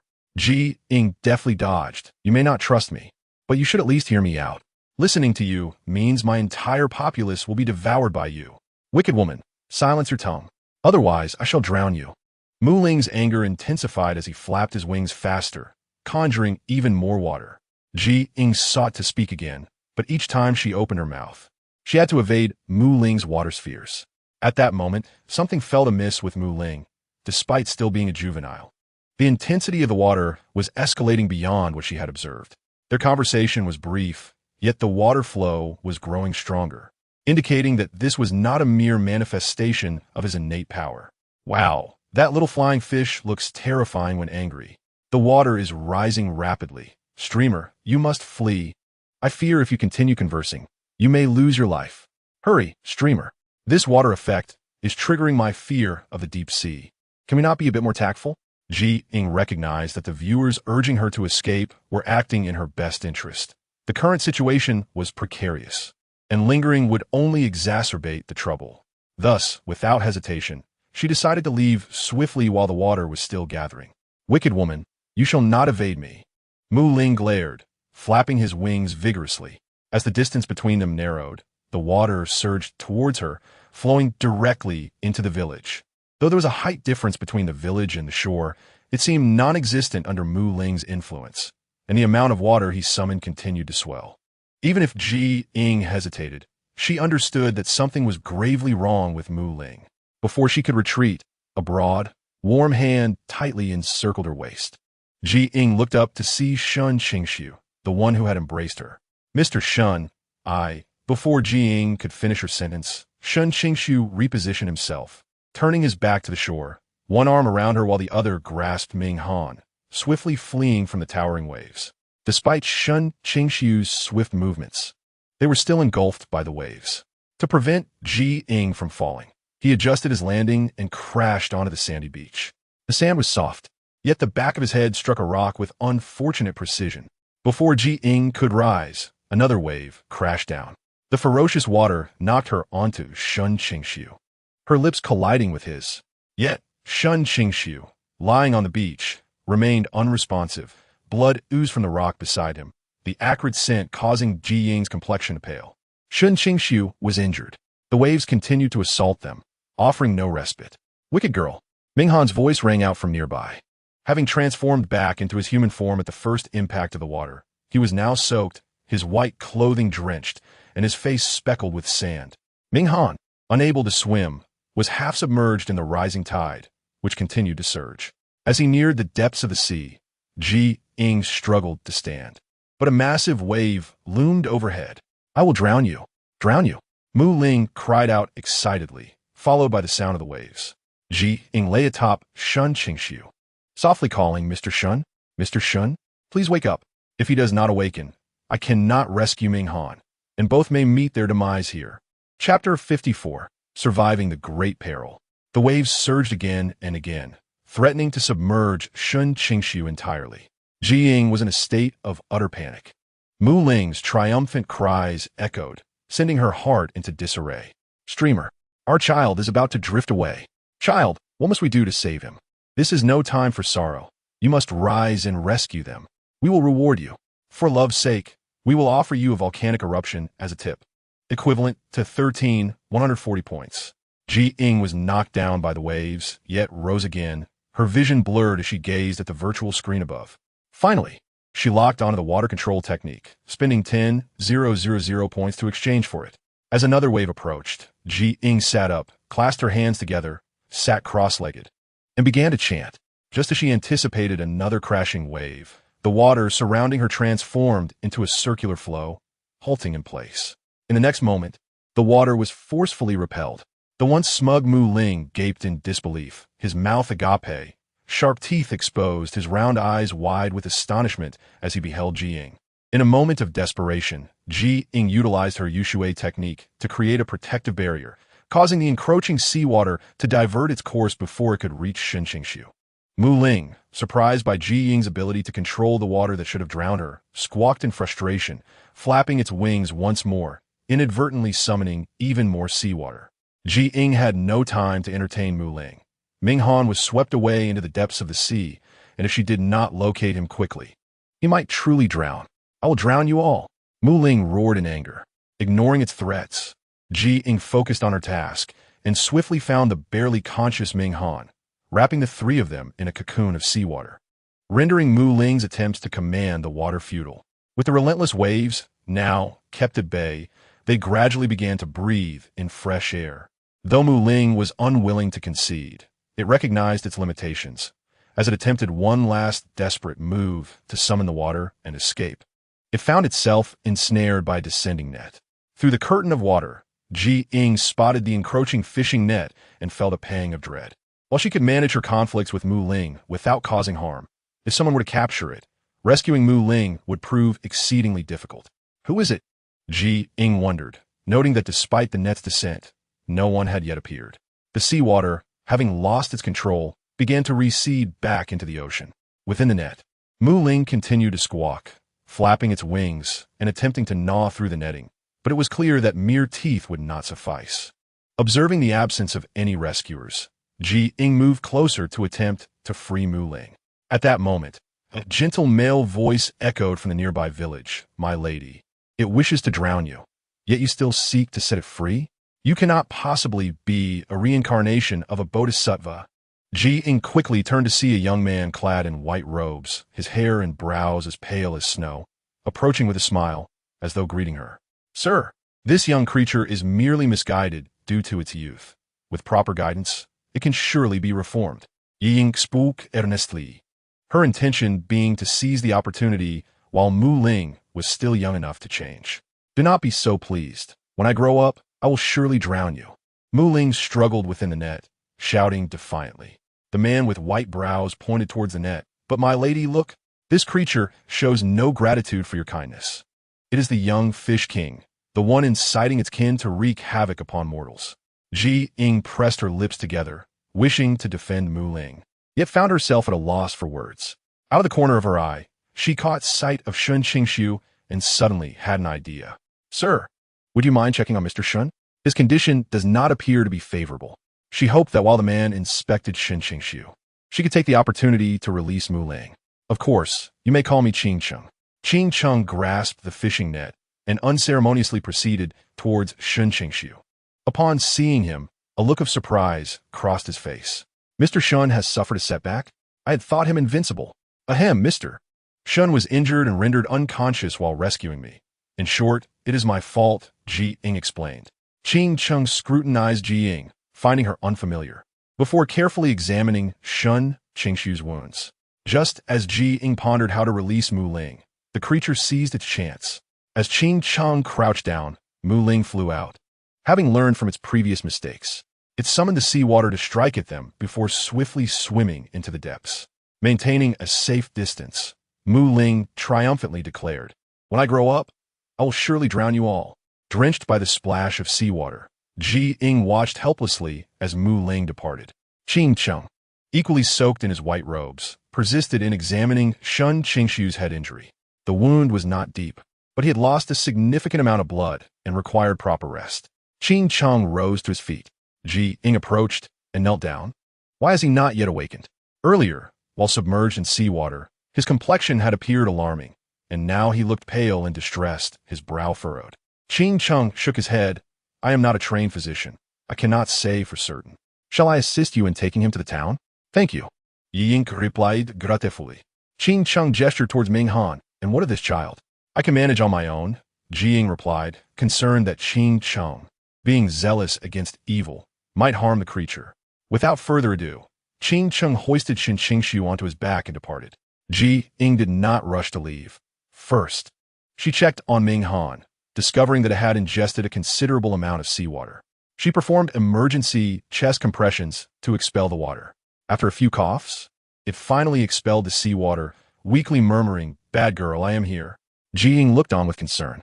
As Ming Han struggled to open its eyes and saw her, it visibly relaxed, ultimately succumbing to unconsciousness once more. Ying exchanged points for intravenous fluids to administer to it, knowing that without anti-inflammatory treatment, its organs could swell. leading to breathing difficulties.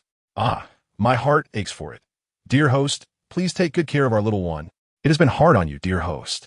Why is Mu Ling so mischievous? It does not even give you a chance to speak. I will heed your opinions. It is my fault, and I will ensure such incidents do not occur again. Ying lay weakly on the beach. During her wait, she experienced the sensation of death once more, a memory that haunted her. Who could be orchestrating all of this from the shadows? Though Mu Ling had a fiery temper, its abilities were not as formidable as they seemed. During the Star Era, when it attempted to drown them, Shen Qingxu had warned her.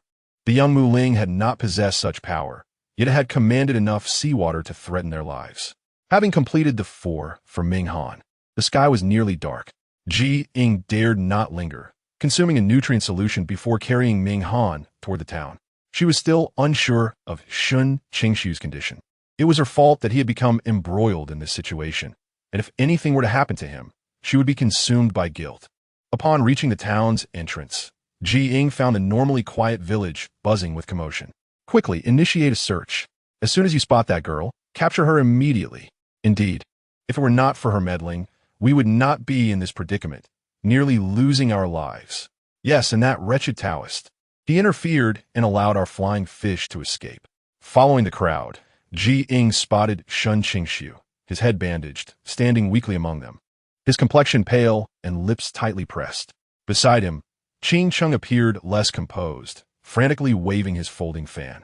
Everyone, please remain calm. My young brother has faced his retribution. Cannot we show him mercy? Mercy? Who will compensate for our losses? A burly man retorted sternly. Enough with your preaching. We are mere mortals, and it is they who have sought our demise time and again. Can we not fight back? Exactly. It was they who intended to drown us, not the other way around. As tensions escalated, some townsfolk hurled rotten eggs at Shen Qingxu without hesitation. At the moment Qingcheng perceived the stench of rotten eggs approaching, he instinctively leaped aside, exclaiming, I apologize. This matter has nothing to do with me. Please do not vent your anger upon me. Perhaps you are the one who has transformed into that girl? It is truly disgraceful for individuals like you, who masquerade as demon hunters while actually protecting monsters. The citizens were exceedingly agitated, seemingly unwilling to relent until they had feasted upon their flesh. Ying stood at the periphery of the crowd, eager to rush in and rescue Shen Qingxu. At that instant, Ming Han, who had remained unconscious, finally awoke, exclaiming, Oh no, what do you intend to do, bad girl? Chapter 55, Divided Actions for Investigation. Upon witnessing Ming Han's awakening, Ying felt a surge of joy. I'm going to rescue Mr. Shen. How do you feel now? Is there anywhere uncomfortable? Ming Han tightly grasped her sleeve, seemingly unwilling to let her go. What is it? Ying asked, looking down at him. The frail Ming Han coughed weakly and shook his head. If they were to proceed now, they would undoubtedly become the targets of scorn, and no one would come to their aid. Ying surmised Ming Han's thoughts, but it was impossible for her to ignore Shen Qingxu's fate. Kill them. It is because of them that we find ourselves in such dire straits. Yes, burn them. Let the heavens witness how these two beasts have deceived us. The crowd's cries were fervent, and in a brief moment, Shen Qingxu and his companion were apprehended by the citizens. Qingcheng possessed the strength to break free from the crowd, yet he feared harming them. Moreover, he was supporting the weakened Shen Qingxu. Although Shen Qingxu had awakened, his combat capability was nearly non-existent. Fellow villagers, you have misunderstood. We are not monsters. Please listen to me, Qingcheng desperately explained. However, at that moment, no one was willing to heed their words. Ying was anxious for Ming Han, but equally concerned for Shen Qingxu, which heightened her urgency. As they followed the crowd to an open area, while the citizens dispersed in search of firewood, a man clad in azure robes suddenly descended from the sky, landing directly in front of Shen Qingxu. The citizens were startled by his arrival, yet upon recognizing him, they gasped, It is a disciple of Zhongyi's sect. Mr. Feng, you have finally arrived. These two are accomplices of the monsters. Please deal with them swiftly. Indeed, it is because of them that we cannot capture the flying fish. They conspired with it to endanger our lives. The crowd collectively accused Shen Qingxu and his companion of their alleged misdeeds. Feng Yifei, upon seeing his pale-faced junior standing beside Qingcheng, immediately intervened, saying, Everyone, this person is not a monster. He is my junior, the chief disciple of Zhongyi's sect. Mr. Feng, do not deceive us. If he is the chief disciple, then what are you? A burly man expressed disbelief in Feng Yifei's words. Feng Yifei smiled amicably. The chief disciple is a promising student, unrelated to being the eldest disciple. My junior is exceptionally skilled in hunting demons within a 100-mile radius. You must surely have some misunderstanding regarding him. But he came with that demoness to deceive us and took away the Flying Fish King. Yes, if it were not for him, we would have already captured the Flying Fish King, and perhaps we would not have faced floods for the next 100 years. This left Feng Yifei momentarily silent. He had been engaged in the battle against the merfolk and was unaware of the situation concerning the Flying Fish tribe. If the citizens were indeed close to capturing the Flying Fish King, then Shen Qingxu and his companion were indeed at fault. After a brief silence, Feng Yifei quickly explained, "Please, grant us a moment. We will clarify this misunderstanding promptly and assist you in capturing the Flying Fish King. Rest assured, we will deal with it." Although the crowd was dissatisfied with this outcome, they had waited a month for the Flying Fish King, who sought to flood their village, resulting in this day. With everything lost, they were merely eager to catch the flying fish. Eventually, they deliberated and nodded, saying, "Then we shall rely on you, Mr. Feng. If the flying fish does not perish, we shall." "Yes, we understand this well, so do not worry. We will ensure the flying fish does not harm you again." With Feng Yifei's assurance, they released Shen Qingxu. Once Qingxu was distanced from the crowd, he could not help but sigh. "I came to save people, not to harm them. How did I nearly risk my own life? I apologize for my junior's actions causing you trouble." Feng Yifei clasped his hands. Qingxu glanced at the feverish Shen Qingxu and shook his head. "It is nothing. However, your junior is indeed resilient. Please take good care of him. I shall take my leave." "Sir, there is no need to depart so hastily. I still have matters I wish to consult you about," Ying quickly interjected. Qingxu's eyes widened upon seeing Ying. "The girl they just sought to capture is you, is it not? I apologize, but please do not speak of apologies or such. You were the one they sought to apprehend." Thus, Qingxu refused to engage in conversation with Ying. Had it not been for her, he likely would not have been mistaken for a demoness. "This white-haired youth is rather proud. Shouldn't the host properly introduce him? He is your savior." "Wah, I want information about the white-haired youth. Can we not have some other relationship with him?" Ying watched Qingxu hastily depart, bemused, wondering if she truly appeared so fearsome. Nonetheless, she noted the comments from the viewers, expressing her regret. "I am not very familiar with him, but if we meet again, I will be sure to introduce him." Having said that, Ying turned to Shen Qingxu. "Mr. Shen, are you all right?" Since the citizens had already dispersed, her presence here was no longer an issue. Shen Qingxu's eyes were hazy, and the injury to the back of his head was quite severe.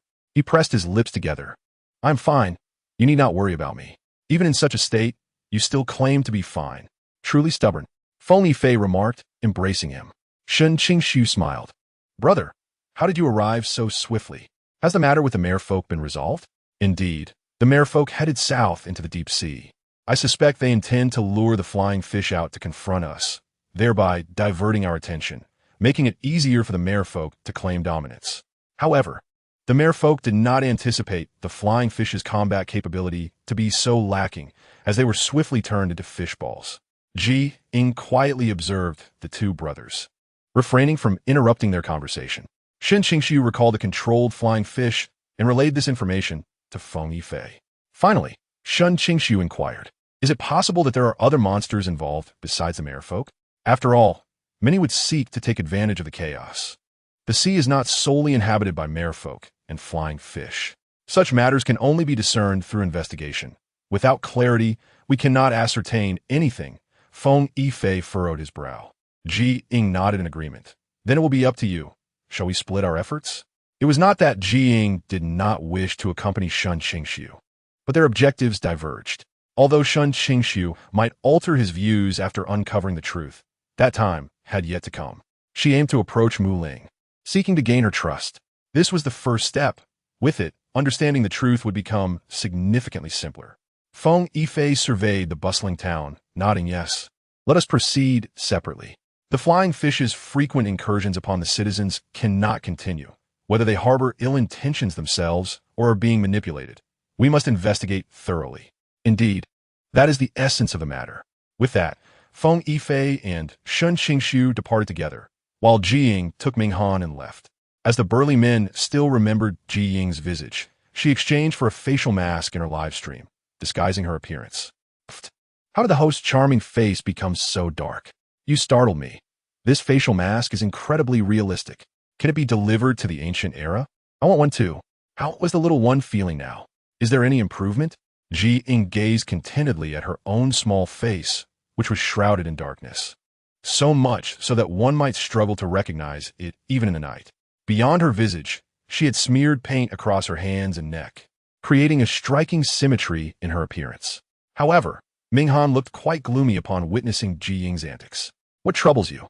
Ying inquired, puzzled. Restoring his original form. Ming Han moved his lips, but ultimately said nothing. It's nothing. If there's something on your mind, speak up. There's nothing we cannot resolve together, Ying said, embracing him. Ming Han awkwardly averted his gaze. I'm afraid that if I converse with you, I might vomit. Ying thought. Is she intentionally trying to vex him? Besides, she had been recognized by the common folk, and, in the end, it would be the two of them who would face the consequences. Although she appeared rather unattractive at present, it was not to the extent of being unrecognizable. Although she did not fully comprehend his grievances, she dared not approach lightly. Not long after Ying had settled by the seaside, she offered Ming Han a steamed bun while she leisurely sipped on her nutrient solution. Hey, you naughty girl. That foul fish over there is watching us, Ming Han exclaimed, pointing at a spot not far ahead with a bun that was larger than his face. Ying had already spotted it through her locator, yet she refrained from immediately turning to look at Mu Ling. Mu Ling harbored deep malice towards them, and seemed to possess an unknown power aimed at drowning them all. In such circumstances, any attempts to curry favor with Mu Ling would only embolden its audacity. Noting Ying's stillness, Ming Han continued. What other fish inhabit these deep waters apart from the Jiao Run and the Yingyu? Qian, Ying replied. What is that? After finishing her nutrient solution, she gazed at the vast expanse of the sea and softly remarked, it is also a type of fish possessing a human face and fish body. It is said that at night, it sings enchanting melodies to beguile people. It is also particularly beautiful. More beautiful than that foul fox? I refuse to believe it. Ming Han bit into the dry bun. Oh, I feel so sorry for the little one. Is this all the streamer has to offer? No meat or anything. Help. Ming Han is so adorable. Those long fingers clutching the snowy white bun are too cute. I've heard of Qian. It's said to be akin to Western mermaids. Similar to Jiaoren, right? Ying nodded at the comments. Indeed, but the Jiaoren evolved a bit earlier. Qian is an ancient mythical beast, and it is rumored that consuming its flesh can cure ailments. Can you do that too? Ming Han asked, puzzled. Why is it that the monsters of the sea can heal, while those on land may not? Just then, a sharp voice pierced through the air behind them. Our flesh cannot cure ailments. You are merely spouting nonsense. Ming Han muttered, if you cannot be consumed, why not explain? If it weren't for your obstinacy, how could mere mortals ever catch you for meat? You little monster are being unreasonable. Furthermore, you are a monster, not a mortal. Why defend mortals? Mu Ling fluttered its wings in agitation. Ming Han opened her mouth, momentarily stunned as if struck by a blow. I do not defend mortals. You have gone too far. You seek their very lives, and defenseless mortals, in their desperation to survive, have no choice but to resort to such measures. Ming Han argued with conviction. Wow, our little one is truly formidable, now confronting others with such zeal. I stand neutral. While I am unaware of the relationship between mortals and Yingyu, it is evident that someone has erred. I believe the fault lies more with mortals. In ancient times, they consumed everything, leading to the extinction of several mythical beasts. Can anyone from ancient times confirm this? Ying did not anticipate that Ming Han's confrontation would incite a debate among the viewers. Some friends from ancient times disputed, claiming they did not consume them.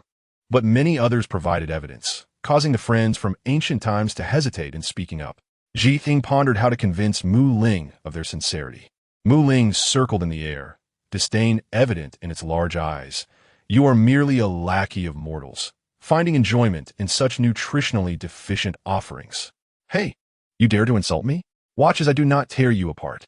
Upon saying this, Ming Han threw the bun to Ying and dove into the sea. As she approached Mu Ling, Ming Han leaped, catching Mu Ling off guard and pinning it to the ground before anyone noticed. After Mu Ling's scream, The water surged violently.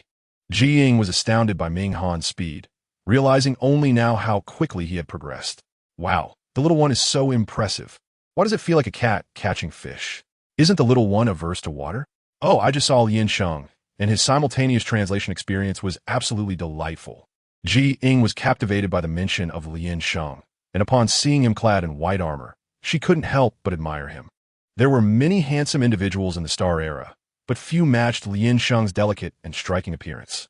After giving Mu Ling a thorough lesson, Ming Han finally released it with satisfaction. If you choose not to speak, then remain silent. It is not imperative for you to voice your thoughts. Floating in the water, Mu Ling appeared to have been thoroughly subdued by Ming Han. Scales scattered around in the water accentuated Mu Ling's woeful state. Ming Han, you haven't truly harmed it, have you? Ying expressed concern. She contemplated approaching to check, yet feared Mu Ling might perceive her intentions as hostile, leaving her uncertain of how to proceed. Once Ming Han had shaken off most of the water from his fur, he nestled into Ying's embrace. Am I so unwise as to not discern between life and death? It is merely pretending. Do you believe that if you approach, it will not spray water to drown you? Ying, witnessing Ming Han's proud demeanor, could only smile helplessly. Moreover, Ming Han had been correct. Mu Ling was quite petty, and their previous misunderstandings had yet to be resolved, making the current situation even more difficult. After floating in the water for a considerable time, without Ying coming to check, Mu Ling took to the air again.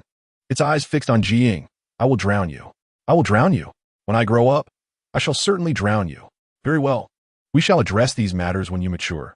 Now is not the time for such discussions. However, as Ying finished speaking, Mu Ling flew away. Ming Han furrowed his brow, puzzled as he looked at Ying. Must we wait for it here? Would it not be better to seek out Tun Tianju? He did not wish to continue observing these fools, who, despite their lack of power, attempted to project an air of capability. Ying shook her head. I wish we could, but searching now is quite complicated. Moreover, if we cannot resolve the issues between them swiftly, this world may descend into chaos. Am I of no importance in your eyes? Ming Han Ying lowered her gaze, earnestly regarding him. How could you be unimportant? You're the first mythical beast I have ever encountered and the one I have spent the most time with. Though she recognized Ming Han's youth, she had not anticipated that he too could display such a petulant side. Ming Han huffed and shifted positions.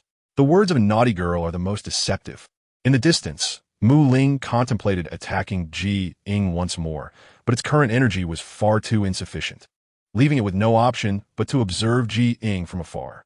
Brother Mu Ling, why do you appear so glum? Did you not say you would teach that arrogant mortal a lesson? A 13-year-old girl gently grasped Mu Ling's hand. Mu Ling transformed into human form, his youthful face struggling to conceal his striking handsomeness. He flung her hand away with disdain, coldly retorting, that wicked woman can talk her way through anything, treating a mythical beast as a mere pet.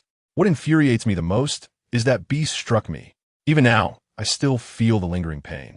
If their parents were still alive, they would undoubtedly not allow them to endure such grievances.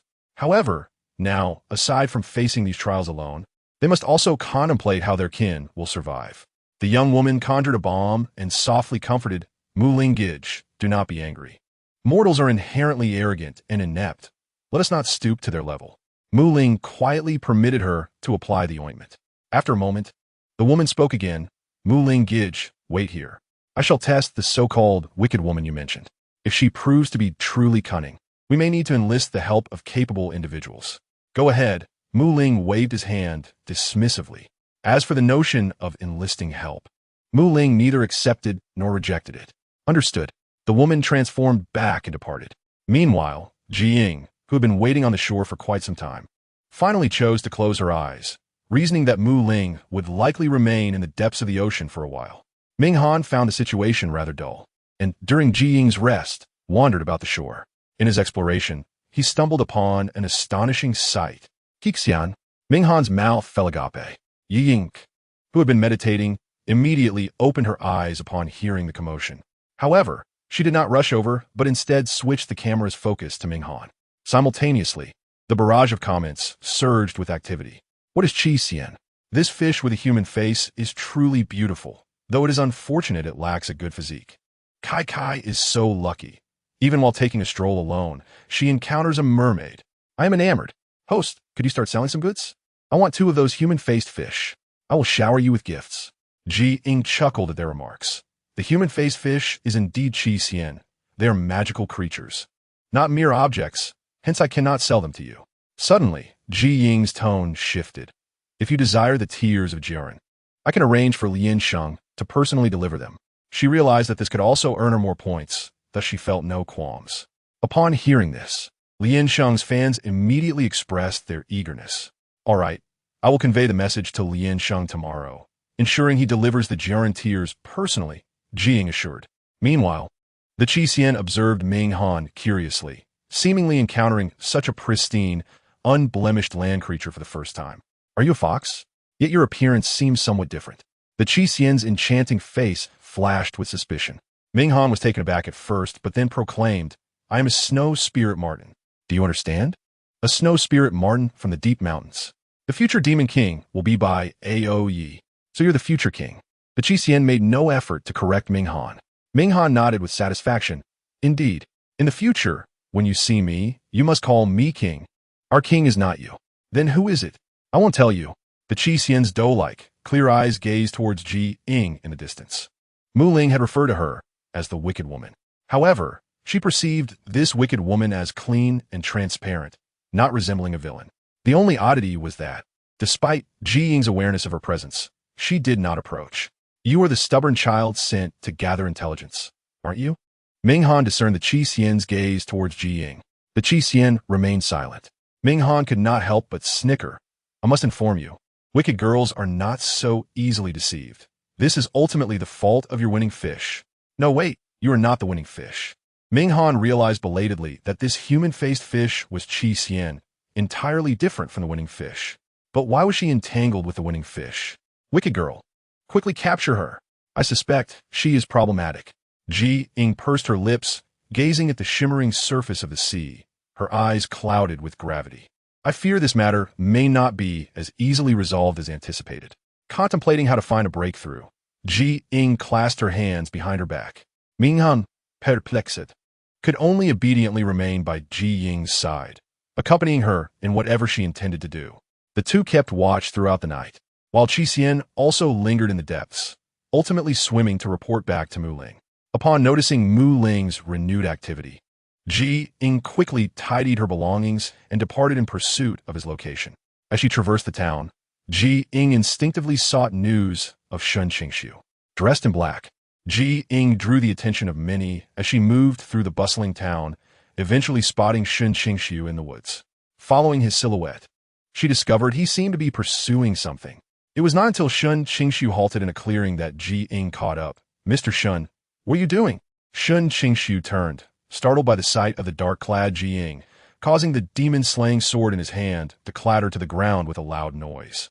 What is this? Were it not for Ying's bright, round eyes, he might not have recognized her.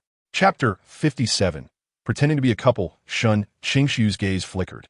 Given Ying's dark appearance, encountering her at night would likely leave the villagers believing they had seen a ghost, especially when Ying smiled. Her gleaming white teeth appeared even more frightening. Oh my, help! The host looks a bit foolish like this. I think the host should not stream adventure content. They should become a comedic host instead. When will the host fight? If you go into battle looking like this, I will surely shower you with even more gifts. Upon seeing the comments, Ying's eyes flashed with confusion. Ling Jiao, what is going on? The two hosts connected their streams to see whose fans would reward them more generously. Ling Jiao explained plainly, and Ying instinctively glanced at her follower count. 1 million. Surely, 1 million followers would not contribute many points, right? Ying promptly shook her head. Let's not, lest I end up losing my points. Noticing Ying's lack of response, Shen Qingxu swung the demon-slaying sword down fiercely as a wave of dark energy surged towards him. With that strike, the black mist that had been entangling him retreated in fear. Ying caught a glimpse of the dark energy, her expression turning grave. Mr. Shen, is that dark mist from the demon clan? I do not know who summoned it. Shen Qingxu wiped his demon-slaying sword. Suddenly, Ying recalled something, her expression becoming serious. Mr. Shen, is it possible that Mu Ling is under the control of the demon clan? The demon clan controlling the winning fish? Yes. The Taowu is also an ancient beast, yet it was controlled and sought to kill me on 3 occasions. Mu Ling, being a youngling, should not possess the ability to flood a village. Most importantly, during the Star Era, there were rumors that Mu Ling's catchphrase was "wait until I grow up and drown you." If it could drown people in its infancy, why would it wait until adulthood? Shen Qingxu suddenly felt overwhelmed, the connection to the demon clan seeming plausible. However, without evidence, they could not draw conclusions. By the way, Mu Ling is with Qi Xian. Ying revealed what Ming Han had discovered. Shen Qingxu was taken aback. Although Qi Xian and the winning fish were both aquatic creatures, they belonged to entirely different species. Furthermore, Qi Xian inhabited similar waters to the Jiaran. How could she be entangled with the winning fish? Shen Qingxu appeared serious. Are you certain you did not miss C? Of course I did not miss C. My eyes are sharp. Ming Han retorted proudly. Shen Qingxu took a deep breath, his gaze drifting to the distant sea. It seems turbulent times are ahead. Mu Ling has left this sea area. Ying noted the tracker, indicating Mu Ling's movement. Shen Qingxu glanced at the sky before fixing his gaze on Ying. Every month, the winning fish clan plots to submerge 1 village. Thus far, they have drowned 3 villages.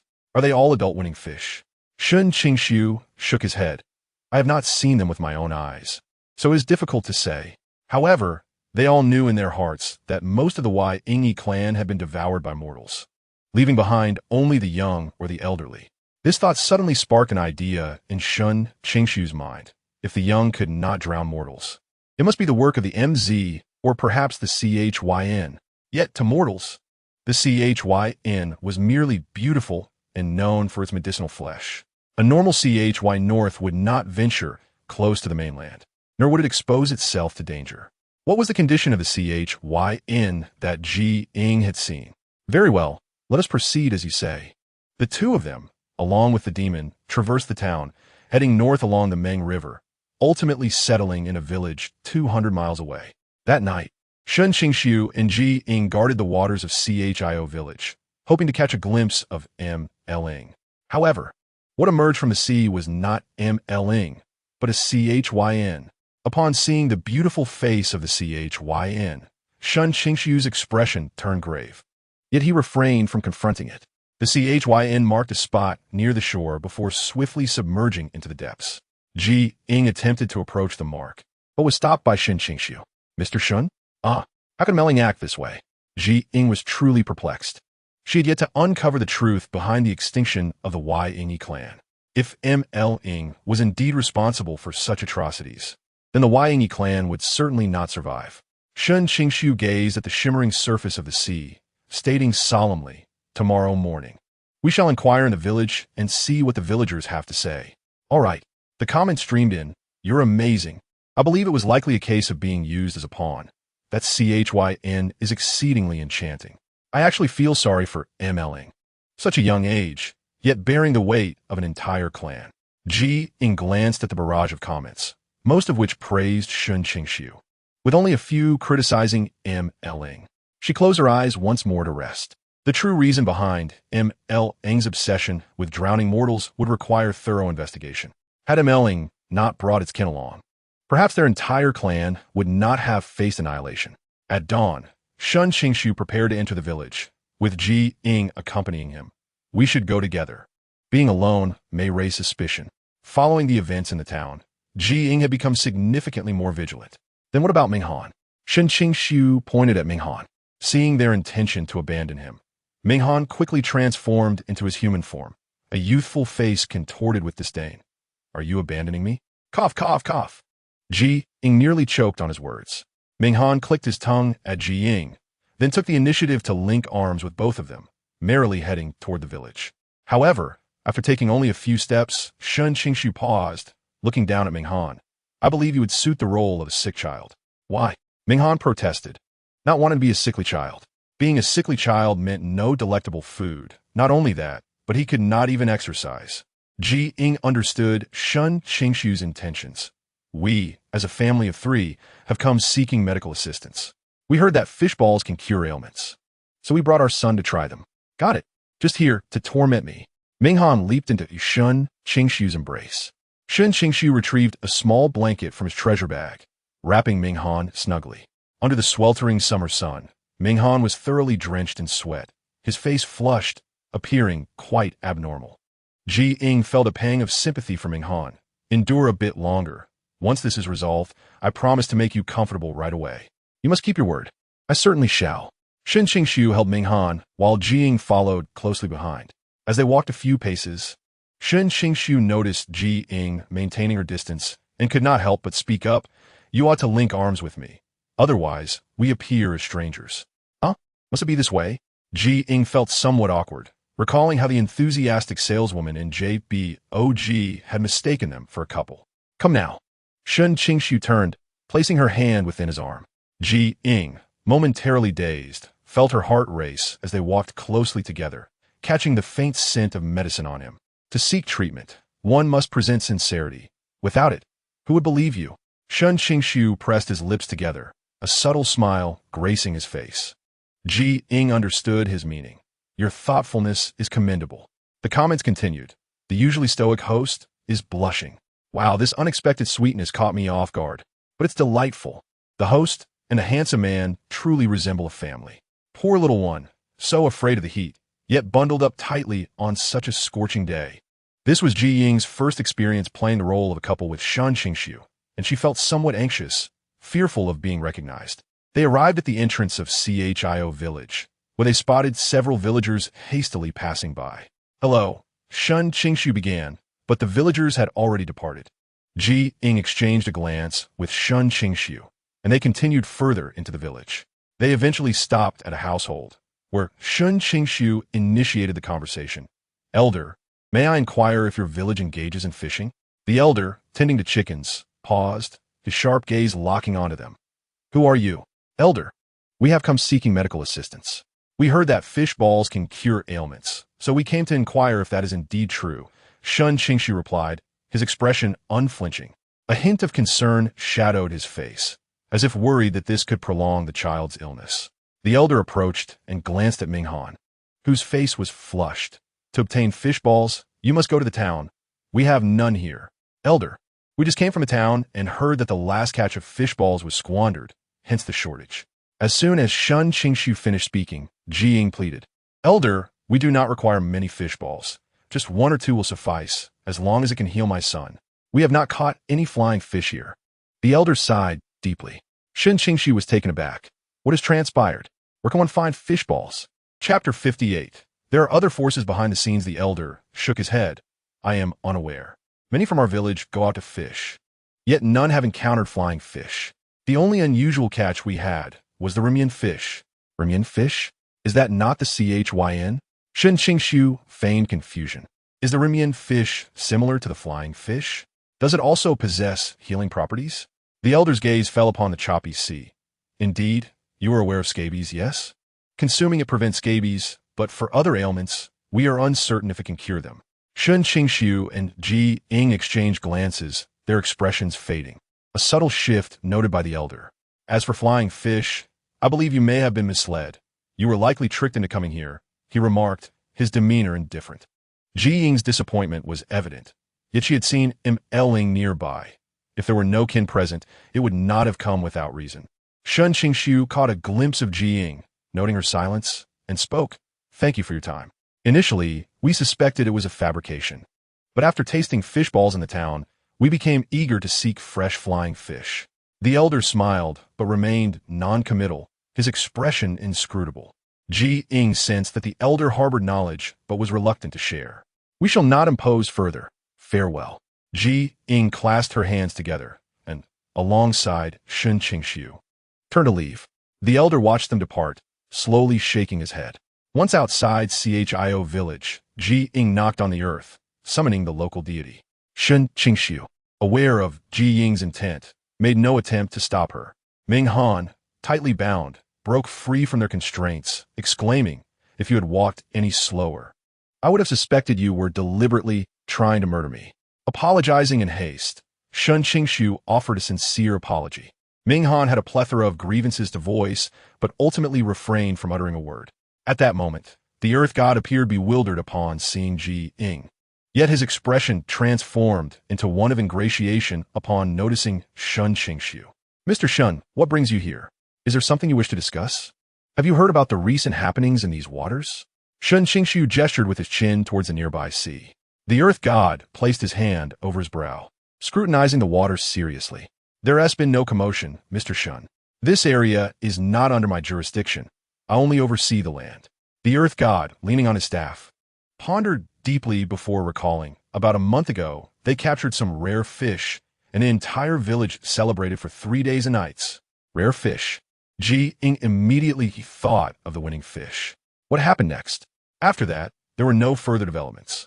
Occasionally, there were carts coming and going, but for the most part, everything seemed normal. Ying sensed something was amiss. Could Mu Ling have dug a pit, deliberately allowing mortals to capture the winning fish, igniting their greed, only to ensnare them all later? Shen Qingxu had no more questions, his gaze fixed on Ying. Listening to the ambiguous information, Ying felt an unsettling dissonance. Yet she could not pinpoint its source. It felt as though this matter had spiraled into a deadlock. Was it possible that the streamer would never uncover the truth? If all else failed, perhaps they could seek answers in the underworld? Surely, a conflict must have arisen between mortals and the winning fish. But how foolish were the winning fish, always inflicting harm upon themselves while trying to vanquish their foes. Ying observed as the comments flew by, attempting to glean some useful clue. Yet upon closer inspection, she found none at all. Once consumed, the winning fish lost their souls. Unlike the Jiwei Tianhu, their names could not be found in the underworld. Their only hope rested upon the mortals. If the first mortal to consume the winning fish were still alive, they should know what truly transpired, right? Ying turned her gaze towards Shen Qingxu. Lost in contemplation, Shen Qingxu nodded. Indeed, but how we go about searching for them? This time, the mortals were quite clever. They did not consume the entire winning fish, but rather mixed their flesh together, making it impossible to track the scent. Ying tapped her forehead, realizing they had truly hit a dead end. With so many restrictions on their actions, what do they do now? They could only observe the unfolding events. Shen Qingxu pressed his lips together. Ying nodded. Aside from that, she could not conceive of a better plan. They had remained in Páo-Xiāo village for 2 days, and apart from the initially hurried villagers, they had seldom encountered any other faces. It was not until the 3rd day of their vigil that Ying suddenly spotted a familiar yet strange figure. Mr. Shen, Ying exclaimed. Shen Qingxu turned his head, following Ying's gaze to a young, robust man. It was only after the man entered Páo-Xiāo village accompanied by 4 or 5 others that Shen Qingxu turned back to Ying. Have you seen him before? Yes, more than once. Ying recounted the scene. She had encountered the robust man in a restaurant while pretending to be Ming Han's mother, and later, she had also seen him while spending 5 taels of silver to capture the winning fish in that village. The man appeared to be around 30, sporting a full beard, with only his piercing eyes visible beneath his prominent nose. The Northwest and the East Sea were entirely different realms. Why would this man entice strangers into the knowledge of the winning fish? Was there some sort of transaction involved? Ying stated bluntly. Shen Qingxu shook his head, realizing that the conflict between the winning fish and humans seemed obscured by a thin veil. Just when they thought they were on the verge of uncovering the truth, they discovered they had yet to find anything. This obscured truth was not merely a veil, but rather a mountain, leaving them utterly perplexed. Yet they had no choice but to delve deeper. Ying contemplated, deciding that if the robust man did not emerge by nightfall, she would conduct a covert exploration of the village. Night fell as expected, and when Ying noticed the robust man had not appeared, she donned a dark outfit, entrusted Ming Han to Shen Qingxu, and stealthily entered the village. Under the cloak of darkness, Páo-Xiāo village appeared particularly desolate, with only a few houses among dozens flickering with light. Ying dared not approach too closely, lingering near the nearest house with light, for she heard the robust man's voice. Concealed on a rooftop, Ying cautiously peered down at the individuals inside. There were 3 robust men in the house, one of whom Ying recognized, while the other 2 were unfamiliar faces. One of the unfamiliar men sported a beard similar to the robust man. Brother, we've waited a long time for this village. We must not let any mistakes occur this time. One of the men spoke. The robust man nodded, his finger tapping the table. Yes, last time there was an incident, but I've gathered reliable information this time. The Flying Fish King is lurking nearby, and we must ensure everything goes smoothly. Should we lure some outsiders here?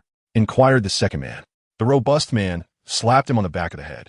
Have you forgotten the lesson from last time? We promised when we would capture the Flying Fish King, and if we fail again, it will be our demise.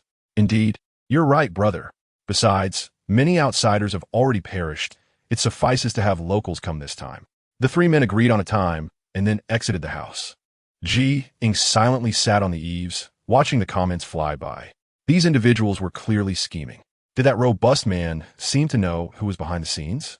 Who was orchestrating everything? And what was their motive in seeking the Flying Fish King? Ying refrained from engaging with the viewers, swiftly and cautiously leaving Páo-Xiāo village. My senior brother sent word that he needs my assistance, so he asked me to wait for you here and has given me this smoke bomb, saying we should ignite it if we require his help. Minghan raised the smoke bomb in his hand. Ying pursed her lips. She had initially intended to share her insights with him. Minghan tucked the smoke bomb away. You seem quite unhappy. Not at all. It's just that the situation is grave. I fear that only the two of us, along with Bai, 1T, be able to stop them. Their actions are utterly malicious. Minghan scratched his head. Am I really unable to handle a few mortals? Are you serious? I'm not joking. You fear water. Ying had no intention of allowing Minghan to accompany her in these matters. At dawn the next day, Ying departed Páo-Xiāo village with Minghan, hoping to explore the town, perhaps stumbling upon those searching for locals to enter the village. However, after wandering through the town, Ying discovered it was even more sparsely populated than the previous town, and she did not see the familiar robust man. Just as she was about to leave, she was suddenly called. Girl? The man seemed uncertain whether he was indeed addressing Ying, calling out several times. Qingxu, what are you doing here? Where's Mr. Feng? Weren't they supposed to leave together? Why was only Qingxu present? Qingxu adjusted his white robe, managing a wry smile. We parted ways. He went north to deal with the demon clan, while I came here to investigate the winning fish. The turmoil surrounding the winning fish was also of significant concern to them, although it did not match the scale of the Jiao people. It was still worthy of their attention. Has Mr. Shen left as well? Ying recalled the words spoken by Minghan the previous night. Chapter 59. The white figure attacks Minghan. When mentioning Shen Qingxu, Qingxu's face flashed with confusion. I do not know. I have not seen him. All right, thank you. I understand, Ying sighed. Fortunately, she had not placed all her hopes on Shen Qingxu, but the puzzle remained unsolved, and she felt a tinge of anxiety, as it concerned Mu Ling's life. Noticing her despondency, Qingxu, who understood you better, asked, Miss G, have you made any new discoveries?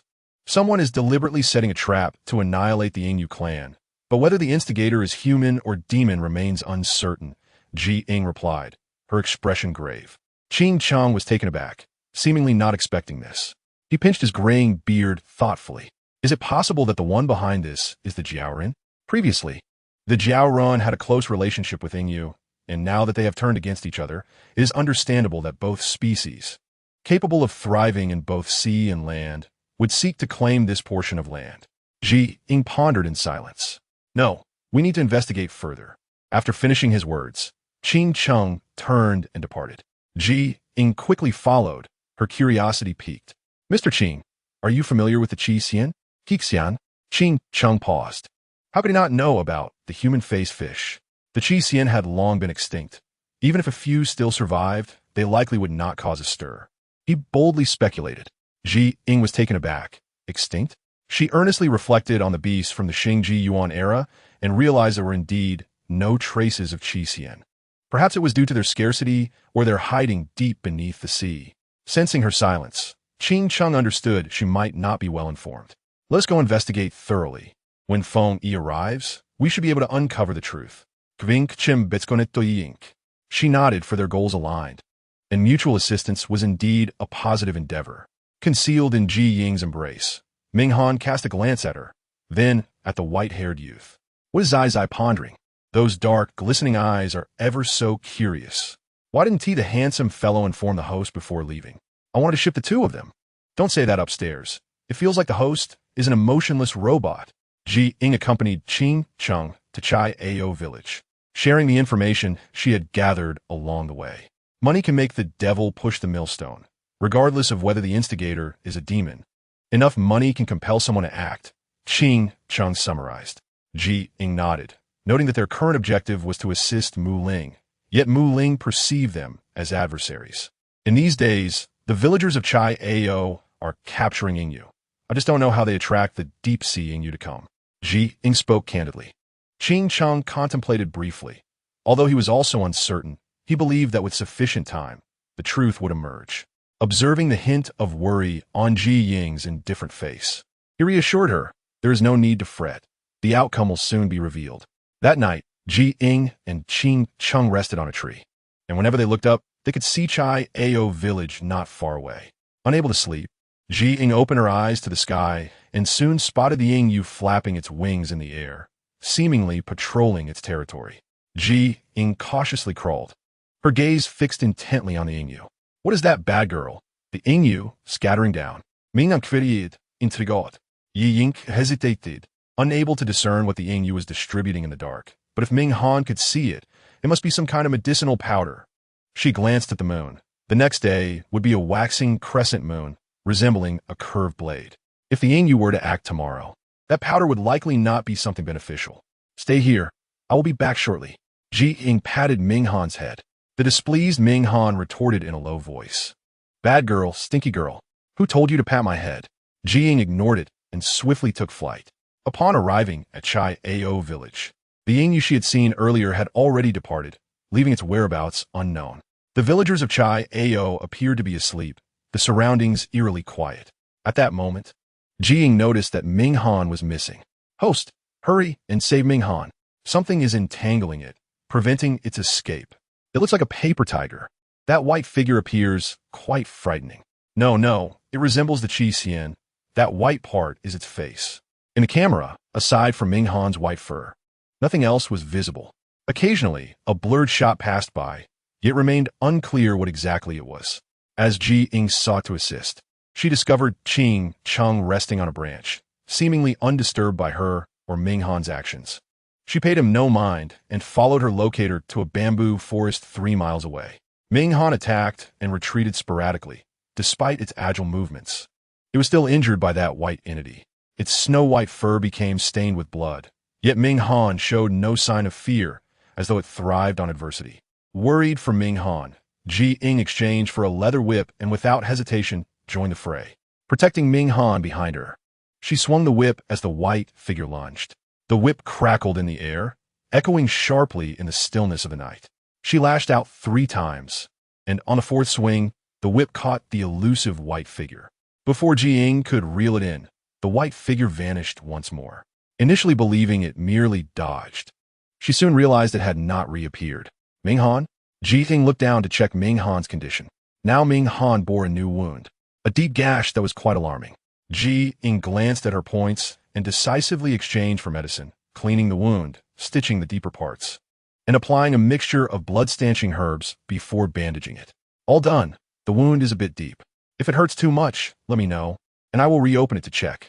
Ming Han glanced at the wound on its back, its small head adorned with dark, glistening eyes filled with pity, tinged with a hint of reproach, as if to say its injuries were all for her sake.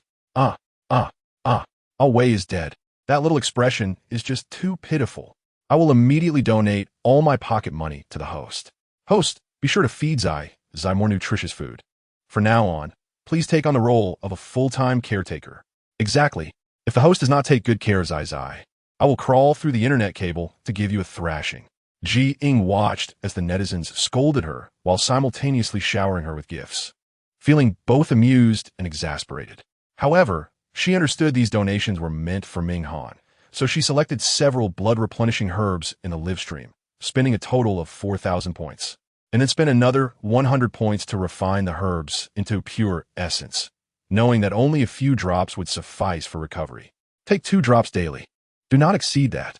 Ying handed the porcelain white vial to Ming Han. Ming Han grasped the vial with its claws, sniffing it vigorously, and with a proud expression remarked, I knew you were stingy. Only 1 drop of the herbs for me. Not even a sip. At that moment, Qingxu remained soundly asleep in the woods, while the seaside was engulfed in a tempest, waves crashing violently against the shore. In the darkness, The sea breeze whipped the waves like a wild beast. The howling wind instilled fear, yet did not awaken Qingxu. Ying furrowed her brow. Mr. Qing, are you all right? She gazed toward the seaside beyond Páo-Xiāo village, sensing an impending storm. Qingxu. Ying shook him awake from the tree. As Qingxu, having fallen to the ground, slowly opened his eyes, he bewilderedly cradled his rear and grimaced, asking, Miss G, what has transpired? What happened? Being you has arrived. A hint of confusion flickered in Ji Ying's eyes. It was evident that Qingxu had not merely woken from slumber. Such a cacophony outside could not have failed to rouse anyone walking amidst it. Squinting into the distance, Qingxu noticed the rain beginning to fall near the deep sea. While over by the shallows, although a light drizzle was present, it was merely the sea breeze carrying the waves. The rain was not particularly light. He glanced towards Páo-Xiāo village, his expression changing. How the villagers emerged? Ying shook her head. No, but prior to this, Ying flew into the air, seemingly inspecting something. However, by the time I arrived, it had vanished. Are you injured? Ying shook her head. It was Minghan who had sustained injuries. Upon seeing Qingxu's white hair, Ying suddenly recalled the flash of white that had attacked Minghan. Could that white figure possibly be Qingxu? Before Ying could ponder further, Qingxu frowned. This is bad. A hurricane is brewing in the deep sea. At the center of the hurricane were countless fish, shrimp, and crabs, along with some seaweed. The hurricane was inching closer to the shallows. If the villagers of Páo-Xiāo village could not evacuate swiftly, their lives would be forfeit. Ying's countenance shifted dramatically. Wow, how can it be so clear in the dark? One must admire this. Isn't this a tornado? It looks terrifying. Everyone, activate simultaneous sharing. Let us collectively experience this impending storm. No one perceived the imminent danger Ying faced as authentic. Netizens were in awe of her team's ability to create such a vivid effect. Surely, millions must have been spent on this? I will check Páo-Xiāo village. If there are lingering villagers, I will call them. Ying recognized that time was of the essence. If she delayed further, the villagers would perish. I will accompany you. We shall split up. Qingxu stood up, patting his backside. The two, a human and a spirit, dashed toward Páo-Xiāo village. The closer they approached the shallows, the heavier the rain fell. The rain pelted Ying's face, making it difficult to see. She tightly held Minghan in her embrace, regretting bringing him along. Minghan had just been injured. If his wounds became wet, inflammation would surely follow. Minghan, perhaps you should hide?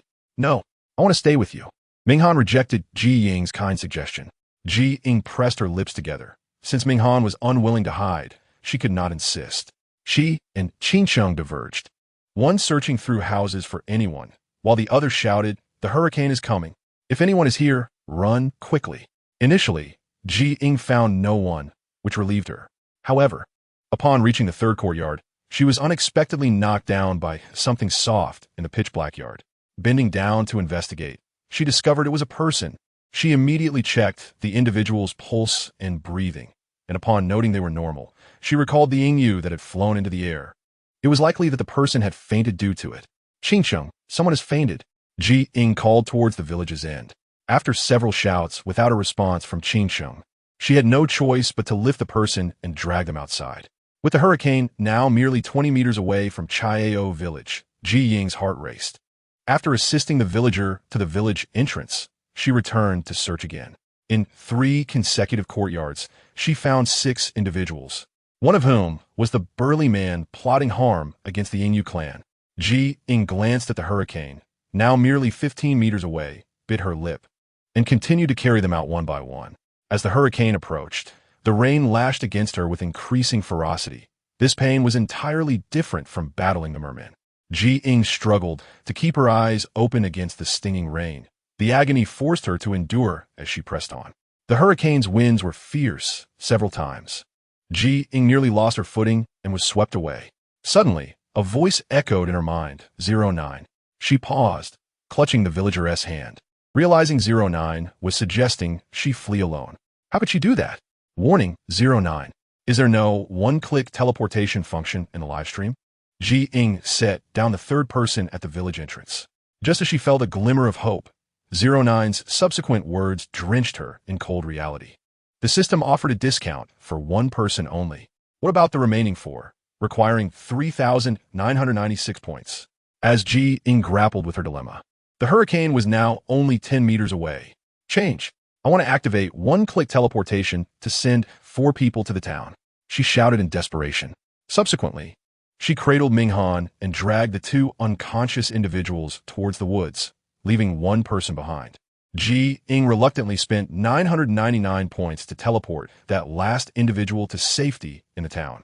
At this moment, Ying could not concern herself with Qingxu's whereabouts, for the hurricane was closing in.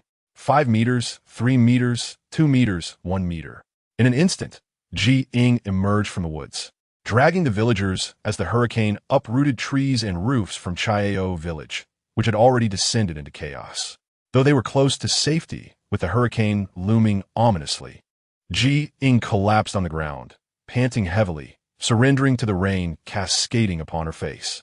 Minghan cowered in her embrace, not far from the raging hurricane, which swept up branches and rooftops, along with several unfortunate souls. Overwhelmed, yet powerless, Ying gasped, yearning for respite. Miss Ji, what brings you to such disarray? Amidst the storm, Ying suddenly heard Shen Qingxu's calm and melodious voice. Struggling to sit up, she managed a faint smile. It's nothing. Just a bit tiring from saving people. The hurricane's intensity had surpassed her expectations, yet she dared not linger, aware that danger was not yet fully averted. Shen Qingxu bent down to examine the 2 unconscious individuals on the ground. Though he said nothing, his expression was peculiar. What is it? Have you sensed something? Ying inquired, knitting her brows. Shen Qingxu pursed his lips. He had not intended to inform Ying, but seeing her inquiry, he replied. They have been exposed to marsh gas. Marsh gas? What is that? Ying was unfamiliar with the term, but knew it to be a toxic gas that, if inhaled for too long, could be fatal. The waves surged alongside the hurricane, and the once deserted Páo-Xiāo village was now on the verge of being submerged. Ying decisively declared, "Shall we leave this place?" The seawater seems poised to flood back in. Noting that her locator showed no sign of Mu Ling nearby, she felt a momentary relief. All right. Shen Qingxu firmly grasped the 2 unconscious individuals by their waistbands and steadily moved forward. Concern for Ying prompted Minghan to ask, "Bad girl, are you all right? Should I walk on my own?" "No need, I am fine." Ying waved him off. Just as they exited the woods, the waves crashed in, but fortunately, the hurricane had halted at Páo-Xiāo village and did not advance further. After leading her to a safe location, Shen Qingxu watched as Ying boiled water for a hot bath, dried their clothes, and brewed ginger soup to prevent illness from the cold. Once she had tended to everything, Shen Qingxu settled beside her by the fire. What transpired during my absence? Shen Qingxu shook his head. Nothing.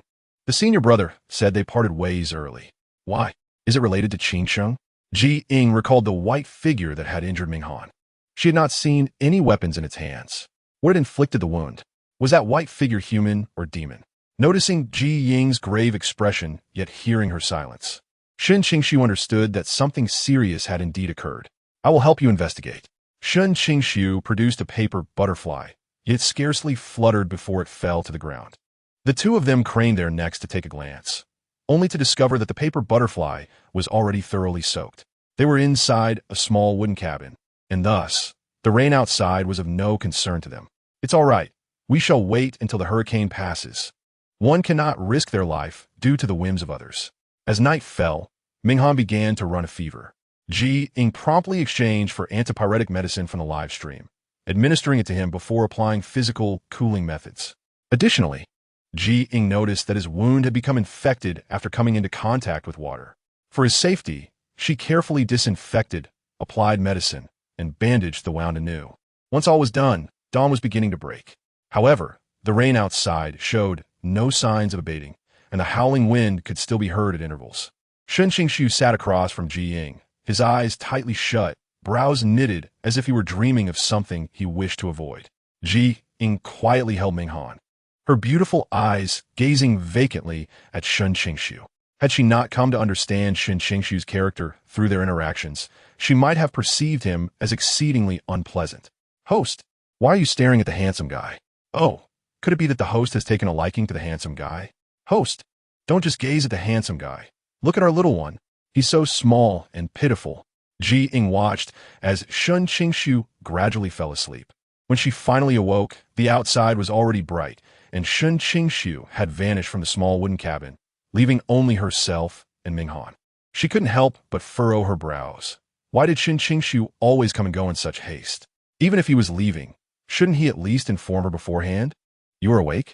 How do you feel now? Shen Qingxu entered, carrying a bowl of chicken soup. Ying looked at him in confusion. You didn't leave? Where would I go? Please drink this. I've already taken those 2 villagers to the town's clinic.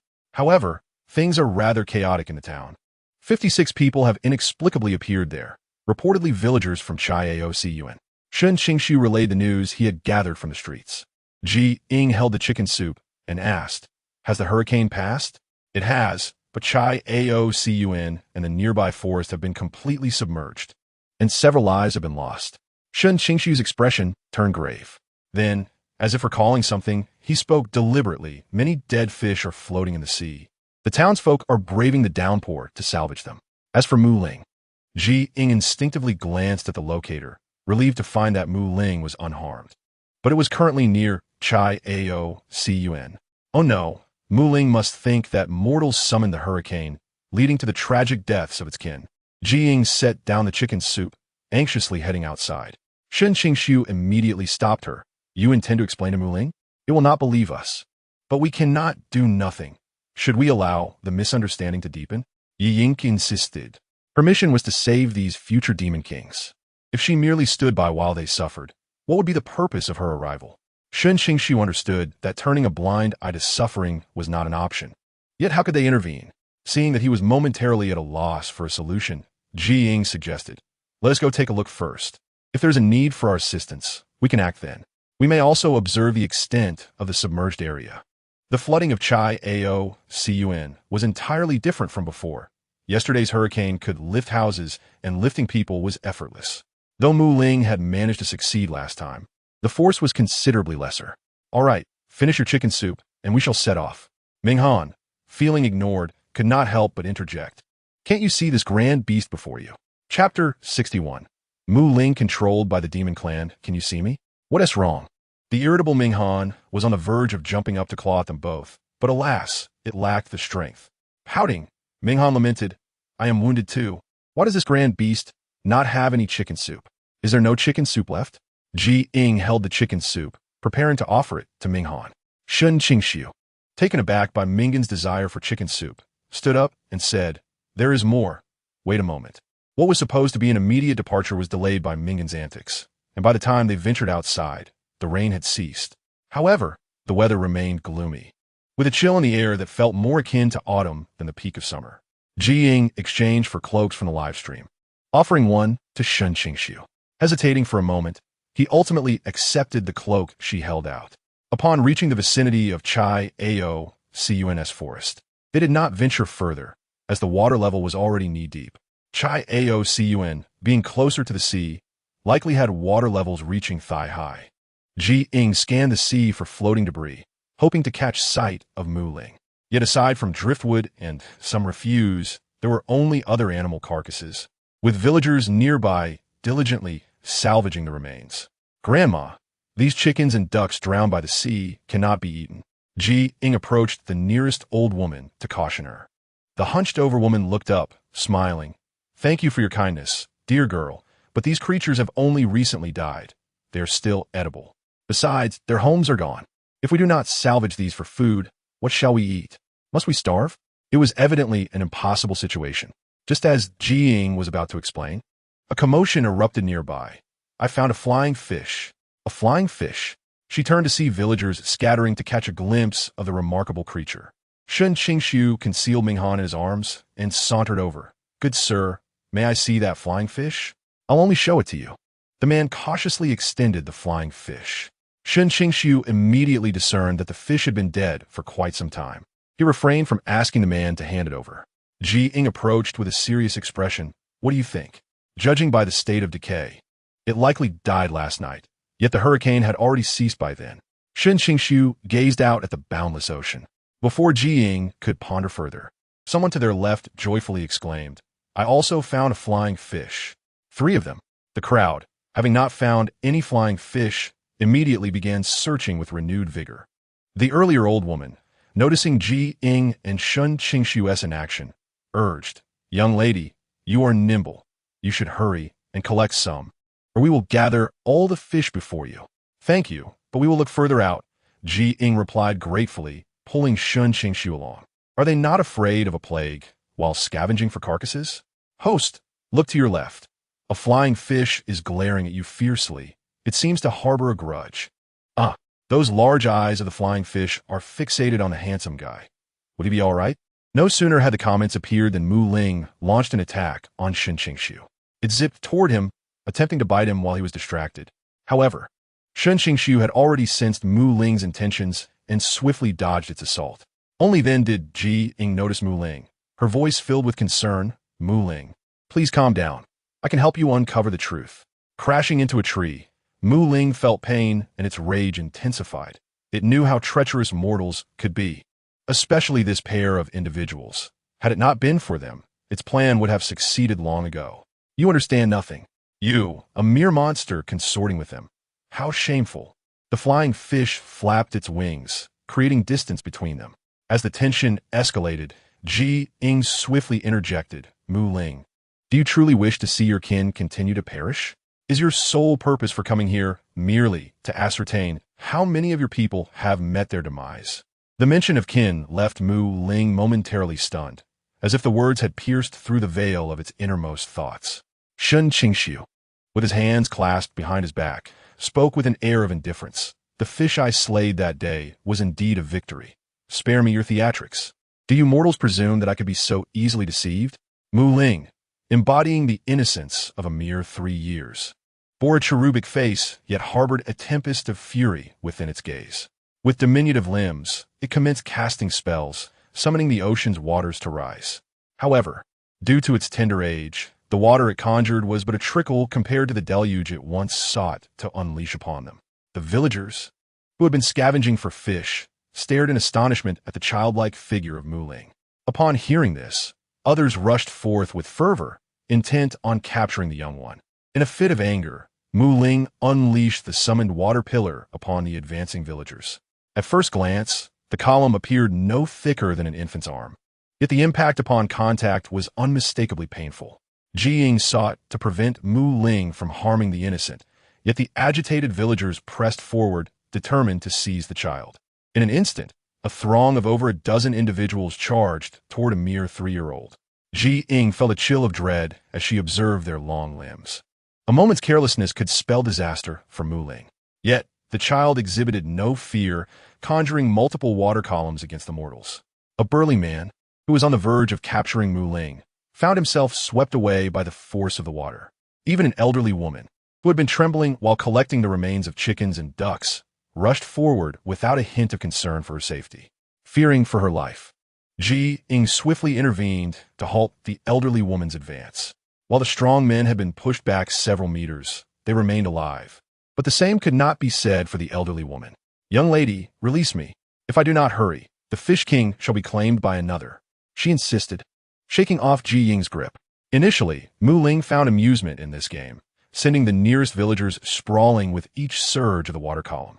Yet as time passed, impatience set in, and the columns grew more substantial, their impact increasingly excruciating. Suddenly, a robust man was ensnared by the water, crashing violently to the ground. Ying could scarcely believe Mu Ling was responsible. Shen Qingxu, who had remained silent, seemed to have found a breakthrough. In an instant, he positioned himself behind Mu Ling, drawing forth the demon-slaying blade while the child was distracted. "No!"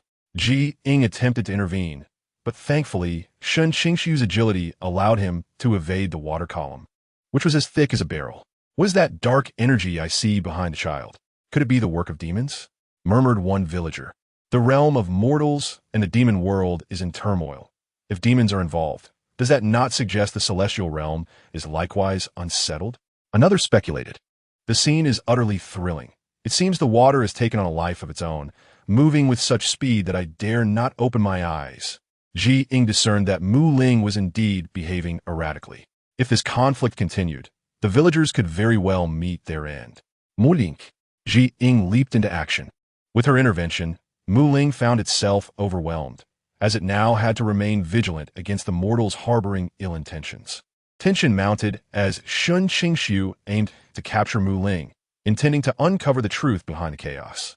Suddenly, a robust man surged forth, seizing Mu Ling in his grasp. Before anyone could react, he laughed boisterously and fled the scene.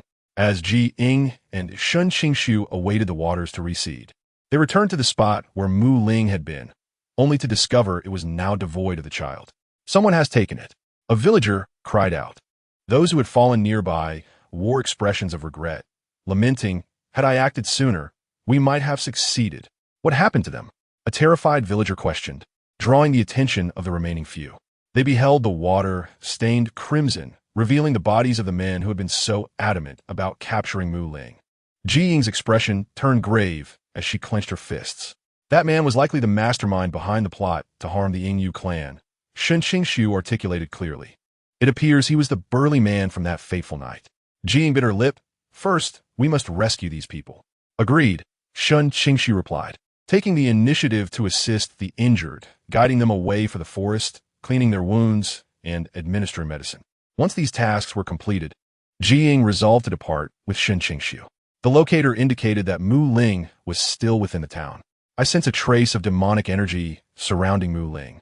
Though faint, it intensifies with each surge," Shen Qingxu remarked as they hurried onward. Ying nodded in understanding. "I comprehend. Yet I have a question. If Mu Ling has the aid of demons, is it possible that mortals are also complicit? If it were not for the first person consuming the Ying, how could anyone savor its exquisite meat? Moreover, who could craft the Ying into meatballs unless they possessed knowledge of retrieving souls from the underworld and restoring them? Is it possible that I have offended the demons?"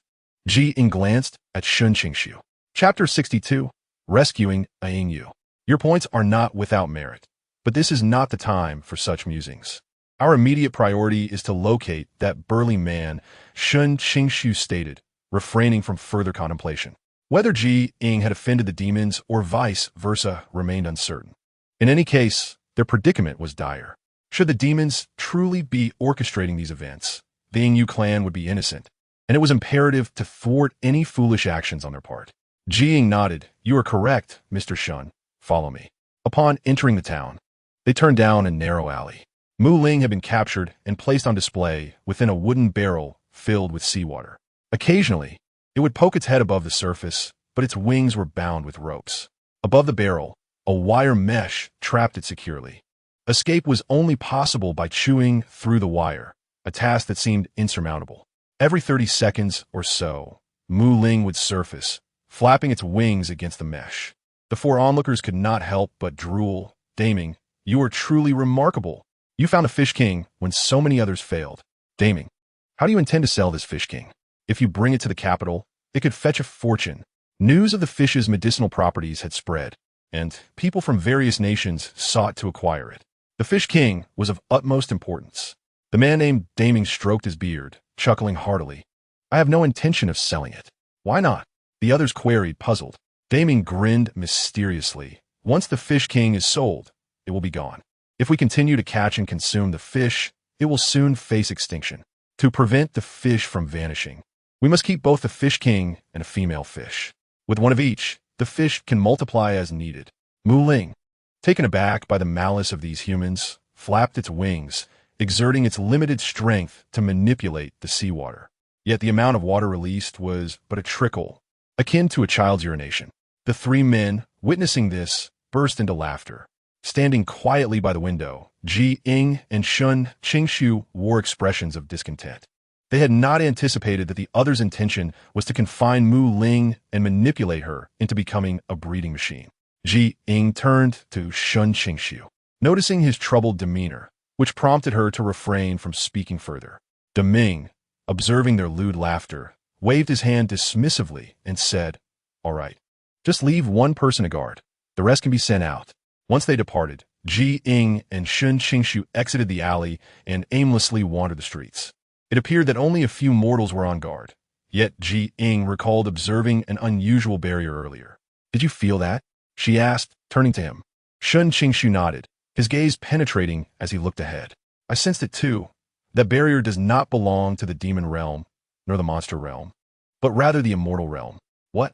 Ying halted in her tracks. Even the viewers, who had been fervently watching the live stream, were taken aback. So the host and the handsome guy both guessed wrong? The troublemakers are actually from the immortal realm? Isn't the immortal realm usually associated with benevolence? Why would they scheme against the monster realm? If the immortal realm is capable of such malicious acts, it would truly shatter my worldview. The immortals portrayed in this drama are all virtuous. Shen Qingxu, who was about to speak, paused, staring blankly at Ying. She had previously expressed similar sentiments to him, and now, reiterating them, was she fearing he would blindly trust the immortal realm due to their divine nature? He pressed his lips together and clarified. I comprehend what you mean, Miss G. Until we have thoroughly investigated the matter, I shall not make any hasty conclusions. Ying was momentarily taken aback, feeling slightly embarrassed as she gazed at him.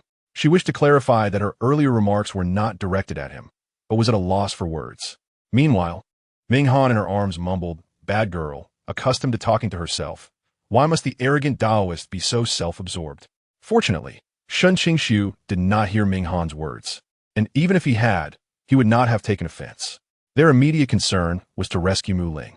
After spending a day and night in the town, they finally received word that Ming would publicly showcase the Flying Fish King, with entry priced at 10 taels of silver per person. Additionally, live flying fish would be available for purchase. The event would commence in 5 days. Ying examined the promotional flyer, furrowing her brow. Should we rescue Mu Ling before or after the event begins? We cannot enter that barrier at present. Doing so would draw their attention. If we fail this time, it may become even more difficult. Shen Qingxu frowned. Without a certain level of assurance, he would not advise taking action just yet. Ying understood his implication. They would have to wait until the event commenced. Didn't they say Mu Ling would be showcased?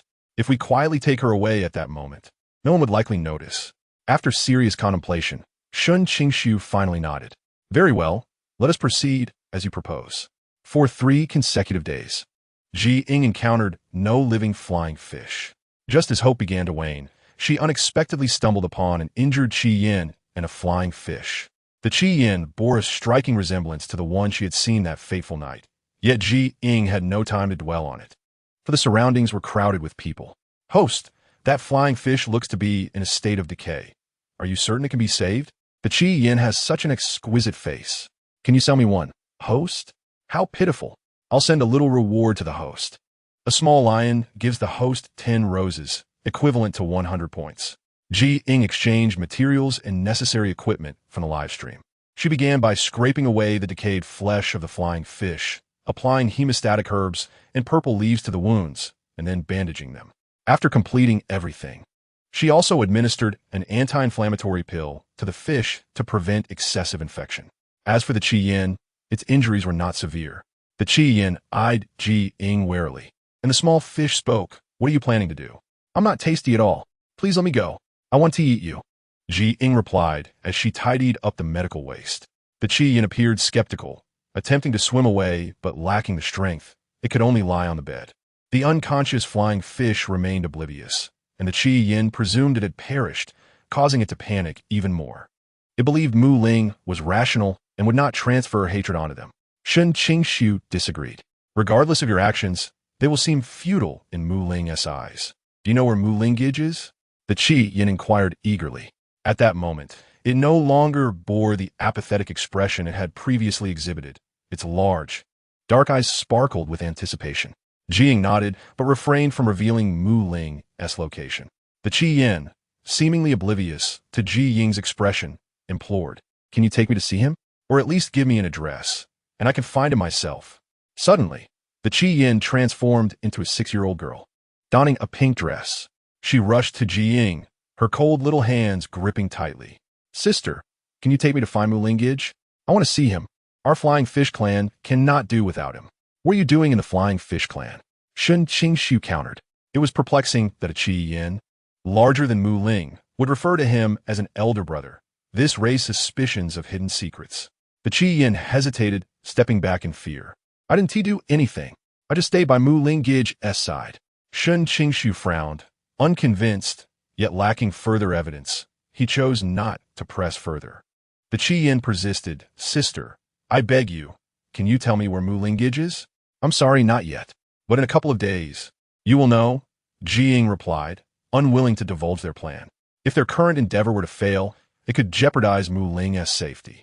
Disappointment flashed across the Qi Yin's face as she sat forlornly on the bed. I understand. The day of the Flying Fish King exhibition arrived. Ying had tended to the injured flying fish well, yet it still appeared somewhat weak.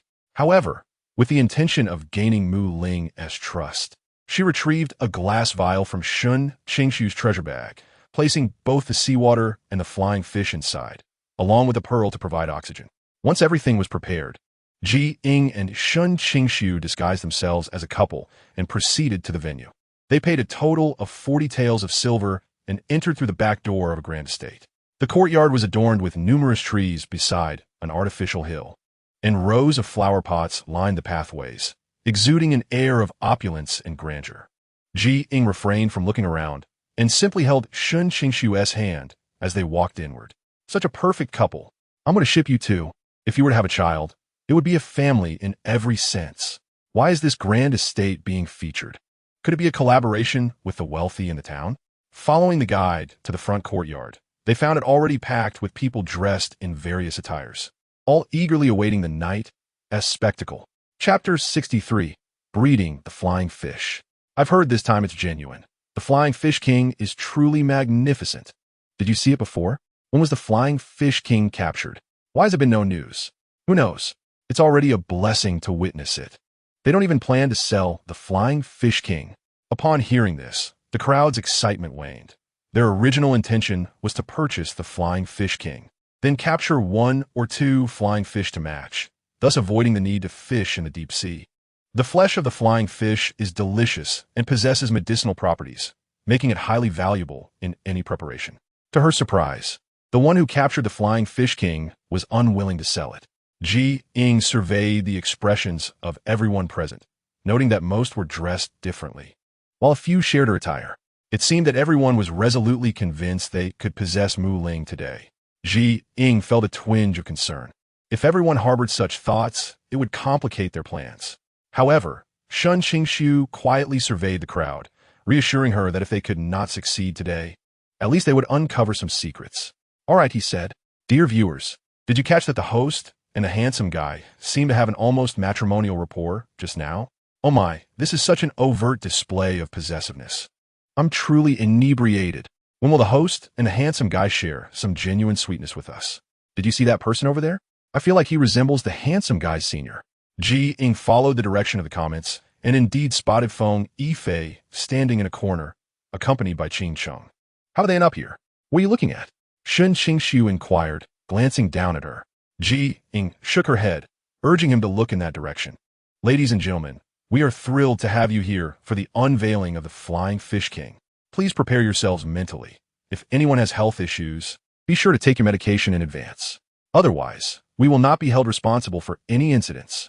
Daming stepped out, cheerfully introducing the event. His words elicited hearty laughter from the crowd. Approximately 50 to 60 individuals were present, all eyes glued to Daming, eagerly anticipating the appearance of the Flying Fish King. Feng Yifei and Qing Cheng caught sight of Ying and Shen Qingxu, but quickly averted their gazes. Daming navigated through the crowd, guiding them to the front of the main house. He scanned the audience with a soft chuckle. Soon, you shall behold our Flying Fish King. We have a little game. The chosen ones may touch the Flying Fish King twice. Additionally, we have more exciting and thrilling games ahead. What kind of game is it? Is it true that everyone can participate or only a select few? We want to join as well. How can we participate? Many were enticed and began clamoring to join in. Although Ying and Shen Qingxu had no particular intentions, they echoed the crowd's enthusiasm to catch a glimpse of Mu Ling. Daming raised his hand to signal for silence. Only a select few may touch it. However, everyone can observe it up close. Wonderful. I must be lucky. I'll touch the Flying Fish King with gusto. Can we borrow the Flying Fish King for breeding? Although they were unaware of the breeding process of the fish, they assumed it involved eggs. Daming smiled mysteriously, ignoring their queries. Ying sensed an impending misfortune. Before she could warn Shen Qingxu, Daming opened the door, revealing a room illuminated by luminous pearls, ensuring clarity despite the dimness. A maximum of 20 individuals could enter at a time, with 2 permitted close contact with a flying fish king, while the rest would have to leave. After announcing the rules, Deming began to let people in. Ying and Shen Qingxu stood in the middle. They were not among the first group of 20. Meanwhile, Qingcheng and Feng Yifei quietly approached, intending to stand together. As the first group of 20 entered, the remaining 30 outside grew increasingly anxious, their discussions escalating. Yet Deming remained silent. When Ying and Shen Qingxu finally entered, Deming's gaze inadvertently flicked toward Ying, as if a thought had crossed his mind. Inside the brightly lit room, a massive wooden barrel adorned with glass revealed Mu Ling without needing to be opened. Presently, Mu Ling was restrained, intermittently lifted into the air. It appeared to have been mistreated, lacking any semblance of vigor, almost wilted. Ying followed the group's movements around Mu Ling, attempting to show at the concealed winning fish. However, Mu Ling hung its head low, not even lifting an eyelid. Wow, does everyone have a luminous pearl? Why does it seem like they are worthless? It seems Mu Ling has been mistreated. It looks utterly defeated. I wonder why some people are so cruel. There have been bad individuals since ancient times, driven by greed. Seeing Mu Ling's continued lack of response, Ying urged Shen Qingxu to devise a way to catch Mu Ling's attention. However, before he could act, he was singled out. Young man, you have been chosen for close contact with a flying fish king, but remember, do not place your hand near its mouth. It bites painfully. Ying released his arm, moving forward with the group. Although they all advanced, each step was measured, despite the flying fish king's unique qualities. They were reluctant to leave too quickly, having invested money. Shen Qingxu and Qingcheng stepped forward, with Qingcheng first extending a hand to touch Mu Ling. At that moment, Mu Ling lifted its head, its wings fluttering wildly, as if ready to escape. The sound of its flapping instilled both fear and fascination in the onlookers. Qingcheng touched it with utmost gentleness, careful not to exert pressure. When it was Shen Qingxu's turn, Mu Ling noticed him, its large eyes filled with aversion, yet hidden from everyone else. As Shen Qingxu's hand made contact, a warm current seemed to pass through Mu Ling, calming its agitation. Its eyes sparkled with an unusual glimmer, as if it could hardly believe Shen Qingxu would assist it. With most individuals having exited, Shen Qingxu felt compelled to leave as well. Once everyone had finished observing, Deming stood at the entrance again, inquiring, "Did everyone find it captivating? If you crave more excitement, we have a delightful game ahead. What kind of game is it? Can everyone participate, or is it limited to just a few?" The crowd eagerly awaited, realizing that while the Flying Fish King was merely a more exquisite version of an ordinary flying fish, the thought of consuming it to advance in cultivation was irresistible to both mortals and spirits alike. Deming smiled enigmatically. This game requires a monetary commitment of 100 taels of silver and 1 winning fish. If you lack a winning fish, you may forego participation, as this involves breeding. Astonished gasps filled the air. They had not anticipated their thoughts to materialize. If breeding was possible, they could cultivate their own flying fish. Ying happened to possess a winning fish, but the thought of pairing it with Mu Ling made her frown. Each species has its own methods, and forced intervention could lead to dire outcomes. There are only 10 slots available. Consider your choices carefully, as once filled, there will be no further opportunities. Deming chuckled. Those who had hesitated immediately rushed toward him with their silver notes. Even Feng Yifei joined in, although Ying felt a strong aversion to the game. She prepared to participate so as not to miss the chance to save Mu Ling. Yet before she could act, Shen Qingxu declared, "I'll go." After Shen Qingxu paid the fee to enter, the remaining individuals were free to leave. Ying followed the departing 40 back to the house where their Lin family was staying. "What are you all planning to do to rescue Mu Ling? It doesn't trust you at all. Saving it would be futile. How tragic, such a dignified king being toyed with."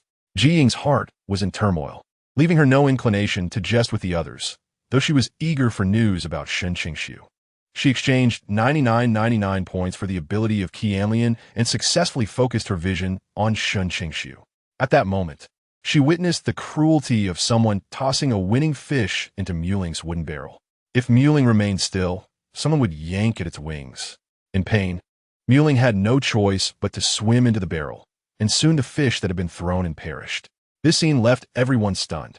Then, as if empowered, Mu Ling suddenly broke free from its restraints, transforming the water in the barrel into a torrent that sprayed directly into the spectators' eyes. Thanks to Shen Qingxu's prior preparation, he managed to evade the onslaught, but the others were not so fortunate. They were all assaulted by the summoned seawater. However, Muling was still somewhat weak, so the summoned water was not overwhelming, merely splattering into their eyes, rendering them blind to its effects. Chapter 64. Muling's escape. Ah, my eyes. I can't see. My eyes hurt so much. Someone shouted, and the previously lively atmosphere fell silent. Everyone strained to look towards the barrel, only to find that Muling had long since vanished. Seizing the opportunity, Shen Qingxu swiftly followed Muling's escape. Yet, as soon as he stepped out, numerous individuals lay in wait for Muling. Without hesitation, Muling summoned the lake water and sprayed it upon them. Shen Qingxu, seeing that Muling needed to struggle, could not resist calling out, "If you trust me, I will lead you away from here." He attempted to approach Muling, but it was clear that Muling did not trust him at all. It quickly evaded his advance. Feng Yifei chased after them, exclaiming, "Junior brother, we cannot let that winning fish king escape. Otherwise, there will be even more floods to contend with." Alongside Feng Yifei, many others joined in the pursuit of Muling. It seemed as though an unspoken agreement existed among them. As long as Muling was not in the barrel, any of them could claim it. Whoever found Muling first would have it for themselves. Everyone step aside. This is mine. The winning fish king belongs to me. I was the one who encountered it first. Watch your feet.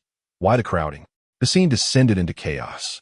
Despite Daming's arrangements to capture Muling, they now found themselves utterly helpless. Moreover, Muling was small and agile, swiftly evading the grasp of the crowd. In the blink of an eye, Muling seemed to vanish entirely. Feng Yifei grew increasingly anxious, glancing at the calm Shen Qingxu and urgently pressing him. "Junior brother, what are you thinking? Why aren't you taking action? It's impossible to catch it," Shen Qingxu replied calmly. Feng Yifei rolled his eyes, exasperated. If it were as easy as capturing Muling, why were they even here? Others had not noticed Shen Qingxu's demeanor, but Daming did. He glared fiercely at the two of them. "Did you two let the winning fish king escape? You two filthy Taoists. How dare you allow my winning fish king to slip away?" This accusation drew the attention of the crowd towards Shen Qingxu and his companion. They quickly understood. Taoists were hunters of demons and thus very sensitive to such matters. If they wished to capture it, it would undoubtedly end up in their possession. With rage in their eyes, they threatened, "If you two hand over the winning fish king, we may spare your lives. If you insist on a fight to the death, we will show no mercy." Indeed, capturing the winning fish king would mean its destruction. It would be wiser to hand it over to us. We will not allow this calamity to remain. Even the dimmest among them understood the fervent sense of justice driving them. Consuming the flesh of the winning fish king could grant them immortality. If this opportunity were missed, who knew when they would encounter the winning fish king again? Shen Qingxu chose not to explain, while Feng Yifei, in a fit of frustration, exclaimed, "Everyone, you saw the winning fish king fly away on its own. This has nothing to do with us." The crowd countered, "We refuse to accept that. Even if you didn't abduct it, you are still implicated. Hand over the winning fish king, or prepare for death." Shen Qingxu, weary of their incessant chatter, leaped over the wall. In that moment, the crowd grew even more agitated, harboring thoughts of exacting vengeance upon him. Feng Yifei had no choice but to flee swiftly, though he was a moment too slow, as several hands grasped at his garments. By the time he took flight, his clothing was already torn. Ying, observing all this through Qianlian, could not suppress a chuckle. Feng Yifei's predicament was indeed tragic, yet it did not dampen her amusement. But where had Muling gone? "Streamer, what are you still dawdling for? Shouldn't you escape this place swiftly?" "I'm truly exasperated. The identity of the handsome man has been exposed, and they will surely not let you off easily. If you do not flee now, are you waiting for them to come for you? What are you thinking, streamer?"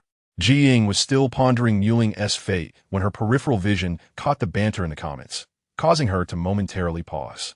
However, she soon felt that the situation was unsafe and decided to leave through the back door, bringing along a silent Ming Han. As she exited, she unexpectedly encountered Shen Qingxu. "What are you doing here?" Ying asked, astonished. She had been following Shen Qingxu's movements, but when he departed, her curiosity about the crowd's reactions diverted her attention.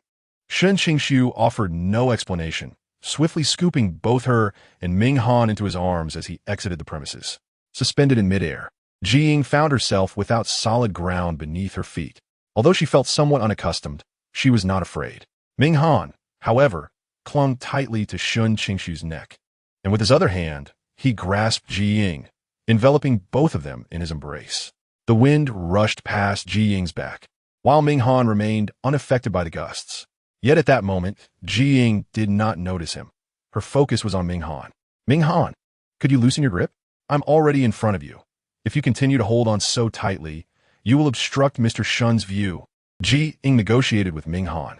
However, the wind was so loud that he could not hear her words. Shen Qingxu, possessing remarkable hearing, caught her plea. Just moments ago, someone was exclaiming about the industrial sugar. Look how naturally it has been scattered. I can't help but laugh out loud. It's so sweet. If the streamer just raises her head, she might end up with the handsome man's lips pressed against her forehead. As everyone anticipated a moment where Shen Qingxu would kiss Ying, they finally landed. Ying rubbed her arm, still feeling the grip of Ming Han. She had not expected such strength from someone so small.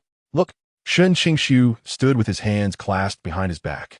Ying, still massaging her arm, raised her gaze and, upon seeing Muling, turned to Shen Qingxu in astonishment. Did you save it? The scene had been so chaotic that even from her third-party perspective, she had lost sight of Muling multiple times. Yes, Shen Qingxu replied calmly. Ying refrained from inquiring about how he had brought Muling to this isolated island. But upon witnessing Muling's hostile gaze, she understood that the matter would not be resolved easily. She pondered her words, but before she could speak, Muling interjected. What do you intend to do? Hey, can you not speak like a foul fish? Your tone suggests we owe you something, brimming with disdain and indignation. Continue in such a manner, and I shall strike you. Ming Anhu fit. After all, it aspires to be the future Demon King. Was a mere foul fish to it. Observing Mu Ling's silence, Ming Han assumed it was intimidated, and with a hint of pride, turned to Ying, saying, Look, now it's all quiet. Not all like before, so arrogant. Ying replied, Mu Ling, we are not like those mundane beings. We do not wish to harm you, but genuinely seek to assist you. Ying addressed Mu Ling earnestly, flapping its wings incessantly. Mu Ling scoffed. You are the 99th to speak thus to our Ying tribe. Do you know where the previous 98 have gone? They are dead. Shen Qingxu remarked indifferently. Mu Ling cast a glance at Shen Qingxu, surprised by the unexpected wisdom of this foul priest. I was mistaken. They perished due to our drowning. Who would deceive us with such lowly tricks only to feast on our flesh? Mu Ling chuckled derisively. Such matters, well known to the world, are not worth concealing. Ying hurriedly denied. We are not like them. Then hand over my kin first. Mu Ling spoke impatiently.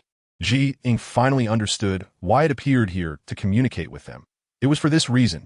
She placed the nearly lifeless Yingyu into the sea and could not help but admonish. Its body is frail, so take good care of it. Do not let anything happen in the end. This is my own affair. It has nothing to do with you. Mu Ling did not even spare her glance. Ying sighed, about to say something, but Mu Ling had already taken flight. Its speed was such that it seemed if it lingered too long, it would be captured. It does not trust us. Shen Qingxu spoke once more. Ying glanced at the taciturn Shen Qingxu and slowly nodded. It is only natural that it distrusts mortals. Yet not all mortals are like those. Let's go. Shen Qingxu did not linger on the matter. Ying queried, where are we headed? To rescue more Yingyu. Upon finishing, Shen Qingxu had already departed. Ming Han's eyes widened. The foul priest has left us here. This is a deserted island, and we cannot swim. Fear not. We may take a boat. Ying exchanged for a small boat for two from the live broadcast room. Since they were to rescue the Yingyu, they could not act together. Only by separating could they find more Yingyu swiftly. Ming Han, sitting in the boat for the first time, wore a foolish grin as he gazed at the sea. Ying was amused by its expression, but refrained from mocking it. Such a good little one. Though it's your first time on a boat, you remain still. Where does the host go to find the Yingyu? Does being separated from the handsome one not seem dangerous? I heard the host mention renting a boat to find Mu Ling. Now that wish has come true. Are you off to seek Mu Ling? Noticing the audience's curiosity and gifts, Ying responded clearly. Yes, by following Mu Ling, it must know more of its kin. And if they need healing, I shall not hesitate to offer my skills.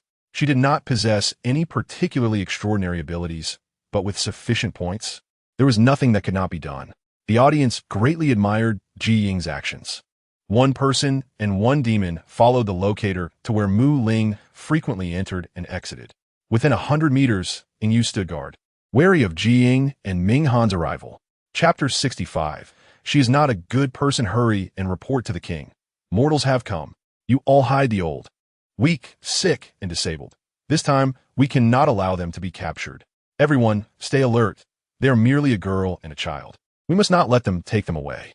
Each one was exceedingly vigilant, flapping their wings, with some already preparing seawater. Should Ying attempt to forcibly take them, they would unleash a torrent. Ying found their overly defensive reaction both amusing and bittersweet. I will not harm you. Ying softened her tone. The Ying scoffed. You are the 781st liar we have encountered. Ying pressed her lips together, scanning the area around her. See, I carry nothing. Ming Han, witnessing their lack of intelligence, could not help but sneer. Hey, are you all fools? You cannot distinguish good from evil. Your king cannot either. And if you do not perish as a race, I shall willingly become a fish. Upon hearing mention of extermination, the other Ying could no longer sit still. They flapped their wings, eager to confront Ming Han. Silence. You wretched child. It is because of your foolish kind that we suffer such grievous losses. How dare you speak? Once the last Ying finished, the calm sea erupted into several jets of water, drenching Ying and Ming Han to the bone. Drown them. Let them suffer their arrogance. Drown them well. The other Ying erupted in laughter at this scene. Before Ying could react, Ming Han could endure no longer. You foolish fish. It was infuriated, utterly detesting the salty seawater, especially as it dampened its fur. I feel so sorry for Ming Han. Host, can't we just abandon that ungrateful Mu Ling? If you wish, you can go alone. Why bring the little one? Poor little one. I'll give you a gift. Please leave this place. Ying had not anticipated the Ying's extreme reactions. Just as she was about to speak, Mu Ling approached for the red fish. Upon seeing Ying, the red fish gleefully exclaimed to Mu Ling, Brother Mu Ling, this sister is a good person. She saved me and a Bing. She is not a good person, and do not speak such words again. Mu Ling denied it. The red fish was taken aback. Confusion etched on its beautiful face. Ying smiled and explained, It is all right. Heaven watches over our deeds. It is natural for Mu Ling to be skeptical of me. I understand. However, can you allow me to help you? What do you wish to do? The red fish asked, puzzled. To tend to your ailments. No sooner had Ying spoken than Mu Ling could not help but snicker. Do you think performing a few good deeds will earn our trust? Humans are the most adept at deceit. You open your mouth only to spin various lies. I agree with this sentiment. Ming Han weakly nodded. Ying glanced down at Ming Han, unable to suppress her raised eyebrow. What does it agree with? The Madame Zhou you saved never claimed you did not save her. The one who harmed her was her husband, who did not even care for her life. Do you believe such a person possesses compassion? Ming Han fell silent. Ying spoke wisely, and it nodded. Thus, eloquent villains are indeed perilous. We cannot defend ourselves. Silly mouse, just be their servant. You will gain nothing. Mu Ling scoffed. Initially indifferent to Mu Ling, Ming Han was now so enraged it nearly leaped into the sea, pointing at Mu Ling and shouting. What did you mean by that? What do you mean by silly mouse? I am a snow demon marten. Snow, demon, marten. I am certainly not some foul rodent. Furthermore, is not foul a part of your lexicon? Why should this foul fish mimic my speech? Mu Ling paid no heed to Ming Han's words, utterly disinterested in its species. However, associating with mortals rendered it inherently untrustworthy. Ming Han, feeling ignored, exploded. Do you understand manners, foul fish? I am speaking to you. Enough, Ming Han. Let's forgive it. Ying waved her hand. Ming Han wished to argue further, yet due to the words of the mischievous girl, it was compelled to fall silent. Mu Ling gazed down upon Ming Han with even more disdain, for it was evident that despite its lack of capability, it chose to heed a mortal's words. Ying glanced at Mu Ling and spoke once more. If you would allow me to assist you, I would not require such a favor. Please, expedite your departure from this place. Mu Ling coldly rejected her. Ying frowned in disapproval. If Mu Ling remained obstinate, she would have no choice but to resort to her trump card. Ming Han scoffed. If you don't want help, then so be it. What is there to be so arrogant about? Besides, we are not here to harm you. You foolish fish who cannot discern good from bad. Mu Ling turned away, refusing to look at them. If they attempt to force their way in, there is no need to consider them. Just throw them out. Yes, the winning fish obediently nodded. Ying remained motionless on the boat. There was only one option left, to secretly aid the injured winning fish. The winning fish, seeing Ying sitting still on the boat, with her eyes not darting around, felt a little reassured. However, noticing Ming Han looking about restlessly, they could not help but caution, "Do not look around too much, or do not blame us for being impolite." Ming Han paid no heed to their warning, and once Ying had steered the boat away from their territory, she languidly remarked, "Bad girl, what now? Are we to wait here indefinitely? Besides waiting, do we not have other options? What? To seek the injured winning fish in the sea. As long as they receive treatment, even if Mu Ling is furious, she will eventually believe us." Ming Han turned around and lay down on the boat. "You can go do that. I cannot swim, and besides, I have no fondness for them. My presence would be of no use." Ying had anticipated this response, which is why she had distanced the boat from the winning fish. The idea of seeking assistance from other fish is plausible. The ocean is vast. Surely it is not solely inhabited by winning fish. What about that human-faced fish from before? However, I find it somewhat peculiar that among all the winning fish, there is only one human-faced fish. Lying on the boat, gazing at the sky, Ming Han lazily remarked, "I will not go. I will cling to you." "What if you run off and do not fetch me the swallowing sky decision?" Ying inquired. "Also, who exactly were you referring to earlier? Could it be that you wish to escape, concocting your so-called everyone out of thin air?" Ming Han regarded Ying with suspicion. Ying fell silent for a moment. Realizing she had overthought it, given Ming Han's intellect, it was clear. "Very well, since you do not wish to go ashore, you may remain here." Ying exchanged for a function that allowed her to breathe underwater and jump directly into the deep sea. "Ah!" Ming Han was startled. In the blink of an eye, the winning fish noticed Ying was gone and instinctively began searching. After all, when mere mortals captured their kin, they would also dive into the depths of the sea, mercilessly fishing them out. Initially, they panicked a bit, but when the boat failed to reappear for a considerable time, they finally breathed a sigh of relief. In truth, after Ying plunged into the depths, she felt uneasy leaving Ming Han, a mythical beast, alone on the boat, especially since the winning fish clan seemed rather peculiar. Thus, for Ming Han's safety, she spent a fortune to encircle both Ming Han and the boat, forming a submarine. This expenditure exceeded 20,000 points. Nonetheless, Ying felt justified. After exchanging for the submarine, she addressed the barrage. "These points are what you all gifted to Ming Han, so using them for its own benefit should pose no issue, right? Thankfully, this amount of points can be saved up over a few months. The streamers should also prioritize safety, lest they be harmed by the winning fish. Little one, you look truly dashing inside the submarine. I hope to see you in such an adorable form in the Star Era." Ying disregarded the comments in the barrage, focusing intently on charting a course ahead. The locator indicated that Mu Ling was indeed in the deep sea, not very far from their position. Eventually, they halted at an entrance, concealed among the seaweed. Ying clearly observed several winning fish guarding the entrance, while the Qi Xian just happened to emerge from within.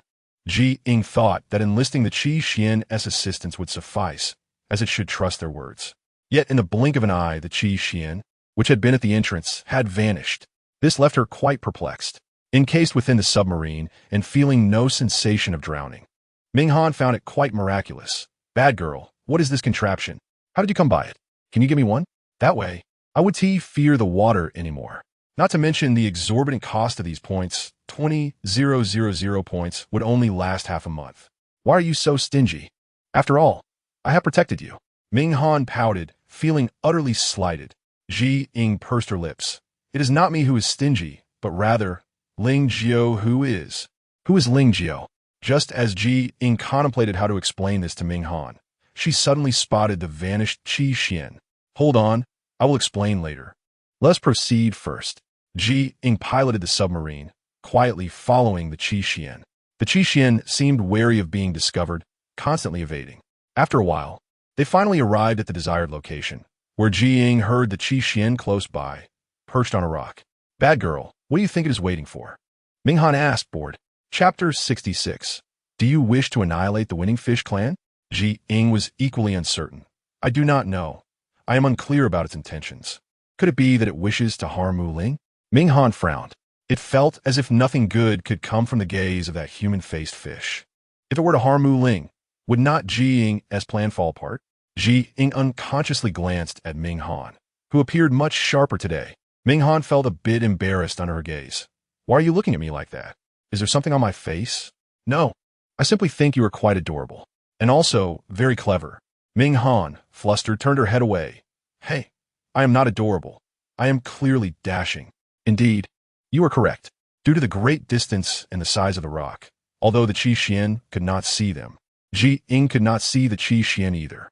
She changed into her diving suit, instructing Ming Han to stay put while she quietly swam over to the Qi Xian. Please ensure your safety. Otherwise, I might perish here. Ming Han expressed concern. It was unclear whether it was worried for Ji Ying's safety or genuinely feared dying in the submarine. All right. Yet, explaining this felt somewhat unnecessary. Should Ming Han not catch on, she would undoubtedly continue to inquire. So to prevent further questioning, Ji Ying remained silent. The Qi Xian swam about in place for a while, finally awaiting the arrival of someone. Ji Ying looked at the enormous sea turtle and could not help but frown. Did the two share some special connection? Grandfather Sea Turtle, our king has declared that he will not participate in the upcoming battle. The winning fish are gravely injured, and if this continues, they may face annihilation. The Qi Xian's sweet voice resonated through the sea. The sea turtle's beady green eyes fixated on the Qi Xian. Is there truly such a good fortune? When it first expressed a desire to participate, the merfolk went to great lengths to procure those creatures. Do you really believe they would simply let you send them away? What then? Mu Ling's brother initially intended to assist his parents in seeking vengeance, yet he never anticipated it would lead to this. The Qi Xian's expression was filled with worry. The sea turtle paddled its limbs, its mouth opening and closing. Then let us allow for some recuperation. The merfolk are also severely injured. Understood. I shall take my leave. The sea turtle called out to it. Here is a gift from our king to your king. When he feels his temper is lacking, he should consume a pill. There are only 10 left, so let your king use them sparingly. Do not let him perish before seeking vengeance. Understood. CH-11N wore a broad smile on his face. After the sea turtle departed, CH-11N did not delay. Ying was perplexed about the efficacy of the pill, only to discover that Shen was right beside her. You? Ying was taken aback. The distance between them was merely the width of a finger. If he moved a fraction closer, she would have inadvertently kissed him when she turned her head. Shen Qingxu whispered, Sure, let us follow him. Feeling his icy hand envelop hers, Ying nodded without hesitation. He led her as they swam in the direction CH-11N had taken. Ying instantly sensed something amiss, but by the time she considered retreating, it was already too late. Help the Ying, CH-11N said. Ying gazed at him, realizing that he had intended to target this particular CH-11N from the very beginning. CH-11N, puzzled, replied, But our king has clearly stated that you are not needed. Why do you insist on seeking unnecessary hardship? Do you not wish to assist the Ying as well? Shen Qingxu countered with a smile. CH-11N fell silent. A cold glimmer flickered in Shen Qingxu's icy gaze. Or perhaps you wish for the Ying to suffer the same fate as your clan? Absolutely not. CH-11N hastily denied. Ying looked at Shen Qingxu, who seemed to possess all the answers, though her knowledge of CH-11N was indeed limited compared to his. Fearing they might not believe him, CH-11N immediately explained, I have advised Brother Ying, but he simply does not heed my words. So, do you desire the Ying to face annihilation? Of course not. CH-11N gazed earnestly at Shen Qingxu, unwavering even under his scrutinizing gaze. Ying pressed her lips together, noting their lack of intent to continue the conversation, and spoke up. We are unlike others. We believe that the Ying would never act with malice intentionally. Thus, we have come to the deep sea solely to assist the injured Ying in their healing. Though mortals could hold their breath underwater, they could not do so indefinitely. CH-11N recognized their distinctiveness, although he could not articulate exactly how. Hesitantly, he lowered his face, as if he wished to bury his entire body in the mud. Shen Qingxu spoke calmly. You can contemplate this. We do not require anything of you. Merely your assistance in locating the injured Ying. Yes. If you do not believe us, that is fine. You may first bring one of the most severely injured Ying, or a few at a time, while you observe. Ying felt that this approach would likely persuade CH11N. CH11N repositioned himself, observing their clear, serene eyes as they breathed effortlessly, as though they were the true denizens of the sea. Then let us start with 5. But if any of these 5 Ying perish due to your treatment or are captured, you shall never find me again. Agreed. Please wait a moment. I will return with the Ying shortly to this spot, CH11N declared before swimming away. Ying watched his hasty departure and turned to SHNQNGX. What do you think? Trusting people while doubting others. Wow. The way you handle things is truly impressive. However, could you explain why a human-faced fish mingles among the Ying? I'm curious as well. Ying happened to catch this comment and turned to SHNQNGX, asking, how did you know that CH11N's clan was already annihilated? CH11N has been in decline for hundreds of years. Their true extinction occurred decades ago when the G or N experienced turmoil. Several other fish species have also faced extinction. However, explaining the specifics of their demise would require more than a few words. If N were left there alone, she feared he would undoubtedly feel afraid. You have no idea how worried I was for you. N gazed at her with a hint of melancholy. Ying paused, activating the submarine. I apologize, but since Mr. SHN is here now, you should stay inside the submarine while we help the Ying heal. Huh? You convinced that foolish fish so quickly? Is that true? MNGHN expressed skepticism. After all, just moments ago, that foolish fish had fiercely confronted them. How could they have reconciled in such a brief span? Ying shook her head with a smile. It wasn't TMLing. It was CH11N, and we are currently negotiating MLing's agreement. Oh. MNHN obediently nodded. SHNQNGX had been examining the submarine, which he had never seen before, and noticed that Ying emerged without bringing in seawater, which intrigued him. Could you sell me one of these? SHNQNGX pointed at the submarine. Where did you rent it? Ying pondered in silence for a moment before replying. I rented it from a rather mysterious shop. One might not see it for a long while. I see, what a pity. Once we heal the Ying, you can experience it for yourself. The submarine accommodates 4 people, so it would not be impossible for SHNQNGX to sit inside for a while. SHNQNGX nodded. All right. The reason he could breathe freely underwater was due to a fish pearl. The pearl allowed him to feel buoyant in the deep sea and adapt to the seawater.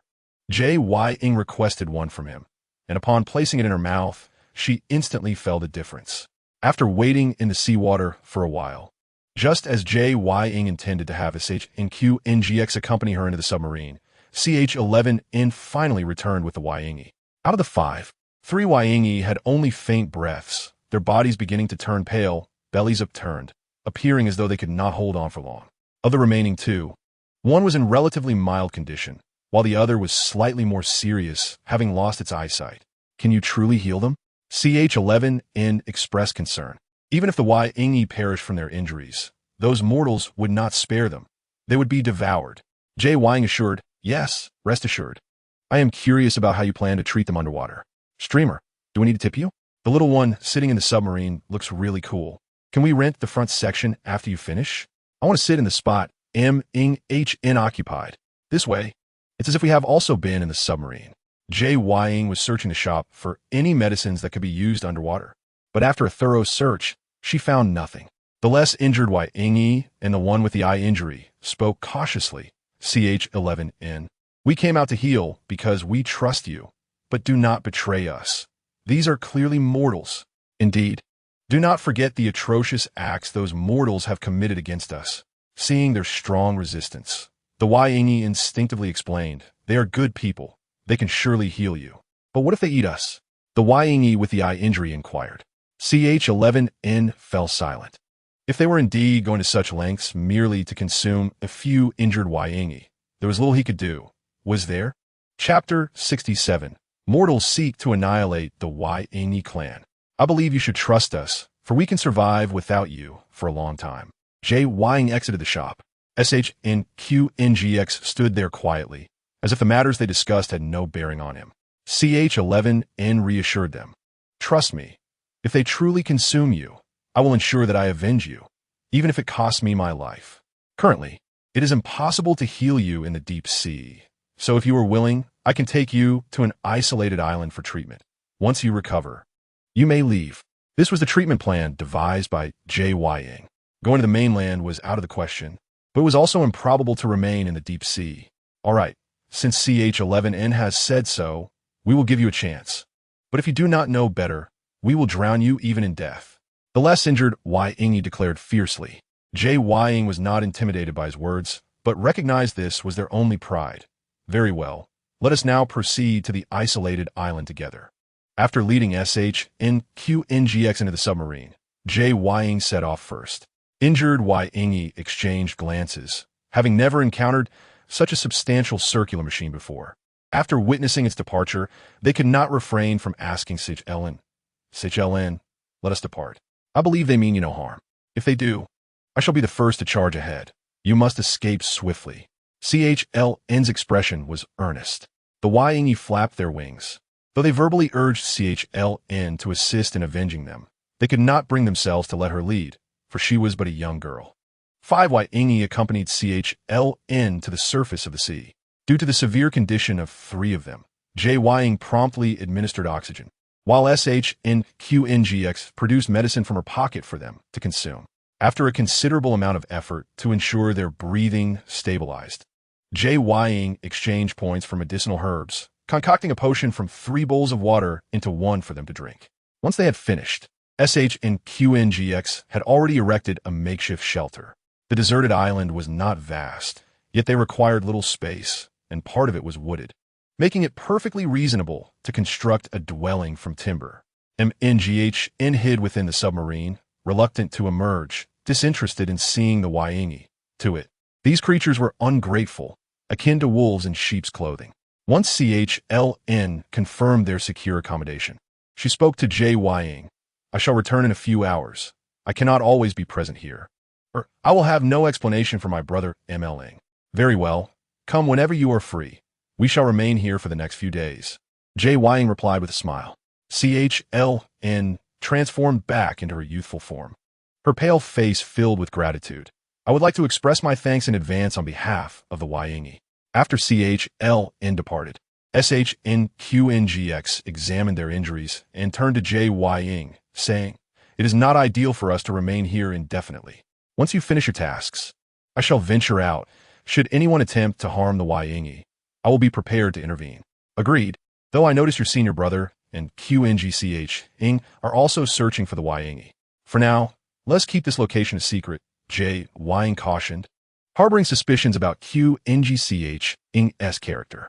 However, she had previously found FYFI peculiar, yet after spending time together, she discovered that aside from his quick tongue, he bore no ill intentions.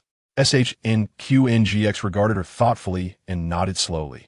If you require anything, do let me know, and I shall procure it for you. Understood. After a brief pause, SHNQNGX departed. At last, MNGH emerged from the submarine. Watching SHNQNGX leave, it could not help but mutter, "What is that troublesome girl up to now? Does she no longer wish to be with you? She fears that those individuals might continue their pursuit of the Ying. Thus she goes to keep watch. Why'd you come down?" Ying glanced at it. MNGH and shrugged. "I, for one, am concerned for you, which is why I came down to assist." "Thank you." MNGH had prepared for Ying's disbelief, anticipating her reaction, yet she showed no sign of doubt. The scene was amusing, with the creature appearing ready to fire a weapon, yet stifled by its circumstances, a truly adorable sight. The question lingered. Could the grievously injured Ying truly be healed? I will reward you, so do your best. Ying remained focused on the medicinal herbs, acknowledging her lack of experience in treating aquatic creatures, yet felt compelled to try. Had the 3 Ying not been so severely wounded that they could not transform into human form, the process would have been less complicated. Thus, within the waters where they swam, aside from administering oxygen, Ying added some herbs, hoping for a beneficial effect. Meanwhile, SHNQNGX had just exited the deserted island and observed a gathering of villagers near CHIO village. FYFI and QNGCH concealed themselves, seemingly intent on observing the villagers' intentions.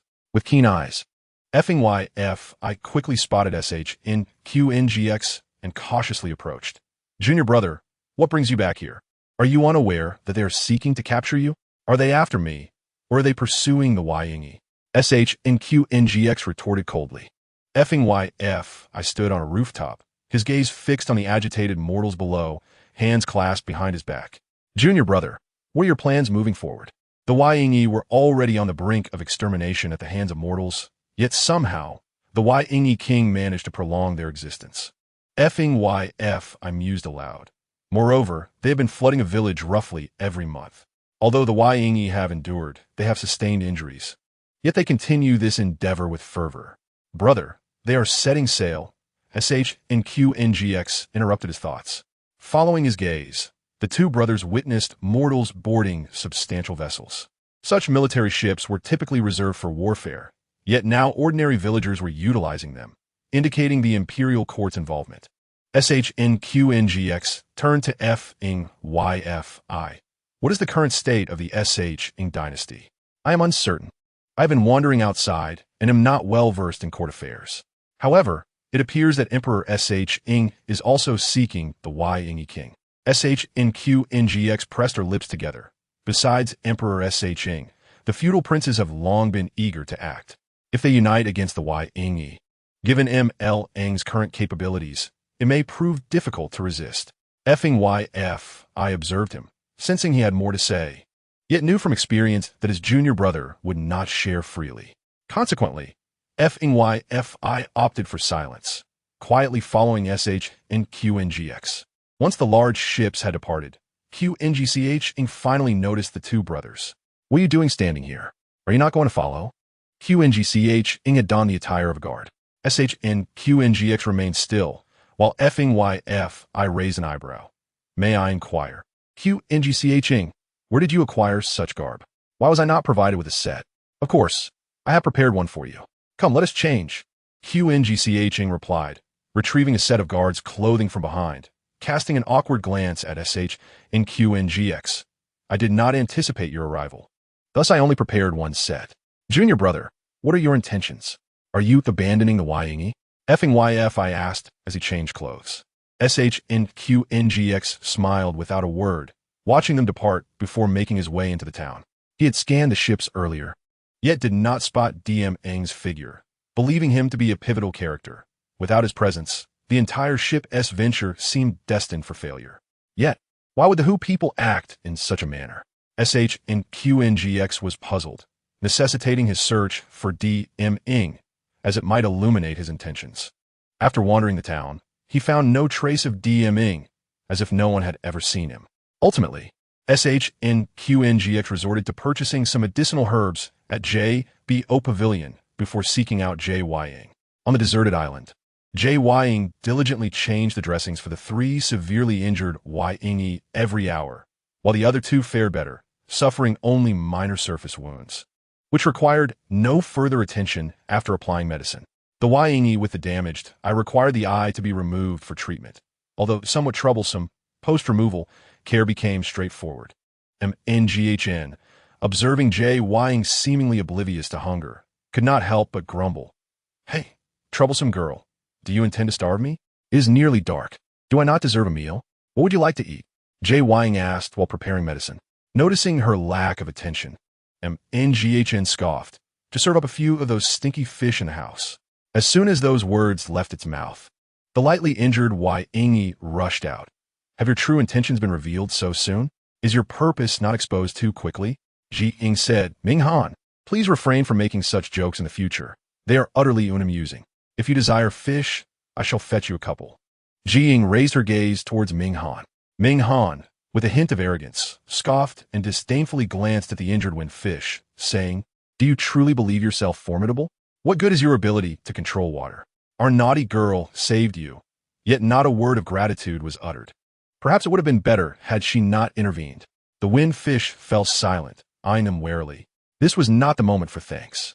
What if they expressed gratitude only to be devoured? Ying took a sip of the nutrient solution and offered it to Ming Han, saying, Bear with it for now. Once the medicine is ready, I shall catch you some fish to eat. This is your promise. Ming Han took the nutrient solution and turned away. Although she was not particularly fond of fish, she felt compelled to show off her prowess in front of these foul creatures. When Ming Han tasted the nutrient solution, her face contorted in distaste, exclaiming, "This is utterly dreadful." Ying chuckled at her expression. Ming Han always bore such a countenance when drinking the nutrient solution. Yet having grown accustomed to it, Ying found it not unpleasant. As Ying busied herself with roasting a fish, an unexpected figure approached the island from a distance. Upon seeing the newcomer, Ying instinctively tightened her grip on the firewood. Chapter 68. The special pill Miss G. There is no need for alarm. I merely wandered here and noticed the thick smoke, curious as to its source. Ying observed Qingxu, whose snow-white hair and guard attire puzzled her. Mr. Qing, why are you dressed so? You aren't considering joining the commoners in their hunt for wind fish, are you? Not at all. I am here to investigate. You wouldn't believe how many people have gathered. Qingxu shared all he knew, and the sheer magnitude of it instilled fear within him. Ying could not comprehend why the mortals remained so obstinate. Did they truly believe they could conquer the wind fish? Is it you who incited them to slay our kind? The injured wind fish emerged from the house. Ying shook her head, looking at Qingxu in confusion. Qingxu, perplexed, explained, the court has sent people claiming that wind fish flesh can cure ailments, and that of the wind fish king can grant immortality. Not only the Shang dynasty, but even other feudal lords are eager to partake. Many have dispatched their men. Ying blocked its path, asking, wait a moment. What are you planning? Surely, you do not intend to prevent me from going? The wind fish remained cautious. I am not forbidding you from going. However, if you do, what difference will it make? Even if you share this information, how will you explain its origin? This statement caught the wind fish off guard. Indeed, how could it divulge the source of such news? Should it reveal that Ying informed it, the king would surely deem it a traitor, perhaps even seek its life. Qingxu surveyed the surroundings and paused momentarily upon spotting an unusual submarine, but otherwise had no further thoughts. I must take my leave, should things escalate. I will save as many wind fish as I can. After Qingxu departed, Ying turned to the wind fish, instructing, relay this matter to Qian. As the right hand of your king, he will know how to convey it. Understood. Thank you, Miss G. The wind fish joyfully leaped into the sea. Ming Han, still clutching the unfinished nutrient solution, lamented, why do you bother with such misplaced kindness? Their affairs are none of your concern. Enough. Finish your fish and rest. Night is falling swiftly. Ming Han recognized that whenever Ying heard words she preferred not to, she would hastily cut off the speaker. Although her demeanor had softened somewhat, it retained an air of indifference. Is the broadcaster not afraid of their ingratitude? It seems the wind fish clan is on the brink of extinction tonight. Does the broadcaster have any alternative thoughts? Perhaps a way to salvage them? It was not that Ying was unwilling to intervene, but rather that Mu Ling harbored too much animosity towards them. Even if she offered assistance, it would be perceived as an attempt to gain favor, a deliberate act. Thus, unable to garner Mu Ling's trust, Ying resolved to refrain from action until the appropriate moment, lest she provoke Mu Ling into committing even more dreadful acts. In haste, the wind fish conveyed this news to Mu Ling, expressing concern, Brother Mu Ling, we must prepare soon. Their grand approach suggests premeditation. Although it felt anxious, it did not allow this to show. No, there are so many elderly and infirm. They will surely perish if we relocate. After speaking, Mu Ling turned to the wind fish guarding the entrance, asking, are those wicked women and foul Taoists still present? If they are, perhaps they might instigate some infighting among the mortals. After all, mortals are foolish. With a little guidance, they would surely turn on one another. When the time came, it would simply need to stoke the flames, and perhaps all would resolve itself. My lord, they have already departed. Mu Ling's pleasant thoughts were interrupted, and he frowned. Where did they go? When did they leave? The wind fish did not know. Qian, uncertain of Mu Ling's intentions regarding Ying, hesitated on whether to reveal Ying's location, but Mu Ling swam around, declaring, forget it, since they are absent, we must devise another plan. Qian, how long until that group of mortals arrives? Qian, lost in thought, paused before responding, approximately 2 days' time. Very well, I shall arrange for our defenses, aiming to lure their vessels onto the reefs. This will save us time and effort. Mu Ling resolved. Qian wanted to say more, but before the words could escape, Mu Ling had already swum away. After a night passed, Ying noticed improvements in the three severely injured wind fish and finally exhaled a sigh of relief. The wind fish obediently nodded. The wind fish was astonished that Ying knew its name and nodded affirmatively. All right. Minghan observed Ying glancing towards the depths of the sea and quipped, "If you were so worried, why not go help directly? Lest you become a stone waiting for a husband." "You are aware of the stone waiting for a husband?" Ying gazed at Minghan in surprise. Minghan shyly turned away. "What is there not to know? I am quite formidable. What if she left and others arrived?" Moreover, even Qingxu, who was not a Taoist practitioner, could discern her presence here, indicating a lack of safety. Thus, it was even less feasible to leave. Although Minghan possessed abilities, if the opposing force was numerous, she might find herself at a disadvantage. Though she felt a pang of regret at not being able to transform into a submarine, she nodded obediently. "All right, I understand. You go tend to your matters. Rest assured, Miss G, I shall fulfill my task." De Hua vowed earnestly, thumping her chest. After Ying completed the barrier, she left several nutrient solutions for Minghan before departing the solitary island. As she piloted the submarine into the depths of the sea, she sensed the surface was unusually turbulent. Furthermore, the waters ahead had become murky, obscuring her view. To avert any mishaps, Ying activated the autopilot mode, which could navigate around reefs and fish. Upon traversing the murky waters, Ying discovered numerous mortals had already sunk beneath the waves. This revelation caused her to frown instinctively. It seemed a fierce battle had already commenced. Who had emerged victorious? Ying concealed the submarine and swam towards the entrance of the Windfish clan, only to find that the guards had long since departed. However, cries for help echoed from the surface above. Ying swiftly swam upwards, only to find the once clear waters had transformed into a sea of blood. "Help! I do not wish to die yet. Please save me. Do not drown me. I implore you." Numerous mortals have been pleading, yet Mu Ling, who is summoning the waters, appears to be oblivious, relentlessly crashing the seawater upon the hapless individuals. Under Mu Ling's assault, even the most proficient swimmers find themselves devoid of strength, gradually succumbing to the depths. Ying notices Shen Qingxu and Feng Yifei not far away. She hastens to swim over and interjects enough Mu Ling. It suffices to drive them away. There is no need for such ruthless measures. "Are you criticizing my methods as excessively brutal?" Mu Ling pauses, letting out a cold laugh. Ying lowers her gaze slightly, asserting that it is not the severity of the actions, but the unnecessary intent to eliminate them entirely. Mu Ling, who has never trusted Ying, disregards her intervention as inconsequential, and with one final summon, ensures that all those still struggling perish. The surface of the sea falls into utter silence. Those still aboard the vessels dare not approach. They hastily alter the direction of their boats and flee. Mu Ling, feeling unsatisfied, yearns to pursue the departing ships. But before she can swim over, she loses consciousness. "Mu Ling, brother!" Ying cries out. Ying instinctively rushes forward, but before she can reach Mu Ling, other Ying fish encircle them. "Please do not approach our king." Ying, in a state of urgency, pleads, "Your king is injured. I must tend to him." Yet, regardless of her pleas, the Ying fish remain unmoved. Ying attempts to advance, but is obstructed by Shen Qingxu. "Very well, since they currently lack a sense of security, do not approach," Shen Qingxu remarks, sensing that something is amiss with Mu Ling. Feng Yifei swims over, looking exasperated. "Miss G, from whence do you come? I was unaware of your arrival. How is it that you are here alone? Where is Qing?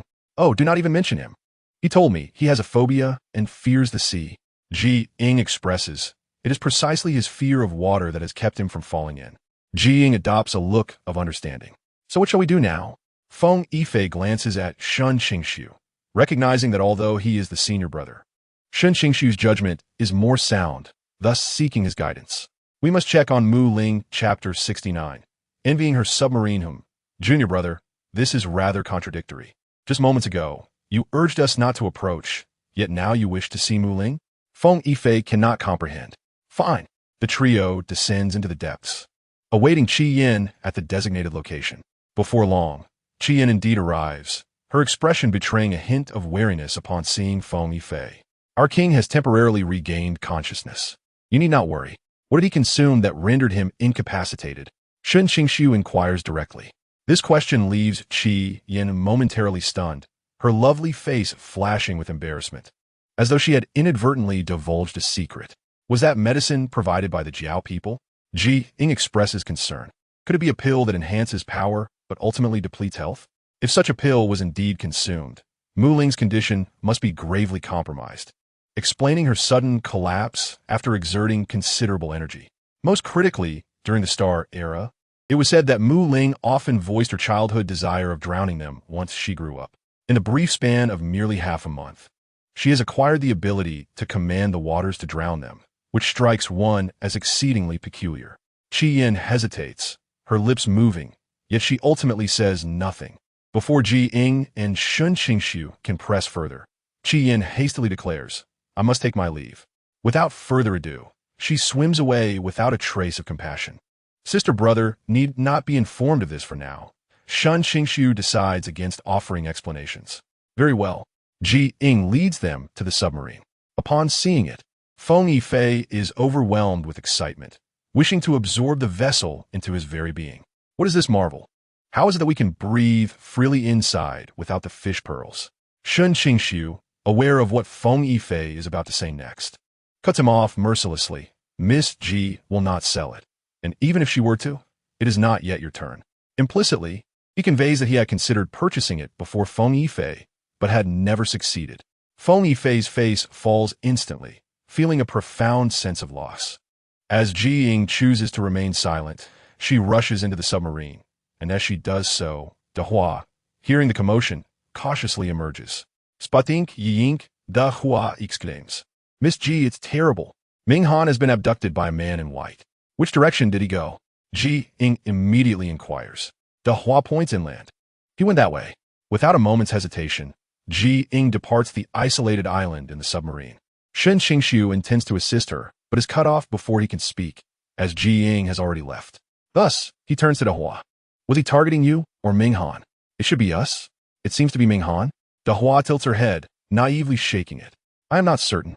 He first aimed to capture us. Then when Ming Han intervened, his target shifted to Ming Han. Shen Qingxu furrows his brow, contemplating deeply. If the white-clad man's objective was indeed Ming Han, then capturing Dahua was intentional. But what if it were the other way around? Feng Yifei, noticing Shen Qingxu's silence, eagerly inquires, Junior brother, what do you deduce? Have you uncovered any clues? Brother, you stay here and guard them while I assist Miss Ji. With that, he takes flight without considering Feng Yifei's thoughts. Feng Yifei attempts to call him back, wanting him a halt, but Shen Qingxu gives him no opportunity to interject. After all, there are 3 severely injured Ying fish inside, along with another that is blind. Even if he disregards his own safety, he cannot allow a stranger to enter. In a fit of frustration, Feng Yifei gestures to himself. Do I appear to be a villain to you? Moreover, I am of the same sect as my junior brother. Do you trust him yet not me? I do not trust your junior brother. We place our faith in Miss Ji. This response leaves Feng Yifei at a loss for words. At that moment, the previously clear sky abruptly opens up, unleashing a torrential downpour. Feng Yifei pounds on the door. Will you not let me in to escape the rain? I am but a mere mortal. Are you not a Taoist? A few simple talismans should suffice to ward off the rain.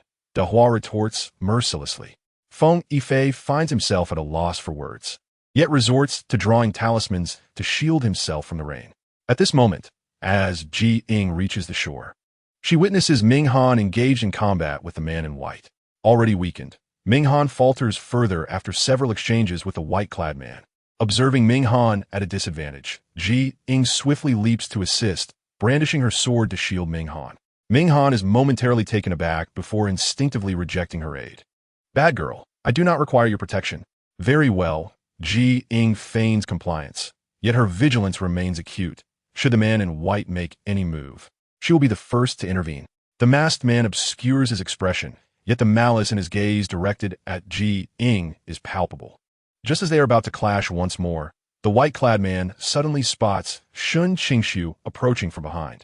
With a reluctant glance at Ming Han, he ultimately decides to retreat. Ying attempts to pursue, but Ming Han collapses to the ground. Shen Qingxu rushes forward, lifting Ming Han into his arms. What transpired? That man in white. Ying shakes her head. Junior brother, Those Ying fish are utterly devoid of compassion, even in such heavy rain. They did not think to let me in. Feng Yifei laments. Shen Qingxu pondered the identity of the man in white, feeling an inexplicable familiarity in his silhouette, as if they had suddenly known each other. Is everything all right, Dehua? They haven't been harmed, have they? Ying inquired while examining Ming Han. Dehua waved her hands anxiously. No, they didn't go out. It was just me at the time, and then there was Ming Han. Ying chose not to engage further with Dehua, focusing earnestly on Ming Han's examination. The situation wasn't dire, but Ming Han's health appeared to be increasingly fragile. In the live stream, viewers expressed their concern. How is the streamer doing? I feel so sorry. The streamer's complexion has turned extremely pale, as if they are on the brink of death. If you need money, please let us know. We will raise funds for the streamer's treatment. Ying sighed in relief after her examination, but upon glancing at the comments, she couldn't help but chuckle. Do you all see me as a destitute person? Even if I were poor, Ming Han is wealthy. Most of the earnings from the live stream were directed towards Ming Han, with a small portion attributed to her own charisma and a final fraction due to the audience's pity for Shen Qingxu.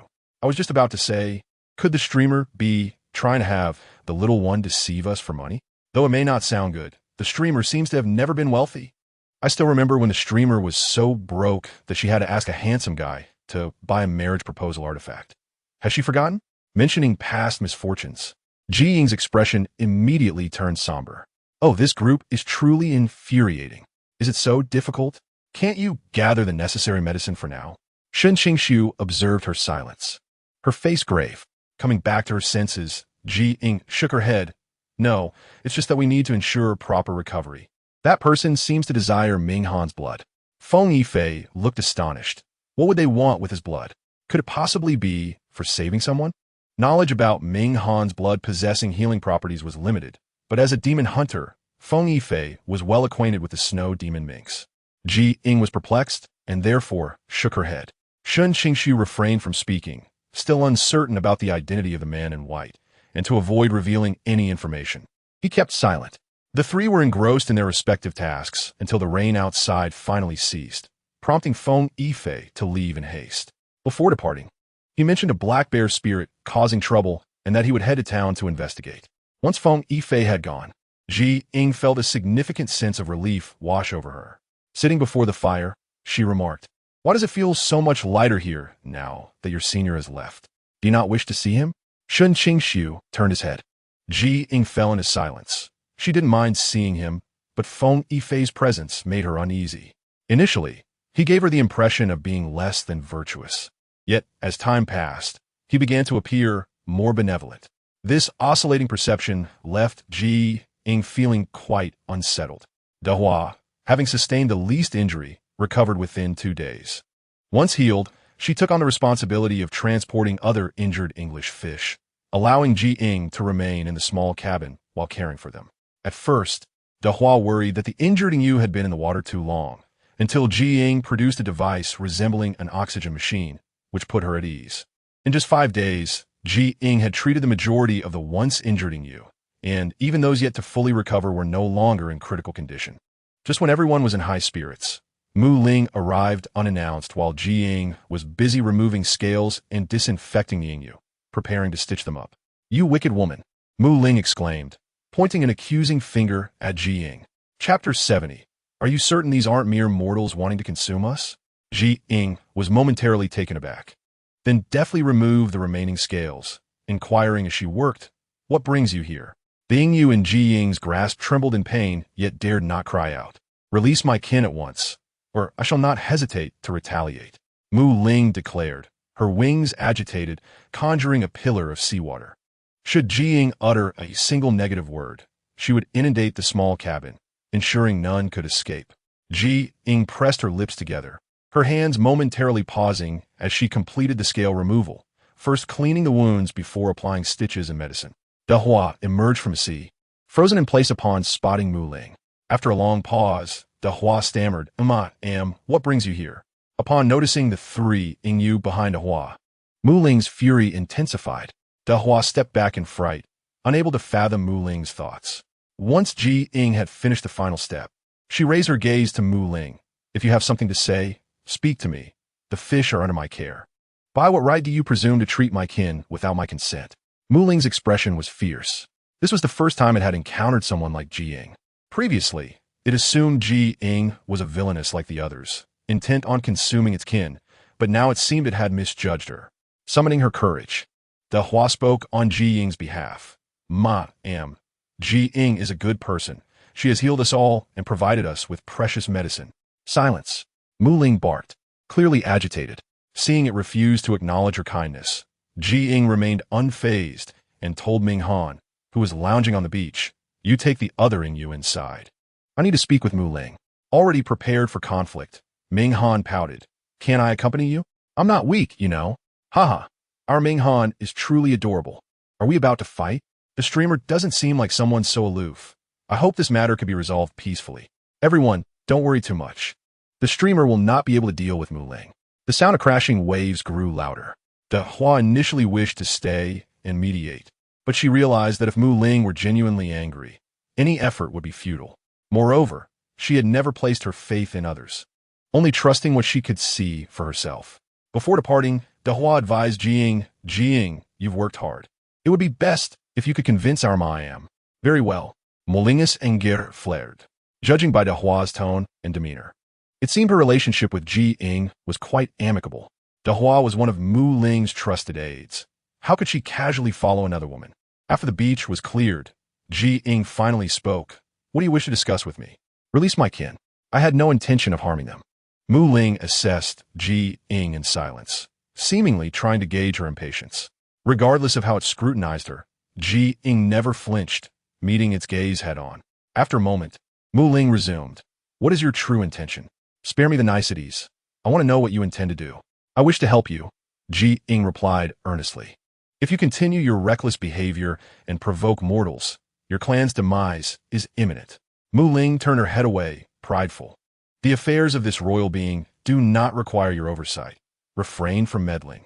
Mu Ling cast a scornful look at Ying. "I knew you were a vile woman. Do you think I wish to attack mortals? Are you certain it is not mortals who wish to consume us?" Currently, the Yingyu were indeed in a vulnerable position. Yet Ying's words made it seem as though they were the unreasonable ones. In anger, Mu Ling directed the seawater pillar towards Ying's feet. Ying observed her soaked pant legs and smiled wryly. "Mortals certainly have their faults, and I shall address the issues on that front.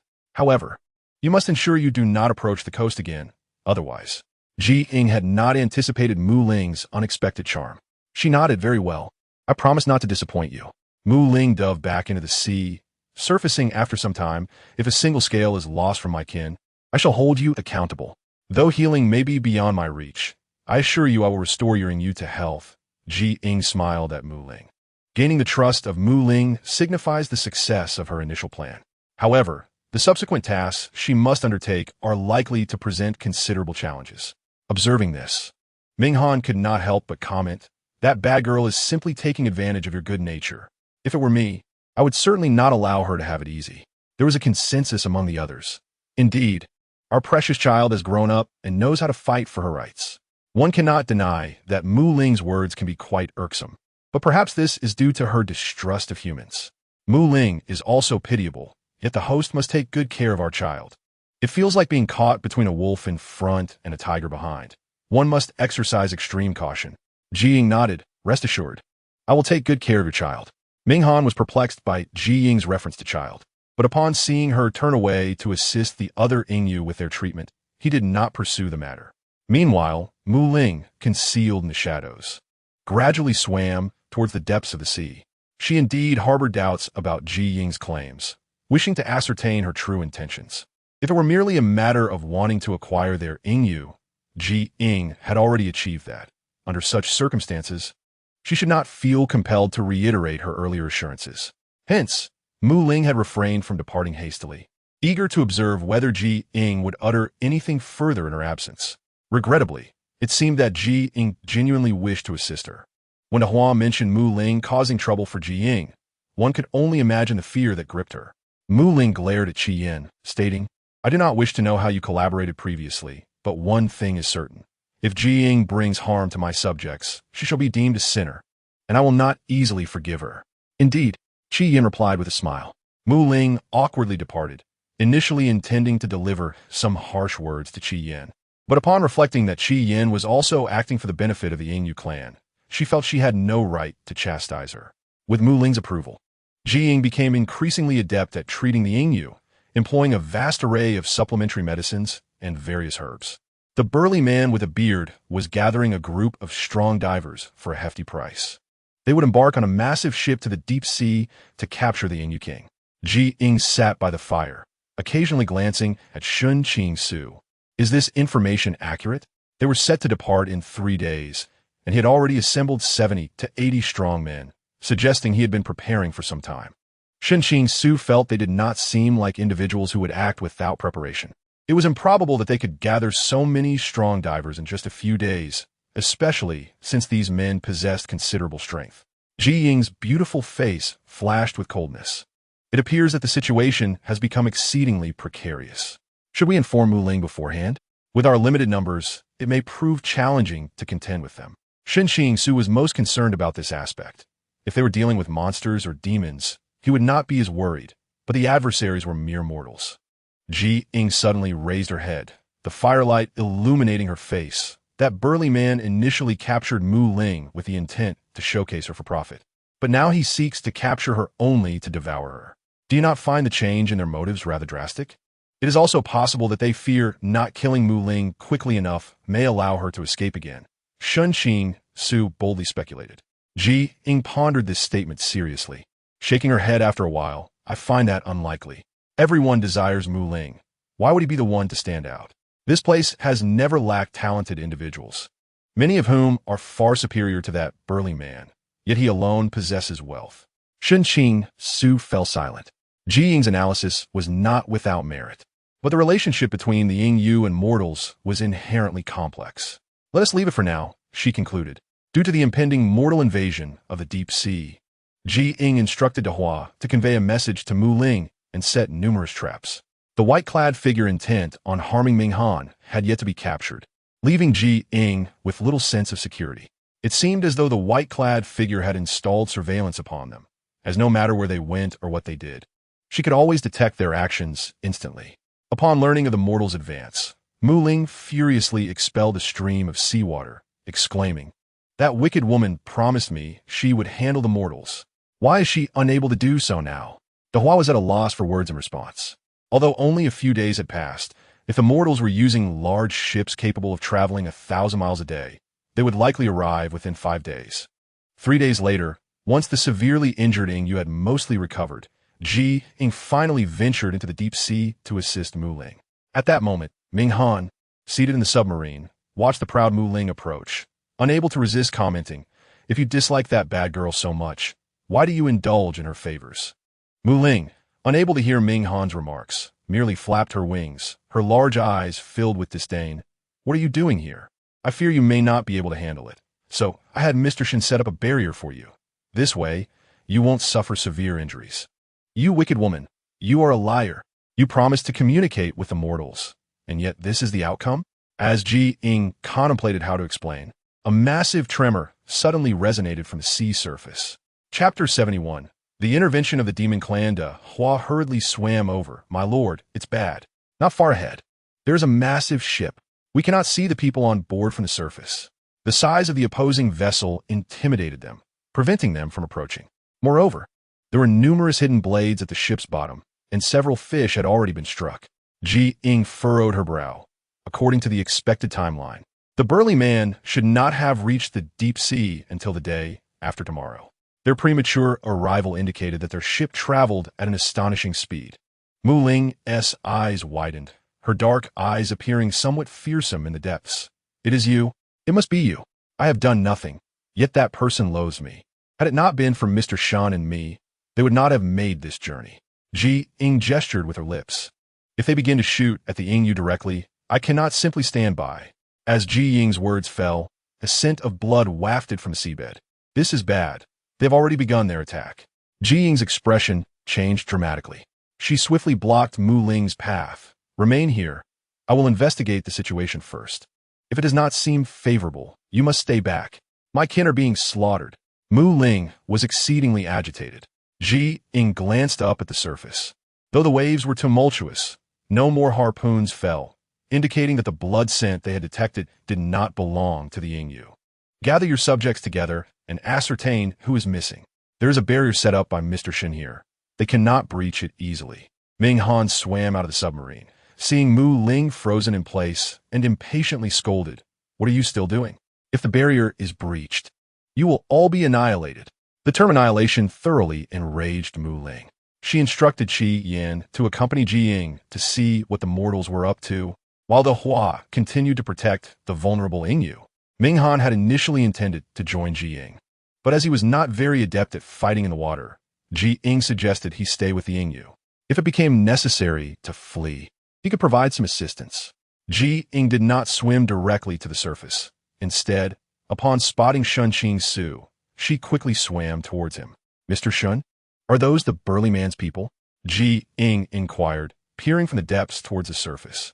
Shen Qingxu looked towards the ship. In addition, Qingcheng is also on board. "Qingcheng again?" Ying expressed her confusion. She wondered whether Qingcheng was a friend or foe. "Not exactly. I find him rather enigmatic, making it difficult to decipher his true intentions." The more such individuals emerged, the more Ying felt the need to distance herself from them. Otherwise, she might find herself betrayed without even realizing it. Her relationship with her senior brother was rather amicable. Perhaps he too aspired to be a demon hunter. Listening to Shen Qingxu's amiable words, Ying nodded perfunctorily, her gaze fixated on the ship's cabin. Suddenly, she sensed something amiss about the cabin and turned to look at Shen Qingxu, only to find him staring back at her. "Mr. Shen, have you ever encountered such a cabin?" Shen Qingxu appeared puzzled. Beneath the cabin were numerous wooden doors. Opening them would provide direct access to the seafloor. Ying raised an eyebrow, recalling having seen such specially designed vessels during the Qing Jiyuan era. Even if one were to open the wooden doors from the bottom, water would not seep into the ship, and such a large vessel could accommodate at least 300 people, with ample provisions and fresh water for 7 days. Such ships could not possibly have been manufactured in the backward ancient times, nor could they exist as completed products. Yet, here was this grand vessel. Ying's gaze sharpened. Yes, this ship does not belong to the present. If it is a vessel brought from the future, the fates of the Yingyu today may be dire. "Have you informed Mu Ling to be prepared to leave at any moment?" Shen Qingxu drew out his demon-slaying blade. Ying glanced at him. He typically refrained from wielding the blade unless faced with a formidable opponent. "I have informed her. Your barrier is impenetrable to ordinary individuals." Just as their conversation concluded, the sea surface quaked violently, and every diver who had just surfaced brandished a spear. Ying braced herself for combat. "Should we retreat now? We can negotiate with them."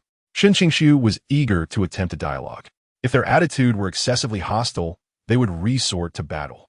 However, before they could swim to the surface, Shen Qingxu discovered that Qingcheng had already been captured, bound like a zongzi.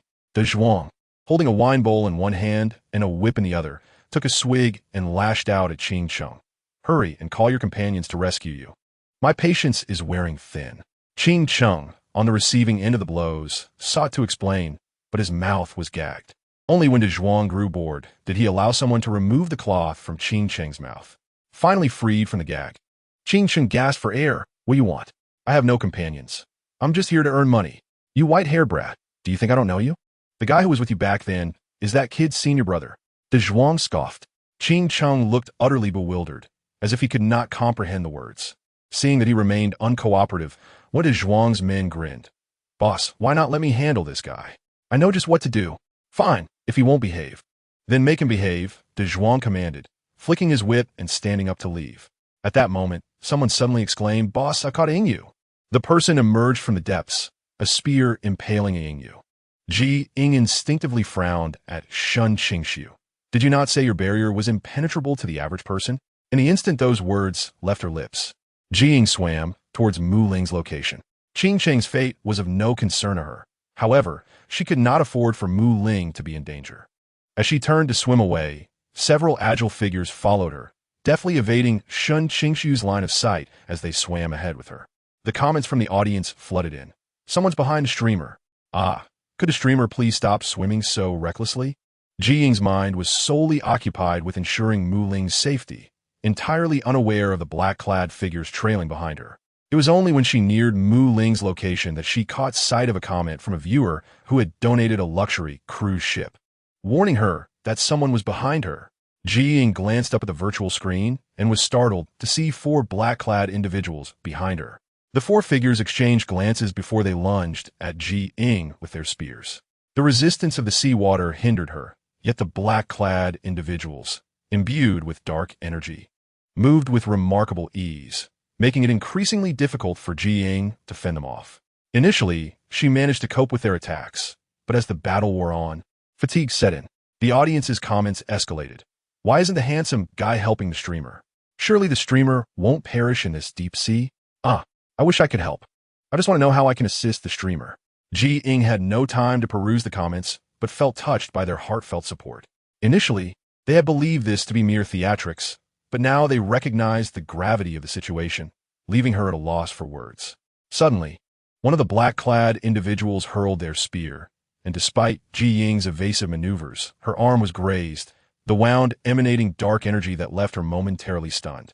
Demons. Ying had not anticipated that demons would intervene. In that moment of distraction, 2 of the black-clad figures were unexpectedly struck from behind, vanishing in the blink of an eye. The remaining 2, witnessing this, fled without hesitation. Ying sought to pursue them, but her wound continued to bleed, sapping her strength. Shen Qingxu swam over and embraced her. Do not move. I will take you to the submarine, where you can tend to your wound.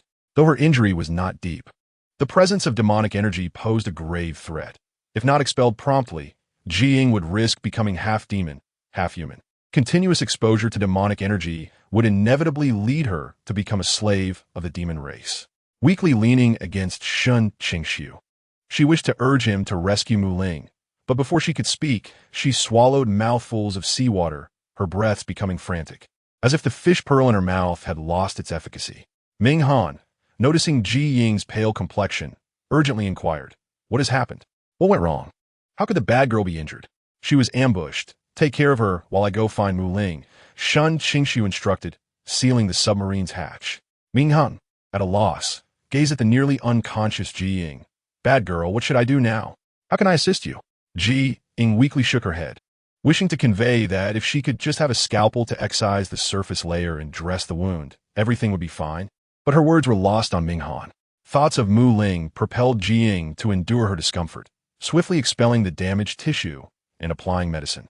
Upon completing this task, she succumbed to unconsciousness. Bad girl? Bad girl? Ming Han was startled by Ying's sudden collapse. What should it do now?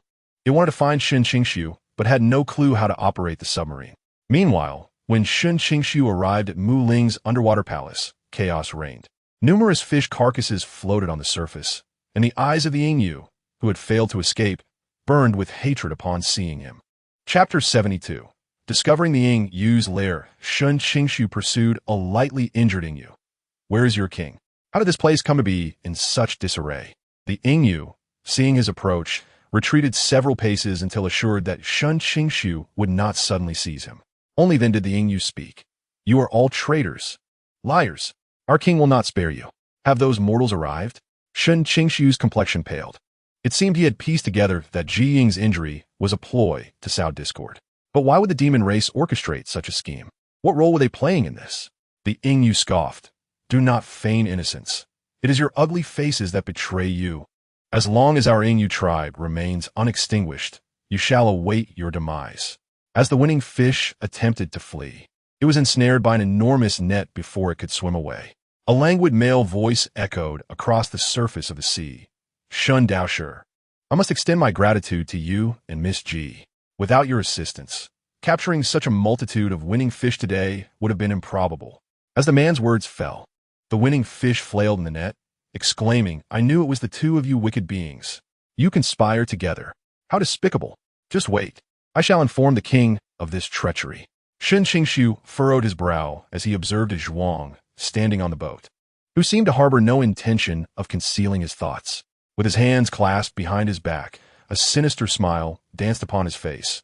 "Shen Daoshi, did I speak incorrectly just now? I truly owe you my thanks. Without you, I would never have discovered the lair of the winning fish." Shen Qingxu was puzzled. The Zhuang scoffed. "The winning fish harm the populace. They deserve their fate. They should have been exterminated long ago, yet they persist. This merely illustrates our leniency towards them. But if they refuse to relent, how can we afford to show them mercy? You understand perfectly well why the winning fish entangle themselves with mortals, Shen Qingxu remarked. His expression impassive. De Zhuang gazed down at him, sighing inwardly. It was said that Shen Qingxu was the foremost disciple of Jing, yet even he sometimes lacked discernment. Ultimately, De Zhuang said nothing more and turned to enter the cabin. Shen Qingxu frowned, contemplating pursuing him, but he knew that if he did, he might end up bound like Qingcheng. Though he had no personal concern, it would lead to unrest in these waters. Meanwhile, the escaping winning fish swiftly reached Mu Ling's retreating realm. At this moment, though severely injured, Mu Ling insisted on patrolling alongside the others, resolutely refusing to allow mortals to capture their progeny. My king, it was that vile Taoist and wicked woman-esque scheme. They summoned these people. The winning fish darted to Mu Ling's side. Qian was momentarily taken aback and instinctively replied, "Impossible. Miss Ji has no reason to act thus." Mu Ling countered. "Does she then possess a motive to assist us?" Qian fell silent, uncertain of how matters had come to this. But he recognized that Ying would never wish harm upon them. Otherwise, why would she go to such lengths to heal the injured winning fish? Mu Ling shook his head. "Qian, do not entertain the notion that the wicked woman has justifiable reasons. Her saving so many winning fish could merely be a ruse. Do not forget how your kin and parents met their demise. Were they not also led astray by trusting a mortal?" Qian's lovely countenance shifted, and after a prolonged silence, he softly inquired, "What shall we do now, Brother Mu Ling? Let us stay here for now. I do not believe they can delve deeper into the abyss." Mu Ling's eyes widened, though his expression remained inscrutable. They retreated to approximately 100 meters beneath the ocean's surface. Should they go deeper, it was unlikely any of them could survive, let alone the mortals. Qian nodded obediently. "Brother Mu Ling, I shall remain by your side forever. I will not let you come to harm. If that moment truly arrives, do not concern yourself with me. You must prioritize your escape." Mu Ling wished to extricate Qian from his predicament. He was already struggling to survive. It would be a grave sin to bring about his demise alongside his kin. Qian shook his head, tears streaming. "I refuse. Whatever you do, Brother Mu Ling, I will accompany you." Having lost his kin long ago, he recognized that without Mu Ling's companionship during these past 100 years, he would have been bullied by other fish. Mu Ling nodded. This was not the time for such discussions. He dispatched a winning fish to observe the situation above. The vast ocean was occasionally stirred by the wind, waves crashing more violently against the vessels. On the large ship, Qingcheng had been released, trapped in a dim basement. Several attempts to escape were thwarted by the multitude of patrolling guards. After 3 days, Shen Qingxu discovered that they had inexplicably begun capturing winning fish again, even seizing Dehua. Shen Qingxu wielded the demon-slaying blade, incapacitating a mortal. The barely conscious Dehua's eyes lit up upon seeing Shen Qingxu. It excitedly flapped its wings, attempting to speak, but its weakness rendered it voiceless. Shen Qingxu freed it from the fishing net and offered it a medicinal pill. After some time, Dehua felt a resurgence of life, rasping its gratitude. "Thank you, Mr. Shen. Were you captured?" Shen Qingxu sensed something amiss. He was certain Mu Ling had fled to safety, yet the mortals had easily located them, indicating their hiding place was inadequate. "We have a traitor among us," Dehua exclaimed, its voice filled with urgency. After a moment, it seemed to realize this was unfair to Shen Qingxu and calmed itself. The winning fish Xiao Mu stated that Miss Ji orchestrated this. "The king is gravely injured and may not survive much longer. The winning fish clan will likely be eradicated." A traitor among the winning fish? Miss Ji genuinely wishes for the well-being of the winning fish clan. She would never harm you, Shen Qingxu asserted. Dehua nodded. "I believe in Miss Ji. Is she well?" For days, they had not seen Ying, and Shen Qingxu recalled her being harmed by the men in black. "Not well. She has been tainted by demonic energy." "Demonic energy? A black mist?" "Indeed. Xiao Mu is also tainted." Shen Qingxu bit his lip in silence, preparing to question Dehua further when he noticed figures descending from a nearby ship. "We must leave this place at once." Due to Dehua's lack of strength, Shen Qingxu cradled it in his arms, swiftly swimming toward the depths of the ocean. Meanwhile, the submarine that had remained stationary for 3 days had yet to change its position. The vessel was now suffused with thick demonic energy, and Ji Ying's once pale lips had turned black. Kai, we must escape quickly. Remaining here will yield no good results. I truly cannot comprehend this plot. Did not the streamer come to save us? Why does he keep getting hurt? The streamer's abilities seem to be waning. Shen Qingxu navigated through the dense coral to reach the submarine's exterior.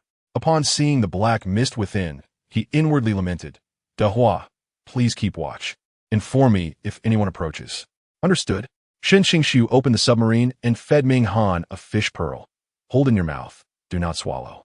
The pearl was small, and after holding it, Ming Han spoke. "You foul Taoist, where have you been? Do you not realize that the bad woman is in dire straits?" "I apologize." Shen Qingxu had assumed Ji Ying would manage on her own, not foreseeing that the demonic energy would engulf her. Ming Han wanted to reprimand him, but saw him dispelling the demonic energy from Ji Ying and thus softened his tone. An hour later, Shen Qingxu, pale, released Ji Ying, noting that her wounds had been treated well, showing no signs of demonic energy adhering to them. Detecting this, a flicker of doubt crossed Shen Qingxu's eyes.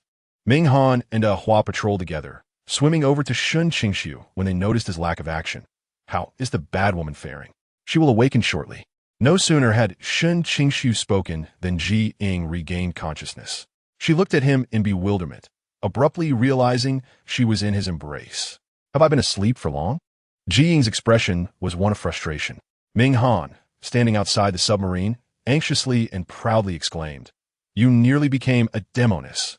The term demoness caused Ji Ying to frown. She recalled treating her wounds properly.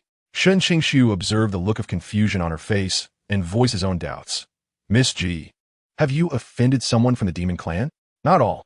My only interaction with the demon clan was assisting you in dispelling the demonic energy attached to the ghost she," Ji Ying replied thoughtfully, realizing that aside from that incident, she had no other connections to the demon clan. Dehua swam over joyfully. "That's wonderful, Miss Ji. You have no idea how worried I've been about you."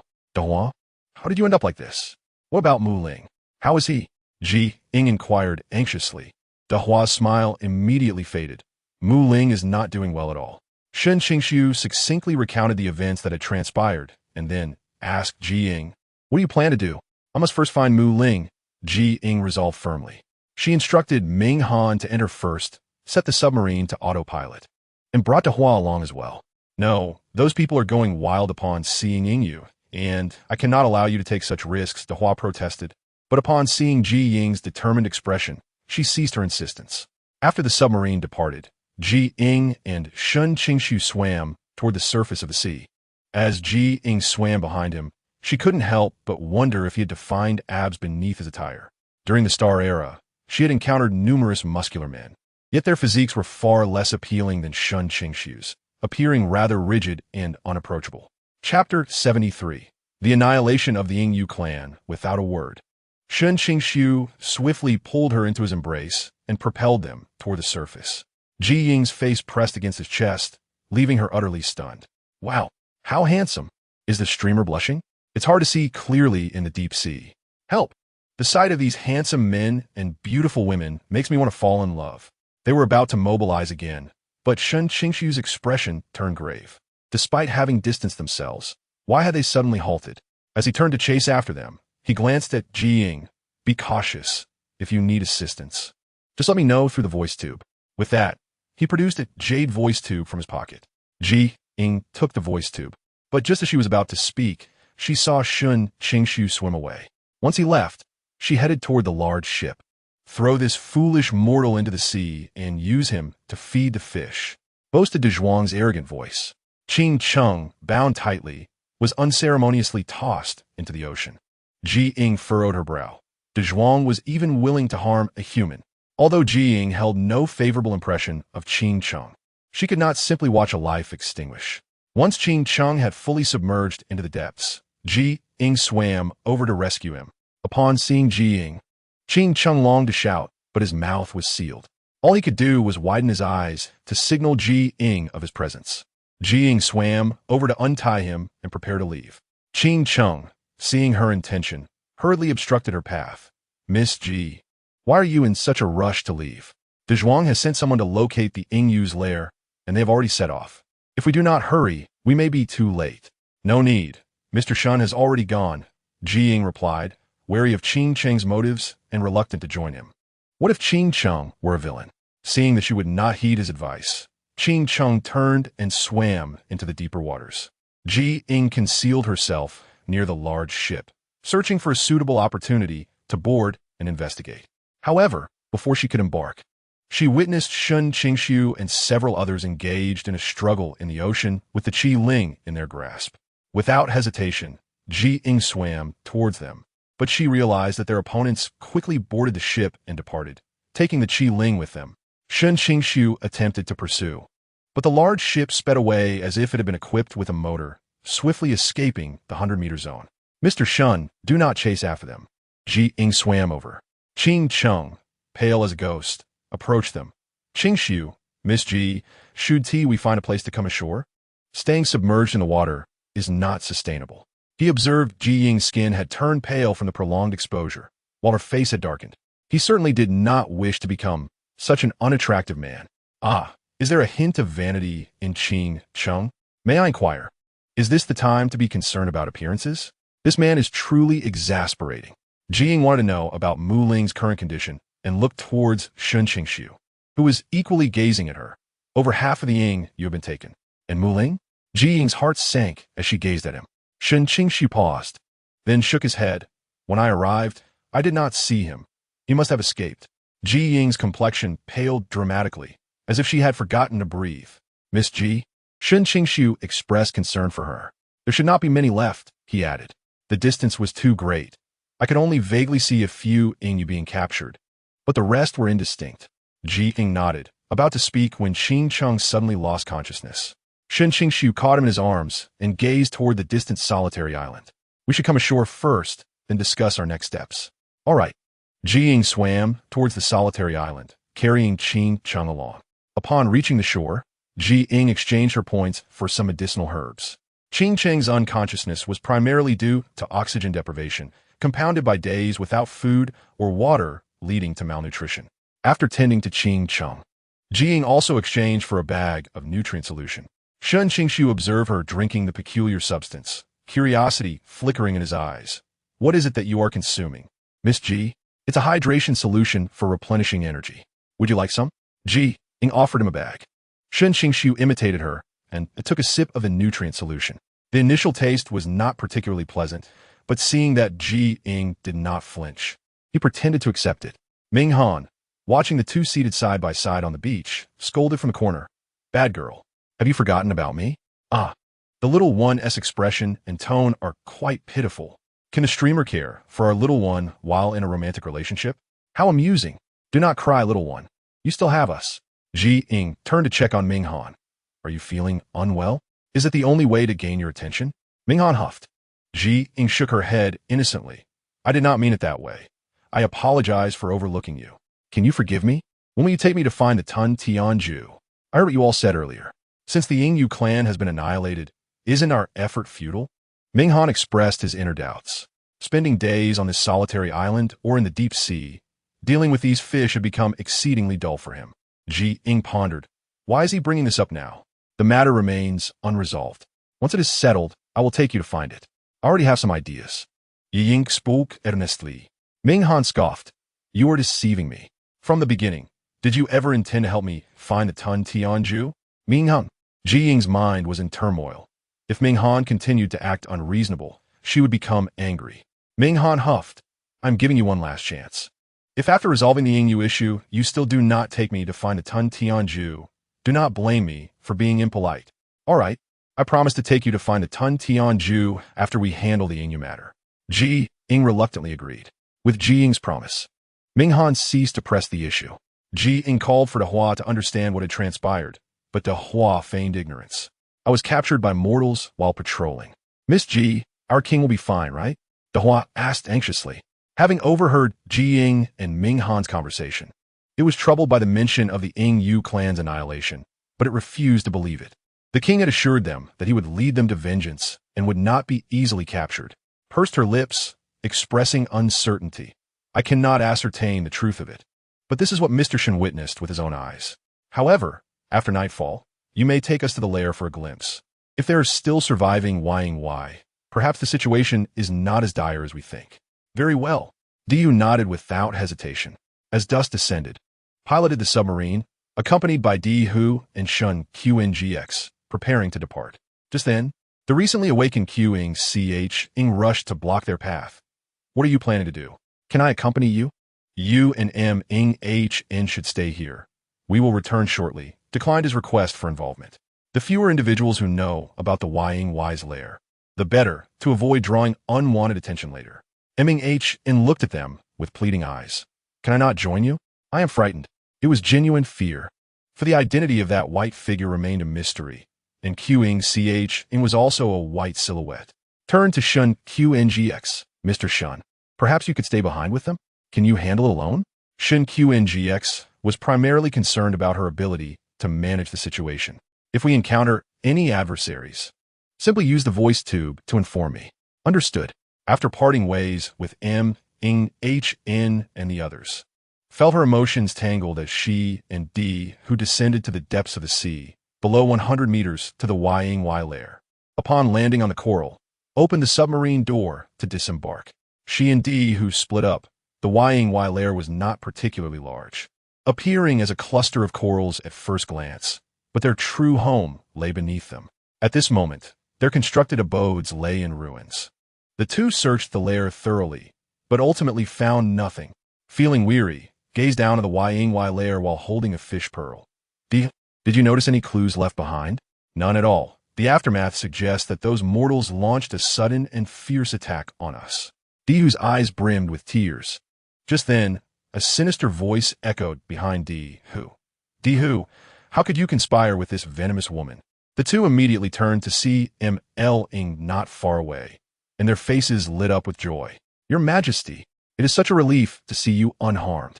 You cannot imagine how worried I was. Dihu joyfully attempted to swim closer. Yet before Dihu could approach, Ying recoiled several steps, as if she did not recognize Dihu at all, remained motionless, for she sensed a palpable hostility emanating from Ying, as if an attack could ensue at any moment. The deep sea swelled with turbulence, and struggled to maintain her composure. Ying, none of us wished for this to happen. Silence. Bilud. Those mortals have already informed me that it was you who lured them here. You are the true culprit. Without waiting for her to respond, Ying continued angrily. Your previous act of saving our Ying clan was merely to ensure that mortals could consume healthy Ying. Otherwise, you would not have gone to such lengths to assist us. Dihu looked at in shock, believing she could never be such a person. Yet, Ying's words left it bewildered. Hastily shook her head in denial, asserting that she had done no such thing. But Ying chose to trust the words of those mortals. Ying, may I have the chance to explain? Explain what? Ying mocked with a sardonic smile. Are you going to tell me how you deceived me? Or do you wish for me to remain a fool? Wanted to assert that she had never deceived her, but it seemed that the moment she opened her mouth, Ying would be eager to tear it apart. Everything is a charade orchestrated by you humans, aimed at capturing all of us Ying. While I once submerged your villages, you have devoured countless members of my kin without a second thought. Ying was extremely incensed. It had no desire to parley with. It simply wished to summon the sea to drown her here, thereby avenging its fallen kin. Chapter 74. Swept away by the tsunami, Your Majesty. This has nothing to do with. She is not responsible for any of this. Dihu implored anxiously, fearing that it might be too late to prevent from suffering. Your Majesty truly desires what is best for our Ying. Enough. Is it worth it to betray and sell me out? Ying replied coldly. Dihu felt completely dumbfounded by the accusation of betrayal. It wished to swim closer to Ying, but was repelled by a splash of water. Your Majesty, I did not. I am not the sinner among our kin. My heart is devoted solely to my people. Dihu's face was filled with sorrow. Upon witnessing Ying's complete loss of reason, chose to refrain from further words. The water surged violently, crashing against. She endured the pain, her gaze fixed earnestly on Ying. I've stated before that I would never harm you or your kin. I have consistently strived to protect them. Yet now, be silent. This is all your fault. Stop pretending that your words hold any weight. Ying had no desire to hear explanations. It seemed as if Ying had gone mad, summoning the waters with furious intensity, which then crashed down upon. Despite being submerged, the falling water offered some buffer, but Ying's summoned waves grew ever larger, threatening to engulf if she did not evade. You must retreat. This cannot continue. Dihu worried that Ying might kill. Though it was humanity's error, that should not justify harming an innocent. Nevertheless, remained still, seemingly intent on proving something to Ying. The more she remained immobile, the more it ignited Ying's murderous intent. Heavens, if this continues, a tsunami will surely arise. At that point, neither the streamer nor Ying may survive. Perhaps it would be best for the streamer to withdraw? Ying harbors such hatred towards you. Enduring this is futile. Surely the streamer must have another way to convince Ying? Hazily glimpsed the comments in the chat, a bitter smile crossing her face. Were there another way, she would not be enduring Ying's wrath in this manner.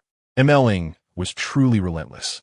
As Ying summoned the waters once more, a tsunami erupted. Upon witnessing this, quickly swam forward, enveloping Ying and Dihu, and made for the submarine. Release me. I refuse to be with you humans. Ying thrashed about violently inside the submarine. As faced the approaching tsunami, her heart raced, though she was not concerned about Ying's ability to damage the submarine's glass.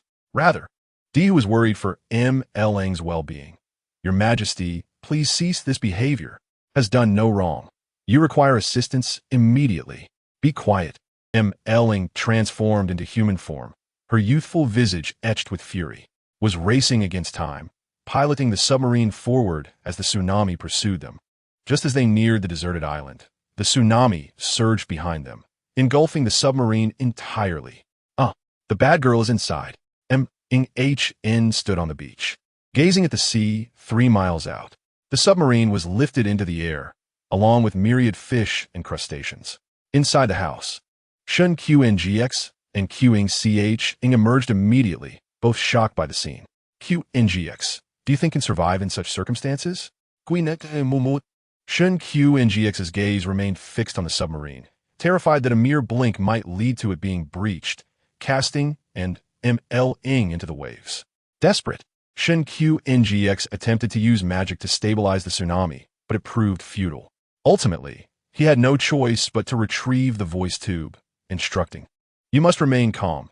Maneuver the submarine away from the tsunami when it is near the surface." Shen Qingxu's voice reached the submarine.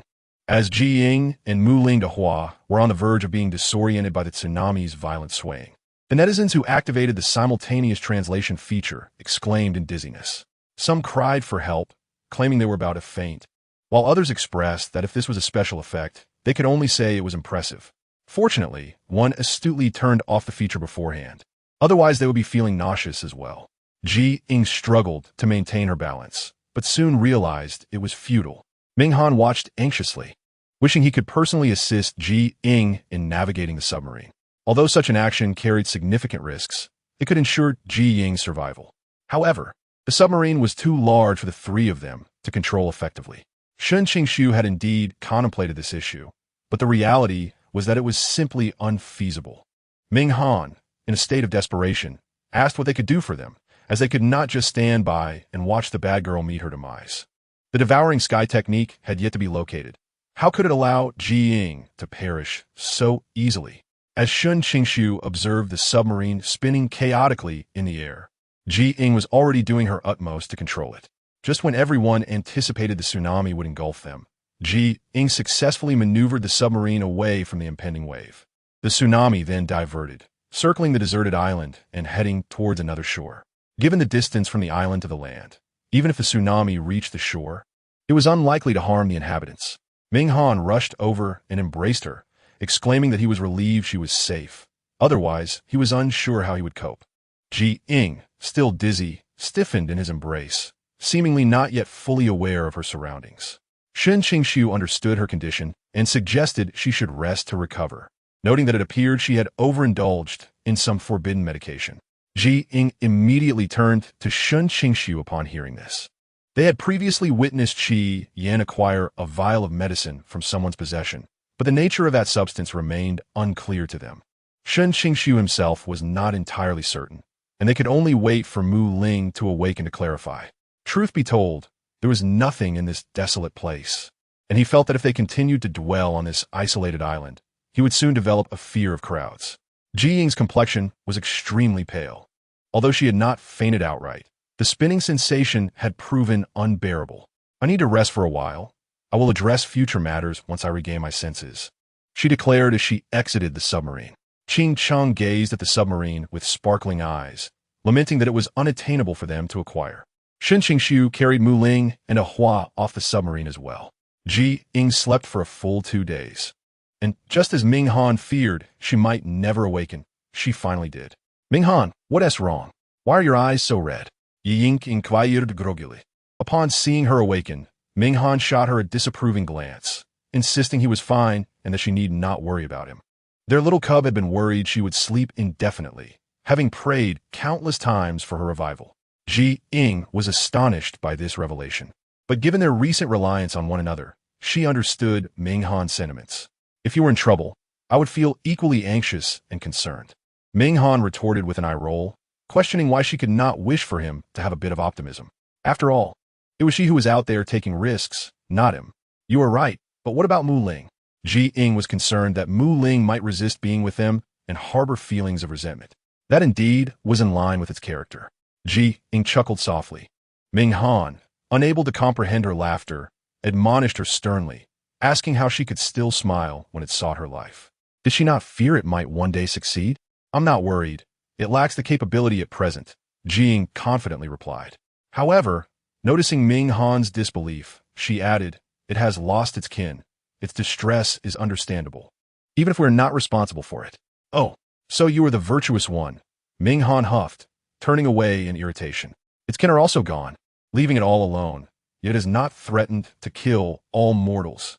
But as Ming Han thought of Zhou Huaixing, his mood soured, aligning closely with Mu Ling's. After consuming a bag of nutritional fluid, Ying approached Mu Ling. Great King, it is only you and I left to conquer the fish tribe. Should we not unite our efforts? De Hua implored with earnestness. It understood that the Great King mourned its people, but there were no alternatives. If they could not survive, who could they rely on for salvation or vengeance? Mu Ling remained silent, turning away to avoid meeting De Hua's gaze. Upon Ying's arrival, De Hua breathed a sigh of relief, pleading with her to convince their obstinate Great King. You might as well give up on that hope. If you have the courage, kill me now. Otherwise, I will ensure you drown. Mu Ling glared fiercely at Ying. Ying maintained her gaze, feigning indifference as she remarked, Are you not going to save Qiyin? If you still had kin alive, would you also refuse to save them on land? Chapter 75. Seeking Uncle Lingyu. Mu Ling was evidently taken aback by Ying's words. How could not save? As a monarch of the winning fish tribe, if it could not protect its subjects, what purpose would its existence serve? Most importantly, the vengeance for its parents remained unavenged. Observing the fluctuation of emotions on Mu Ling's face, alternating between dazedness and fury, Ying realized her words struck a chord. My affairs are none of your concern. I will seek vengeance on my own. Who do you think you are? Mu Ling retorted furiously. Ying took a seat beside a chair, stating that while it was indeed not her business, her intention was to assist. However, Mu Ling had consistently rejected her. Implicitly, she suggested that had Mu Ling not resisted her, perhaps they would not be in such dire straits now. Mu Ling was both furious and amused, summoning seawater with a flap of its wings. However, since the water was some distance from the small wooden hut, the spray failed to reach it. Shen Qingxu stood at the door, witnessing the scene unfold. He was unsure how Ying would persuade Mu Ling, but he thought that if Mu Ling did not heed their words, they would have to resort to force. Qingxu peered inside and noted their irreconcilable conflict. Qingxu, are you not going to step in and offer some words of persuasion? That fish king is so small, yet has such a big temper. It currently lacks the power to do so. Without consuming forbidden drugs, Mu Ling's combat ability was practically non-existent, especially given its current injuries. Qingxu shrugged, ultimately remaining silent. Ying looked up at the sky outside, maintaining her composure as she said, The longer we linger here, the greater the dangers Qiyin will face. If you wish to witness Qiyin's demise, we should set off now. You despicable woman, how dare you curse Qiyin? It trusted you so much. Mu Ling flew in front of Ying, spitting water in her face. Feeling the wetness on her face, Ying found it utterly amusing. Ming Han, disgusted, remarked that while Ying was deemed malicious, he found Mu Ling equally repulsive. They truly were a perfect match. It would be a disservice to their shared wickedness if they were not together. Glanced through the barrage of comments, her gentle gaze eventually settling on Ling. You may take the time to understand what kind of person I am, but we must set off now. All right, but grant me a moment. I have something to discuss with Dihu. Ling, in a haughty manner, flitted to the other side, her fishtail turned toward Ying. Observing her childish behavior, Ying did not hold it against her. We shall depart after a cup of tea. Embracing Ying, Ying stepped outside, while Dihu immediately flew to Ling's side. My queen, have you finally come to a realization? That's splendid. Even if you were to ask me to perish now, I would willingly comply. Ling regarded Dihu with a complex expression. Dihu, I intended to seek Uncle Ling myself, but it seems that wicked woman wishes to keep me within her sight. Hence, I must ask you to undertake this task. Dihu was taken aback. Seek Ling. The Ling clan, unlike the Ying, possess human faces with fish bodies, and they rarely interacted. To approach them for help now might not yield favorable results. Ling, oblivious to Dihu's thoughts, expressed her sentiments. Uncle Ling once mentioned that as long as the Ying clan is in need, he will surely assist. Therefore, regardless of the outcome, I hope you will attempt it. Very well, I shall seek out the queen then. Dihu felt the chances of Ling intervening were slim. However, seeing the queen's earnest desire for assistance, it refrained from further protest.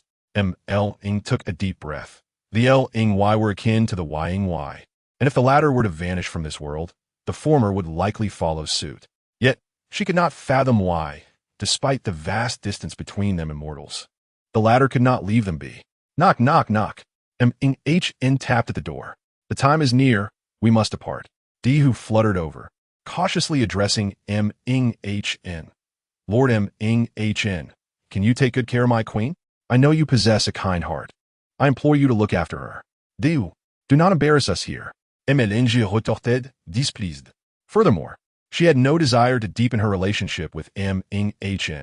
After all, he was too closely associated with mortals, whom she regarded as adversaries. Hn scoffed. You are quite the haughty one, even more so than Li Nshing. I believe you two should have a proper conversation. Ha! I just came from Li Nshing's side.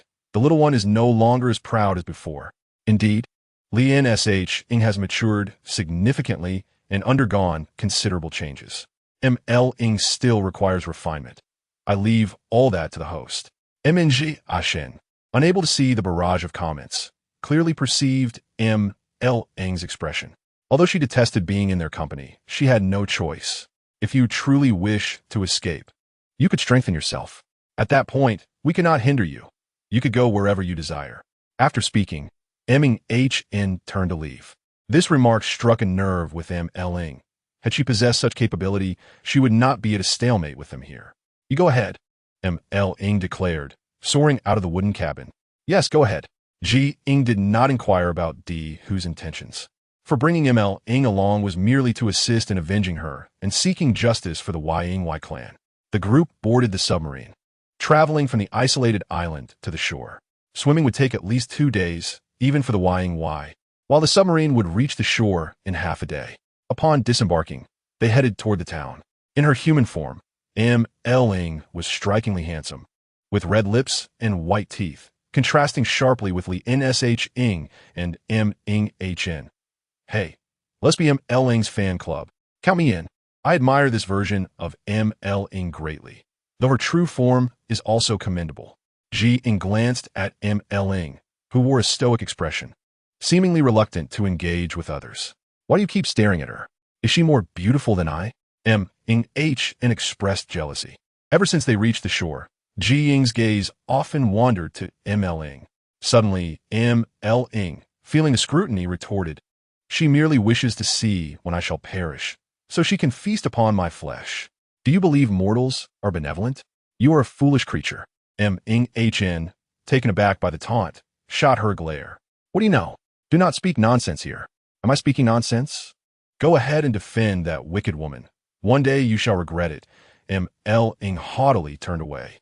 Qingxu, witnessing their bickering, interjected. I believe you two are indeed enemies. If one were male and the other female, you could unite in matrimony. I would never marry her. Bah! Who would wish to marry her? The two little demon beasts glared at Qingxu as if to say that if he dared utter another word, he would meet his demise. Qingxu, frightened into silence, thought it was merely a jest. How had it escalated to such severity? Shen Qingxu and Ying chuckled in silence as the group passed through a village and headed to the town. The town was bustling with activity, and upon entering the city gates, they heard a vendor proclaiming the benefits of Ying meat. Ladies and gentlemen, this flying fish meat is a treasure. Those who have tasted it know its remarkable effects. Upon hearing about Ying meat, Ying rushed forward, parting the crowd, positioning herself at the forefront. Ying, concerned that Ying might act recklessly and provoke trouble, hurriedly grasped her hand. You must remain calm. After all, this is a conflict between mortals and the Ying. We will likely encounter many more instances relating to this matter. If you cannot maintain your composure now, we may not be able to enter the town later, lest we suffer dire consequences. Ying gazed up at Ying, her grip tightening around his hand. She yearned to see the Ying that were still alive, not those already skinned for their flesh. If your kin were skinned and sold, could you remain calm? Ying glared at Ying. Ying lowered her gaze to Ying, understanding her feelings. In the Star Era, everything was advanced and high-tech, yet the demon realm could not coexist peacefully, especially for formidable demons like Ying, who were somehow more intelligent than humans and possessed magical abilities. Capturing them was quite challenging for mortals. Seeing her silent, Ying scoffed. You see, even you feel the heartache. How can you coldly reproach me? Ying's body stiffened. She had not dared to look closely before, but Ying's words rang true. At that moment, the obstinate Qingxu proposed, Old man, your fish meat has been stripped down to mere flesh. How can we ascertain its authenticity as flying fish? The elder holding the fish meat looked at Qingxu, whose head was entirely white, and chuckled, Young man, if this were not truly flying fish meat, what would I sell? Besides, if it had no efficacy, wouldn't I be ruining my own stall? But you have so much fish meat, yet not a single complete flying fish. Do you not fear the townsfolk will doubt your words? Qingxu murmured. Ying frowned, assessing Qingxu, while he was not entirely foolish. What was the point of his argument with the old man? Chapter 76. No need for your lesson. The onlookers expressed their curiosity. Could it be that this is merely ordinary fish meat? It was not impossible, after all. Had it not been said before? The flying fish were no more, and the remaining few hundred had all been purchased by the wealthy. I know. I was among those who caught the last flying fish. There were probably over 1,000, but they have all been taken away. In our small locality, we might not even have 2 flying fish. Wuwuwu immediately rushed to the man who had just spoken, his slender and handsome fingers gripping the man's clothing. His youthful and strikingly delicate face was etched with anger. What did you just say? The young man, taken aback by the sudden grip, frowned and retorted, I asked whose child you are. What I said has nothing to do with you, boy. Don't let your fair complexion fool you. If you provoke me, I won't go easy on you. You dare. Wuwuwu growled indignantly. The onlookers watched curiously. Having been discussing flying fish moments ago, they wondered why this young lad was so furious. Ying, fearing that Wuwuwu's identity would be revealed, stepped forward to release Wuwuwu's grip and apologized. I apologize, brother, my younger brother isn't quite right in the head. Please don't take offense. The young man sized him up and, noticing another man behind Ying, chose not to press further. Just don't let this happen again. If you encounter someone less reasonable, you might end up with a mouthful of teeth missing. Yes, Ying replied, smiling humbly. She repeatedly apologized to Wuwuwu before they left the market for flying fish meat. Once they emerged, Ying let out a sigh of relief. She wanted to admonish Wuwuwu, but saw that his mood was not particularly high, so they both remained silent, one person and one fish. Shen Qingxu, observing Ying's silence, cautioned Wuwuwu. One must be cautious with their words. Provoking trouble recklessly could draw unwanted attention from less amiable individuals. Are you lecturing me? Wuwuwu halted. Shen Qingxu continued walking. I am merely imparting wisdom about human interactions. I'm not like you. Wuwuwu protested. Indeed, you are not, Shen Qingxu replied. But you are currently in a state of ignorance. Mr. Shun is a man of clear moral distinction. Your misunderstanding of us is profound. Ying interrupted Mu Ling, unsure of what to say, but she knew Mu Ling was unlike other demon beasts. Ming Han gleefully remarked, "Look at you rambling. Now you know you've stirred up trouble." "Huh? Oof. If you don't behave, we shall teach you a lesson." "I certainly do not want your lessons," Mu Ling retorted haughtily, turning away. What would others think of me if word got out? Yet, no one around cared for his inner turmoil. The group arrived at the inn, checked in, and Qingxu took his leave first. "I have other matters to attend to and cannot accompany you. I hope Miss Ji can understand," Qingxu said with a bow. Ying, thinking it was something significant, waved her hand dismissively. "No problem. If Mr. Qing has matters to attend to, please go ahead." She preferred fewer people knowing of Mu Ling's presence, harboring her own doubts about Qingxu's identity.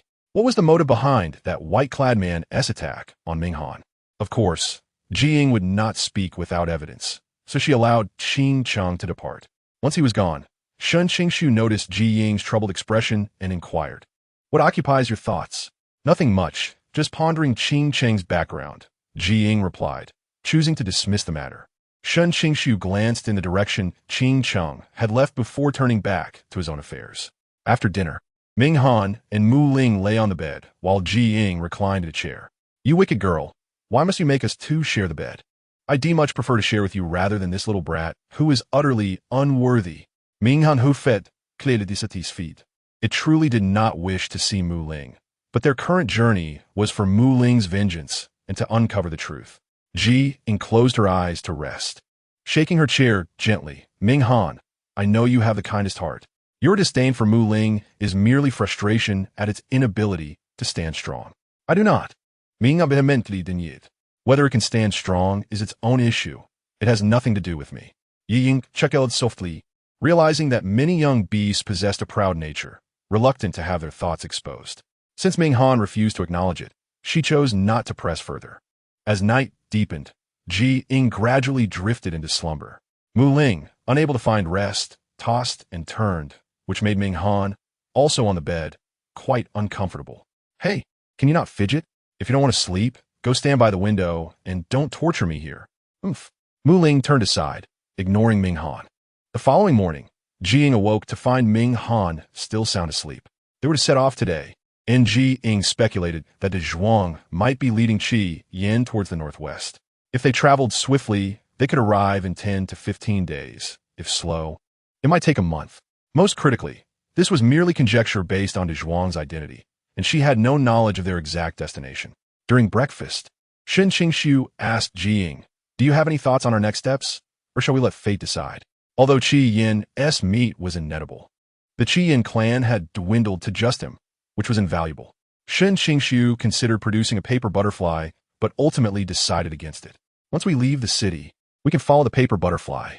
If they stop frequently, we will likely catch up within 3 days." Ying sighed with relief. "Then it is settled, Mr. Shun. We shall proceed as you suggest." After breakfast, Ying noticed that neither of them showed any signs of waking. Despite their fierce bickering the previous night, they were now deeply asleep. Look at them, all buddy-buddy after arguing all night. "Ming Han is truly remarkable. This little lad is my type. I'm willing to wait for you to grow up." Ying observed the infatuated fans early in the morning and felt a tinge of exasperation. "You all need to calm down. Ming Han does not favor the immature. What kind of person I like is none of your concern." Ming Han's nasally voice piped up. Ying offered a perfunctory smile. "Once you wake up, hurry and pack. We're setting off shortly." "Oh, what about him?" Ming Han pointed at Mu Ling, who was sleeping like a dead pig. Ying glanced down at Mu Ling and suddenly realized something was amiss with its complexion. Ying had long prepared herself for the possibility of Mu Ling falling ill due to its severe injuries, which it had concealed. This very attitude had allowed Mu Ling to develop a high fever. "Understood, I'll go now," Ming Han exclaimed, clutching some silver and immediately heading out. Once the door shut, Ying exchanged supplies for fever reducers and various remedies for injuries. "Mu Ling, we have yet to receive news of Qi Yan, so you must remain strong." Ying set up the for Mu Ling. In a feverish haze, Mu Ling, barely conscious, initially thought it was imagining Ying's voice until it registered that she was indeed speaking. "Rest assured, with me here, I will not let you perish," Ying assured it. Currently, the fever was not as high, but for it to completely subside would likely take until nightfall. Ying looked up at the sky and sighed. Shen Qingxu frowned. Should we delay our departure until tonight? Traveling at night might not be safe. Perhaps we should wait until tomorrow. Ying had considered this, but the proximity to the coast made her uneasy. Even though the Zhuang had departed, she could not guarantee that other ill-intentioned individuals had not seen them. If her actions endangered Mu Ling, she would regret it for a lifetime. No need to delay. We shall depart now. I will administer medicine to Mu Ling along the way, keeping a close watch. If the situation worsens, we can camp in the wilderness. Once we reach uninhabited areas, everything will be manageable. Seeing that she had already planned the next course of action, Shen Qingxu did not impede her. After a quick gathering of their belongings, Shen Qingxu carried Ming Han downstairs, while Mu Ling, still in a stupor, murmured, "Father, father." Shen Qingxu paused, looking down at the slumbering Mu Ling. Did it sense its father's presence? After placing Mu Ling onto the carriage, Ming Han also climbed aboard. Ying, however, chose not to sit inside but perch herself on the carriage frame. "Mr. Shen, shall we depart?" "Miss Ji, I can manage the carriage alone. You should stay inside to keep a close watch on Mu Ling, in case it needs you," replied Shen Qingxu. The sick are often the most vulnerable, especially a young demon beast like Mu Ling. Ying contemplated his words and found wisdom in them. If Mu Ling were merely a child, it would be manageable. But the fact that it was a demon beast complicated matters. Although it currently appeared human, there was a risk that it might lose control and reveal its true form as a fish-like creature, which could lead to undesirable consequences. Inside the carriage, Ming Han observed the ailing Mu Ling and could not help but scoff. "My health is far superior to its, without all these troubles." Indeed, that is true. Ying conceded as the carriage began its journey. After about a stick of incense's worth of time, they finally left the city. Ying felt a sense of relaxation wash over her as they departed, but in her arms, Mu Ling seemed to be trapped in a nightmare. What was particularly vexing was how anyone could know that fish flesh could cure ailments. Ying had considered this approach, but given Mu Ling's current condition, there was no guarantee that it could access a more manageable dreamscape. Chapter 77. The old women have issues. Dreams are difficult to control. One misstep could bind a person entirely within their own dream, making escape nearly impossible. Ying's gaze turned inward. Ming Han tilted her head. Is it really that complicated? What if Mu Ling continues to misunderstand you and causes a ruckus during our journey? Ying had contemplated this, but for now, they could only proceed step by step. Very well, you should rest properly. I will inform you once I have further thoughts, Ying replied, pursing her lips. Ming Han turned away, huffing. I'm only looking out for your well-being. You truly do not appreciate the advice given. It will be too late to think about it later. Ying understood Ming Han's sentiments, yet they still did not know where the Zhuang intended to go. If they missed him and failed to rescue Qi Xian, Mu Ling would likely become even more confused. The carriage sped along the road, not pausing on the deserted official path as they were in a hurry. It was not until nightfall that they arrived at a village, where they exchanged 2 taels of silver with a farmer for a place to rest. While away from home, Ying and Shen Qingxu posed as a married couple, with Ming Han and Mu Ling as their children. The accommodating farmer provided them with a basin of hot water and some food, refraining from intruding upon them. After satisfying their hunger, Shen Qingxu turned his gaze towards the feverish and unconscious Mu Ling, whose face was flushed. What shall we do if the fever does not subside? Ying lifted Mu Ling and brewed some traditional medicine with the herbs they had exchanged at the shop, administering it to Mu Ling drop by drop. Currently, it was a matter of emotional distress. Healing would be a challenge, and they could only attempt to control the situation for the time being. Ying's expression was grave. If Mu Ling's illness persisted, she would have no choice but to enter its dream. Shen Qingxu cast a glance at Ying, then looked back at Mu Ling in silence. His presence was partly to investigate who was scheming behind the scenes, uncovering the truth and the intentions of those involved. Mr. Shen, it is getting late. You should rest, Ying suggested after administering the medicine and placing Mu Ling on the calm. Shen Qingxu did not feel physically tired, but he needed to meditate daily, so he sat cross-legged and closed his eyes to begin his practice.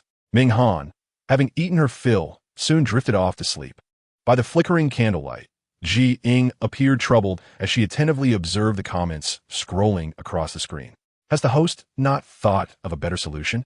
The Ying tribe is indeed pitiful. If it weren't for mortals, they would not have faced extermination. Now, the lasting Yu King has turned out like this. I wonder if it can still survive. What is the current situation with Dehua? Has the Lingyu been found? I am quite curious to see what it looks like. Dehua should have already located the Lingyu, but the Ying tribe was eradicated in a short time, and it was likely that even if they wished to help, they would not dare to. Ying spoke the truth. First Qi Xian, then Yingyu. Who could predict which fish species might be next? Just as she thought this, Mu Ling, who had been lying on the Kong, suddenly stirred and stared blankly at Ying. Unaware that Mu Ling had awakened, Ying continued her thoughts. If only we could find Qi Xian soon. With Qi Xian around, Mu Ling's spirits would surely lift. At that moment, a strong wind whipped through the window. The candle was extinguished, and the room was enveloped in a chilling breeze. It was already spring, and the night air carried a slight chill. Shen Qingxu, who had been meditating, opened his eyes and warily observed the doorway. There was movement. He spoke first, then leaped down from the Kong, seizing his demon-slaying sword. Ying sensed the presence of demonic energy outside. She hurried to Mu Ling and Ming Han's side. Mr. Shun, do you intend to pursue? The demonic energy outside was not particularly strong, but it was perplexingly complex. Shen Qingxu stood at the door, scrutinizing the darkness. Due to the impenetrable blackness, he could not clearly discern whether the demon had arrived. At that moment, the door of the opposite house creaked open, and an old woman slowly emerged. She ambled forward, and Shen Qingxu's gaze followed her. Ying wished to follow and uncover the truth, but since Mu Ling was still drowsy and not fully awake, she could not leave for Mu Ling's safety. Although the door was closed, the wind occasionally blew through, bringing an uncomfortable chill. Ming Han, who had been asleep, opened her bleary eyes and murmured, "Bad girl, why is there such a strong stench of rot?" A stench of rot? Ying was taken aback, looking at Ming Han in confusion. It is nothing. The demonic energy has already departed, but this smell is quite strange. Ming Han dismissed Ying's concerns. In truth, even without Ying's warnings, Ming Han had a sense of the situation. If they encountered an adversary, they would simply run away quickly. Stepping outside, Ming Han followed the sound into the woods.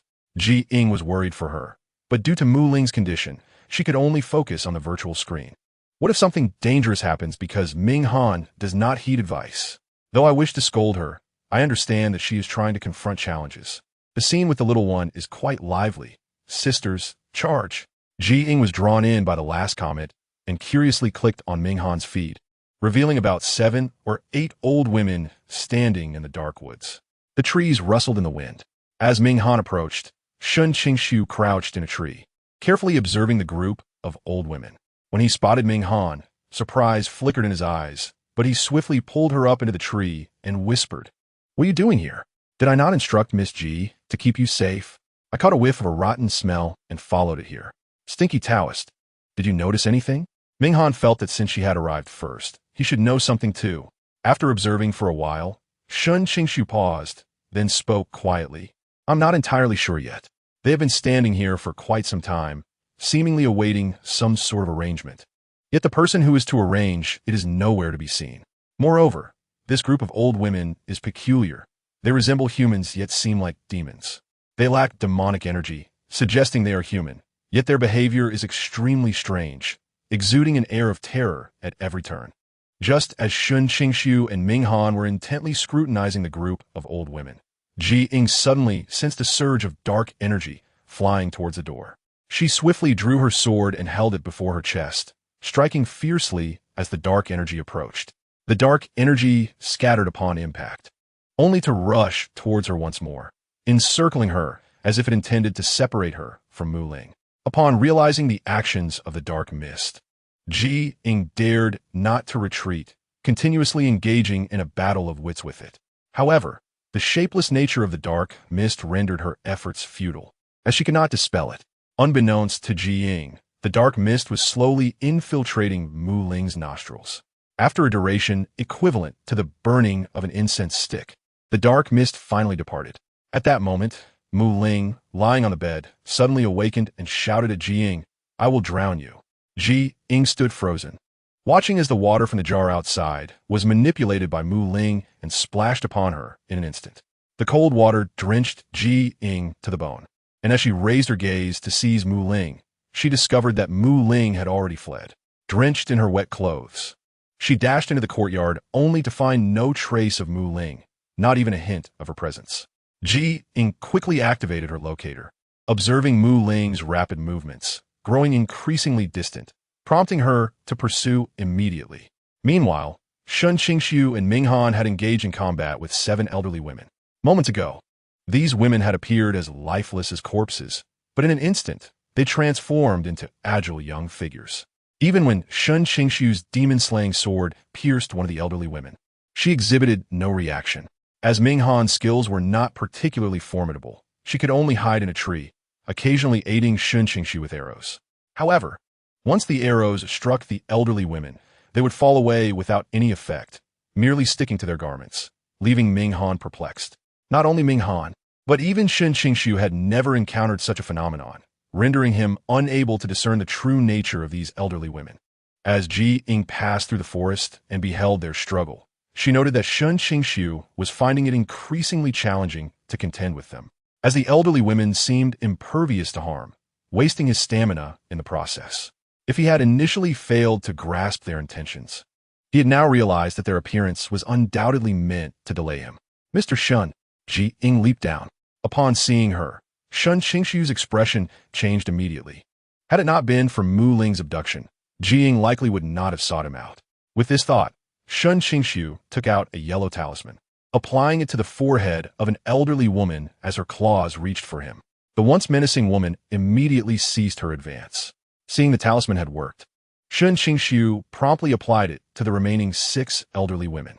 "What are you doing here? Where is Mu Ling?" Shen Qingxu inquired urgently. Ying recounted the recent events and pointed in the direction Mu Ling had fled. "She went that way. We must depart at once." Shen Qingxu glanced at the motionless elderly women. "No, I must accompany you. What if you flee?" Ming Han leaped down from the tree. Moreover, the odious Taoist sought to kill her. She could not be left alone with others. Ying, lacking time to waste, decided having Ming Han by her side would provide some protection. "Very well, let us proceed together." After the two departed, Shen Qingxu surveyed the 7 elderly women and ultimately decided to follow Ying, for the priority remained rescuing Mu Ling. Upon arriving, Shen Qingxu found Ying inexplicably spinning in circles, showing no intention of advancing. "Miss Ji, why do you remain stationary? Are we not in search of Mu Ling?" Shen Qingxu flew over. Chapter 78. The Bone Elderly Women. This place must be ensnared by a barrier or a maze. Otherwise, they could not be trapped here. Shen Qingxu carefully examined the surroundings, perceiving them as normal from his perspective. Yet if Ying's claims were true, a maze indeed lay before them. Though reluctant, Ying acknowledged their inability to escape and descended alongside Ming Han. At that moment, an elderly woman emerged from the house across the way. "Young people, what are you doing? Aren't you afraid of something happening by not sleeping at this hour?" Ying instinctively glanced at Shen Qingxu, puzzled as to why the elderly woman, who had clearly participated in the earlier events in the forest, now approached them so nonchalantly. Shen Qingxu appeared unfazed, nodding, "It's nothing. We were just a bit hungry and wanted something to eat." "Oh, shall I help you with that?" the elderly woman offered. "No need, we've already eaten outside." Shen Qingxu responded, uninterested in continuing this riddle-like exchange. He took Ying's hand and led her into the house. Once the door was closed, Ying finally realized that Shen Qingxu had grasped her hand. "Ah, this unexpected display of affection took me by surprise. Help! However, with such a handsome boyfriend, I feel I can manage." Kai is utterly stunned. "Haha, our little darling is in a predicament."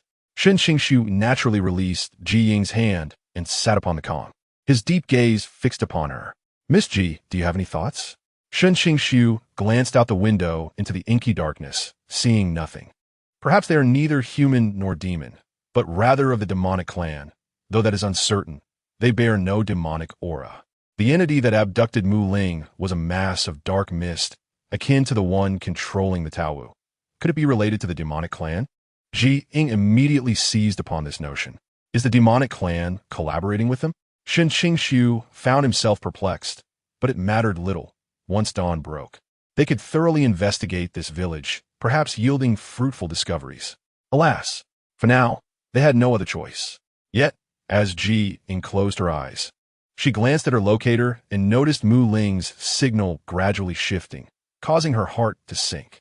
If they could not eliminate these elderly women and escape soon, rescuing Mu Ling would surely prove difficult. Early the next morning, as dawn broke, Ying awoke. Unlike Ming Han, who sprawled across the Kong, Ying sat upright, sword in hand, ever prepared for battle. "Let us go. The elderly women await us outside," Shen Qingxu announced as he entered. Ying, cradling the still sleepy Ming Han, recognized the unusual nature of their surroundings and felt compelled not to leave Ming Han alone. She had not forgotten the figure in white who had relentlessly attacked Ming Han. In the courtyard, the elderly women wore faint smiles, and upon seeing Ying emerge, one exclaimed, "Did you sleep well, dear guest? I heard something last night that disturbed you." Ying furrowed her brows at Shen Qingxu, and upon seeing his silence, she too fell into silence. Ming Han, still half asleep, inquired with confusion, "Grandma, your village is rather peculiar. Are you human or demon?"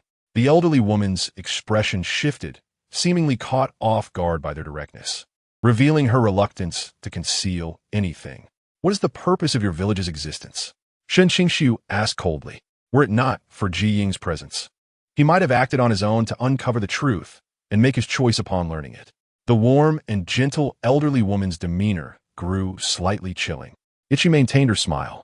"I do not understand what you mean. Although many elderly residents live in Mengyang town, we are not without descendants." The implication was clear. Should they attempt any harm, the elderly women would not allow it. Shen Qingxu noted her refusal to confirm or deny anything and pressed on, "Grandma, if you have any unspoken concerns, perhaps I can assist you. However, should you engage in malevolence, I will not spare you." "Ha ha ha. It has been ages since I've seen such a serious youth.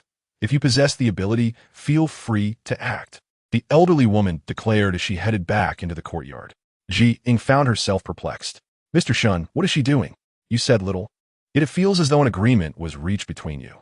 "No, let's follow her outside." Shen Qingxu's expression was grave.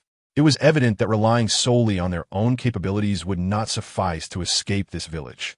If they were to seek the assistance of the old woman, it was uncertain whether she could be easily managed. Everything here felt exceedingly peculiar, and they found themselves at a loss for investigation. Ying obediently trailed behind Shen Qingxu, the narrow path of the village lined with withered yellow grass and wildflowers. Upon reaching the woods from the previous night, they discovered 6 old women already awaiting their arrival.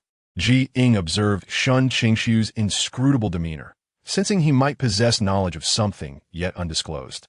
"Please, take a seat now that you have arrived." One of the old women spoke. Ying, noticing the long bench, sat down without hesitation. "Why do I feel these old women are rather formidable? Be cautious, host. If these old women intend to give you trouble, you must swiftly take the child and leave. Do you understand? I am somewhat concerned for the child. What if they target the little one?" Ying understood that the viewers were worried about Ming Han, and she shared in that concern. Yet her greater fear was that the 3 of them would be unable to leave the village, thus failing to rescue Mu Ling. Shen Qingxu refrained from sitting, holding talismans in both hands, ready to affix them onto the old women at the first sign of aggression. The eldest of the old women was evidently pleased by Shen Qingxu's vigilance. "Young man, you are commendable. Vigilance is indeed a virtue. However, we are merely old women. Had it not been for the events of the previous night, they might have genuinely believed the old women were harmless." The old woman who had led them here spoke first. "Since you have come, we shall not conceal the truth. What you witnessed last night was our controlled state." Ying remained silent, feeling that the old women were addressing Shen Qingxu exclusively, without even sparing her a glance. However, she feared saying something amiss, as it could provoke their ire. The eldest old woman continued, "We did not intend to harm you last night. Fortunately, you were unharmed. Hence, we seek your assistance." "What assistance?" Ming An inquired proactively. As soon as the old woman's words fell, one of the old women revealed her true form, a skeleton. Ying was startled. It was her first encounter with such a phenomenon. Though Shen Qingxu harbored thoughts, he too was taken aback by the sight of the skeleton. Logically, once a person passes away, their bones are devoid of life. Yet these old women remained animated in their former appearances, igniting curiosity about the tale behind their existence. Despite Ying's silence, Her curious gaze betrayed her intrigue. Before the eldest old woman could continue, she became overwhelmed with anger, trembling, and coughing. The other old women wore grim expressions, their heads bowed, none daring to speak first. Shen Qingxu seemed to have an inkling of the matter. Yet this revelation was not particularly shocking. He had heard of it several centuries later. Are the old women seeking revenge with our help? Shen Qingxu could not help but ask, noticing their sorrowful demeanor. The seventh old woman, who had transformed into a skeleton, nodded. Indeed, we were not meant to perish.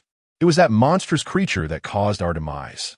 It starved us to death in this village and prevented us from being reincarnated, forcing us to remain here to deceive the villagers.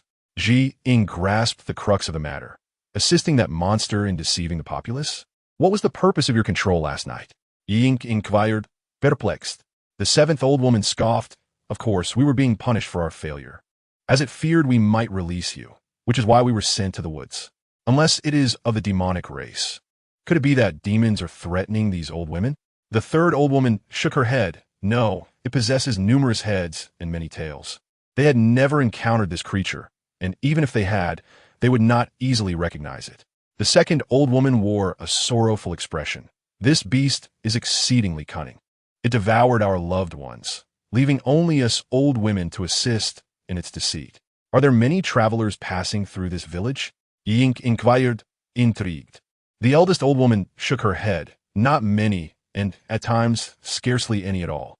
Will you ever leave here? How can we? A curse has been placed, and should we step beyond this threshold, we shall meet our end. We cannot allow such a fate to unfold, the third old woman hastily replied. Ying comprehended their meaning.